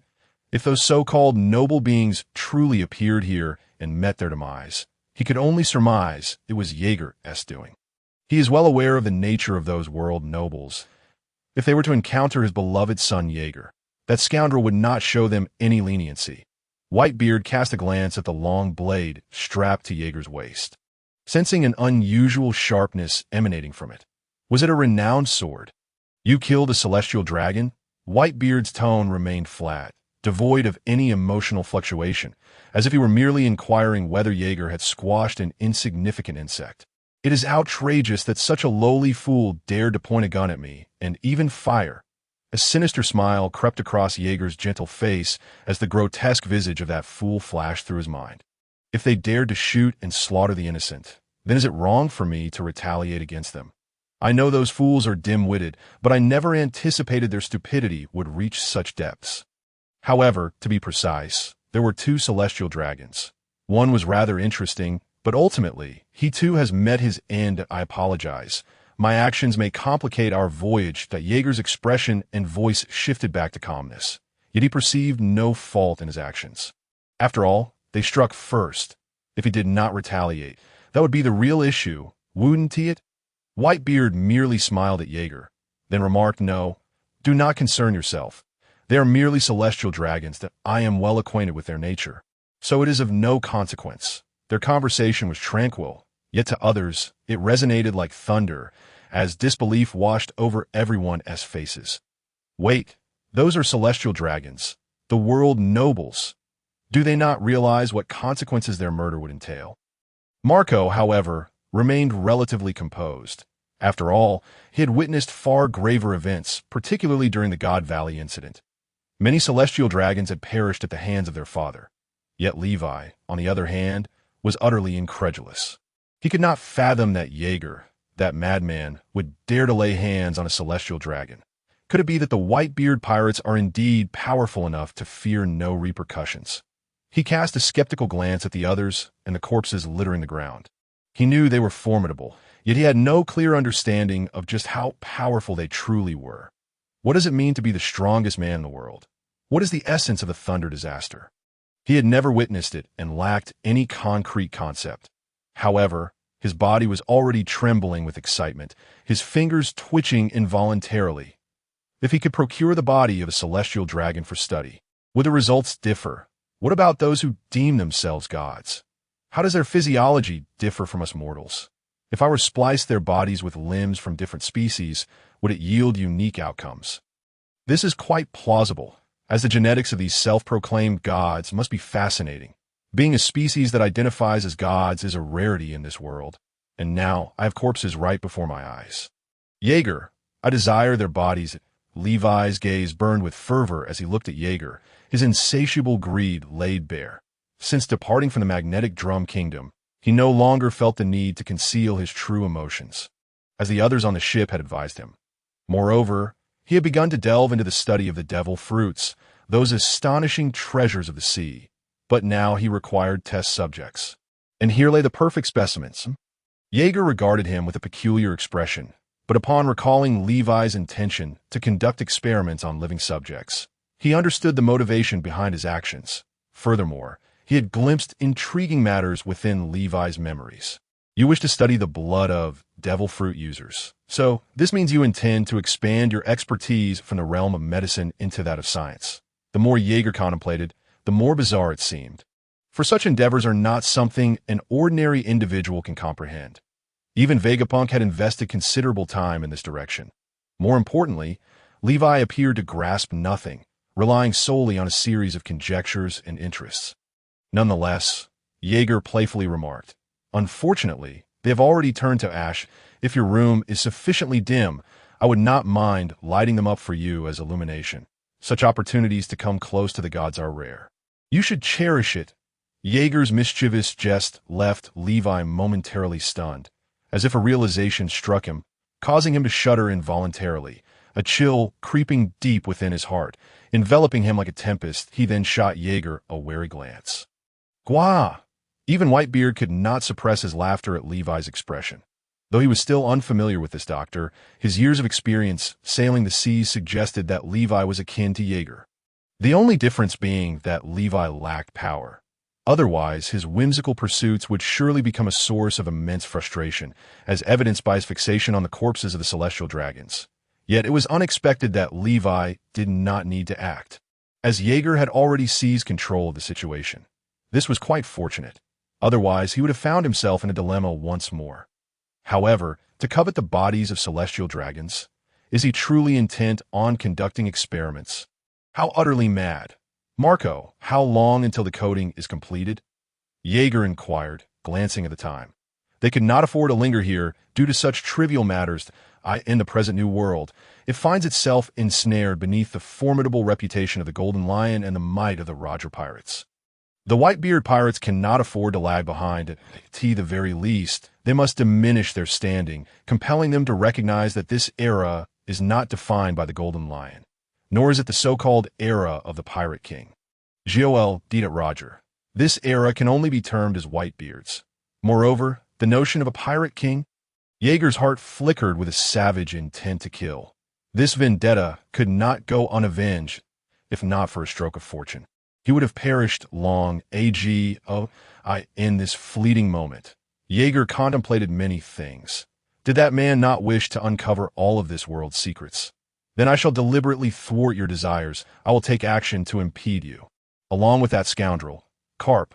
Upon hearing Jaeger's inquiry, Marco calculated the time in his mind and responded, 2 hours, provided all the coding masters here exert their utmost efforts. 2 hours? That is far too slow. Casting a glance at the injured Teach, he withdrew his gaze. 2 hours was ample time for the Navy's reinforcements to arrive, indicating that they would have to endure a fierce battle before setting sail. However, Carp and his comrades were still in the New World and would not return swiftly. Could it be that Zephyr would be among those coming? It remains uncertain whether the Navy's admiral would arrive here. A myriad of thoughts flashed through Jaeger's mind. Observation hockey had been released instantaneously, radiating from Sabeti Archipelago and enveloping the surrounding kilometers. This area had now become within the range of his attack. Above, the distant sky darkened in an instant. The clear expanse transformed into a scene heralding an impending storm. Heavy black clouds churned ominously above everyone's heads, pressing down as if to crush them, instilling an immense pressure upon the hearts of all. Boom! Rumbles echoed. Thunder struck. A multitude of thick, fierce bolts of lightning erupted from the dense clouds like erratic dragons, flashing with terrifying power, raining down with destructive force akin to raindrops, carving horrific lines through the shadowy realm. They collided, generating a more chilling energy. Everything around transformed into a realm of thunder, resembling an apocalyptic downpour that instilled terror. The striking lightning even erupted in astonishing sparks upon the ocean's surface. The roar of the thunder echoing incessantly, reminiscent of doomsday, heralding a violent tempest as the sea churned tumultuously. One could even observe terrifying bolts of lightning, akin to swimming dragons, darting through the waves. Towering waves, reaching dozens of meters high, surged forth with the thunder. In mere moments, the weather here had drastically shifted. The force of calamity descended from the heavens, inciting disasters beyond the capacity of ordinary mortals to withstand. What has transpired? The weather altered in an instant? Such power, this thunderous force that blankets the entire sky. Who but that man could possess it? Jaeger, the second in command of the Whitebeard pirates, felt the weight of despair. Are we truly doomed against the Navy? Help me. I have wealth. Simply save me, regardless of whether you are a deity or a demon. The commoners residing in Sabidi Archipelago gazed in despair and terror at the unstoppable calamity descending upon them. The dim and oppressive sky overshadowing an island teetering on the brink of destruction. Countless voices of anguish echoed in this world rife with death, as those powerless and crumpled on the ground wept. Gazing upwards at the heavy clouds, amidst the chaotic clash of lightning, but a man clad in golden armor stood bathed in lightning, surrounded by a myriad of bolts that illuminated his calm and serene visage. He appeared as a deity, overlooking everything below, yet utterly indifferent to the fears and wails of the masses. His focus and attention were not upon the present, but rather on more distant matters. He prepared for the impending battle, knowing that should the Navy and the world government dare to appear, they would face his most ferocious and terrifying onslaught. Old man, Marco inquired with a hint of dread. He could not comprehend why Jaeger had suddenly invoked such terrifying changes. The apocalyptic scene plunged him into a state of panic. Though aware that this was not directed at him, he felt as though the island beneath him was on the verge of collapse. Whether it was Jozu, Vista, or Teach, each of them watched the scene with cold sweat and trepidation, gazing at that golden figure as if he were a monster, such sights they had only witnessed during battles against those pirate overlords. Yet, there were no enemies present now.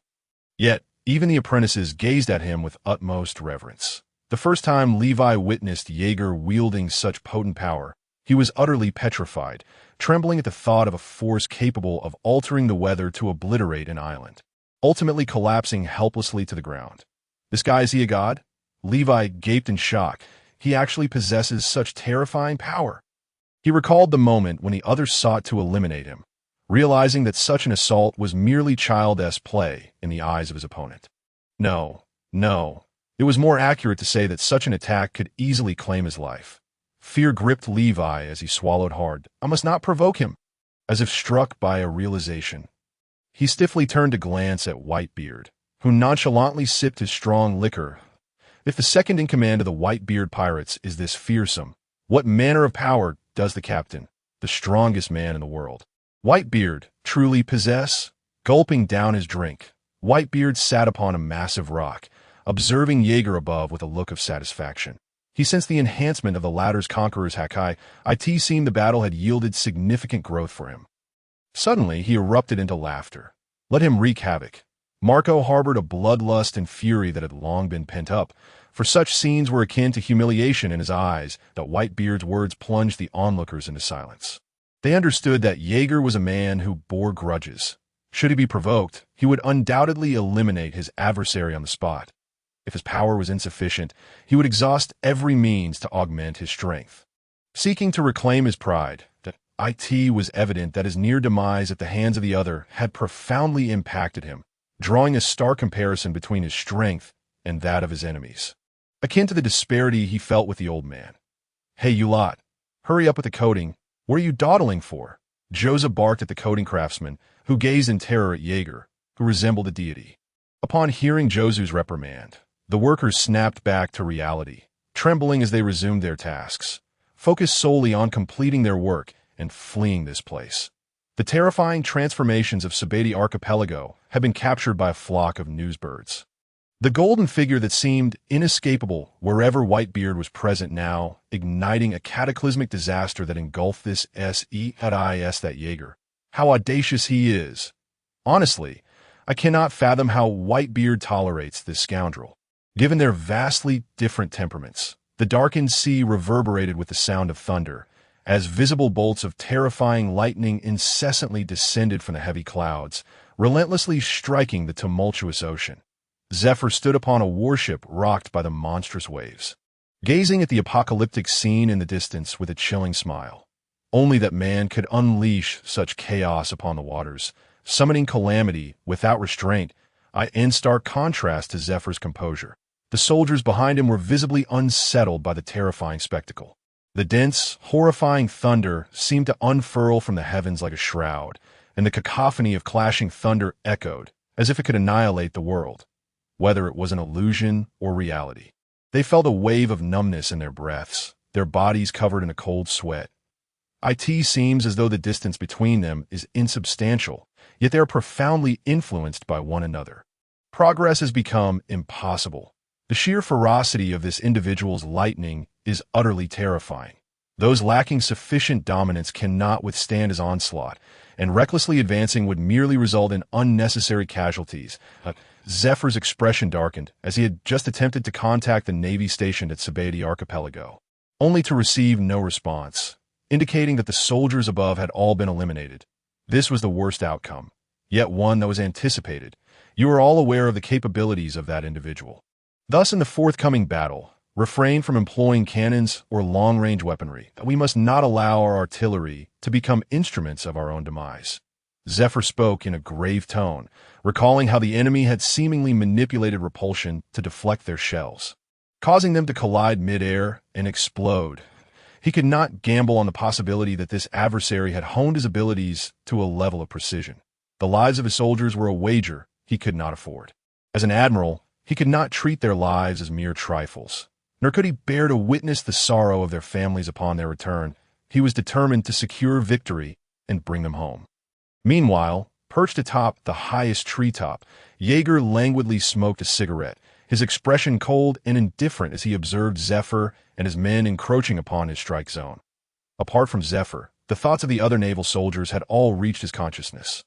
Exhaling a deep plume of smoke, he unleashed a bolt of terrifying lightning, infused with a sense of destruction, that traversed the heavens to strike at Zephyr, as long as it fell within the scope of his observation. He could direct his attacks with pinpoint accuracy, a feat unattainable by other devil fruit users. This was one of the most fearsome aspects of the thunder fruit. As the lightning descended, Zephyr's heightened observation hockey instantly detected it. A smirk of derision appeared on his lips as he leapt into action, disrupting and dispersing the inhumanly swift lightning strike with his overwhelming hockey. The soldiers aboard the warship looked up in stunned disbelief. Had it not been for Admiral Zephyr, they would have been drenched in cold sweat, struggling to swallow, for the mere touch of lightning could spell death. This was no hyperbole. Soldiers battling the calamity known as Jaeger faced either death or grievous injury. Even those fortunate enough to survive would find their bodies utterly incapacitated, their bodily functions decimated by the sheer force. Furthermore, the exaggerated speed of the enemy's strikes left them utterly oblivious. They only heard the thunderous roar before witnessing their admiral vanish.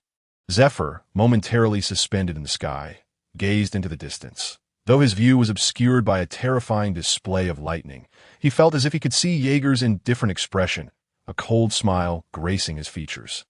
At that moment, Zephyr refrained from acting recklessly, that he understood that should he take even a single step away from this position, Jaeger would undoubtedly unleash his assault upon the soldiers without hesitation. In the presence of that man, there was no room for mercy or moral considerations. Once deemed an enemy, the only course was total annihilation. He cared not for one's identity or status.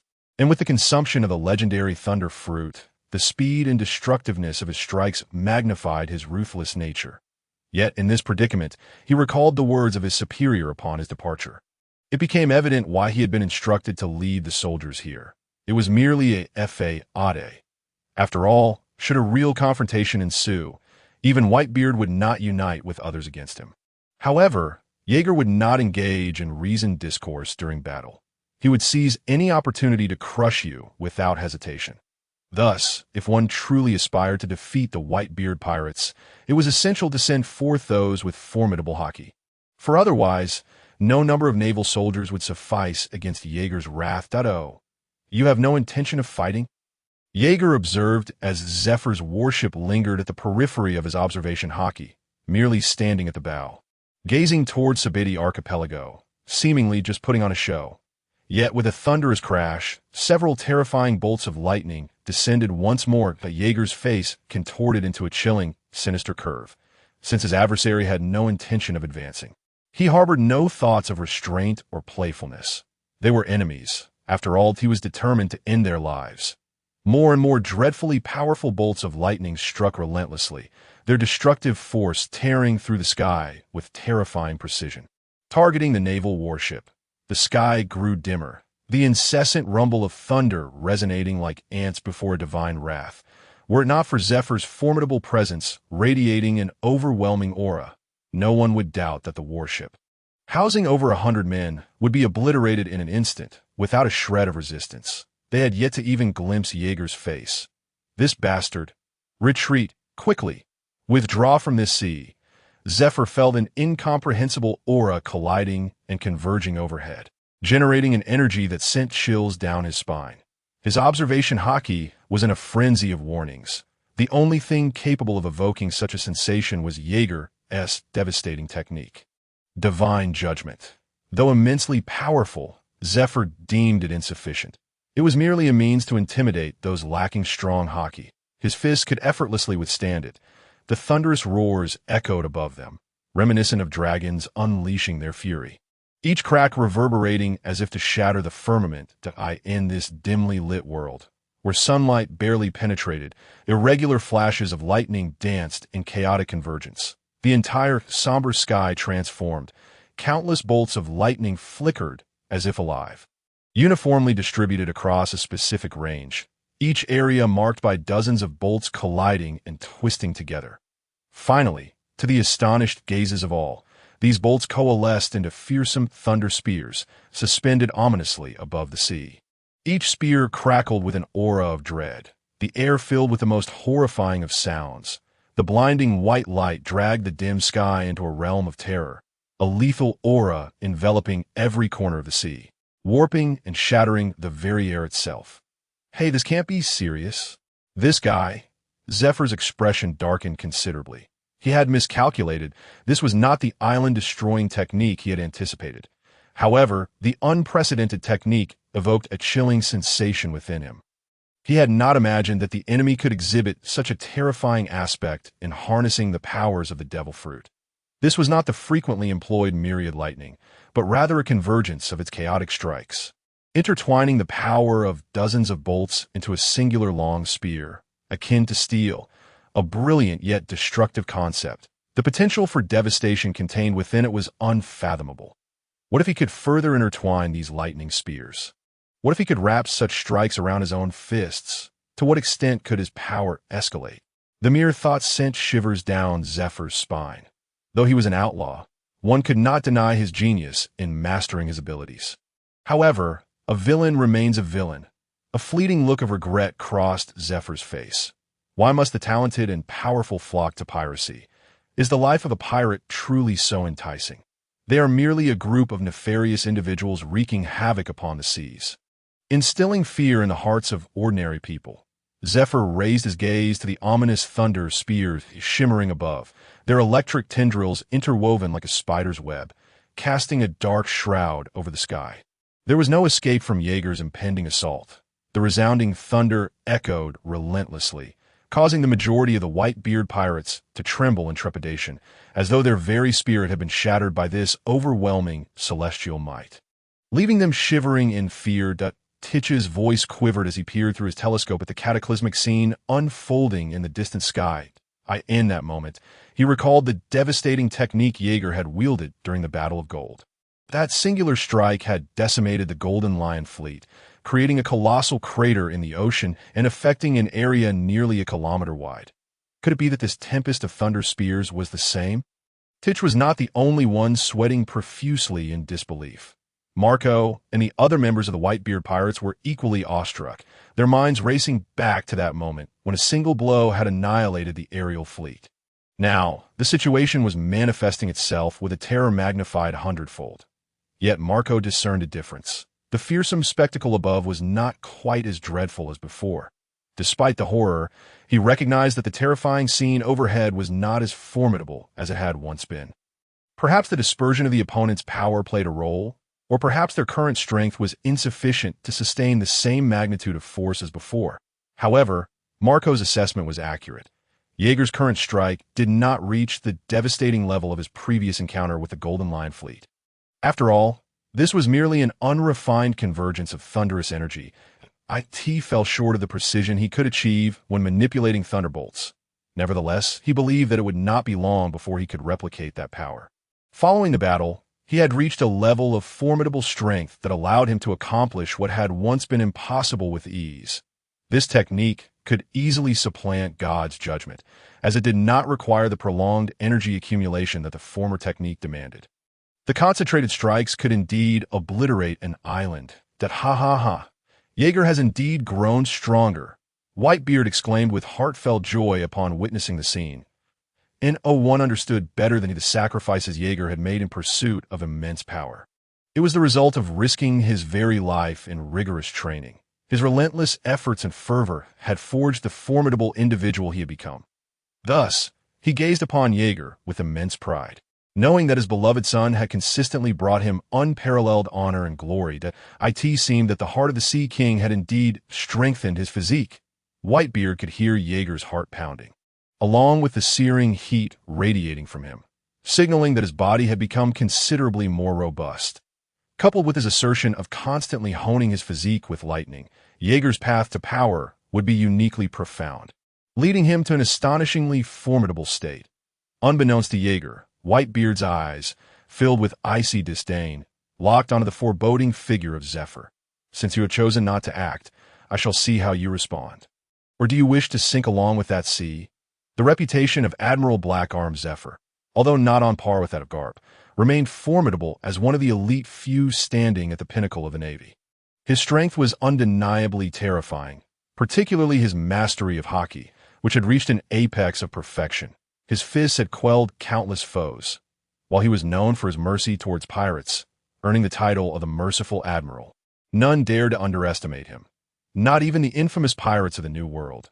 Yet his compassion allowed many pirates to face him with greater willingness, for confronting the likes of Admiral Sengoku or Marine hero Garp meant certain death.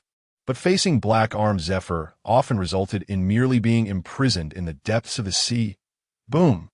Thunder reverberated across the heavens. The long spears, exuding an aura of destruction, sliced through the dim sky.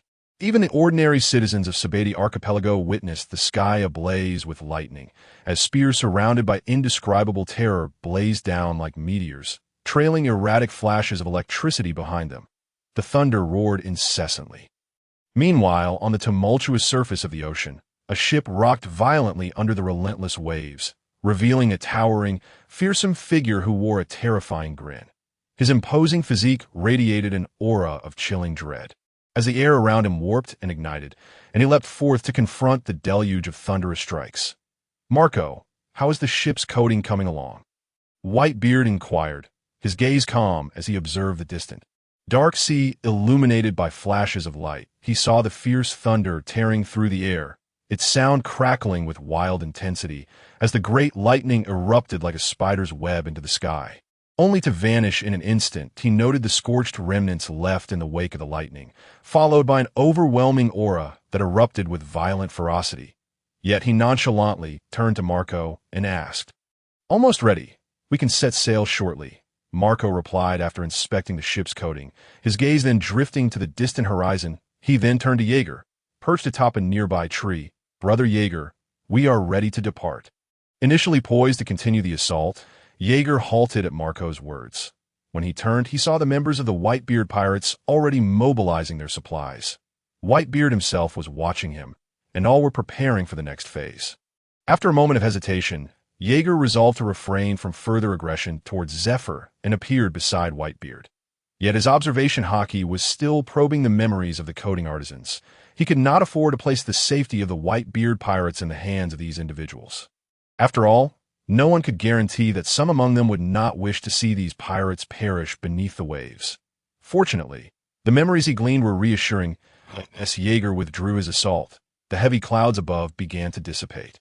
Rays of sunlight gradually piercing through to illuminate the once darkened skies, transforming them into a clear expanse. Bathed in golden light over the sea on the opposite side, Zephyr had ceased his offensive. Under his protection, his ship had suffered only minor damage, and his soldiers had sustained only slight injuries. This outcome was the best he could hope for.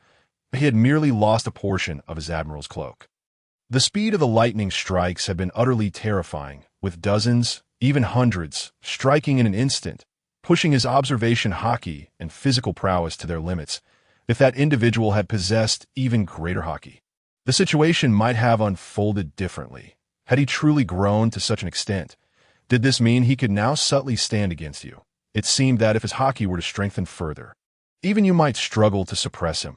The grave voice of Marshal Kong emanated from the transponder snail in Zephyr's hand. After hearing the elder's words, Zephyr fell into contemplation, raising his gaze to the gradually calming sea, where flickers of lightning still danced. Perhaps they had already set sail? Otherwise, given that individual's temperament, he would never cease his actions so readily. Zephyr's gaze shifted toward the Sabiti archipelago. In truth, he had fulfilled his mission, for the commotion had been far too grand. Even from this distance, it was visible. This was a barrier that ordinary folk could not approach, and he was certain that the world government had taken note of this spectacle. Thus, this situation would silence their tongues. It was not that he had failed to provide support, but rather that all had been thwarted from doing so. To in this light, had that rascal inadvertently aided him? He gazed intently towards the direction of the Sabiti archipelago, while the white-beard pirates had long since sunk to the depths of the ocean. As they descended, the brilliant sunlight gradually faded away, ultimately vanishing entirely in the icy, pitch-black abyss below. It was utterly astonishing. The ship could sink in such a manner. Amidst the enveloping darkness, Levi's incredulous voice echoed, as he had never fathomed such a miraculous occurrence. It was beyond the realm of his imagination. Although his eyes could discern nothing, he incessantly rolled them about, surveying his surroundings, eager to comprehend this extraordinary phenomenon. He found it hard to conceive how these bubbles could support such a colossal pirate ship, how they could withstand the pressure of the ocean waters. That moment, a ghastly pale light illuminated the complete darkness, with thick, motionless arcs of electricity coiling above them like flames. The intense radiance pierced through the surrounding gloom, bringing illumination to all. Yet apart from the frigid, bone-chilling seawater, there was naught else in sight. Even the nearest sea kings lurked several kilometers away, all within the scope of Jaeger's observation hockey. However, the rhythm of his heartbeat drew the attention of the sea kings, reverberating through the depths like the thunderous beat of war drums, causing the surrounding waters to tremble. Just as the sea kings were drawn closer, a malevolent aura surged forth, compelling them to retreat in haste, stirring the waters into a tumult as they fled to Fishman Island. Jaeger had already detected the island situated 10,000 meters beneath the surface. He had been eager to arrive from the very beginning, for there lay something of great significance on Fishman Island during this period, the fabled red poneglyph. As a certain thought crossed his mind, a peculiar smile graced Jaeger's lips. Joel D. Roger, you audacious fellow, wish to traverse the entire world, conquer the Grand Line, and become the Pirate King? Do you truly believe that to be feasible? The Redstone is merely my first step, for pirates seeking to reach the New World. Fishman Island is an indispensable passage, their only choice fraught with peril. The route through the Red Line is heavily guarded by the Marines and the world government, rendering it a path of certain doom for them. Yet, Fishman Island still offered a glimmer of hope. As the Moby Dick approached Fishman Island, chaos erupted between the pirates and the island soldiers. Some fishmen had already perished in the bloody skirmishes. The air was filled with cries and the clashing of weapons, and the sight of rare mermaids on Fishman Island incited the greedy and ferocious pirates, their eyes gleaming with avarice. This place was a veritable treasure trove. If they could capture these mermaids and sell them, they would never need to be pirates again. A continuous stream of wealth awaited them. Merely by ensnaring these beings, the thought of the slave market's lowest price drove them into a frenzy. However, the soldiers of Fishman Island were far from defenseless. With innate physical prowess tenfold that of humans, combined with their rigorous training, their strength became formidable, rendering ordinary pirates utterly incapable of standing against them. It was a level of overwhelming superiority. Yet, there were exceptions. Among the pirates were those with devil fruit abilities, whose extraordinary powers left some fishmen lamenting their plight, finding themselves wholly outmatched. Kill them. Humans. The Prince of Fishman Island was consumed by a furious rage. His visage twisted into a grotesque mask unlike his usual demeanor, his eyes bloodshot. Though he fought valiantly, the sheer number of human assailants was overwhelming. Today, Fishman Island faced the onslaught of nearly 10 pirate crews, each comprising hundreds of members. Upon landing, they had immediately begun to hunt the fishmen with wild abandon, igniting the prince's fury as they disregarded their mother's admonitions to avoid hatred towards humans. To coexist peacefully. Everyone, cease this at once. Children, do not display such terrifying expressions. A young, beautiful, noble mermaid cried out in desperation. She seemed to sense the deep sorrow within everyone's hearts, tears streaming down her face as she endeavored to soothe the emotions of the fishmen warriors, pleading with the pirates not to harm them, hoping for a peaceful coexistence. Mother, the prince could not help but weep. Everyone was aware that their queen had tirelessly worked towards fostering peace between Fishman Island and humanity, yearning for a return to the surface world. Yet, the fishmen had long endured the persecution, capture, and trade by humans. This hatred had persisted for centuries, particularly as humans could never regard fishmen as equals. In their eyes, slaves would forever remain slaves, their value solely to please their masters. That foolish queen has not given up? Jaeger's observation hockey had captured the unfolding events on Fishman Island. However, upon witnessing the unusual actions of a certain woman, a strange smile crept across his face. This woman harbored such naive aspirations, believing that her ideals could manifest into reality, to coexist amicably with humans. What a foolish and naive starting point. Such a terrifyingly gifted observation ability wasted on such folly. To live with dignity requires absolute strength. The truth of peace lies in the power one possesses. Miss Jaeger scoffed at the happenings on Fishman Island. Marco's voice reached his ears. Speaking of which, back in the days of the Drum Kingdom, it was the king and queen of Fishman Island who lent us their assistance at that time. Brother Jaeger, your situation was rather urgent. Plus, when we first landed on Fishman Island, Pops helped eliminate the pirates causing chaos, restoring tranquility above. Consequently, the king of Fishman Island sent his warriors to swiftly escort us to the sea, ultimately leading us to the Drum Kingdom. Marco observed Jaeger's peculiar expression as he stared into the inky void ahead, reminiscing about that island often besieged by pirates and the exceptionally gentle queen. She was a woman unlike any other. Even Pops remarked that she possessed a heart far broader than most, an unparalleled individual in Jaeger's lifetime. Even that scoundrel Roger could not compare to her. Moreover, this woman seemed to possess an uncanny ability to see into the hearts of others. Gulalala. I truly wish to see Neptune soon. Last time, I was too pressed for time to share a drink with him. This time, come what may, we must drink until we drop. Whitebeard mused about the king whose temperament resonated with his own, lamenting the missed opportunity for their previous encounter due to Jaeger's matters. Before a hearty laugh escaped him as he reflected on having resolved all his affairs. Speaking of which, was this not their third meeting? Previously, during the Rock Pirates era, he had brought Jaeger along to witness the legendary Fishman Island. It seemed that at that time, Jaeger had looked down upon the queen. As this possibility crossed his mind, Whitebeard regarded Jaeger with a curious gaze, recalling how the latter had provoked a passionate response from the queen with his words. Had he not intervened, he might have continued to ridicule the queen of a nation. Reflecting upon the relationship between Jaeger and the others, Whitebeard felt an overwhelming sense of dread.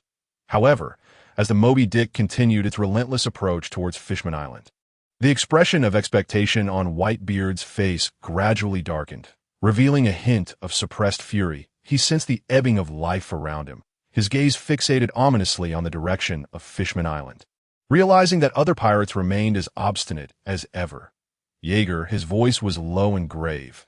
Understood, Jaeger replied softly.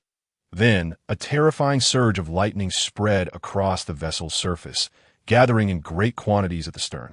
In that moment, everyone aboard clutched tightly onto various parts of the ship. Finally, a bolt of lightning flashed deep within the ocean's depths. The carnage on Fishman Island had spiraled beyond even the Queen's capacity to halt, as vicious pirates, blinded by bloodlust, wreaked havoc. Moreover, amidst their slaughter, they had chained several fishmen, dragging them onto their pirate ship.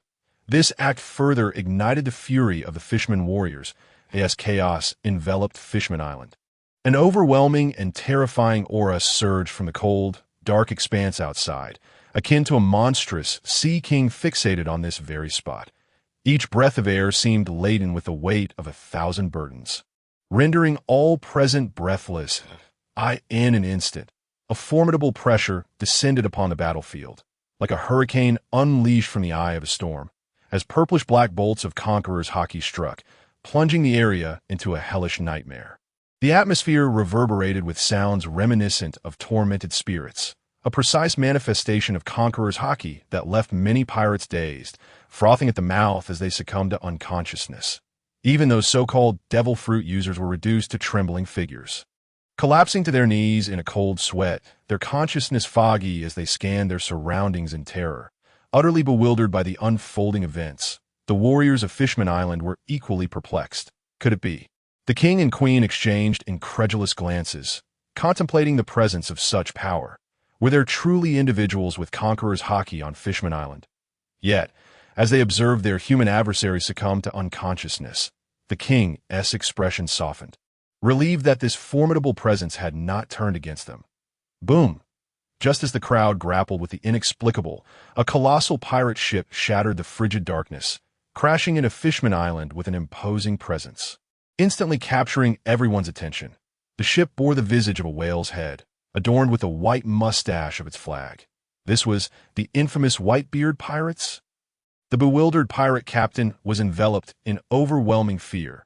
How could the legendary pirate, who dominated the New World, suddenly appear here? In that fleeting moment of disbelief, he felt a wave of relaxation wash over him, only to be swiftly knocked unconscious by the might of Conqueror's hockey. The warriors of Fishman Island gazed in shock at the massive pirate vessel, recalling how it had once arrived to aid them in quelling all nefarious foes. Could it be that they had returned to assist once more? Many were filled with doubt, while others harbored fierce hatred towards the Whitebeard pirates, their eyes burning with a madness fueled by animosity toward humanity. Yet, paradoxically, some fishermen, upon witnessing the arrival of the Whitebeard pirates, displayed expressions of excitement, their eyes searching for that figure who had led them to truth. The tumultuous battle ceased entirely with the advent of the Whitebeard pirates, standing at the bow of the Moby Dick. Whitebeard's countenance darkened as he surveyed the battlefield below. Far too many innocent fishermen had perished. These were the subjects of his friends. However, upon spotting Neptune, a radiant smile illuminated his face, and he leaped towards the figure, followed closely by Marco and the others, who too wore smiles as they disembarked. Having emerged from his stupor, Levi was exhilarated, gazing in awe at Fishman Island, situated over 10,000 meters beneath the sea. Astounded by the marvel of this extraordinary race, Jaeger sat at the bow of the Moby Dick, observing the aftermath of the battle as the Fishman warriors began to clear the field. Securing the unconscious pirates with chains, this was, after all, a testament to Jaeger's prowess, as Whitebeard's influence had allowed his Conqueror's hockey to precisely incapacitate them in an instant. Yet he soon realized a troubling discrepancy. He could not subdue their leader with the same swiftness. Though the man had emerged from the tumult of the seas, he had only knelt before Jaeger, a result that left him dissatisfied. His hockey was still insufficiently potent, yet a curious thought struck him. Could lightning be merged with Conqueror's hockey?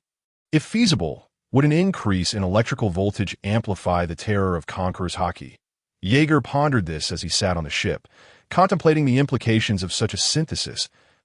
If this notion bore fruit, he would require a more formidable reserve of hockey or perhaps, merely the characteristics of Conqueror's hockey sufficed. Could the essence of lightning enhance the qualities of Conqueror's hockey, as Jaeger mulled over these ideas? A flicker of modest lightning danced at his fingertips. He attempted to merge his hockey with the lightning, but the result merely swept through the air, leaving him despondent. With a resigned sigh, he anticipated this outcome. His electrified fingers then took on a hue of darkness, armament hockey. Yet he found himself unable to manipulate it fluidly as he sought to control it like flowing water.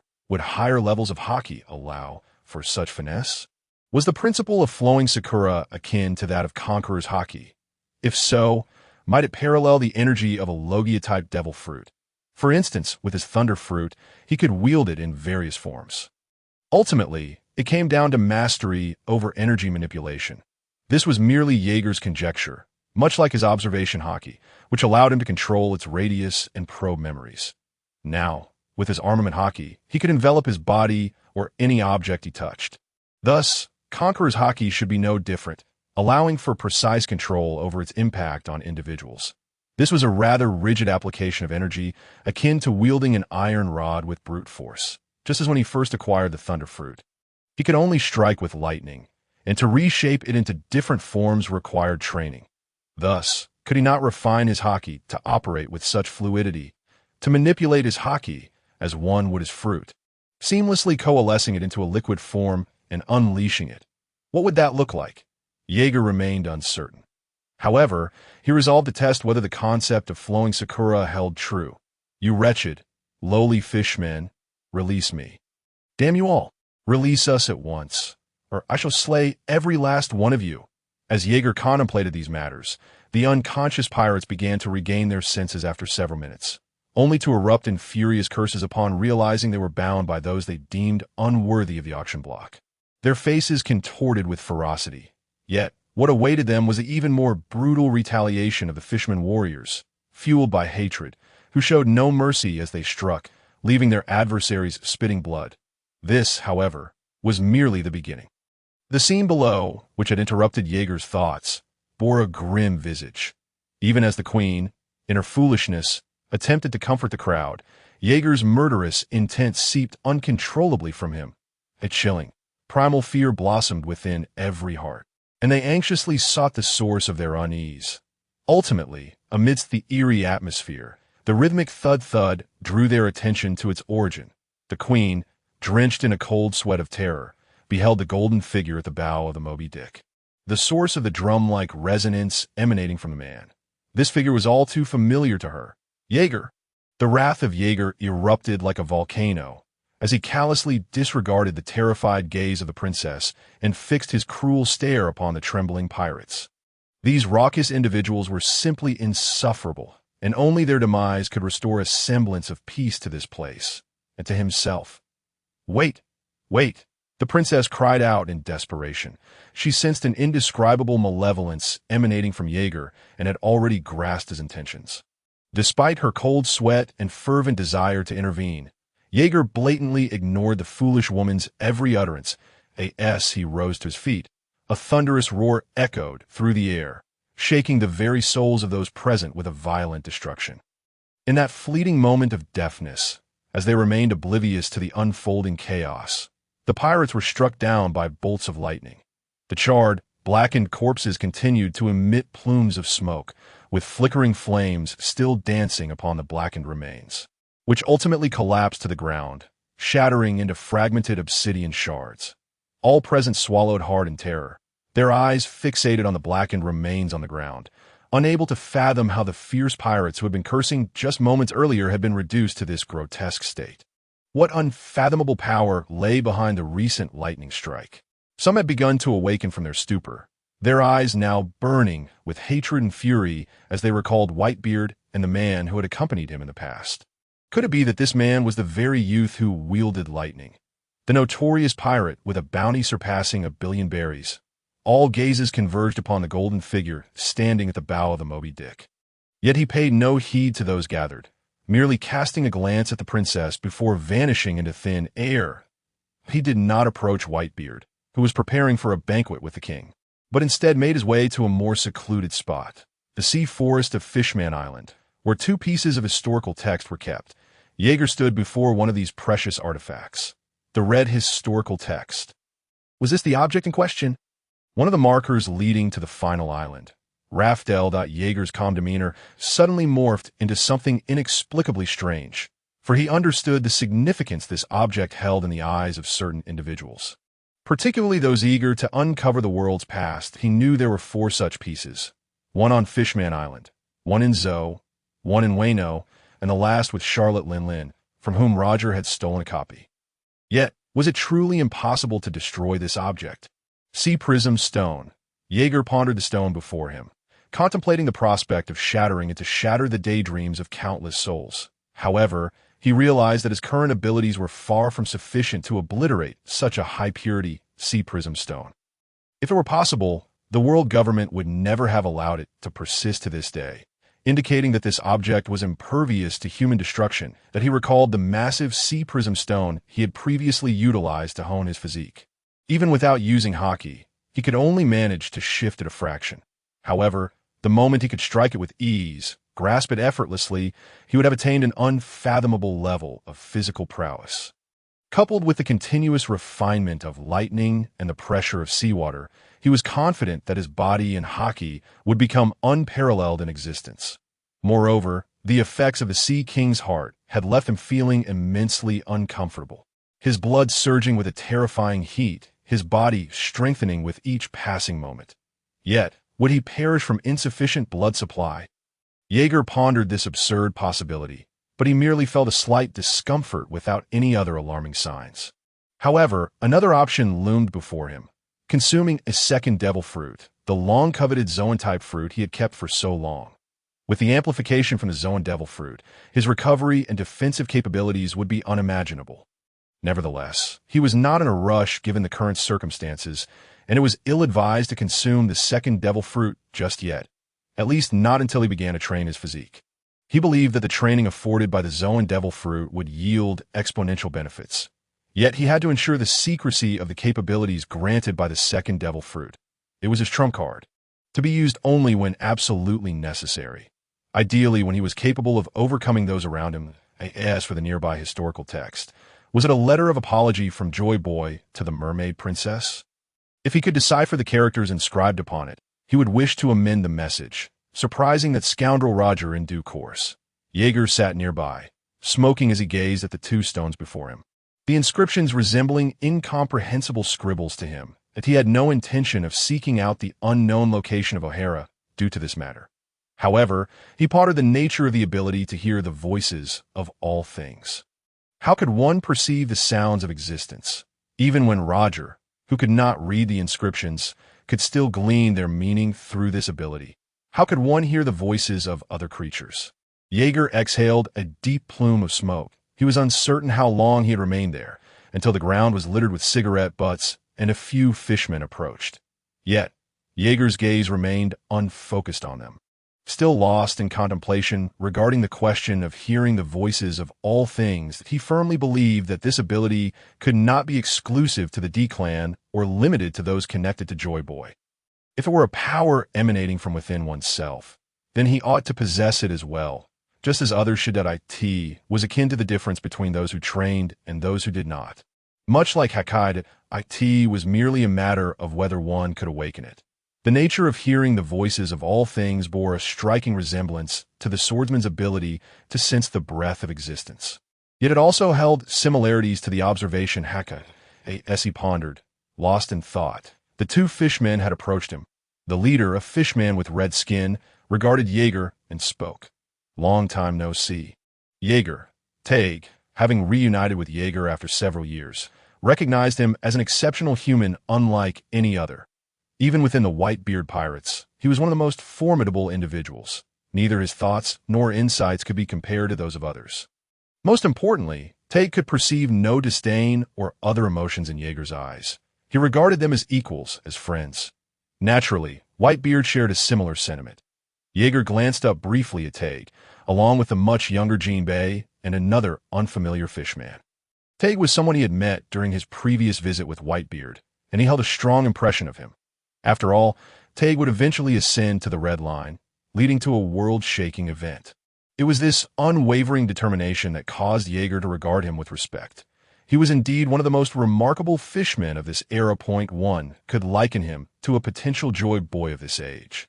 Thus, during their last encounter, when Taig expressed curiosity about Jaeger's relationship with Whitebeard, Jaeger found himself equally intrigued by Taig.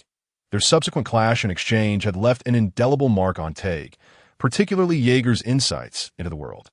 Jaeger had asserted that to eliminate the discrimination between Fishman Island and humans, and to cultivate a harmonious coexistence, Fishman Island must possess formidable strength. Only by wielding unparalleled power could humans be compelled to heed their words. Regardless of how trivial they might seem in this world, Possessing power equated to possessing everything. Jaeger's words had resonated deeply within Tage, especially as he witnessed the pirates who passed through Fishman Island in subsequent years, further solidifying his conviction that if they wielded immense strength, rivaling that of the strongest man in the world, or the pirate overlords like the Golden Lion and Roger, who would dare to provoke Fishman Island so easily. Much like the terror reflected on the faces of those pirates upon encountering the Whitebeard pirates, their fears stemmed from the formidable power possessed by the latter. Before the Whitebeard pirates, they dared not resist. Indeed, Jaeger spoke the truth. Power is paramount. As Jaeger puffed on a cigarette, he cast a nonchalant glance at the figure before him and remarked, "It has been a while, Tage. It seems you have undergone significant changes over the years. And you have indeed heeded my words. Your strength has increased considerably. Quite commendable. To the very least, you surpassed that foolish woman by a long shot." Jaeger could easily discern that the merman before him was more than tenfold stronger than in previous years.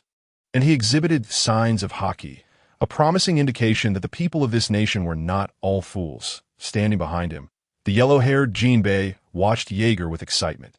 This man, clad in golden armor and adorned with golden ornaments, was not only the one whom Tage had long revered, but also the human that Jinbei and his companions yearned to meet once more, the second in command of the Whitebeard pirates, the legendary Thunder Disaster Jaeger. His reputation echoed across the globe, embodying the faith of those who resided in the uncharted territories. Though it seemed inconceivable, it was indeed a reality that he had once guided their nation down the correct path. However, the outcome had been a rejection from their queen, who deemed the path fraught with bloodshed and death, insisting that there must be a more effective method devoid of such tragedies. This incident had sown discord among the inhabitants of Fishman Island. Yet many still wholeheartedly endorsed Jaeger's words, even considering him their leader. Years had passed, and now he had returned. Yet, what was this drumming sound reminiscent of war? Jinbei looked at Jaeger with confusion. Although Tage had taken Jaeger's words to heart, he merely executed them in solitude. His agreement with Queen Otoheim's sentiments compelled him to seek the best outcome, to discern which path was truly superior. Tage fell silent, fully aware of the identity of the foolish woman Jaeger referred to, the one whose extreme methods had sparked a quarrel with the queen years prior. At the time, he had found himself in agreement with her suggestions. Yet, the most astonishing aspect remained Jaeger's unparalleled strength, the power to wield lightning instilling a sense of dread within him. The speed and destructive capacity of that power were enough to evoke terror. He had been vanquished in a single strike. "If you have no business here, do not disturb me," Jaeger stated, his gaze fixed upon the red stone before him. However, his indifferent demeanor toward Tage enraged the recently returned merman. For Tage was a man he deeply respected. Even if this man named Jaeger was revered by Tage, he had no right to treat him with such disregard as a ruffian from the uncharted territories. Jinbei's expression darkened. "You scoundrel," he growled, his voice laced with menace. He had assumed a stance of fishman karate, honed through years of practice. Yet, as he did so, Tage's right hand had already found its way to his head, grasping it firmly and slamming it into the ground. Bang! The impact echoed horrifically as his skull struck the earth, creating a crater, blood pooling around in that moment. Tage stared in shock at his subordinate. Bewildered, hadn't this merman encountered numerous humans outside? Did he not realize the terrifying nature of this individual? Why was he acting impulsively, as if he had never seen the world? Tage had previously made it abundantly clear that they must refrain from speaking recklessly in this man's presence and avoid any extreme actions. He could not fathom why this subordinate had disregarded his warnings. He had explicitly stated how formidable this man was, truly formidable.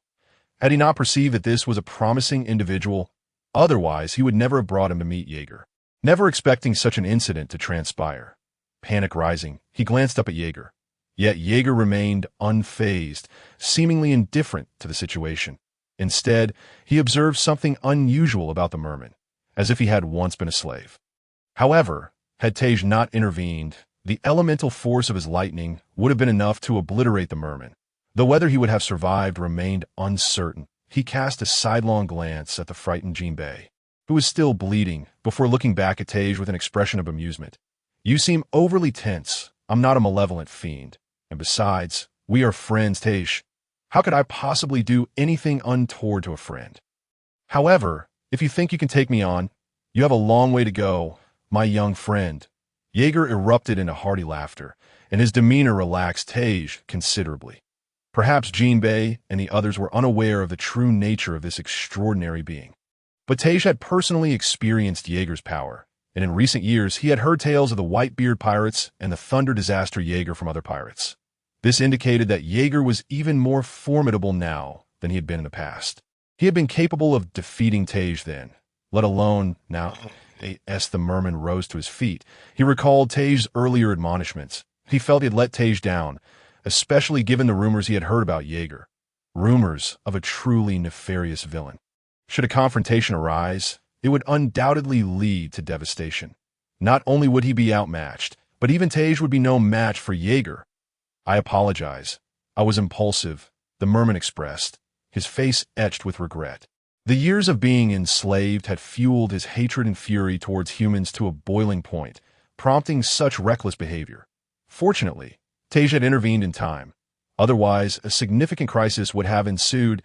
He could not forget how those merman soldiers had dealt with the black carbon, who had merely encountered a man clad in golden armor and had been struck down by lightning. There's no harm done, Jaeger replied nonchalantly. He was not a bloodthirsty pirate. As long as he was not provoked, he was relatively easy to converse with. However, Jaeger's gaze sharpened as he regarded the group, realizing that if he were to move this stone, it was best that no one else was aware. He contemplated letting the stone vanish from this world entirely, disposing of it somewhere, or perhaps keeping it hidden away for himself. In that eventuality, no one would dare aspire to become the Pirate King. Yet, he pondered whether Tage was aware of the origins of this stone. In a calm tone, he inquired, "Do you know who placed these two stones here? Or do you intend to keep them hidden?" Tage froze, then regarded Jaeger with a puzzled expression. After all, to most denizens of Fishman Island, these two stones were merely inscribed with incomprehensible text, garnering no interest or concern. Did Jaeger understand the inscriptions? Tage's suspicion grew as he scrutinized Jaeger, for the inscriptions were not documented in any of their texts. While he had heard it referred to as the poneglyph, chronicling events from a distant past, they had little interest in that era. Each of them was preoccupied with their struggles against humans, surviving amidst human malice. No, I do not know, Tage shook his head. This stone has been here for as long as I can remember. I only know it appears to document events from the distant past. As for the content, only the king might have a clearer understanding. These two stones hold no significance for us. They are merely relics of bygone events, akin to books, and thus no one pays them any mind. At this point, Jaeger understood that whatever the king and his court knew paled in comparison to his own knowledge. However, since they are unaware of the specific utility of this object, its operation becomes exceedingly convenient for him. At the very least, there is no necessity for a direct heist. Otherwise, contending with the likes of Whitebeard would undoubtedly prove to be a headache. Moreover, the multitude of individuals who deem this item useless and show indifference allows him to seize it with complete transparency. An intriguing curve appeared on the face of Joel Roger. Since you, the inhabitants of Fishman Island, consider this object to be of little value, I too shall express disinterest. I merely came to inspect it after observing its presence elsewhere. I had presumed you would be knowledgeable about its contents. Upon concluding his statement, Jaeger approached the red stone and, utilizing his formidable strength, effortlessly lifted it with one hand. Yet he distinctly sensed that this stone's weight surpassed that of the one on his ship. Nevertheless, this weight was still manageable. After all, his physique had undergone a transformation that rendered him far more formidable than before. What once required great effort was now accomplished with greater ease.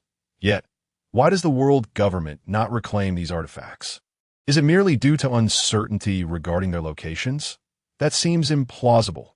If they were genuinely intent on searching, centuries should suffice to locate them. Nonetheless, it appears that finding them is not guaranteed. Indeed, whether it be the sky islands soaring thousands of meters above sea level, the underwater Fishman Island, or the isolated Wano country submerged beneath the waves, as well as Zoe, which roams the seas in an unpredictable manner, each location presents unforeseen challenges. Yet it matters not, for this stone now belongs to him. Other places have it too. Tiger was taken aback. Even Jinbei, standing nearby, was astonished. He had not anticipated the existence of such stones in the outside world, leaving him curious as to whether others could comprehend the inscriptions upon them. Given the longevity of this object's existence, having satisfied his curiosity, Jaeger resolved to explore other areas of Fishman Island and observe the changes that had transpired over the years, hoping for intriguing encounters. As he murmured his final thoughts, his figure vanished from sight, leaving only a flickering bolt of lightning at the spot he had just occupied before it too dissipated. The fishman gazed at this spectacle in terror. No wonder this individual commanded the respect of Brother Tiger. This incredible scene was shattering his understanding, alongside the previous sight of warriors dealing with the blackened remnants. Lightning? Fortunately, Brother Tiger had intervened. Otherwise, he too might have become mere charred remains.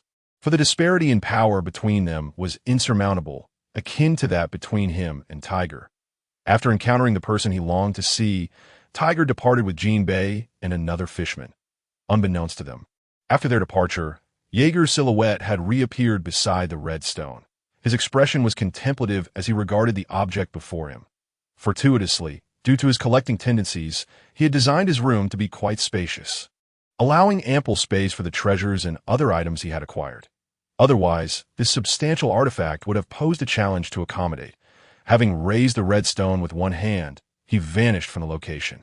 This item, which had resided in Fishman Island's sea forest for many years, reappeared in a corner of his room, amidst a collection of precious golden adornments, treasure maps, and other peculiar items, including the coveted swords of skilled swordsmen. Additionally, he possessed the ocean's treasures, the devil fruits, aside from the Paramecia-type gold fruit. He also had an animal-type devil fruit, which he had seized from another, and it was among the fruits he intended to consume to enhance his physical prowess. He then turned his gaze to the red stone. Leaving it unguarded here would not suffice. He could not always remain on the ship to safeguard it. Thus, his attention shifted to a sizable pile of gold nearby. Lightning danced and flickered over the gold, and under his control, the gold melted into a vast pool of liquid gold, completely enveloping the red stone. In the end, it transformed into a colossal golden cube. With the arrival of the Whitebeard pirates, the turmoil that had plagued Fishman Island had come to an end. King Neptune, grateful for his friend's presence, hosted a banquet in celebration of their long-awaited reunion and to express gratitude for Whitebeard's intervention in restoring order. However, this gesture incited considerable discontent among many fishmen, particularly those dwelling in the lawless regions. They watched the Whitebeard pirates from the shadows, their bodies radiating an unshakable hatred and animosity, with eyes filled with barely contained resentment despite the recent assistance they had received. Gratitude towards humans? Were they to thank them for quelling the chaos? What a farce! Who was responsible for instigating this turmoil in the first place? If it were not for that damned race, they would not be forced to reside in the sunless depths of the ocean, nor would they risk their lives for a glimpse of sunlight, only to be captured by humans and enslaved. This was their humiliation, an unalterable fate that it was as if their race was eternally subordinate to others, with everyone eager to trample upon them. Though they glared menacingly at the Whitebeard pirates, they dared not take action. They had witnessed a man clad in golden armor leisurely sipping a drink, seemingly unconcerned. Memories of the nightmares he had endured years ago at the hands of this man resurfaced, alongside the recollection of the instantaneous demise of 100 pirates and the scattered remnants of charred remains. They could not afford to provoke him. Yet they harbored no hatred towards this man, not even a trace of animosity. Although he was known for his ruthless nature, their hearts held no resentment. Rather, they felt a sense of admiration. In terms of power, it was evident that even their king could not deter him if he chose to unleash his wrath. Moreover, the captain of the crew merely offered a few reprimands to this man. They understood the caliber of this individual, and thus their king had previously warned them not to provoke this group, particularly the man named Jaeger. No, he should be referred to as Sir Jaeger. Jaeger, idly wandering, observed that Fishman Island had not undergone significant changes since his last visit with Whitebeard. He had previously witnessed the legendary Noah's Ark, a vessel resembling an island that had left him in awe. He could scarcely fathom the kind of beings who had once sailed upon it. Giants, perhaps? No, it must have been more than just giants. Considering the words of Joy Boy and the hints of information he had revealed, it seemed likely that this was the warship of his allies from that time, or perhaps it was the vessel that had carried the remnants of the world submerged beneath the ocean, with Noah's Ark being the last refuge of those who survived. The remaining beings then went on to recreate this world that, of course, such thoughts were merely Jaeger's daydreams, a product of his whimsical imagination. As he meandered through the streets of Fishman Island, his calm and strikingly handsome visage caught the attention of numerous beautiful mermaids. They certainly recognized who he was, yet his striking appearance and overwhelming strength drew them in irresistibly. However, they dared not approach him or initiate conversation, fearing the repercussions. Even though he is human, he is so handsome, his calm demeanor. The king says the Whitebeard pirates are good people, so he must be different from other evil humans. Right? Should we try to talk to him? I dare not. I'm afraid I'll end up as a grilled fish, the beautiful mermaids whispered to one another, captivated yet cautious. However, the words spoken by them had long been heard by Ygir. He simply chose to disregard them, present. He was merely seeking a way to pass the time, as for the banquet hosted by the Whitebeard pirates and King Neptune. He held no interest whatsoever. He could not fathom why these individuals were so fond of feasting. Was there truly nothing of substance to attend to? Ygir finally comprehended why Marco and his companions were unable to elevate their strength. It was the lack of pressure. Their training was insufficient because they were devoid of it. As long as Whitebeard was present, they felt no pressure. With Whitebeard looming as a formidable presence, his reputation had quelled countless scoundrels. And coupled with his indulgence towards them, this scenario had inevitably led to their lethargy. Pressure equated to no motivation. This was quite natural unless one possessed an inherently diligent and self-disciplined disposition. Much like the interns aboard the Whitebeard pirates, although their training talents were woefully lacking, they relentlessly honed themselves whenever they had the opportunity, driven by the desire to avoid being looked down upon by the official crew members, or worse, being cast off the ship. This illustrated the relationship between pressure and motivation, and Altair was one such man of poor talent. Although he would soon turn 30, he was unwavering in his commitment to follow in the footsteps of the captain and his brother Ygir, perpetually training himself in accordance with the methods that Ygir had previously imparted. Though the initial results of his training were promising, once he acclimated, he realized that his strength could no longer advance. Despite prolonged training, he felt no significant improvement apart from a modest increase in strength. Yet he had never once relinquished his training regimen, diligently adhering to Ygir's methods day after day, even when opportunities for enhancement seemed scarce. Amidst this, he also endeavored to learn from Ygir's technique of submerging himself in the depths of the ocean and utilizing sea prism stone for his training. However, the hardness of such stones was beyond his capability to manipulate. Even with daily practice, the results were utterly futile. Unbeknownst to him, it was not that such efforts were in vain. Rather, the task was simply not suited for an ordinary individual, primarily requiring the investment of time to accumulate progress. At this moment, he held a remarkably exquisite dish, seemingly searching for something. Upon spotting a golden figure down the street, a sincere and excited smile spread across his face. Ygir, brother, at long last, I found you. This delicacy was prepared by Sachi using ingredients from Fishman Island, and I believe the flavor is exquisite, so I wanted you to try it. His exuberant voice reached Ygir's ears, prompting him to halt his aimless wandering. Turning around, he beheld the man bearing the culinary creation.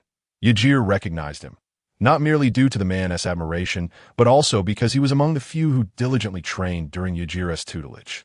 This was what etched the man into Ygir's memory. Yet he was taken aback that this individual had gone out of his way to bring him food, a notion Ygir had never anticipated. Nonetheless, he replied, "Do not mind me. Go and join Whitebeard and the others at the banquet. When it's time to eat, indulge fully. When it's time to play, enjoy yourself thoroughly. Seize this rare opportunity to explore the legendary Fishman Island." Much like that fool Levi, Ygir gestured towards Levi, who had appeared nearby while he conversed with Altair, though Levi showed no interest in their exchange, instead eagerly observing the wonders of the underwater realm. Altair, however, appeared entirely uninterested in Levi, his gaze fixated on the esteemed man he had long admired, as if he wished to speak but was at a loss for words. After a moment of contemplation, He finally composed himself, yet the excitement in his voice remained unquenched. Yajir, brother, may I request that you train me once more? I aspire to grow stronger, to keep pace with you all. His earnestness was palpable, imbued with immense sincerity. Yajir regarded him with intrigue. This was the first time anyone had posed such a request to him. Neither Marco, nor Jaws, nor Bista had ever approached him in this manner. It was unexpected that such a request would come from an intern of the Whitebeard pirates, particularly one who had previously endured his punishment. It appeared that this individual possessed an extraordinary will, and the determination evident in his demeanor revealed him to be a man in pursuit of strength. Yajir could discern, from the condition of his hands and body, that this was a man who was hard on himself, one who trained according to the methods he had previously taught them, perhaps even pushing himself further. Was it because he realized he could no longer improve that he sought me out? One intriguing fellow. Why do you seek strength? What is your dream? Yajir inquired. Taking the dish from Altair and savoring it, he observed the man with the short hair and training attire, not resorting to his observation hockey to probe into Altair's memories, but instead directly asking. Altair was momentarily taken aback by the question, yet he soon responded without hesitation. My dream is to one day stand behind you, Yajir, and fight alongside you, rather than merely watching from afar as you and the captain engage in battle with our enemies. I no longer wish to see you get hurt. By the end of his statement, he appeared somewhat bashful, as though embarrassed by his own aspiration, especially considering the formidable foes that Whitebeard and Yajir faced, men who truly stood atop the vast ocean. To think of fighting alongside them was a lofty ambition, given that Yajir wished for the Whitebeard pirates to be able to handle the mid-tier adversaries without always needing to eliminate the threats himself before confronting their leaders. For instance, while he battled against an admiral, he hoped they could at least withstand the onslaught of other vice-admirals or rear-admirals. Though he himself could not contend with an admiral, he believed he could manage if there were only two. This would alleviate some of the pressure on Whitebeard. However, he had not anticipated that a member of the Whitebeard pirates would possess such awareness, a sentiment that Marco and the others had never expressed. Yajir's observation hockey revealed to him that Altair's words were indeed heartfelt, causing him to regard the man with newfound respect. Though Altair's physical strength was undeniably weak and his talent minimal, Yajir recognized the height of his resolve, coupled with an unwavering will. What he lacked was the external power to realize his potential.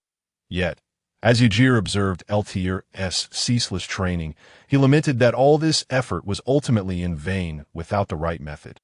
Moreover, his devil fruit was not suited for Altair. A Zoan type would be far more appropriate. That a man with such determination and a relentless work ethic would be wasting his potential if he did not consume a Zoan devil fruit. However, Yajir currently possessed none that would suit him.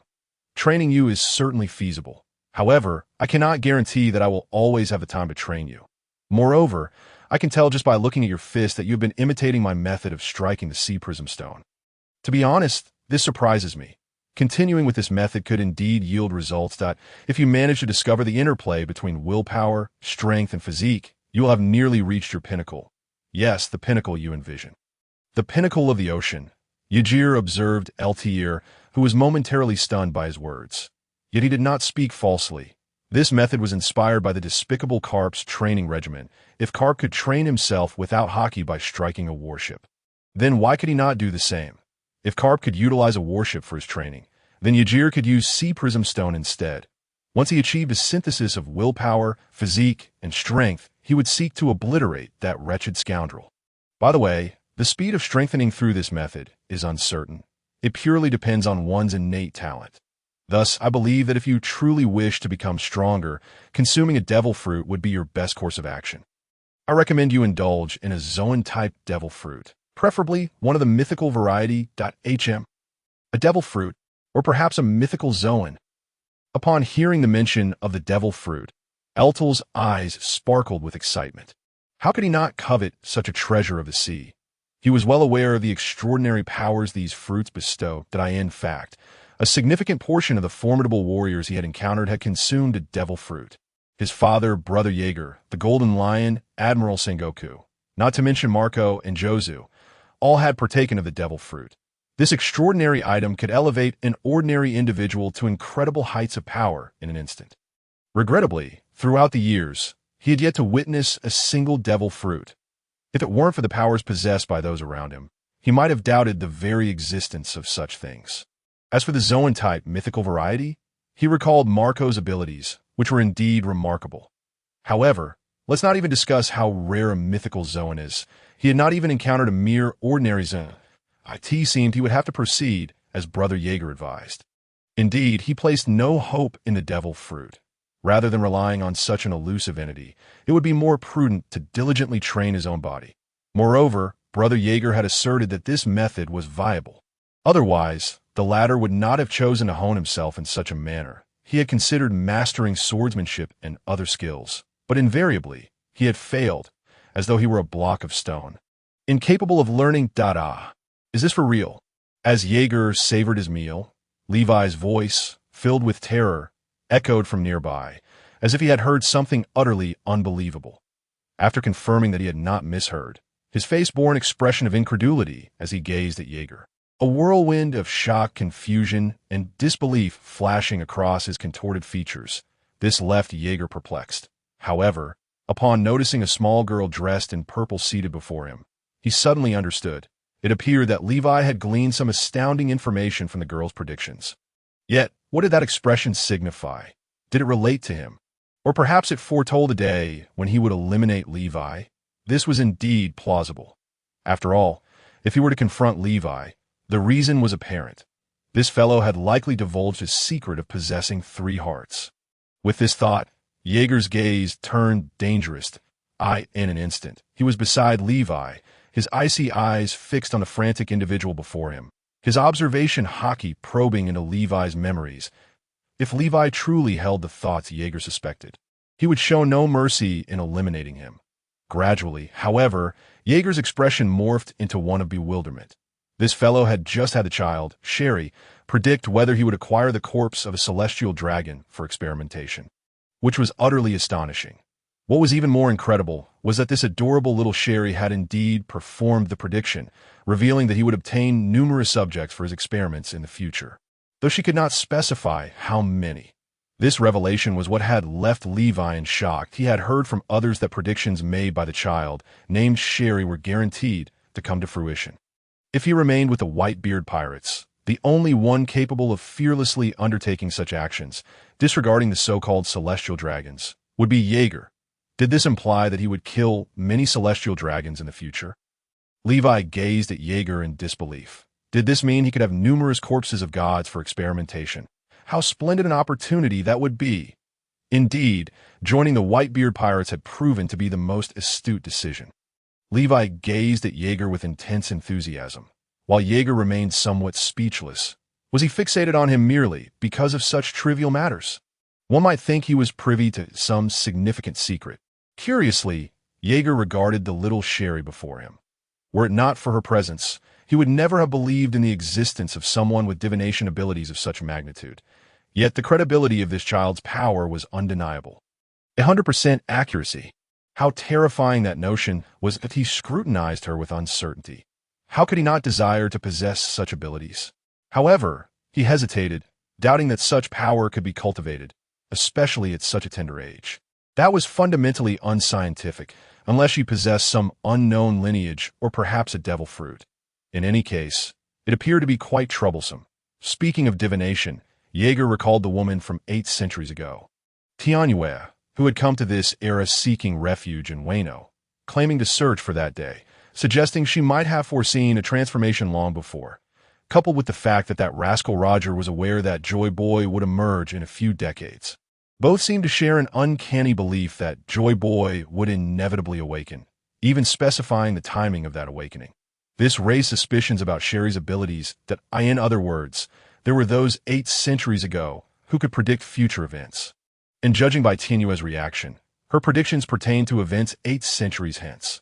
This implied that Joy Boy would be reborn in Wano, and even the allies of Joy Boy from 8 centuries past were aware of this.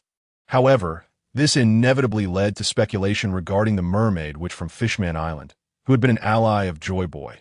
Naturally, this remained merely Jaeger's conjecture. Instead of dwelling on such matters, he resolved to enhance his own hockey, allowing him not only to glimpse into others' memories, but also to foresee the future, perhaps even distant futures. This was not beyond possibility that if he could develop the thunder fruit to manipulate magnetic fields, there were far too many tasks awaiting him. Strengthening his physique, augmenting his hockey, developing the thunder fruit, and eventually consuming other devil fruits to master them. When would he have time to pursue such extraneous endeavors? It would be wiser to focus on hacking as long as he was strong enough. What did it matter if the opponent could predict the future? He could still crush them with a single blow. Just as Teach had done, as long as he was powerful enough, would that fellow dare betray the Whitebeard pirates for a mere devil fruit? He would simply eliminate him and send him to the depths of the ocean. While watching little Sherry, she gazed back at him with wide eyes, particularly captivated by the thump-thump sound akin to a war drum, which left her in a daze as she curiously studied Jaeger. Was he the one? She glanced at Jaeger, then at Levi. However, after a moment's contemplation, Jaeger resumed enjoying his meal and walked away. He had never contemplated predicting his own future. Such pursuits held no significance or necessity for him. What mattered was whether he was strong enough in the present. If not, he was already aware of what awaited him in the future. Even if he were to perish, so be it. That would merely indicate that his power was insufficient. Being killed was an acceptable fate. Much like how he dispatched those weaker than himself, that it was only natural for those stronger to eliminate him. This was the survival law of the world. As long as one was powerful enough, they could act as they pleased. The only reason he had yet to perish and reach this point was due to Whitebeard's protection and the reputation that allowed him to clash with formidable foes and gain experience. Though his recent behavior had led those formidable individuals to no longer hold back against him, that was sufficient. He already understood what his next steps should be. To Fishman Island was not vast, and the few places worth his attention were limited. After meandering for a while, he arrived at the venue where Whitebeard and his crew were hosting a banquet. Not only was King Neptune present, but his queen and princes were also accompanying him to welcome the members of the Whitebeard pirates. The joy on their faces was unmistakable, for this was their first encounter with humans, and they had never before harbored feelings of hatred towards them. Jaeger, the queen observed Jaeger with a complex expression. Increasingly, she found it difficult to fathom this man. Previously, she could rely on her innate and powerful observation hockey to read others. But now it felt as if an invisible barrier obstructed her perception, leaving her only with intermittent glimpses of his emotions. His ferocious and beastly rage sent shivers down her spine, deterring her from attempting to probe further. She feared being influenced by him. It has been quite a while since I've seen such a foolish queen. And you big oaf. Jaeger casually greeted the queen before redirecting his gaze towards Neptune. His eyes remained calm, as if he were merely exchanging pleasantries with a stranger. Jaeger held utter disdain for these Navi beings. Their naturally imposing physiques seemed wasted on their lack of rigorous training. Given their innate superiority over humans, with diligent effort, they could achieve an overwhelming strength akin to that of the giants. Even the 5 elders dared not tread lightly in their presence, if they abandoned their Navi notions and utilized their advantages wisely. They could undoubtedly evolve into a race comparable to the giants, harnessing the powers of the sea kings, the rulers of the ocean. The idea of humans capturing them as slaves was laughable. In such a scenario, their roles would be reversed. Rather than striving to coexist on land, humans would find themselves pleading with them not to unleash their wrath, lest they forget that some sea kings dwarfed entire islands. Viewing them merely as sustenance, with such power, it was imperative for humans to engage in earnest dialogue with them. This was the fundamental principle of possessing strength in this world. Might makes right. That young lad, Whitebeard, nursing a headache while downing spirits, regarded Jaeger with some annoyance. He had not anticipated that Jaeger would continue to exhibit such blatant disrespect towards Neptune and his entourage. Through their earlier conversations, he had gleaned the reasons behind Jaeger's contempt. However, Jaeger's personality was indeed capable of such audacity that if one wished to avoid being disturbed or captured by humans, then absolute strength was requisite. Rather than living in such humiliation, it would be more worthwhile to take a bold gamble, wagering on their success and the solidarity of all the fishmen in battle. Truly, this was Jaeger's style, resolving all matters through sheer power. Where is Levi? Whitebeard shifted the topic, his eyes scanning the surroundings for that reckless figure. Although he was friends with Neptune, he knew that some of the fishmen in this kingdom were quite unhinged. Years of oppression and hatred towards humans had driven them to madness, and they often disregarded even the king's authority, being more reckless than Levi himself. Thus, he was concerned that the defenseless fellow might have met an untimely fate. That fool was wandering the streets of Fishman Island, perhaps overwhelmed with excitement at experiencing this legendary place for the first time. Worry not, old man Whitebeard. He won't perish, Jaeger remarked, indulging in food and drink. His words elicited instinctive laughter from Whitebeard and his crew, for Fishman Island was a realm so many had dreamt of but never encountered. Even when mentioned, it was often dismissed as a mere fairy tale, akin to a land of gold from a storybook. After swallowing his food and drink, Jaeger continued, "If he were to die, I would ensure that every inhabitant of that street met the same fate. No one would escape, huh?" Neptune and the Queen, along with the princes, froze, staring blankly at Jaeger. Their previously relaxed demeanor was abruptly replaced with tension, their hearts racing and cold sweat pouring forth. Jaeger, witnessing their sudden anxiety, felt a wave of exasperation wash over him. Did they truly believe he was serious? What a humorless lot they were. Or were they simply too naive? Bang! Without a moment's hesitation, Whitebeard delivered a punch to Jaeger's head, causing him to spit out the liquor in his mouth. Jaeger's expression was one of bemusement and resignation. He understood that Whitebeard was well aware of his jest. However, one ought to consider the context when joking. Furthermore, someone like Jaeger should refrain from making such jokes, as everyone knew he was more than capable of acting on his words. Besides, his disdain for the fishman's current conditions was evident. Whitebeard was certain that should anything happen to Levi, Jaeger would promptly raze the place to the ground.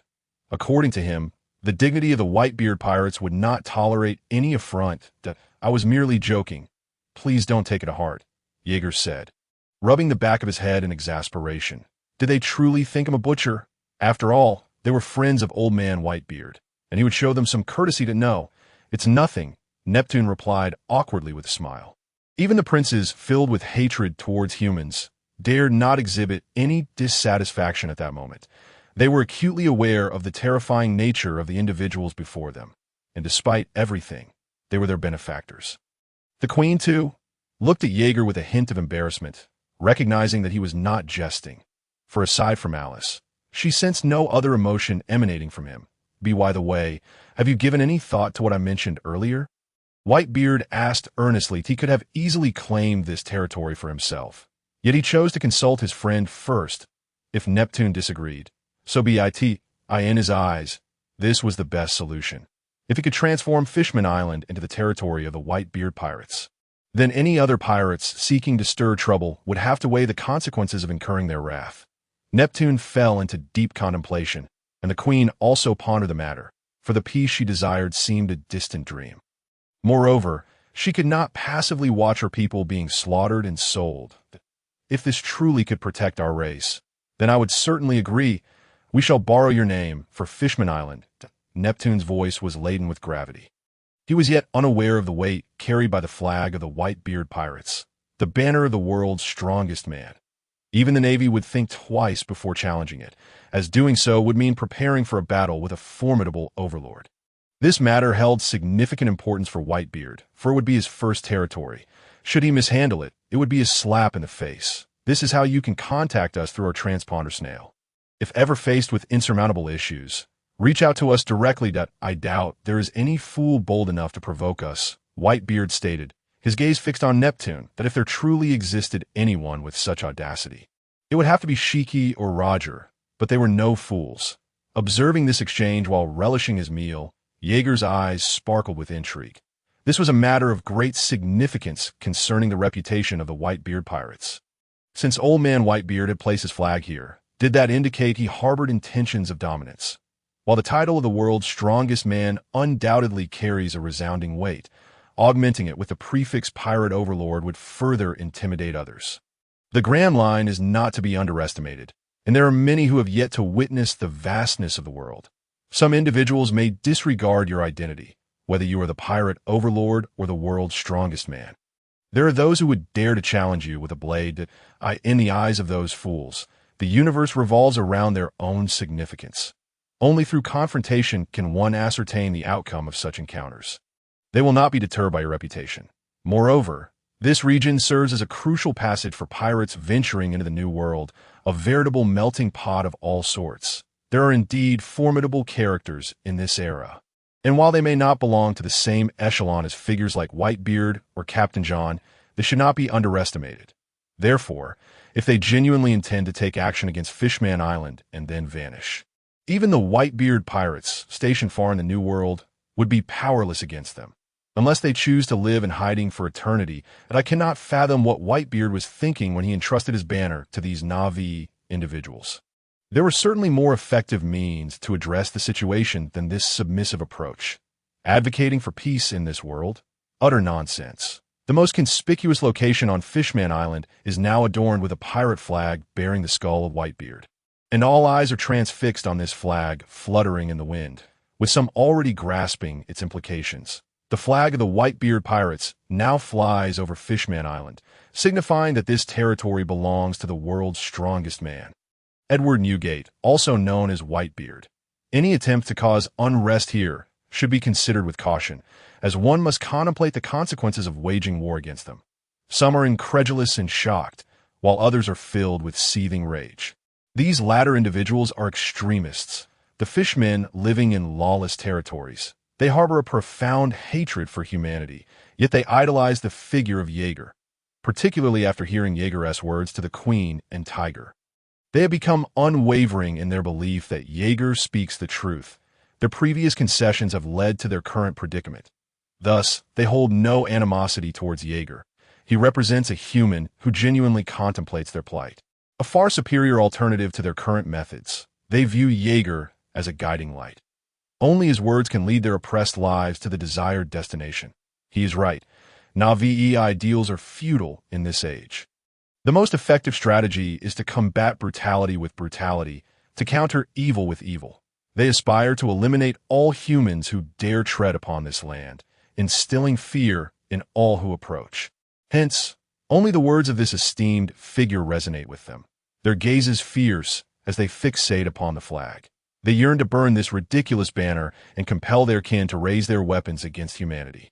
Yet, they understand that the time is not yet ripe. They must wait until Lord Jaeger departs before they take action. When that moment arrives, they will demonstrate to their leader that he was right, and that the words of the king and queen were misguided. Erroneous choices will only thrust them into the abyss. Meanwhile, the banquet hosted by the king in conjunction with the Whitebeard pirates has been underway for a full day. While they indulge in fine spirits, sumptuous feasts, and jubilant revelry, they remain blissfully unaware that the outside world has plunged into an unprecedented state of panic. Celestial dragons have been slain. Some have raised their blades in defiance of the divine authority. A challenge has been issued to the world government, and this news has spread to every corner of the seas. Whether commoners, nobles, or the notorious scoundrels of the ocean, all are engulfed in a paralyzing fear. Everyone is drenched in cold sweat as they scrutinize the newspaper's contents, each word sending shivers down their spines, especially upon learning that this act of persecution involved 2 celestial dragons. Their hearts constrict in disbelief. Even nations embroiled in warfare due to their inability to pay the celestial tribute have halted their conflicts, staring incredulously at the young man who has slain the world's aristocracy. Some weep silently, while others cry out in despair. Everyone is acutely aware that a monumental event is unfolding. Can it be that this man, too, can die? The celestial dragons can perish. Ha ha! They are dead. The celestial dragons are dead. It turns out that even the divine can meet their end. Whether oppressed or ordinary folk, all are aghast at this news. It is a revelation that resonates deeply, more astonishing than the clashes of the great pirates traversing the New World. The world has descended into an eerie silence. Meanwhile, on the other side of the globe, undercurrents are stirring in a relatively bustling town. A golden-haired youth sporting sunglasses peruses the newspaper in his hands. Fixating on the image of a man clad in golden armor, his expression grim, as he observes this figure, his countenance reveals no discernible emotion. Yet those around him dare not utter a word. The atmosphere is thick with an oppressive chill. Gradually, a sinister smile unfurls across the youth's face. Ha ha, is this for real? How could there be someone so audacious, so reckless as to slay a celestial dragon before everyone's eyes? Does that fellow not comprehend the repercussions of striking against the celestial dragons? Or is he utterly unafraid of those beings? The second-in-command of the Whitebeard pirates, Thunder Disaster Jaeger, suddenly erupts into wild, unrestrained laughter, akin to a beast unleashed. His mirth is laced with exhilaration and distortion, as if he has just witnessed the most amusing spectacle of the years, though surrounding him remain silent, not daring to interject. They can sense that their young master is not quite himself. This is an unprecedented situation for them. While the notion of slaying a celestial dragon is indeed unfathomable, such an emotional display seems excessive. Does it not? After all, this is Jaeger, Thunder Disaster Jaeger, the second-in-command of the Whitebeard pirates, one of the most formidable pirates in the New World, with a bounty exceeding a staggering 10 billion. No, that is not right. They gaze in terror at the latest bounty notice. Jaeger's bounty has shifted dramatically. Following his slaying of the celestial dragons, his bounty has soared to an astonishing 2.5 billion berries. Trembling, they clutch Jaeger's bounty notice. This figure far surpasses anything they could ever hope to attain, a height they must forever look up to. That a raucous, defiant laughter reverberates through the skies. Shortly thereafter, a formidable pirate ship, adorned with a lion's head, floats majestically above the New World. The laughter of Captain John, the Golden Lion, echoes within the confines of the vessel, sending shivers down the spines of his crew. What splendid news, Jaeger! You are still alive. Moreover, you have slain celestial dragons at the foot of Mary Geos, and in such a brutal manner. Truly, you live up to your reputation. Jaeger, I knew I had not misjudged you. I did not expect your strength to have risen to a level where you can hold your own against that Zephyr. You've grown stronger, kid. Return to the New World. Let us see if we can make this affair more interesting alongside Newgate. Captain John, grinning broadly as he surveyed the newspaper, could not contain his laughter. He had never anticipated that the man he had once felled with a single blow would grow stronger, now capable of standing against the onslaught of the marine admirals. Yet this fellow's resilience is truly remarkable. He withstood attacks from Garp and Roger without perishing, emerging even more powerful. With that fellow's temperament, how could he not seek revenge? Things are becoming increasingly intriguing. However, at this moment, the countenance of Joel D. Roger was far from pleasant. His expression was somewhat grim as he scrutinized the news report in his hand and the latest bounty notice beside him. He had not anticipated that the adversary would withstand the onslaught from both himself and Garp without succumbing. Moreover, Garp had delivered a crushing blow to the opponent's head. Particularly alarming was the news report that detailed how this individual, having slain a celestial dragon, had single-handedly thwarted the advance of Admiral Blackarm Zephyr. This was a clear indication that this foe's strength had reached a level where he could potentially confront them head-on. Nevertheless, the veracity of this information still required confirmation. Murderous? This individual was causing Rayleigh and the others to furrow their brows as they examined the newspaper. As longtime rivals of the Whitebeard pirates, they were acutely aware of Jaeger's temperament. Anyone marked by him would undoubtedly find themselves in considerable trouble, especially given that the opponent's power was continually escalating. This was the most distressing aspect for them, that if he could ruthlessly eliminate a celestial dragon, what chance did others stand? This individual, who disregarded Whitebeard's words, was a source of relentless frustration. Shanks, did you hear that? Buggy's expression had darkened considerably. He was inherently fearless, unperturbed even in the presence of Whitebeard, boldly proclaiming his intent to vanquish him and stain his beard with red. Yet this audacious spirit had been dampened by his encounters with Jaeger, who had instilled a sense of trepidation, teaching him that some things were better left unsaid. Even during banquets following skirmishes with the Whitebeard pirates, Jaeger had struck him and Shanks with lightning, leaving an indelible mark of fear. That individual was utterly unreasonable. I heard it. Shanks' countenance darkened further. He had not anticipated that after some time, the news of that individual would reach him again, revealing that his strength had grown even more formidable, with his bounty escalating once more. Moreover, the report emerged in the context of his brutal slaying of a celestial dragon. He had not forgotten their ship,